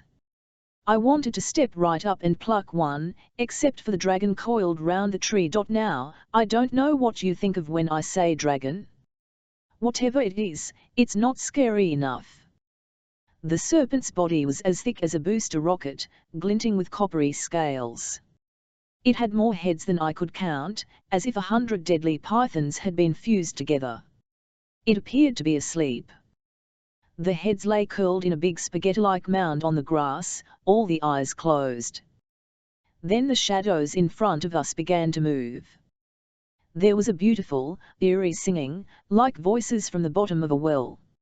I reached for Riptide, but Zoe stopped my hand. 4 figures shimmered into existence, 4 young women who looked very much like Zoe. They all wore white Greek chitans. Their skin was like caramel. Silky black hair tumbled loose around their shoulders. It was strange, but I'd never realized how beautiful Zoe was until I saw her siblings, the Hesperides. They looked just like Zoe, gorgeous, and probably very dangerous. "Sister," Zoe said. "We do not see any sister," one of the girls said coldly. "We see 2 half-bloods and a hunter. All of whom shall soon die." "You've got it wrong." I stepped forward. "Nobody is going to die." The girls studied me. They had eyes like volcanic rock, glassy and completely black. "Perseus Jackson," one of them said. "Yes," mused another. "I do not see why he is a threat." "Who said I was a threat?" The first Hesperide glanced behind her, towards the top of the mountain. "They fear thee. They are unhappy that this one has not yet killed thee." She pointed at Thalia. "Tempting sometimes," Thalia admitted. "But no thanks. He's my friend." "There are no friends here, daughter of Zeus," the girl said. "Only enemies. Go back." "Not without Annabeth," Thalia said. "And Artemis," Zoe said. "We must approach the mountain." "You know he'll kill thee," the girl said. "You are no match for him." "Artemis must be freed," Zoe insisted. "Let us pass," the girl shook her head. "You have no rights here anymore. We have only to raise our voices and Ladon will wake." "He will not hurt me," Zoe said. "No? And what about thy so-called friends?" Then Zoe did the last thing I expected. She shouted, "Ladon! Wake!" The dragon stirred, glittering like a mountain of pennies. The Hesperides yelped and scattered. The lead girl said to Zoe, "Are you mad?" "You never had any courage," Sister Zoe said. "That is thy problem." The dragon Ladon was writhing now, 100 heads whipping around, tongues flickering and tasting the air. Zoe took a step forward, her arms raised. "Zoe, don't," Thalia said. "You're not a Hesperide anymore. He'll kill you." "Ladon is trained to protect the tree," Zoe said. "Skirt round the edges of the garden. Go up the mountain. As long as I am a bigger threat, he should ignore thee." "Should," I said. Not exactly reassuring. "It is the only way," she said. Even the three of us together cannot fight. Ladon opened his mouths. The sound of 100 heads hissing at once sent a shiver down my spine, and that was before his breath hit me. The smell was like acid. It made my eyes burn, my skin crawl and my hair stand on end. I remembered the time a rat had died inside our apartment wall in New York in the middle of the summer. This stench was like that, except 100 times stronger, and mixed with the smell of chewed eucalyptus. I promised myself right then that I would never ask a school nurse for another cough drop. I wanted to draw my sword. But then I remembered my dream of Zoe and Hercules, and how Hercules had failed in a head-on assault. I decided to trust Zoe's judgment. Thalia went left. I went right. Zoe walked straight towards the monster. "It's me, my little dragon," Zoe said. "Zoe has come back." Ladon shifted forward, then back. Some of the mouths closed. Some kept hissing. Dragon confusion. Meanwhile, the Hesperides shimmered and turned into shadows. The voice of the eldest whispered, "Fool! I used to feed thee by hand," Zoe continued, speaking in a soothing voice as she stepped towards the golden tree. "Do you still like lamb's meat?" The dragon's eyes glinted. Thalia and I were about halfway round the garden. Ahead, I could see a single rocky trail leading up to the black peak of the mountain. The storm swirled above it, spinning on the summit like it was the axis for the whole world. We'd almost made it out of the meadow when something went wrong. I felt the dragon's mood shift. Maybe Zoe got too close. Maybe the dragon realized he was hungry. Whatever the reason, he lunged at Zoe.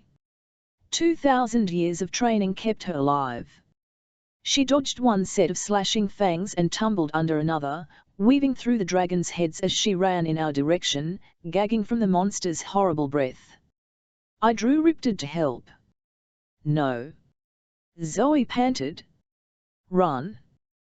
The dragon snapped at her side, and Zoe cried out. Thalia uncovered Aegis and the dragon hissed in pain. In his moment of indecision, Zoe sprinted past us up the mountain, and we followed. The dragon didn't try to pursue. He hissed and stomped the ground, but I guess he was well trained to guard that tree. He wasn't going to be lured off, even by the tasty prospect of eating some heroes. We ran up the mountain as the Hesperides resumed their song in the shadows behind us. The music didn't sound so beautiful to me now, more like the soundtrack for a funeral. At the top of the mountain were ruins, blocks of black granite and marble as big as houses. Broken columns. Statues of bronze that looked as though they'd been half melted. "The ruins of Mount Uthries," Thalia whispered in awe. "Yes," Zoe said. "It was not here before." "This is bad." "What's Mount Uthries?" I asked, feeling like a fool as usual. "The mountain fortress of the Titans," Zoe said. "In the First War, Olympus and Uthries were the two rival capitals of the world." Uthries was. She winced and held her side. "You're hurt," I said. "Let me see." "No. It is nothing.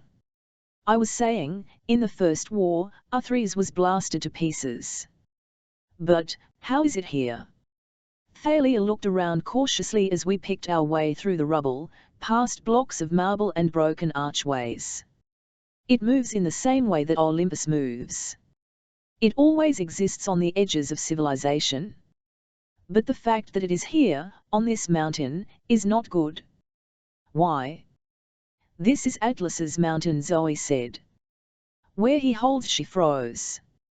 Her voice was ragged with despair. "Where he used to hold up the sky." We had reached the summit. A few meters ahead of us, grey clouds swirled in a heavy vortex, making a funnel cloud that almost touched the mountaintop, but instead rested on the shoulders of a 12-year-old girl with auburn hair and a tattered silvery dress, Artemis, her legs bound to the rock with celestial bronze chains. This is what I had seen in my dream. It hadn't been a cave roof that Artemis was forced to hold. It was the roof of the world. My lady. Zoe rushed forward, but Artemis said, "Stop. It is a trap. You must leave now." Her voice was strained. She was drenched in sweat. I had never seen a goddess in pain before, but the weight of the sky was clearly too much for Artemis. Zoe was crying. She ran forward despite Artemis' protests, and tugged at the chains. A booming voice spoke behind us. "Ah, how touching!" We turned. The general was standing there in his Bruin silk suit. At his side were Luke and half a dozen Dracaena bearing the golden sarcophagus of Kronos. Annabeth stood at Luke's side. She had her hands cuffed behind her back, a gag in her mouth, and Luke was holding the point of his sword to her throat. I met her eyes, trying to ask her 1,000 questions. There was just one message she was sending me, though: run. Luke, Thalia snarled. Let her go. Luke's smile was weak and pale. He looked even worse than he had 3 days ago in DC. That is the general's decision, Thalia. But it's good to see you again. Thalia spat at him. The general chuckled. So much for old friends. And you, Zoe? It's been a long time. How is my little traitor? I will enjoy killing you. Do not respond, Artemis groaned. Do not challenge him. Wait a second, I said. You're Atlas. The general glanced at me. So, even the stupidest of heroes can finally figure something out. Yes, I am Atlas, the general of Titans and terror of the gods. Congratulations. I will kill you presently, as soon as I deal with this wretched girl. You're not going to hurt Zoe, I said. I won't let you. The general sneered. You have no right to interfere, little hero. This is a family matter. I frowned. A family matter? Yes, Zoe said bleakly. Atlas is my father. 17 put on a few million extra kilograms. The horrible thing was, I could see the family resemblance. Atlas had the same regal expression as Zoe, the same cold, proud look in his eyes that Zoe sometimes got when she was mad, though on him it just looked evil. He was all the things I'd originally disliked about Zoe, with none of the good I'd come to appreciate. Let Artemis go, Zoe demanded. Atlas walked closer to the chained goddess. Perhaps you'd like to take the sky for her, then? Be my guest. Zoe opened her mouth to speak, but Artemis said, no. Do not offer, Zoe. I forbid you.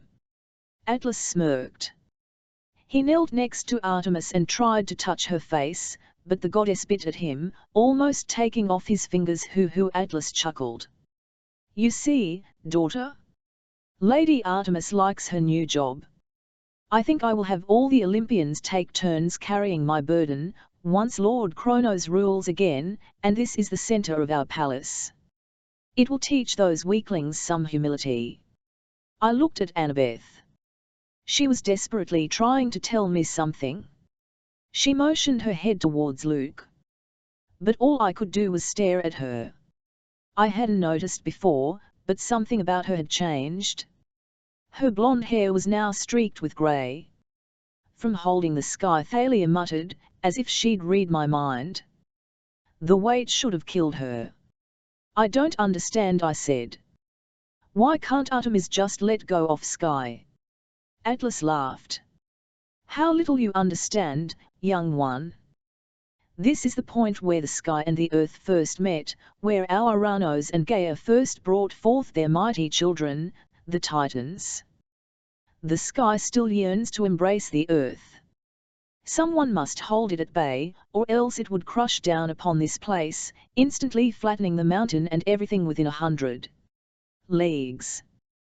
Once you have taken the burden, there is no escape. Atlas smiled. Unless someone else takes it from you.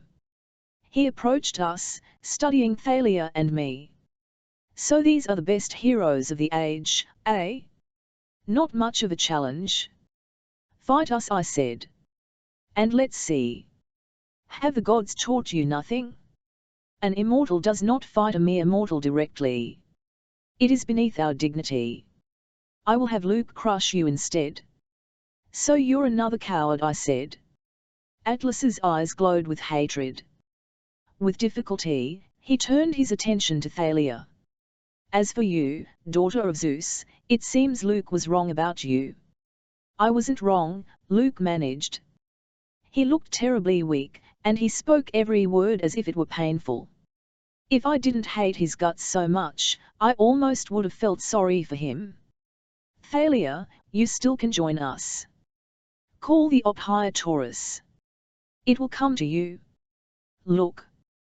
He waved his hand, and next to us a pool of water appeared, a pond ringed in black marble, big enough for the Ophiotaurus.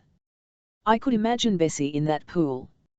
In fact, the more I thought about it, the more I was sure I could hear Bessie mooing. Don't think about him. Suddenly Grover's voice was inside my mind, the empathy link. I could feel his emotions. He was on the verge of panic. I'm losing Bessie. Block the thoughts. I tried to make my mind go blank. I tried to think about basketball players, skateboards, the different kinds of candy in my mom's shop. Anything but Bessie. Thalia, call the Ophiotaurus, Luke persisted. And you will be more powerful than the gods, Luke. Her voice was full of pain. What happened to you? Don't you remember all those times we talked? All those times we cursed the gods? Our fathers have done nothing for us. They have no right to rule the world. Thalia shook her head. Free Annabeth. Let her go. If you join me, Luke promised, it can be like old times. The three of us together. Fighting for a better world. Please, Thalia, if you don't agree. His voice faltered. It's my last chance. He will use the other way if you don't agree. Please, I didn't know what he meant, but the fear in his voice sounded real enough. I believed that Luke was in danger. His life depended on Thalia's joining his cause. And I was afraid Thalia might believe it, too. Do not, Thalia, Zoe warned. We must fight them. Luke waved his hand again, and a fire appeared.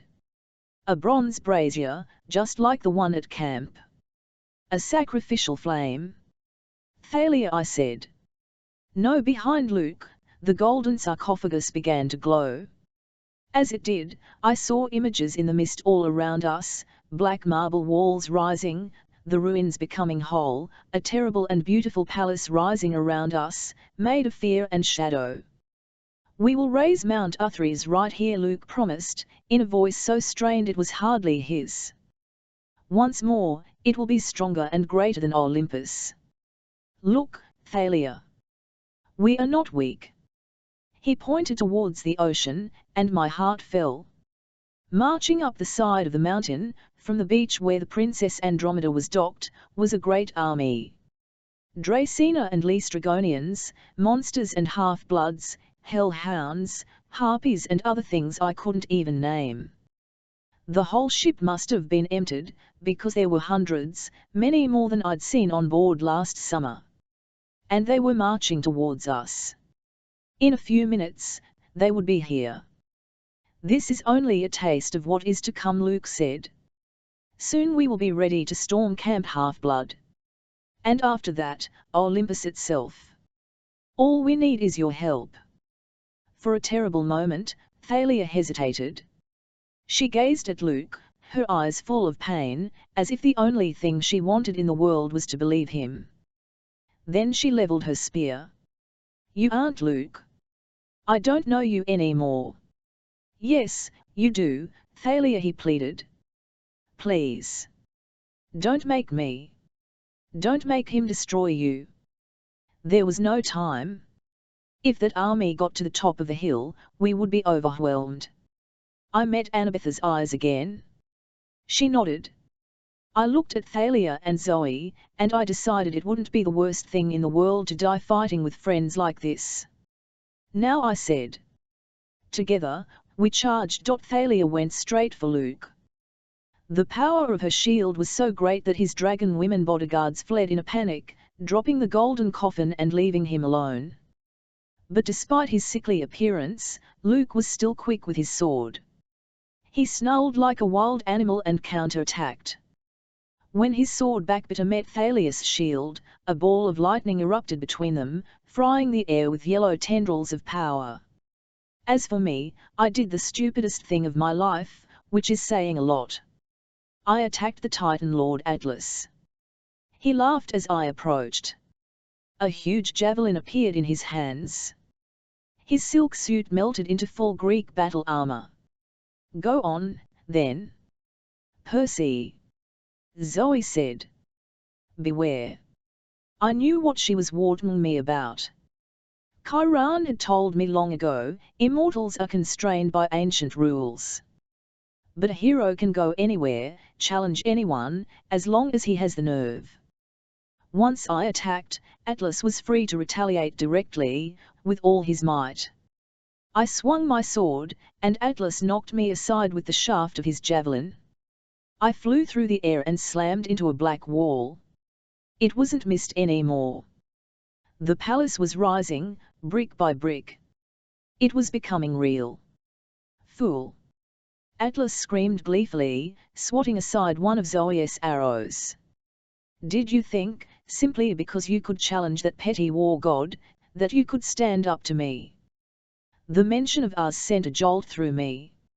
I shook off my daze and charged again. If I could get to that pool of water, I could double my strength. The javelin's point slashed towards me like a scythe. I raised Riptide, planning to cut off his weapon at the shaft, but my arm felt like lead. My sword suddenly weighed a ton. And I remembered Arz's warning, spoken on the beach in Los Angeles so long ago, "When you need it most, your sword will fail you." "Not now," I pleaded. But it was no good. I tried to dodge, but the javelin caught me in the chest and sent me flying like a rag doll. I slammed into the ground, my head spinning. I looked up and found I was at the feet of Artemis, still straining under the weight of the sky. "Run, boy," she told me. "You must run." Atlas was taking his time coming towards me. My sword was gone. It had skittered away over the edge of the cliff. It might reappear in my pocket maybe in a few seconds, but it didn't matter. I'd be dead by then. Luke and Thalia were fighting like demons, lightning crackling around them. Annabeth was on the ground, desperately struggling to free her hands. "Die, little hero," Atlas said. He raised his javelin to impale me. "No!" Zoe yelled, and a volley of silver arrows sprouted from the armpit chink in Atlas's armor. "Ugh!"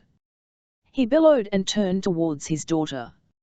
I reached Duan and felt Riptide back in my pocket. I couldn't fight Atlas, even with a sword. And then a chill went down my spine. I remembered the words of the prophecy, "The Titan's curse must one withstand." I couldn't hope to beat Atlas. But there was someone else who might stand a chance. "The sky," I told the goddess. "Give it to me." "No, boy," Artemis said. Her forehead was beaded with metallic sweat, like quicksilver. "You don't know what you're asking. It will crush you." Annabeth took it. She barely survived. She had the spirit of a true huntress. "You will not last so long." "I'll die anyway," I said. "Give me the weight of the sky." I didn't wait for her answer. I took out Riptide and slashed TLN off her chains. Then I stepped next to her and braced myself on one knee, holding up my hands and touched the cold, heavy clouds. For a moment, Artemis and I bore the weight together. It was the heaviest thing I'd ever felt, as if I were being crushed under 1,000 frucks. I wanted to black out from the pain, but I breathed deeply. "I can do this." Then Artemis slipped out from under the burden, and I held it alone. Afterwards, I tried many times to explain what it felt like. I couldn't. Every muscle in my body turned to fire. My bones felt like they were melting. I wanted to scream, but I didn't have the strength to open my mouth. I began to sink, lower and lower to the ground, the sky's weight crushing me. Fight back. Grover's voice said inside my head. Don't give up. I concentrated on breathing. If I could just keep the sky aloft a few more seconds. I thought about Bianca, who had given her life so we could get here. If she could do that, I could hold the sky. My vision turned fuzzy. Everything was tinged with red. I caught glimpses of the battle, but I wasn't sure if I was seeing clearly. There was Atlas in full battle armor, jabbing with his javelin, laughing insanely as her foot. And Artemis, a blur of silver. She had 2 wicked hunting knives, each as long as her arm, and she slashed wildly at the Titan, dodging and leaping with unbelievable grace. She seemed to change form as she maneuvered. She was a tiger, a gazelle, a bear, a falcon. Or perhaps that was just my fevered brain. Zoe shot arrows at her father, aiming for the chinks in his armor. He roared in pain each time one found its mark, but they affected him like bee stings. He just got madder and kept fighting. Thalia and Luke went spear on sword, lightning still flashing around them. Thalia pressed Luke back with the aura of her shield. Even he was not immune to it. He retreated, wincing and growling in frustration. Yield. Thalia yelled. You never could beat me, Luke. He bared his teeth. We'll see, my old friend. Sweat poured down my face. My hands were slippery. My shoulders would have screamed with agony if they could. I felt like the vertebrae in my spine were being welded together by a blowtorch. Atlas advanced, pressing Artemis. She was fast, but his strength was unstoppable. His javelin slammed into the earth where Artemis had been a split second before, and a fissure opened in the rocks. He leaped over it and kept pursuing her. She was leading him back towards me. Get ready, she spoke in my mind. I was losing the ability to think through the pain. My response was something like Agarvan vu you fight well for a girl. Atlas laughed. But you are no match for me. He feinted with the tip of his javelin and Artemis dodged. I saw the trick coming. Atlas's javelin swept round and knocked Artemis' legs off the ground. She fell, and Atlas brought up his javelin tip for the kill. No. Zoe screamed. She leaped between her father and Artemis and shot an arrow straight into the Titan's forehead, where it lodged like a unicorn's horn. Atlas bellowed in rage. He swept aside his daughter with the back of his hand, sending her flying into the black rocks. I wanted to shout her name, run to her aid, but I couldn't speak or move. I couldn't even see where Zoe had landed. Then Atlas turned on Artemis with a look of triumph in his face. Artemis seemed to be wounded. She didn't get up. The first blood in a new war, Atlas gloated. And he stabbed downward. As fast as thought, Artemis grabbed his javelin shaft. It hit the earth right next to her and she pulled backwards, using the javelin like a lever, kicking the Titan Lord and sending him flying over her. I saw him coming down on top of me and I realized what would happen. I loosened my grip on the sky, and as Atlas slammed into me I didn't try to hold on. I let myself be pushed out of the way and rolled for all I was worth.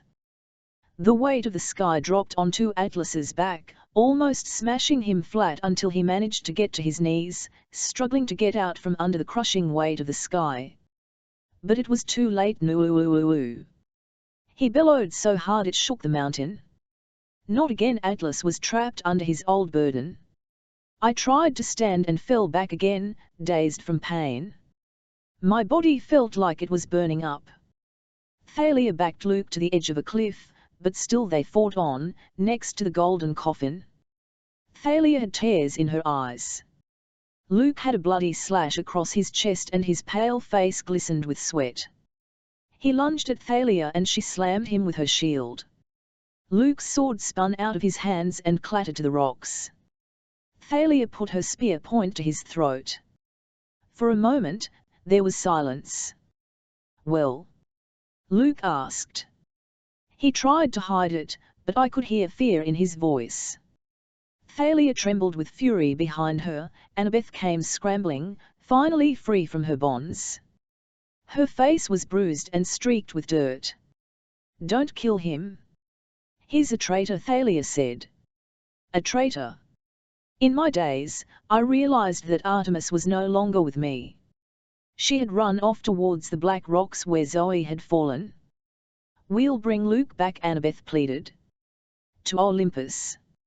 He'll be useful." "Is that what you want, Thalia?" Luke sneered. "To go back to Olympus in triumph? To please your dad?" Thalia hesitated, and Luke made a desperate grab for her spear. "No!" Annabeth shouted. But it was too late. Without thinking, Thalia kicked Luke away. He lost his balance, terror on his face, and then he fell. "Luke!" Annabeth screamed. We rushed to the cliff's edge. Below us, the army from the Princess Andromeda had stopped in amazement. They were staring at Luke's broken form on the rocks. Despite how much I hated him, I couldn't stand to see it. I wanted to believe he was still alive, but that was impossible. The fall was 15 meters at least, and he wasn't moving. One of giants looked up and growled, "Kill them." Thalia was stiff with grief, tears streaming down her cheeks.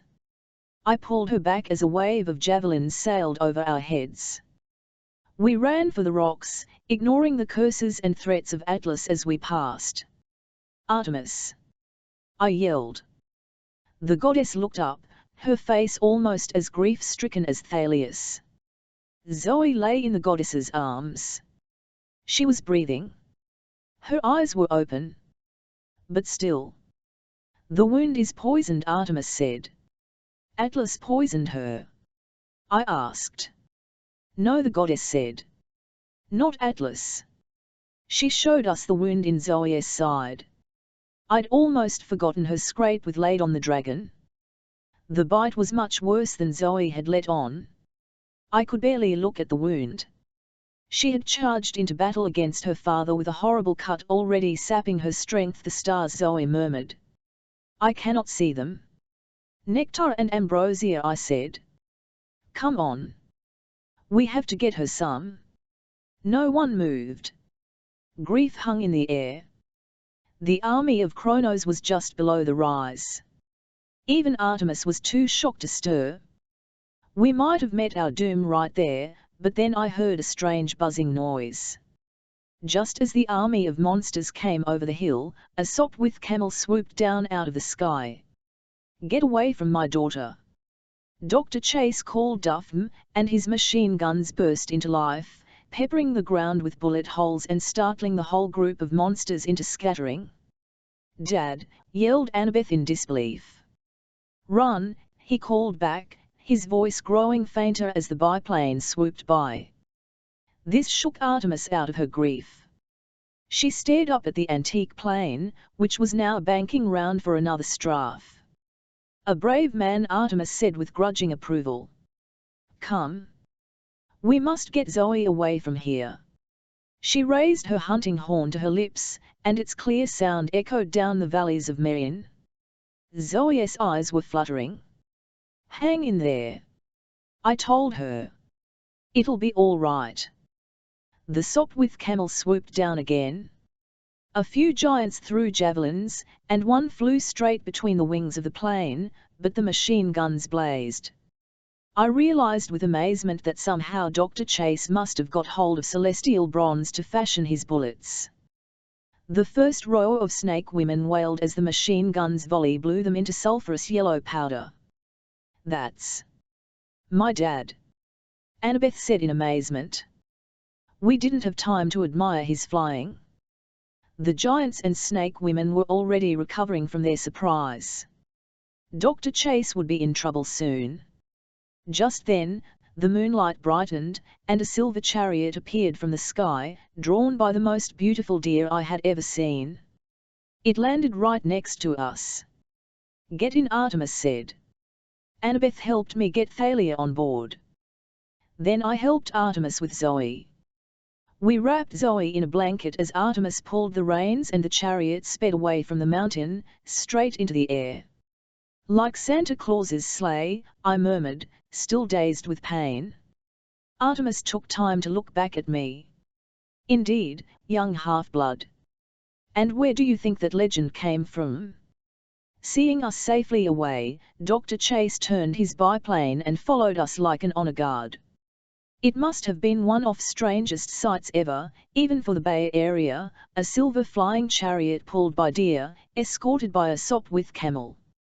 Behind us, the army of Kronos roared in anger as they gathered on the summit of Mount Tamalpais, but the loudest sound was the voice of Atlas, bellowing curses against the gods as he struggled under the weight of the 18. A friend says goodbye. We landed at Crissy Field after nightfall.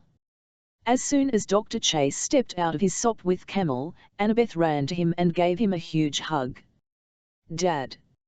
You flew, you shot, oh my gods! That was the most amazing thing I've ever seen." Her father blushed.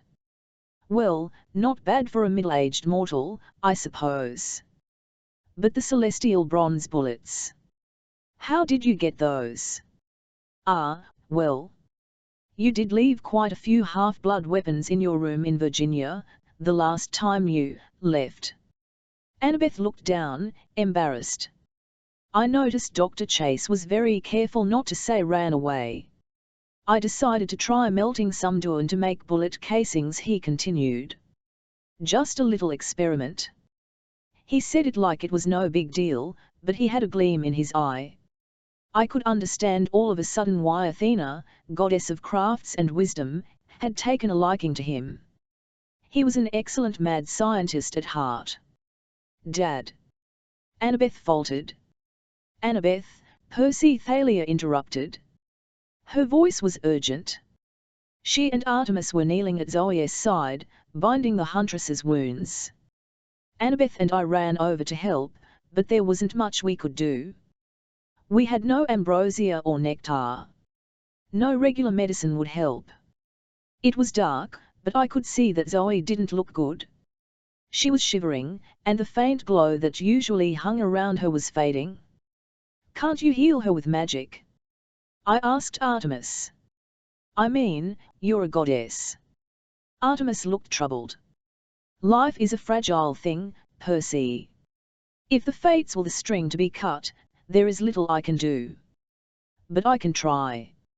She tried to set her hand on Zoe's side, but Zoe gripped her tist. She looked into the goddess's eyes, and some kind of understanding passed between them. "Have served thee well," Zoe whispered. "With great honor," Artemis said softly. "The finest of my attendants." Zoe's face relaxed. "Rest. At last. I can try to heal the poison, my brave one." But in that moment, I knew it wasn't just the poison that was killing her. It was her father's final blow. Zoe had known all along that the oracle's prophecy was about her, she would die by a parent's hand. And yet she'd taken the quest anyway. She had chosen to save me, and Atlas's fury had broken her inside. She saw Thalia, and took her hand. "I am Sony," we argued, Zoe said. "We could have been sisters." "It's my fault," Thalia said, blinking hard. "You were right about Luke, about heroes, men, everything." "Perhaps not all men," Zoe murmured. She smiled weakly at me. "Do you still have the sword, Percy?" I couldn't speak, but I brought out Riptide and put the pen in her hand. She grasped it contentedly. "You spoke the truth, Percy Jackson. You are nothing like Hercules. I am honored that you can eat this sword." A shudder ran through her body. "Zoe," I said. "Stars," she whispered. "I can see the stars again, my lady." A tear trickled down Artemis' cheek. Yes, my brave one. They are beautiful tonight. Stars, Zoe repeated, her eyes fixed on the night sky. And she did not move again. Thalia lowered her head. Annabeth gulped down a sob, and her father put his hands on her shoulders. I watched as Artemis cupped her hand above Zoe's mouth and spoke a few words in ancient Greek.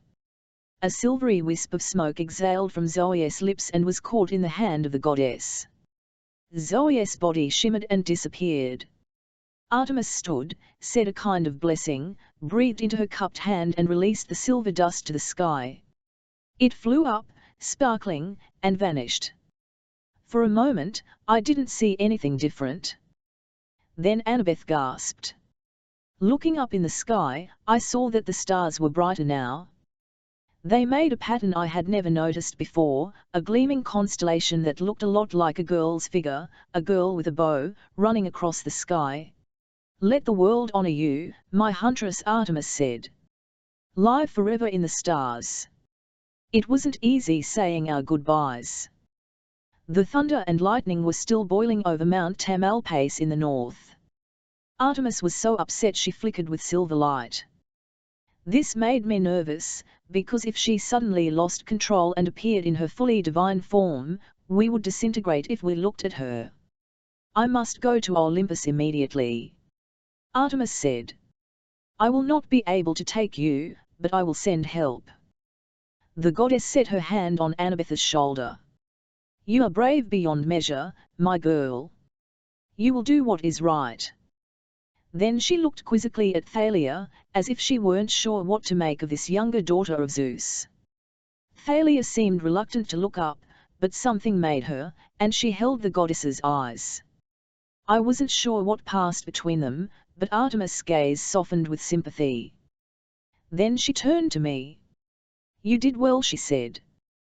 For a man. I wanted to protest. But then I realized it was the first time she hadn't called me a boy. She mounted her chariot, which began to glow. We averted our eyes. There was a flash of silver, and the goddess was gone. Well, Dr. Chase sighed. She was impressive, though I must say I still prefer Athena. Annabeth turned towards him.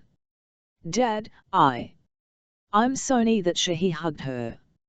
Do what you must, my dear. I know this isn't easy for you. His voice was a little shaky, but he gave Annabeth a brave smile. Then I heard the whoosh of large wings. 3 Pegasi descended through the fog, 2 white-winged horses and 1 pure black one. Blackjack. I called. Yo, boss. He called. You managed to stay alive okay without me? It was rough, I admitted. I brought Guido and Porkpie with me. How ya doing? The other 2 Pegasi spoke in my mind. Blackjack looked me over with concern, then checked out Dr. Chase, Thalia and Annabeth. Any of these goons you want us to stampede? Now, I said aloud. These are my friends. We need to get to Olympus pretty fast. No problem, Blackjack said. Except for the mortal over there. Hope he's not going. I assured him Dr. Chase was not. The professor was staring open-mouthed at the Pegasi. Fascinating, he said. Such maneuverability. How does the wingspan compensate for the weight of the horse's body, I wonder? Blackjack cocked his head. What? Why, if the British had had these Pegasi in the cavalry charges in the Crimea, Dr. Chase said, the charge of the Light Brigade, Dad. Annabeth interrupted. Dr. Chase blinked. He looked at his daughter and managed a smile. I'm sorry, my dear. I know you must go. He gave her one last all-card, well-meaning hug. As she turned to climb aboard the Pegasus Guido, Dr. Chase called, Annabeth. I know San Francisco is a dangerous place for you. But please remember you always have a home with us. We will keep you safe. Annabeth didn't answer, but her eyes were red as she turned away. Dr. Chase started to say more, then apparently thought better of it. He raised his hand in sad farewell and trudged away across the dark field. Thalia and Annabeth and I mounted our Pegasi. Together we soared over the bay and flew towards the eastern hills. Soon San Francisco was only a glittering crescent behind us, with an occasional flicker of lightning in the north. Thalia was so exhausted she fell asleep on Porkpie's back. I knew she had to be really tired to sleep in the air, despite her fear of heights, but she didn't have much to worry about. Her Pegasus flew with ease, adjusting himself every once in a while so Thalia stayed safely on his back. Annabeth and I flew along side by side. "Your dad seems cool," I told her. It was too dark to see her expression. She looked back, even though California was far behind us now. "I guess so," she said. "We've been arguing for so many years." "Yeah, you said you think I was lying about that." It sounded like a challenge, but a pretty half-hearted one, like she was asking it of herself. "I didn't say you were lying. It's just. He seems okay. Your stepmom, too. Maybe they've, got cooler since you saw them last." She hesitated. "They are still in San Francisco, Percy. I can't live so far from camp." I didn't want to ask my next question. I was scared to know the answer. But I asked it anyway. "So what are you going to do now?" We flew over a town, an island of lights in the middle of the dark. It whisked by so fast we might have been in an aeroplane. "I don't know," she admitted. "But thank you for rescuing me." "Hey, no big deal. We're friends. You didn't believe I was dead." "Never." She hesitated. "Neither is Luke, you know. I mean, he isn't dead." I stared at her. I didn't know if she was cracking under the stress or what. "Annabeth, that fall was pretty bad." "There's no way he isn't dead," she insisted. "I know it." The same way you knew about that comparison didn't make me too happy. The towns were zipping by faster now, islands of light thicker together, until the whole landscape below was a glittering carpet. Dawn was close. The eastern sky was turning grey. And, up ahead, a huge white and yellow glow spread out before us, the lights of New York. "How's that for Speedy, boss?" Blackjack bragged. "We get extra hay for breakfast or what?" "You're the man, Blackjack," I told him. The horse, I mean." "You don't believe me about Luke," Annabeth said, "but we'll see him again. He's in trouble, Percy. He's under Chronos' spell." I didn't feel like arguing, though it made me mad. How could she still have any feelings for that creep? How could she possibly make excuses for him? He deserved that fall. He deserved, okay, I'll say it. He deserved to die. Unlike Bianca. Unlike Zoe. Luke couldn't be alive. It wouldn't be fair. There it is. Thalia's voice, she'd woken up. She was pointing towards Manhattan, which was quickly zooming into view. "It started." "What started?" I asked. Then I looked where she was pointing. High above the Empire State Building, Olympus was its own island of light, a floating mountain ablaze with torches and braziers, white marble palaces gleaming in the early morning air. "The winter solstice," Thalia said. "The Council of the Gods 19 The gods vote how to kill us. Flying was bad enough for a son of Poseidon, but flying straight up to Zeus's palace, with thunder and lightning swirling round it, was even worse." We circled over Midtown Manhattan, making one complete orbit round Mount Olympus. I'd only been there once before, traveling by elevator up to the secret 600th floor of the Empire State Building. This time, if it were possible, Olympus amazed me even more. In the early morning darkness, torches and fires made the mountainside palaces glow 20 different colors, from blood red to indigo. Apparently no one ever slept on Olympus. The twisting streets were full of demigods and nature spirits and minor godlings bustling about, riding chariots or sedan chairs carried by cyclopes. Winter didn't seem to exist here. I caught the scent of the gardens in full bloom, jasmine and roses and even sweeter things I couldn't name. Music drifted up from many windows, the soft sounds of lyres and reed pipes. Towering at the peak of the mountain was the greatest palace of all, the glowing white hall of the gods. Our Pegasi set us down in the outer courtyard, in front of huge silver gates. Before I could even think to knock, the gates opened by themselves. "Good luck, boss," Blackjack said. Yeah. I didn't know why, but I had a sense of doom. I'd never seen all the gods together. I knew any one of them could blast me to dust, and a few of them would like to. "Hey, if ya don't come back, can I have your cabin for my stable?" I looked at the Pegasus. "Just a thought," he said. "Sorry." Blackjack and his friends flew off, leaving Thalia, Annabeth and me alone. For a minute we stood there regarding the palace, the way we'd stood together in front of Westover Hall, that seemed like a million years ago. And then, side by side, we walked into the TLN1 room. 12 enormous thrones made a U round a central hearth, just like the placement of the cabins at camp. The ceiling above glittered with constellations, even the newest one, Zoe the Huntress, making her way across the heavens with her bow drawn. All of the seats were occupied. Each god and goddess was about 5 meters tall, and I'm telling you, if you've ever had a dozen all-powerful super-huge beings turn their eyes on you at once. Well, suddenly, facing monsters seemed like a picnic. "Welcome, heroes," Artemis said. Moo. That's when I noticed Bessie and Grover. A sphere of water was hovering in the center of the room, next to the hearth fire. Bessie was swimming happily around, swishing his serpent tail and poking his head out of the sides and the bottom of the sphere. He seemed to be enjoying the novelty of swimming in a magic bubble. Grover was kneeling at Zeus's throne, as if he'd just been giving a report, but, when he saw us, he cried, "You made it!"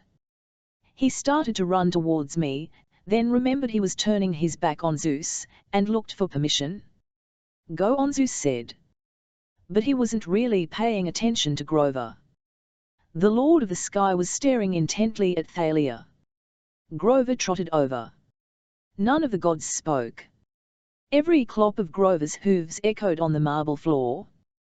Bessie splashed in his bubble of water. The hearth fire crackled. I looked nervously at my father, Poseidon. He was dressed similarly to the last time I'd seen him, beach shorts, a Hawaiian shirt and sandals. He had a weathered, suntanned face with a dark beard and deep green eyes. I wasn't sure how he would feel about seeing me again, but the corners of his eyes crinkled with smile lines. He nodded as if to say it's okay. Grover gave Annabeth and Thalia big hugs. Then he grasped my arms. "Percy, Bessie and I made it. But you have to convince them. They can't do what I asked."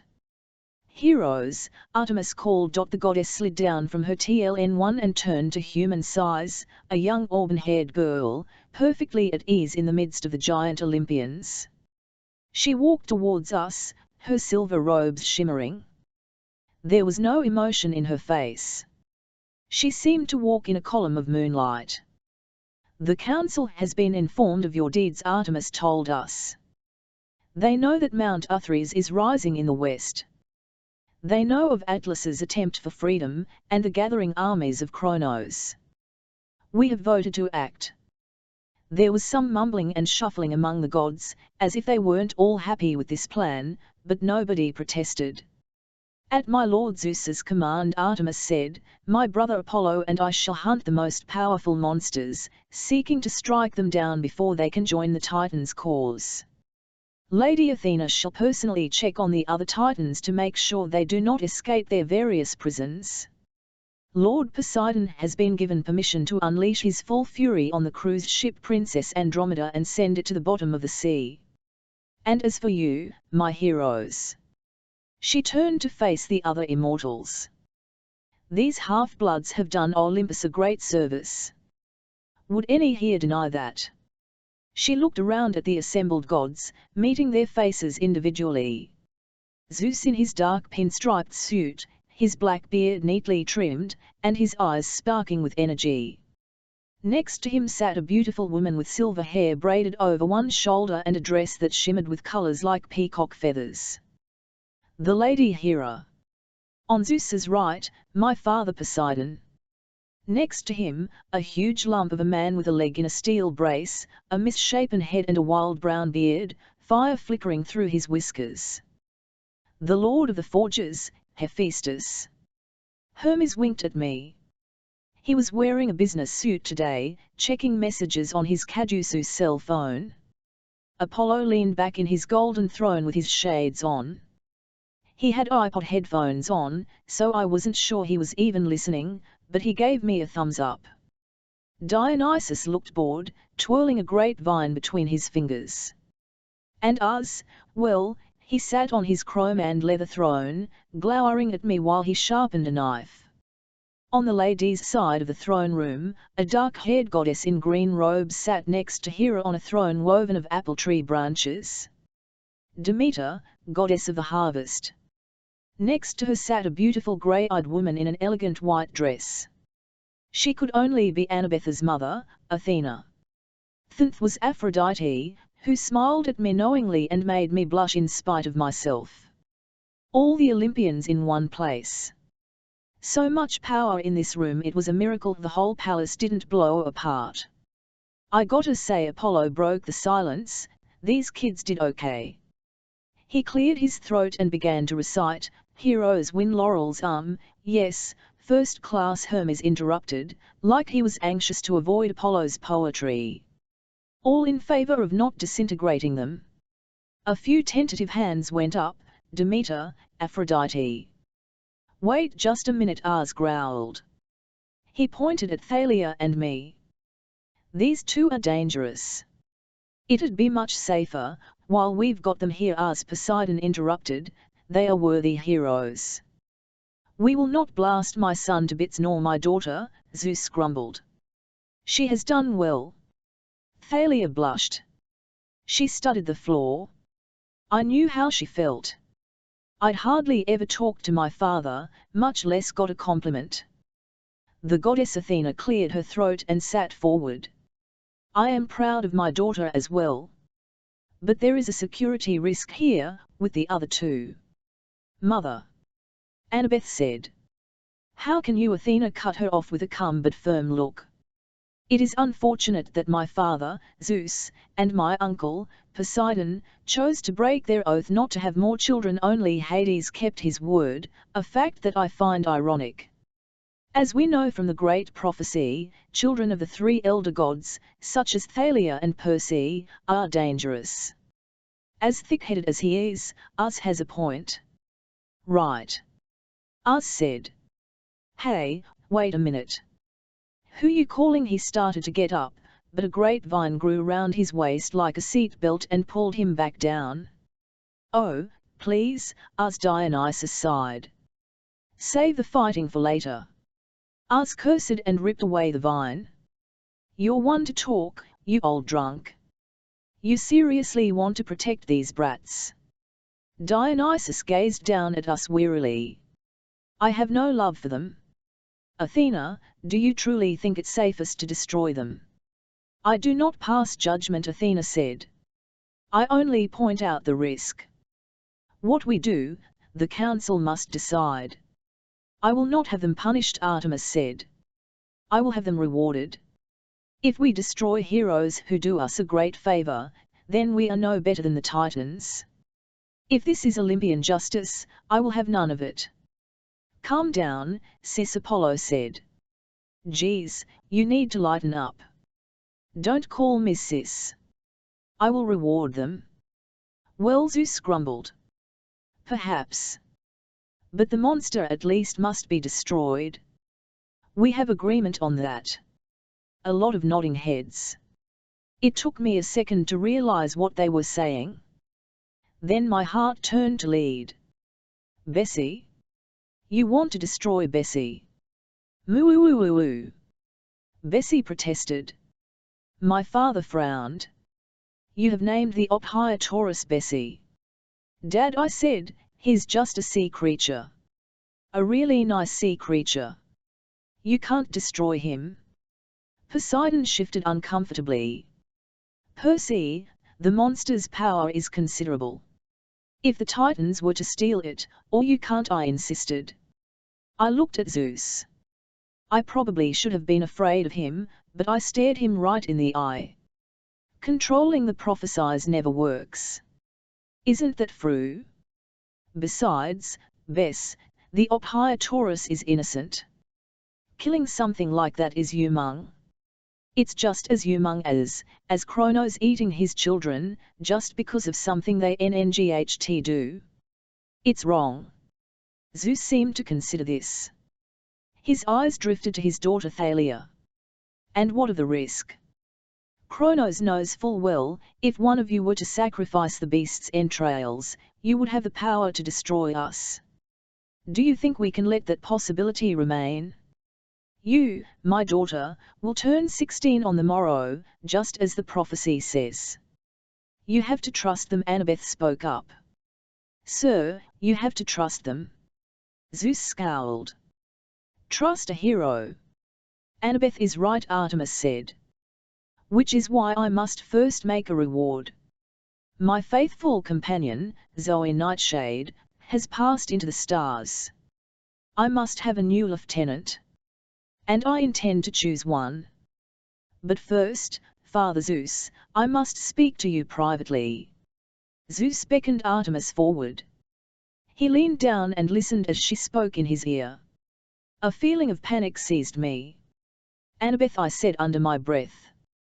Don't. She frowned at me. What? Look, I need to tell you something, I continued. The words came stumbling out of me. I couldn't stand it if. I don't want you to, Percy, she said. You look like you're going to be sick. And that's how I felt. I wanted to say more, but my tongue betrayed me. It wouldn't move because of the fear in my stomach. And then Artemis turned. I shall have a new lieutenant, she announced. If she will accept it. No, I murmured. Thalia, Artemis said. Daughter of Zeus. Will you join the hunt? Stunned silence filled the room. I stared at Thalia, unable to believe what I was hearing. Annabeth smiled. She squeezed Thalia's hand and let it go, as if she'd been expecting this all along.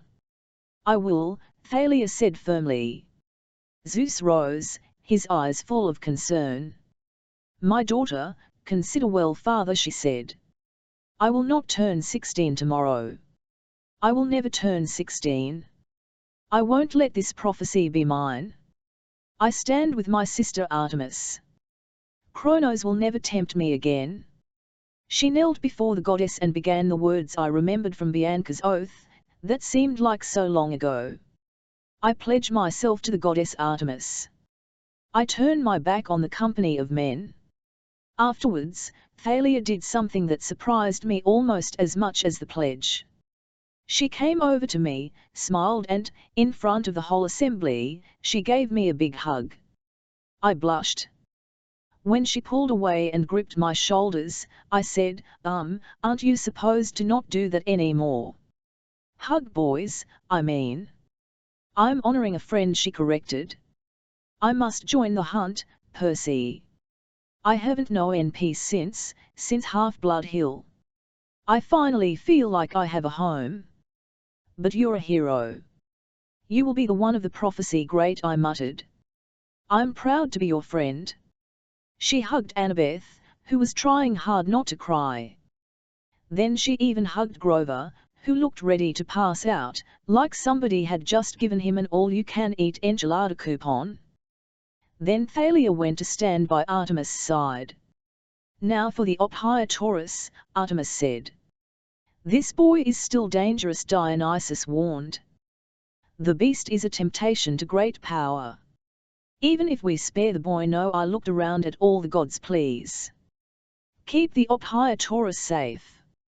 My dad can hide him under the sea somewhere, or keep him in an aquarium here in Olympus. But you have to protect him. And why should we trust you? Rumbled Hephaestus. I'm only 14, I said. If this prophecy is about me, that's 2 more years. 2 years for Kronos to deceive you, Athena said.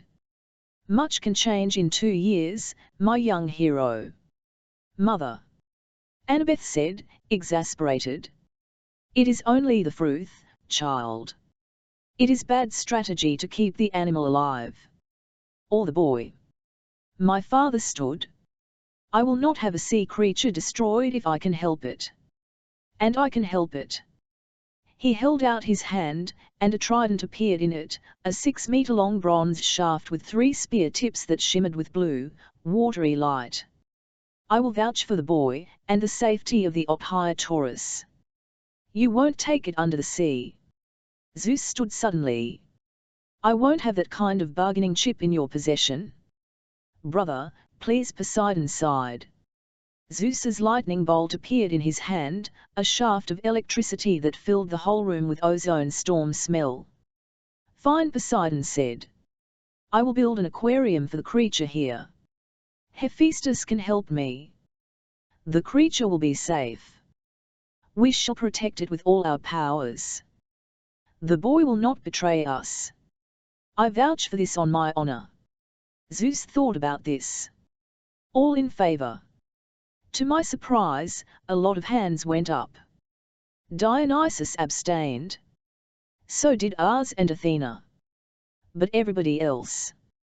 We have a majority, Zeus decreed. And so, since we will not be destroying these heroes, I imagine we should honor them. Let the triumph celebration begin.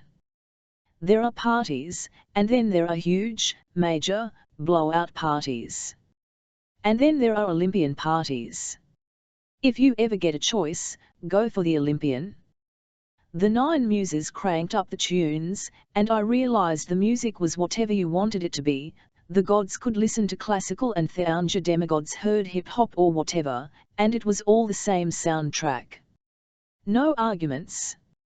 No fights to change the radio station. Just requests to crank it up. Dionysus went around growing refreshment stands out of the ground, and a beautiful woman walked with him arm in arm, his wife, Ariadne.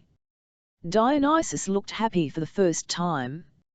Nectar and ambrosia overflowed from golden fountains, and platters of mortal snack food crowded the banquet tables. Golden goblets filled with whatever drink you wanted. Grover trotted around with a full plate of tin cans and enchiladas, and his goblet was full of double espresso latte, which he kept muttering over like an incantation, Pan. Pan. Gods kept coming over to congratulate me.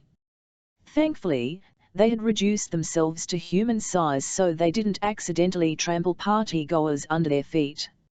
Hermes started chatting with me, and he was so cheerful I hated to tell him what had happened to his least favorite son Luke, but before I could even get up the courage, Hermes got a call on his Caduceus and walked away. Apollo told me I could drive his son chariot any time, and if I ever wanted archery lessons, thanks, I told him. But, seriously, I'm no good at archery. Ah, nonsense, he said. Target practice from the chariot as we fly over the US. Best fun there is. I made some excuses and wove through the crowds that were dancing in the palace courtyards. I was looking for Annabeth. Last time I saw her, she'd been dancing with some minor godling. Then a man's voice behind me said, "You won't let me down, I hope." I turned and found Poseidon smiling at me. "Dad, hi." "Hello, Percy. You've done well." His praise made me uneasy. I mean, it felt good, but I knew just how much he'd put himself on the line, vouching for me. It would have been a lot easier to let the others disintegrate me. "I won't let you duff me," I promised. He nodded. I had trouble reading God's emotions, but I wondered if he had some doubts. Your friend Luke, he's not my friend, I blurted out. Then I realized it was probably rude to interrupt. Sorry. Your former friend Luke, Poseidon corrected. He once promised things like that. He was hence pride and joy. Just bear that in mind, Percy. Even the bravest can fall. Luke fell pretty hard, I agreed. He's dead. Poseidon shook his head. No, Percy. He's not. I stared at him. What? I believe Annabeth told you this. Luke still lives.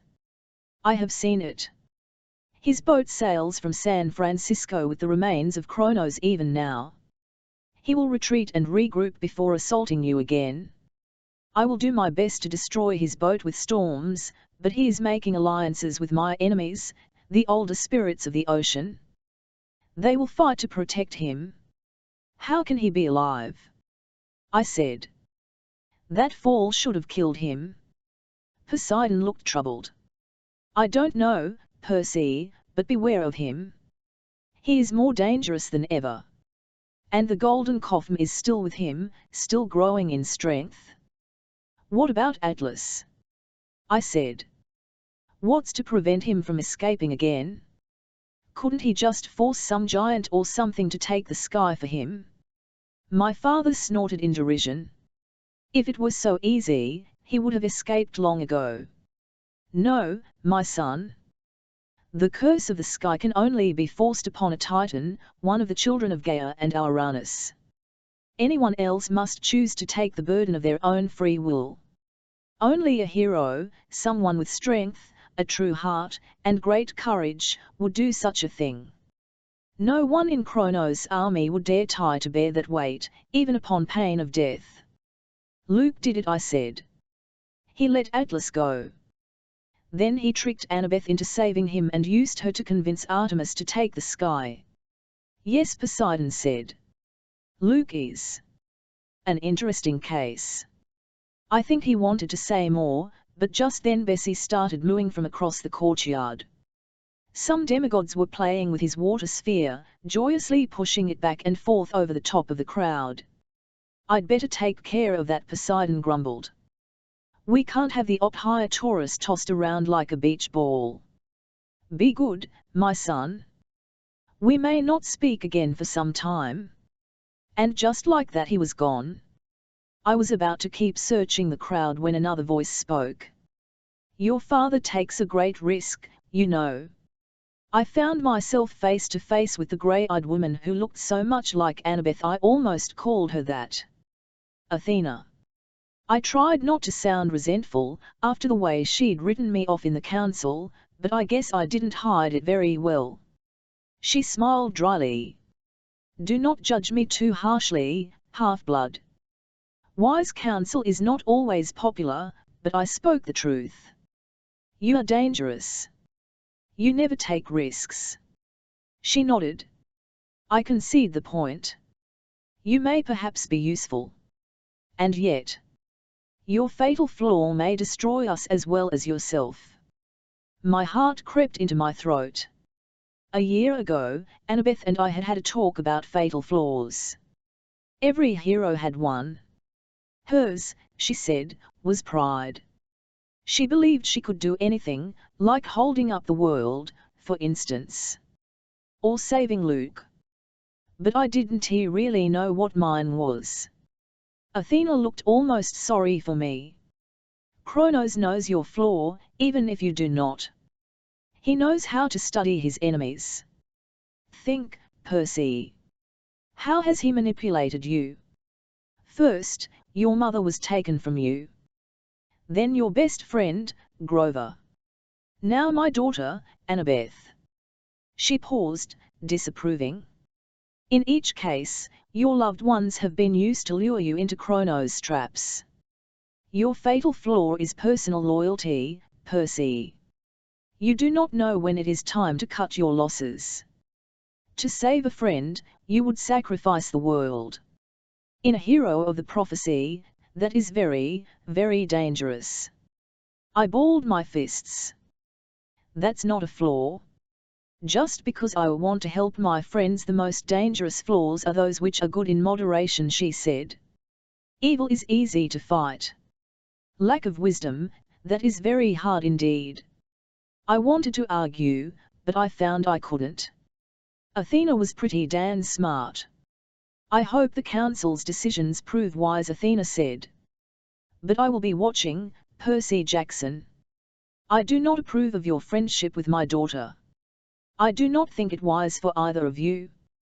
And should you begin to waver in your loyalties.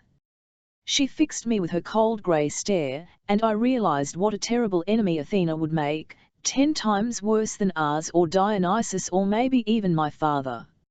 Athena would never give up. She would never do something rash or stupid just because she hated you, and, if she made a plan to destroy you, it would not fail. Percy, Annabeth said, running through the crowd. She stopped short when she saw who I was talking to. Oh. Mom. I will leave you, Athena said. For now. She turned and strode TLN off the crowds, which parted before her as if she were carrying Aegis. Was she giving you a hard time? Annabeth asked. No, I said. It's fine. She studied me with concern. She touched the new streak of grey in my hair that matched hers exactly, a painful souvenir from holding Atlas's burden. There was a lot I'd wanted to say to Annabeth, but Athena had taken the confidence out of me. I felt like I'd been punched in the gut. I do not approve of our friendship with my daughter. So Annabeth said. What did you want to tell me earlier? The music was playing. People were dancing in the streets. I said, I was thinking we got interrupted at Westover Hall. And I think I owe you a dance. She smiled slowly. All right, seaweed brain. So I took her hand, and I don't know what everybody else heard, but to me it sounded like a slow dance, a little sad, but maybe a little hopeful, too. 21 Get a new enemy for Christmas. Before I left Olympus, I decided to make a few calls. It wasn't easy, but I finally found a quiet fountain in a corner garden and sent an iris message to my brother Tyson, under the sea. I told him about our adventures, and Bessie he wanted to hear every detail about the cute baby cow serpent, and I assured him that Annabeth was safe. Finally I got round to explaining how the shield he'd made me last summer had been damaged in the Manticore attack. Yay! Tyson said. That means it was good. It saved your life.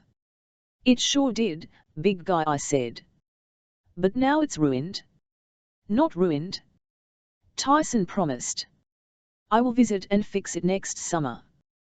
The idea picked me up instantly.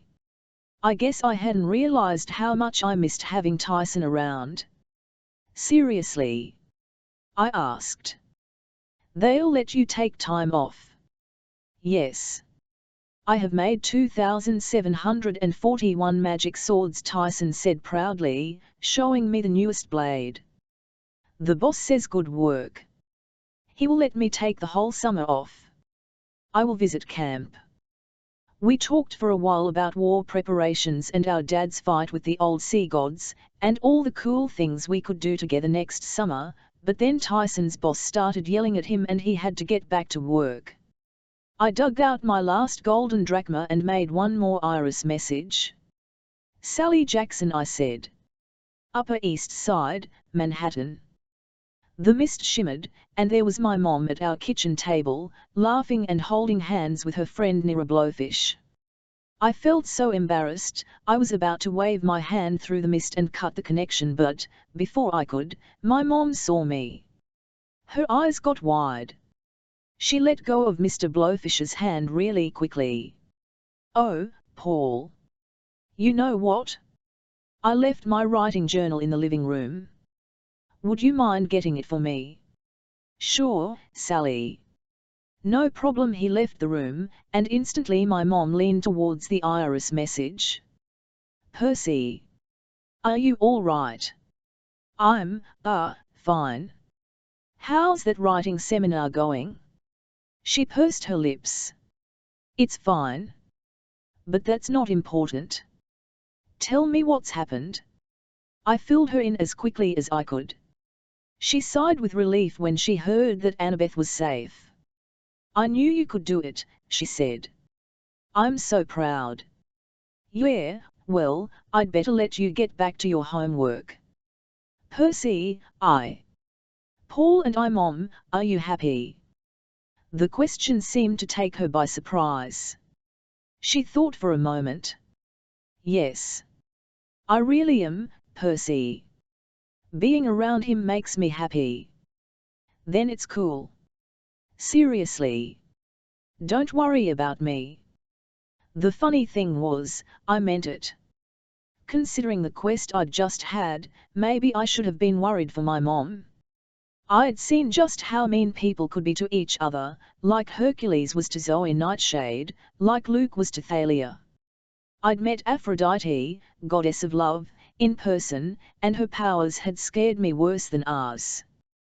But seeing my mother laughing and smiling, after all the years she'd suffered with my nasty ex-stepfather, Gabe Ugliano, I couldn't help feeling happy for her. You promise not to call him Mr. Blowfish? She asked. I shrugged.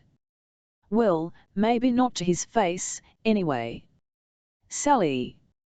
Mr. Blowfish called from our living room. You need the green binder or the red one? I'd better go, she told me. See you for Christmas. Are you putting blue candy in my stocking? She smiled. If you're not too old for that. I'm never too old for candy. I'll see you then. She waved her hand across the mist. Her image disappeared, and I thought to myself that Thalia had been right. So many days ago at Westover Hall, my mom really was pretty cool. Compared to Mount Olympus, Manhattan was quiet. Friday before Christmas, but it was early in the morning, and hardly anyone was on Fifth Avenue. Argus, the many-eyed security chief, picked up Annabeth, Grover and me at the Empire State Building and ferried us back to camp through a light snowstorm. The Long Island Expressway was almost deserted. As we trudged back up Half-Blood Hill to the pine tree where the golden fleece glittered, I half expected to see Thalia there, waiting for us. But she wasn't. She was long gone with Artemis and the rest of the hunters, off on their next adventure. Chiron greeted us at the big house with hot chocolate and toasted cheese sandwiches. Grover went off with his satyr friends to spread the word about our strange encounter with the magic of Pan. Within an hour, the satyrs were all running around agitated, asking where the nearest espresso bar. Annabeth and I sat with Chiron and some of the other senior campers, Beckendorf, Salna Beauregard and the Stoll brothers. Even Clarice from the Ars cabin was there, back from her secretive scouting mission. I knew she must have had a difficult quest, because she didn't even try to pulverize me. She had a new scar on her chin, and her dirty blonde hair had been cut short and ragged, like someone had attacked it with a pair of safety scissors. I got news, she mumbled uneasily. Bad news. I'll fill you in later, Chiron said with forced cheerfulness. The important thing is you have prevailed. And you saved Annabeth. Annabeth smiled at me gratefully, which made me look away. For some strange reason, I found myself thinking about the Hoover Dam, and the odd mortal girl I'd run into there, Rachel Elizabeth Dare. I didn't know why, but her annoying comments kept coming back to me. Do you always kill people when they blow their nose? I was only alive because so many people had helped me, even a random mortal girl like that. I'd never even explained to her who I was. Luke is alive, I said. Annabeth was right. Annabeth sat up. How do you know? I tried not to feel annoyed by her interest. I told her what my dad had said about the Princess Andromeda. Well? Annabeth shifted uncomfortably in her chair. If the final battle does come when Percy is 16, at least we have 2 more years to figure something out. I had a feeling that when she said figure something out, she meant get Luke to change his ways, which annoyed me even more. Kyran's expression was gloomy. Sitting by the fire in his wheelchair, he looked really old. I mean, he was really old, but he usually didn't look it. 2 years may seem like a long time, he said. But it is the blink of an eye. I still hope you are not the child of the prophecy, Percy. But, if you are, then the Second Titan War is almost upon us. Kronos' first strike will be here. How do you know? I asked. Why would he care about camp? Because the gods use heroes as their tools, Kyran said simply. Destroy the tools, and the gods will be crippled. Luke's forces will come here. Mortal, demigod, monstrous. We must be prepared. Clarissa's news may give us a clue as to how they will attack, but there was a knock on the door, and Nico D'Angelo came huffing into the parlour, his cheeks bright red from the cold. He was smiling, but he looked around anxiously. Hey! Where's my sister? Dead silence. I stared at Kyran. I couldn't believe nobody had told him yet. And then I realized why. They'd been waiting for us to appear, to tell Nico in person. That was the last thing I wanted to do. But I owed it to Bianca. Hey, Nico. I got up from my comfortable chair. Let's take a walk, okay? We need to talk. He took the news in silence, which somehow made it worse. I kept talking, trying to explain how it had happened, how Bianca had sacrificed herself to save the quest. But I felt like I was only making things worse. She wanted you to have this. I brought out the little god figurine Bianca had found in the junkyard. Nico held it in his palm and stared at it. We were standing at the dining pavilion, just where we'd last spoken before I went on the quest. The wind was bitterly cold, even with the camp's magical weather protection. Snow fell lightly against the marble steps. I figured outside the camp borders there must be a blizzard happening. You promised you would protect her, Nico said. He might as well have stabbed me with a rusty dagger. It would have hurt less than reminding me of my promise. Nico, I said. I tried. But Bianca gave herself up to save the rest of us. I told her not to. But she promised.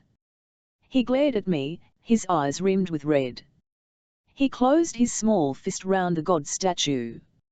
I shouldn't have trusted you. His voice broke. You lied to me. My nightmares were right. Wait. What nightmares? He flung the god statue to ground. It clattered across the icy marble. I hate you. She might be alive, I said desperately. I don't know for sure she's dead. He closed his eyes. His whole body trembled with rage. I should have known it earlier. She's in the fields of Asphodel, standing before the judges right now, being evaluated. I can feel it. What do you mean, you can feel it? Before he could answer, I heard a new sound behind me. A hissing, clattering noise I recognized all too well. I drew my sword and Nico gasped. I whirled and found myself facing 4 skeleton warriors. They grinned fleshless grins and advanced with swords drawn. I don't know how they'd made it inside the camp, but it didn't matter. I'd never get help in time. You're trying to kill me. Nico screamed. You brought these things? No. I mean, yes, they followed me, but no. Nico, run. They can't be destroyed. I don't trust you. The first skeleton charged. I knocked aside its blade, but the other 3 kept coming. I sliced one in half, but immediately it began to knit back together. I knocked another's head off, but it just kept fighting. Run, Nico. I yelled. Get help. No. He pressed his hands to his ears. I couldn't fight 4 at once, not if they wouldn't die. I slashed, whirled, blocked, jabbed, but they just kept advancing. It was only a matter of seconds before the zombies overpowered me. No. Nico shouted louder. Go away. The ground rumbled beneath me. The skeletons froze. I rolled out of the way just as a crack opened at the feet of the 4 warriors. The ground ripped apart like a snapping mouth. Flames erupted from the fissure, and the earth swallowed the skeletons in one loud crunch. Silence. In the place where the skeletons had stood, a 6-meter-long scar wove across the marble floor of the pavilion. Otherwise there was no sign of the warriors. Awestruck, I looked to Nico. How did you go away? He yelled. I hate you. I wish you were dead.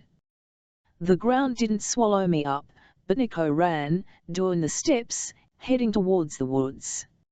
I started to follow but slipped and fell on the icy steps. When I got up, I noticed what I'd slipped on. I picked up the god statue Bianca had retrieved from the junkyard for Nico. The only statue he didn't have, she'd said. A last gift from his sister. I stared at it with dread, because now I understood why the face looked familiar. I'd seen it before. It was a statue of Hades, Lord of the Dead. Annabeth and Grover helped me search the woods for hours, but there was no sign of Nico D'Angelo. We have to tell Chiron, Annabeth said, out of breath. No, I said. She and Grover both stared at me. Grover said nervously, what do you mean, no? I was still trying to figure out why I'd said that, but the words spilled out of me. We can't let anyone know. I don't think anyone realizes that Nico is the son of Hades, Annabeth said. Percy, do you have any idea how serious this is? Even Hades broke the oath. This is horrible. I don't think so, I said. I don't think Hades broke the oath. What? He's their dad, I said, but Bianca and Nico have been out of commission for a long time, since even before World War XI. The Lotus Casino. Grover said, and he told Annabeth about the conversations we'd had with Bianca on the quest. She and Nico were stuck there for decades. They were born before the oath was made. I nodded. But how did they get out? Annabeth protested. I don't know, I admitted. Bianca said Lauia came and got them and drove them to Westover Hall. I don't know who that could have been, or why. Maybe it's part of this great stirring thing. I don't think Nico understands who he is. But we can't go telling anyone. Not even Chiron. If the Olympians find out, it might start them fighting among each other again, Annabeth said. That's the last thing we need. Grover looked worried. But you can't hide things from the gods. Not forever. I don't need forever, I said. Just 2 years. Until I'm 16. Annabeth paled. But, Percy, this means the prophecy might not be about you. It might be about Nico. We have to know, I said. I choose the prophecy. It will be about me. Why are you saying that? She cried. You want to be responsible for the whole world. It was the last thing I wanted, but I didn't say that. I knew I had to step up and claim it. I can't let Nico be in any more danger, I said. I owe that much to his sister. I let them both down. I'm not going to let that poor kid suffer any more. The poor kid who hates you and wants to see you dead, Grover reminded me. Maybe we can find him, I said. We can convince him it's okay, hide him somewhere safe. Annabeth shivered. If Luke gets hold of him, Luke won't, I said. I'll make sure he's got other things to worry about. Namely, me. I wasn't sure Chiron believed the story, Annabeth, and I told him. I think he could tell I was holding something back about Nico's disappearance, but, in the end, he accepted it. Unfortunately, Nico wasn't the first half-blood to disappear. So young Chiron sighed, his hands on the rail of the front porch. Alas, I hope he was eaten by monsters. Much better than being recruited into the Titans' army. That idea made me really uneasy. I almost changed my mind about telling Chiron, but I didn't. You really think the first attack will be here? I asked. Chiron stared at the snow falling on the hills. I could see smoke from the Dragon Guardian at the pine tree, the glitter of the distant fleece. It will not be until summer, at least, Chiron said. This winter will be hard. The hardest for many centuries. It's best that you go home to the city, Percy, try to keep your mind on school. And rest. You will need rest. I looked at Annabeth. What about you? Her cheeks flushed. I'm going to try San Francisco after all. Maybe I can keep an eye on Mount Tam, make sure the Titans don't fry anything else.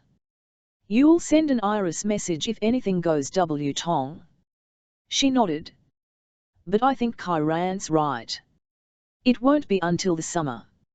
Luke will need time to regain his strength. I didn't like the idea of waiting. Then again, next August I would be turning 15. So close to 16 I didn't want to think about it. All right, I said. Just take care of yourself. And no crazy stunts in the Sopwith Camel. She smiled tentatively. Deal. And, Percy, whatever she was going to say was interrupted by Grover, who stumbled out of the big house, tripping over tin cans. His face was haggard and pale, like he'd seen a spectre. He spoke. Grover cried. Calm down, my young satyr, Chiron said, frowning. What is the matter? I was playing music in the parlor, he stammered, and drinking coffee. Lots and lots of coffee. And he spoke in my mind. Who? Annabeth demanded. Pan. Grover wailed. The Lord of the Wild himself. I heard him. I have to find a suitcase. Whoa, whoa, whoa, I said. What did he say? Grover stared at me. Just 3 words. He said, I await you.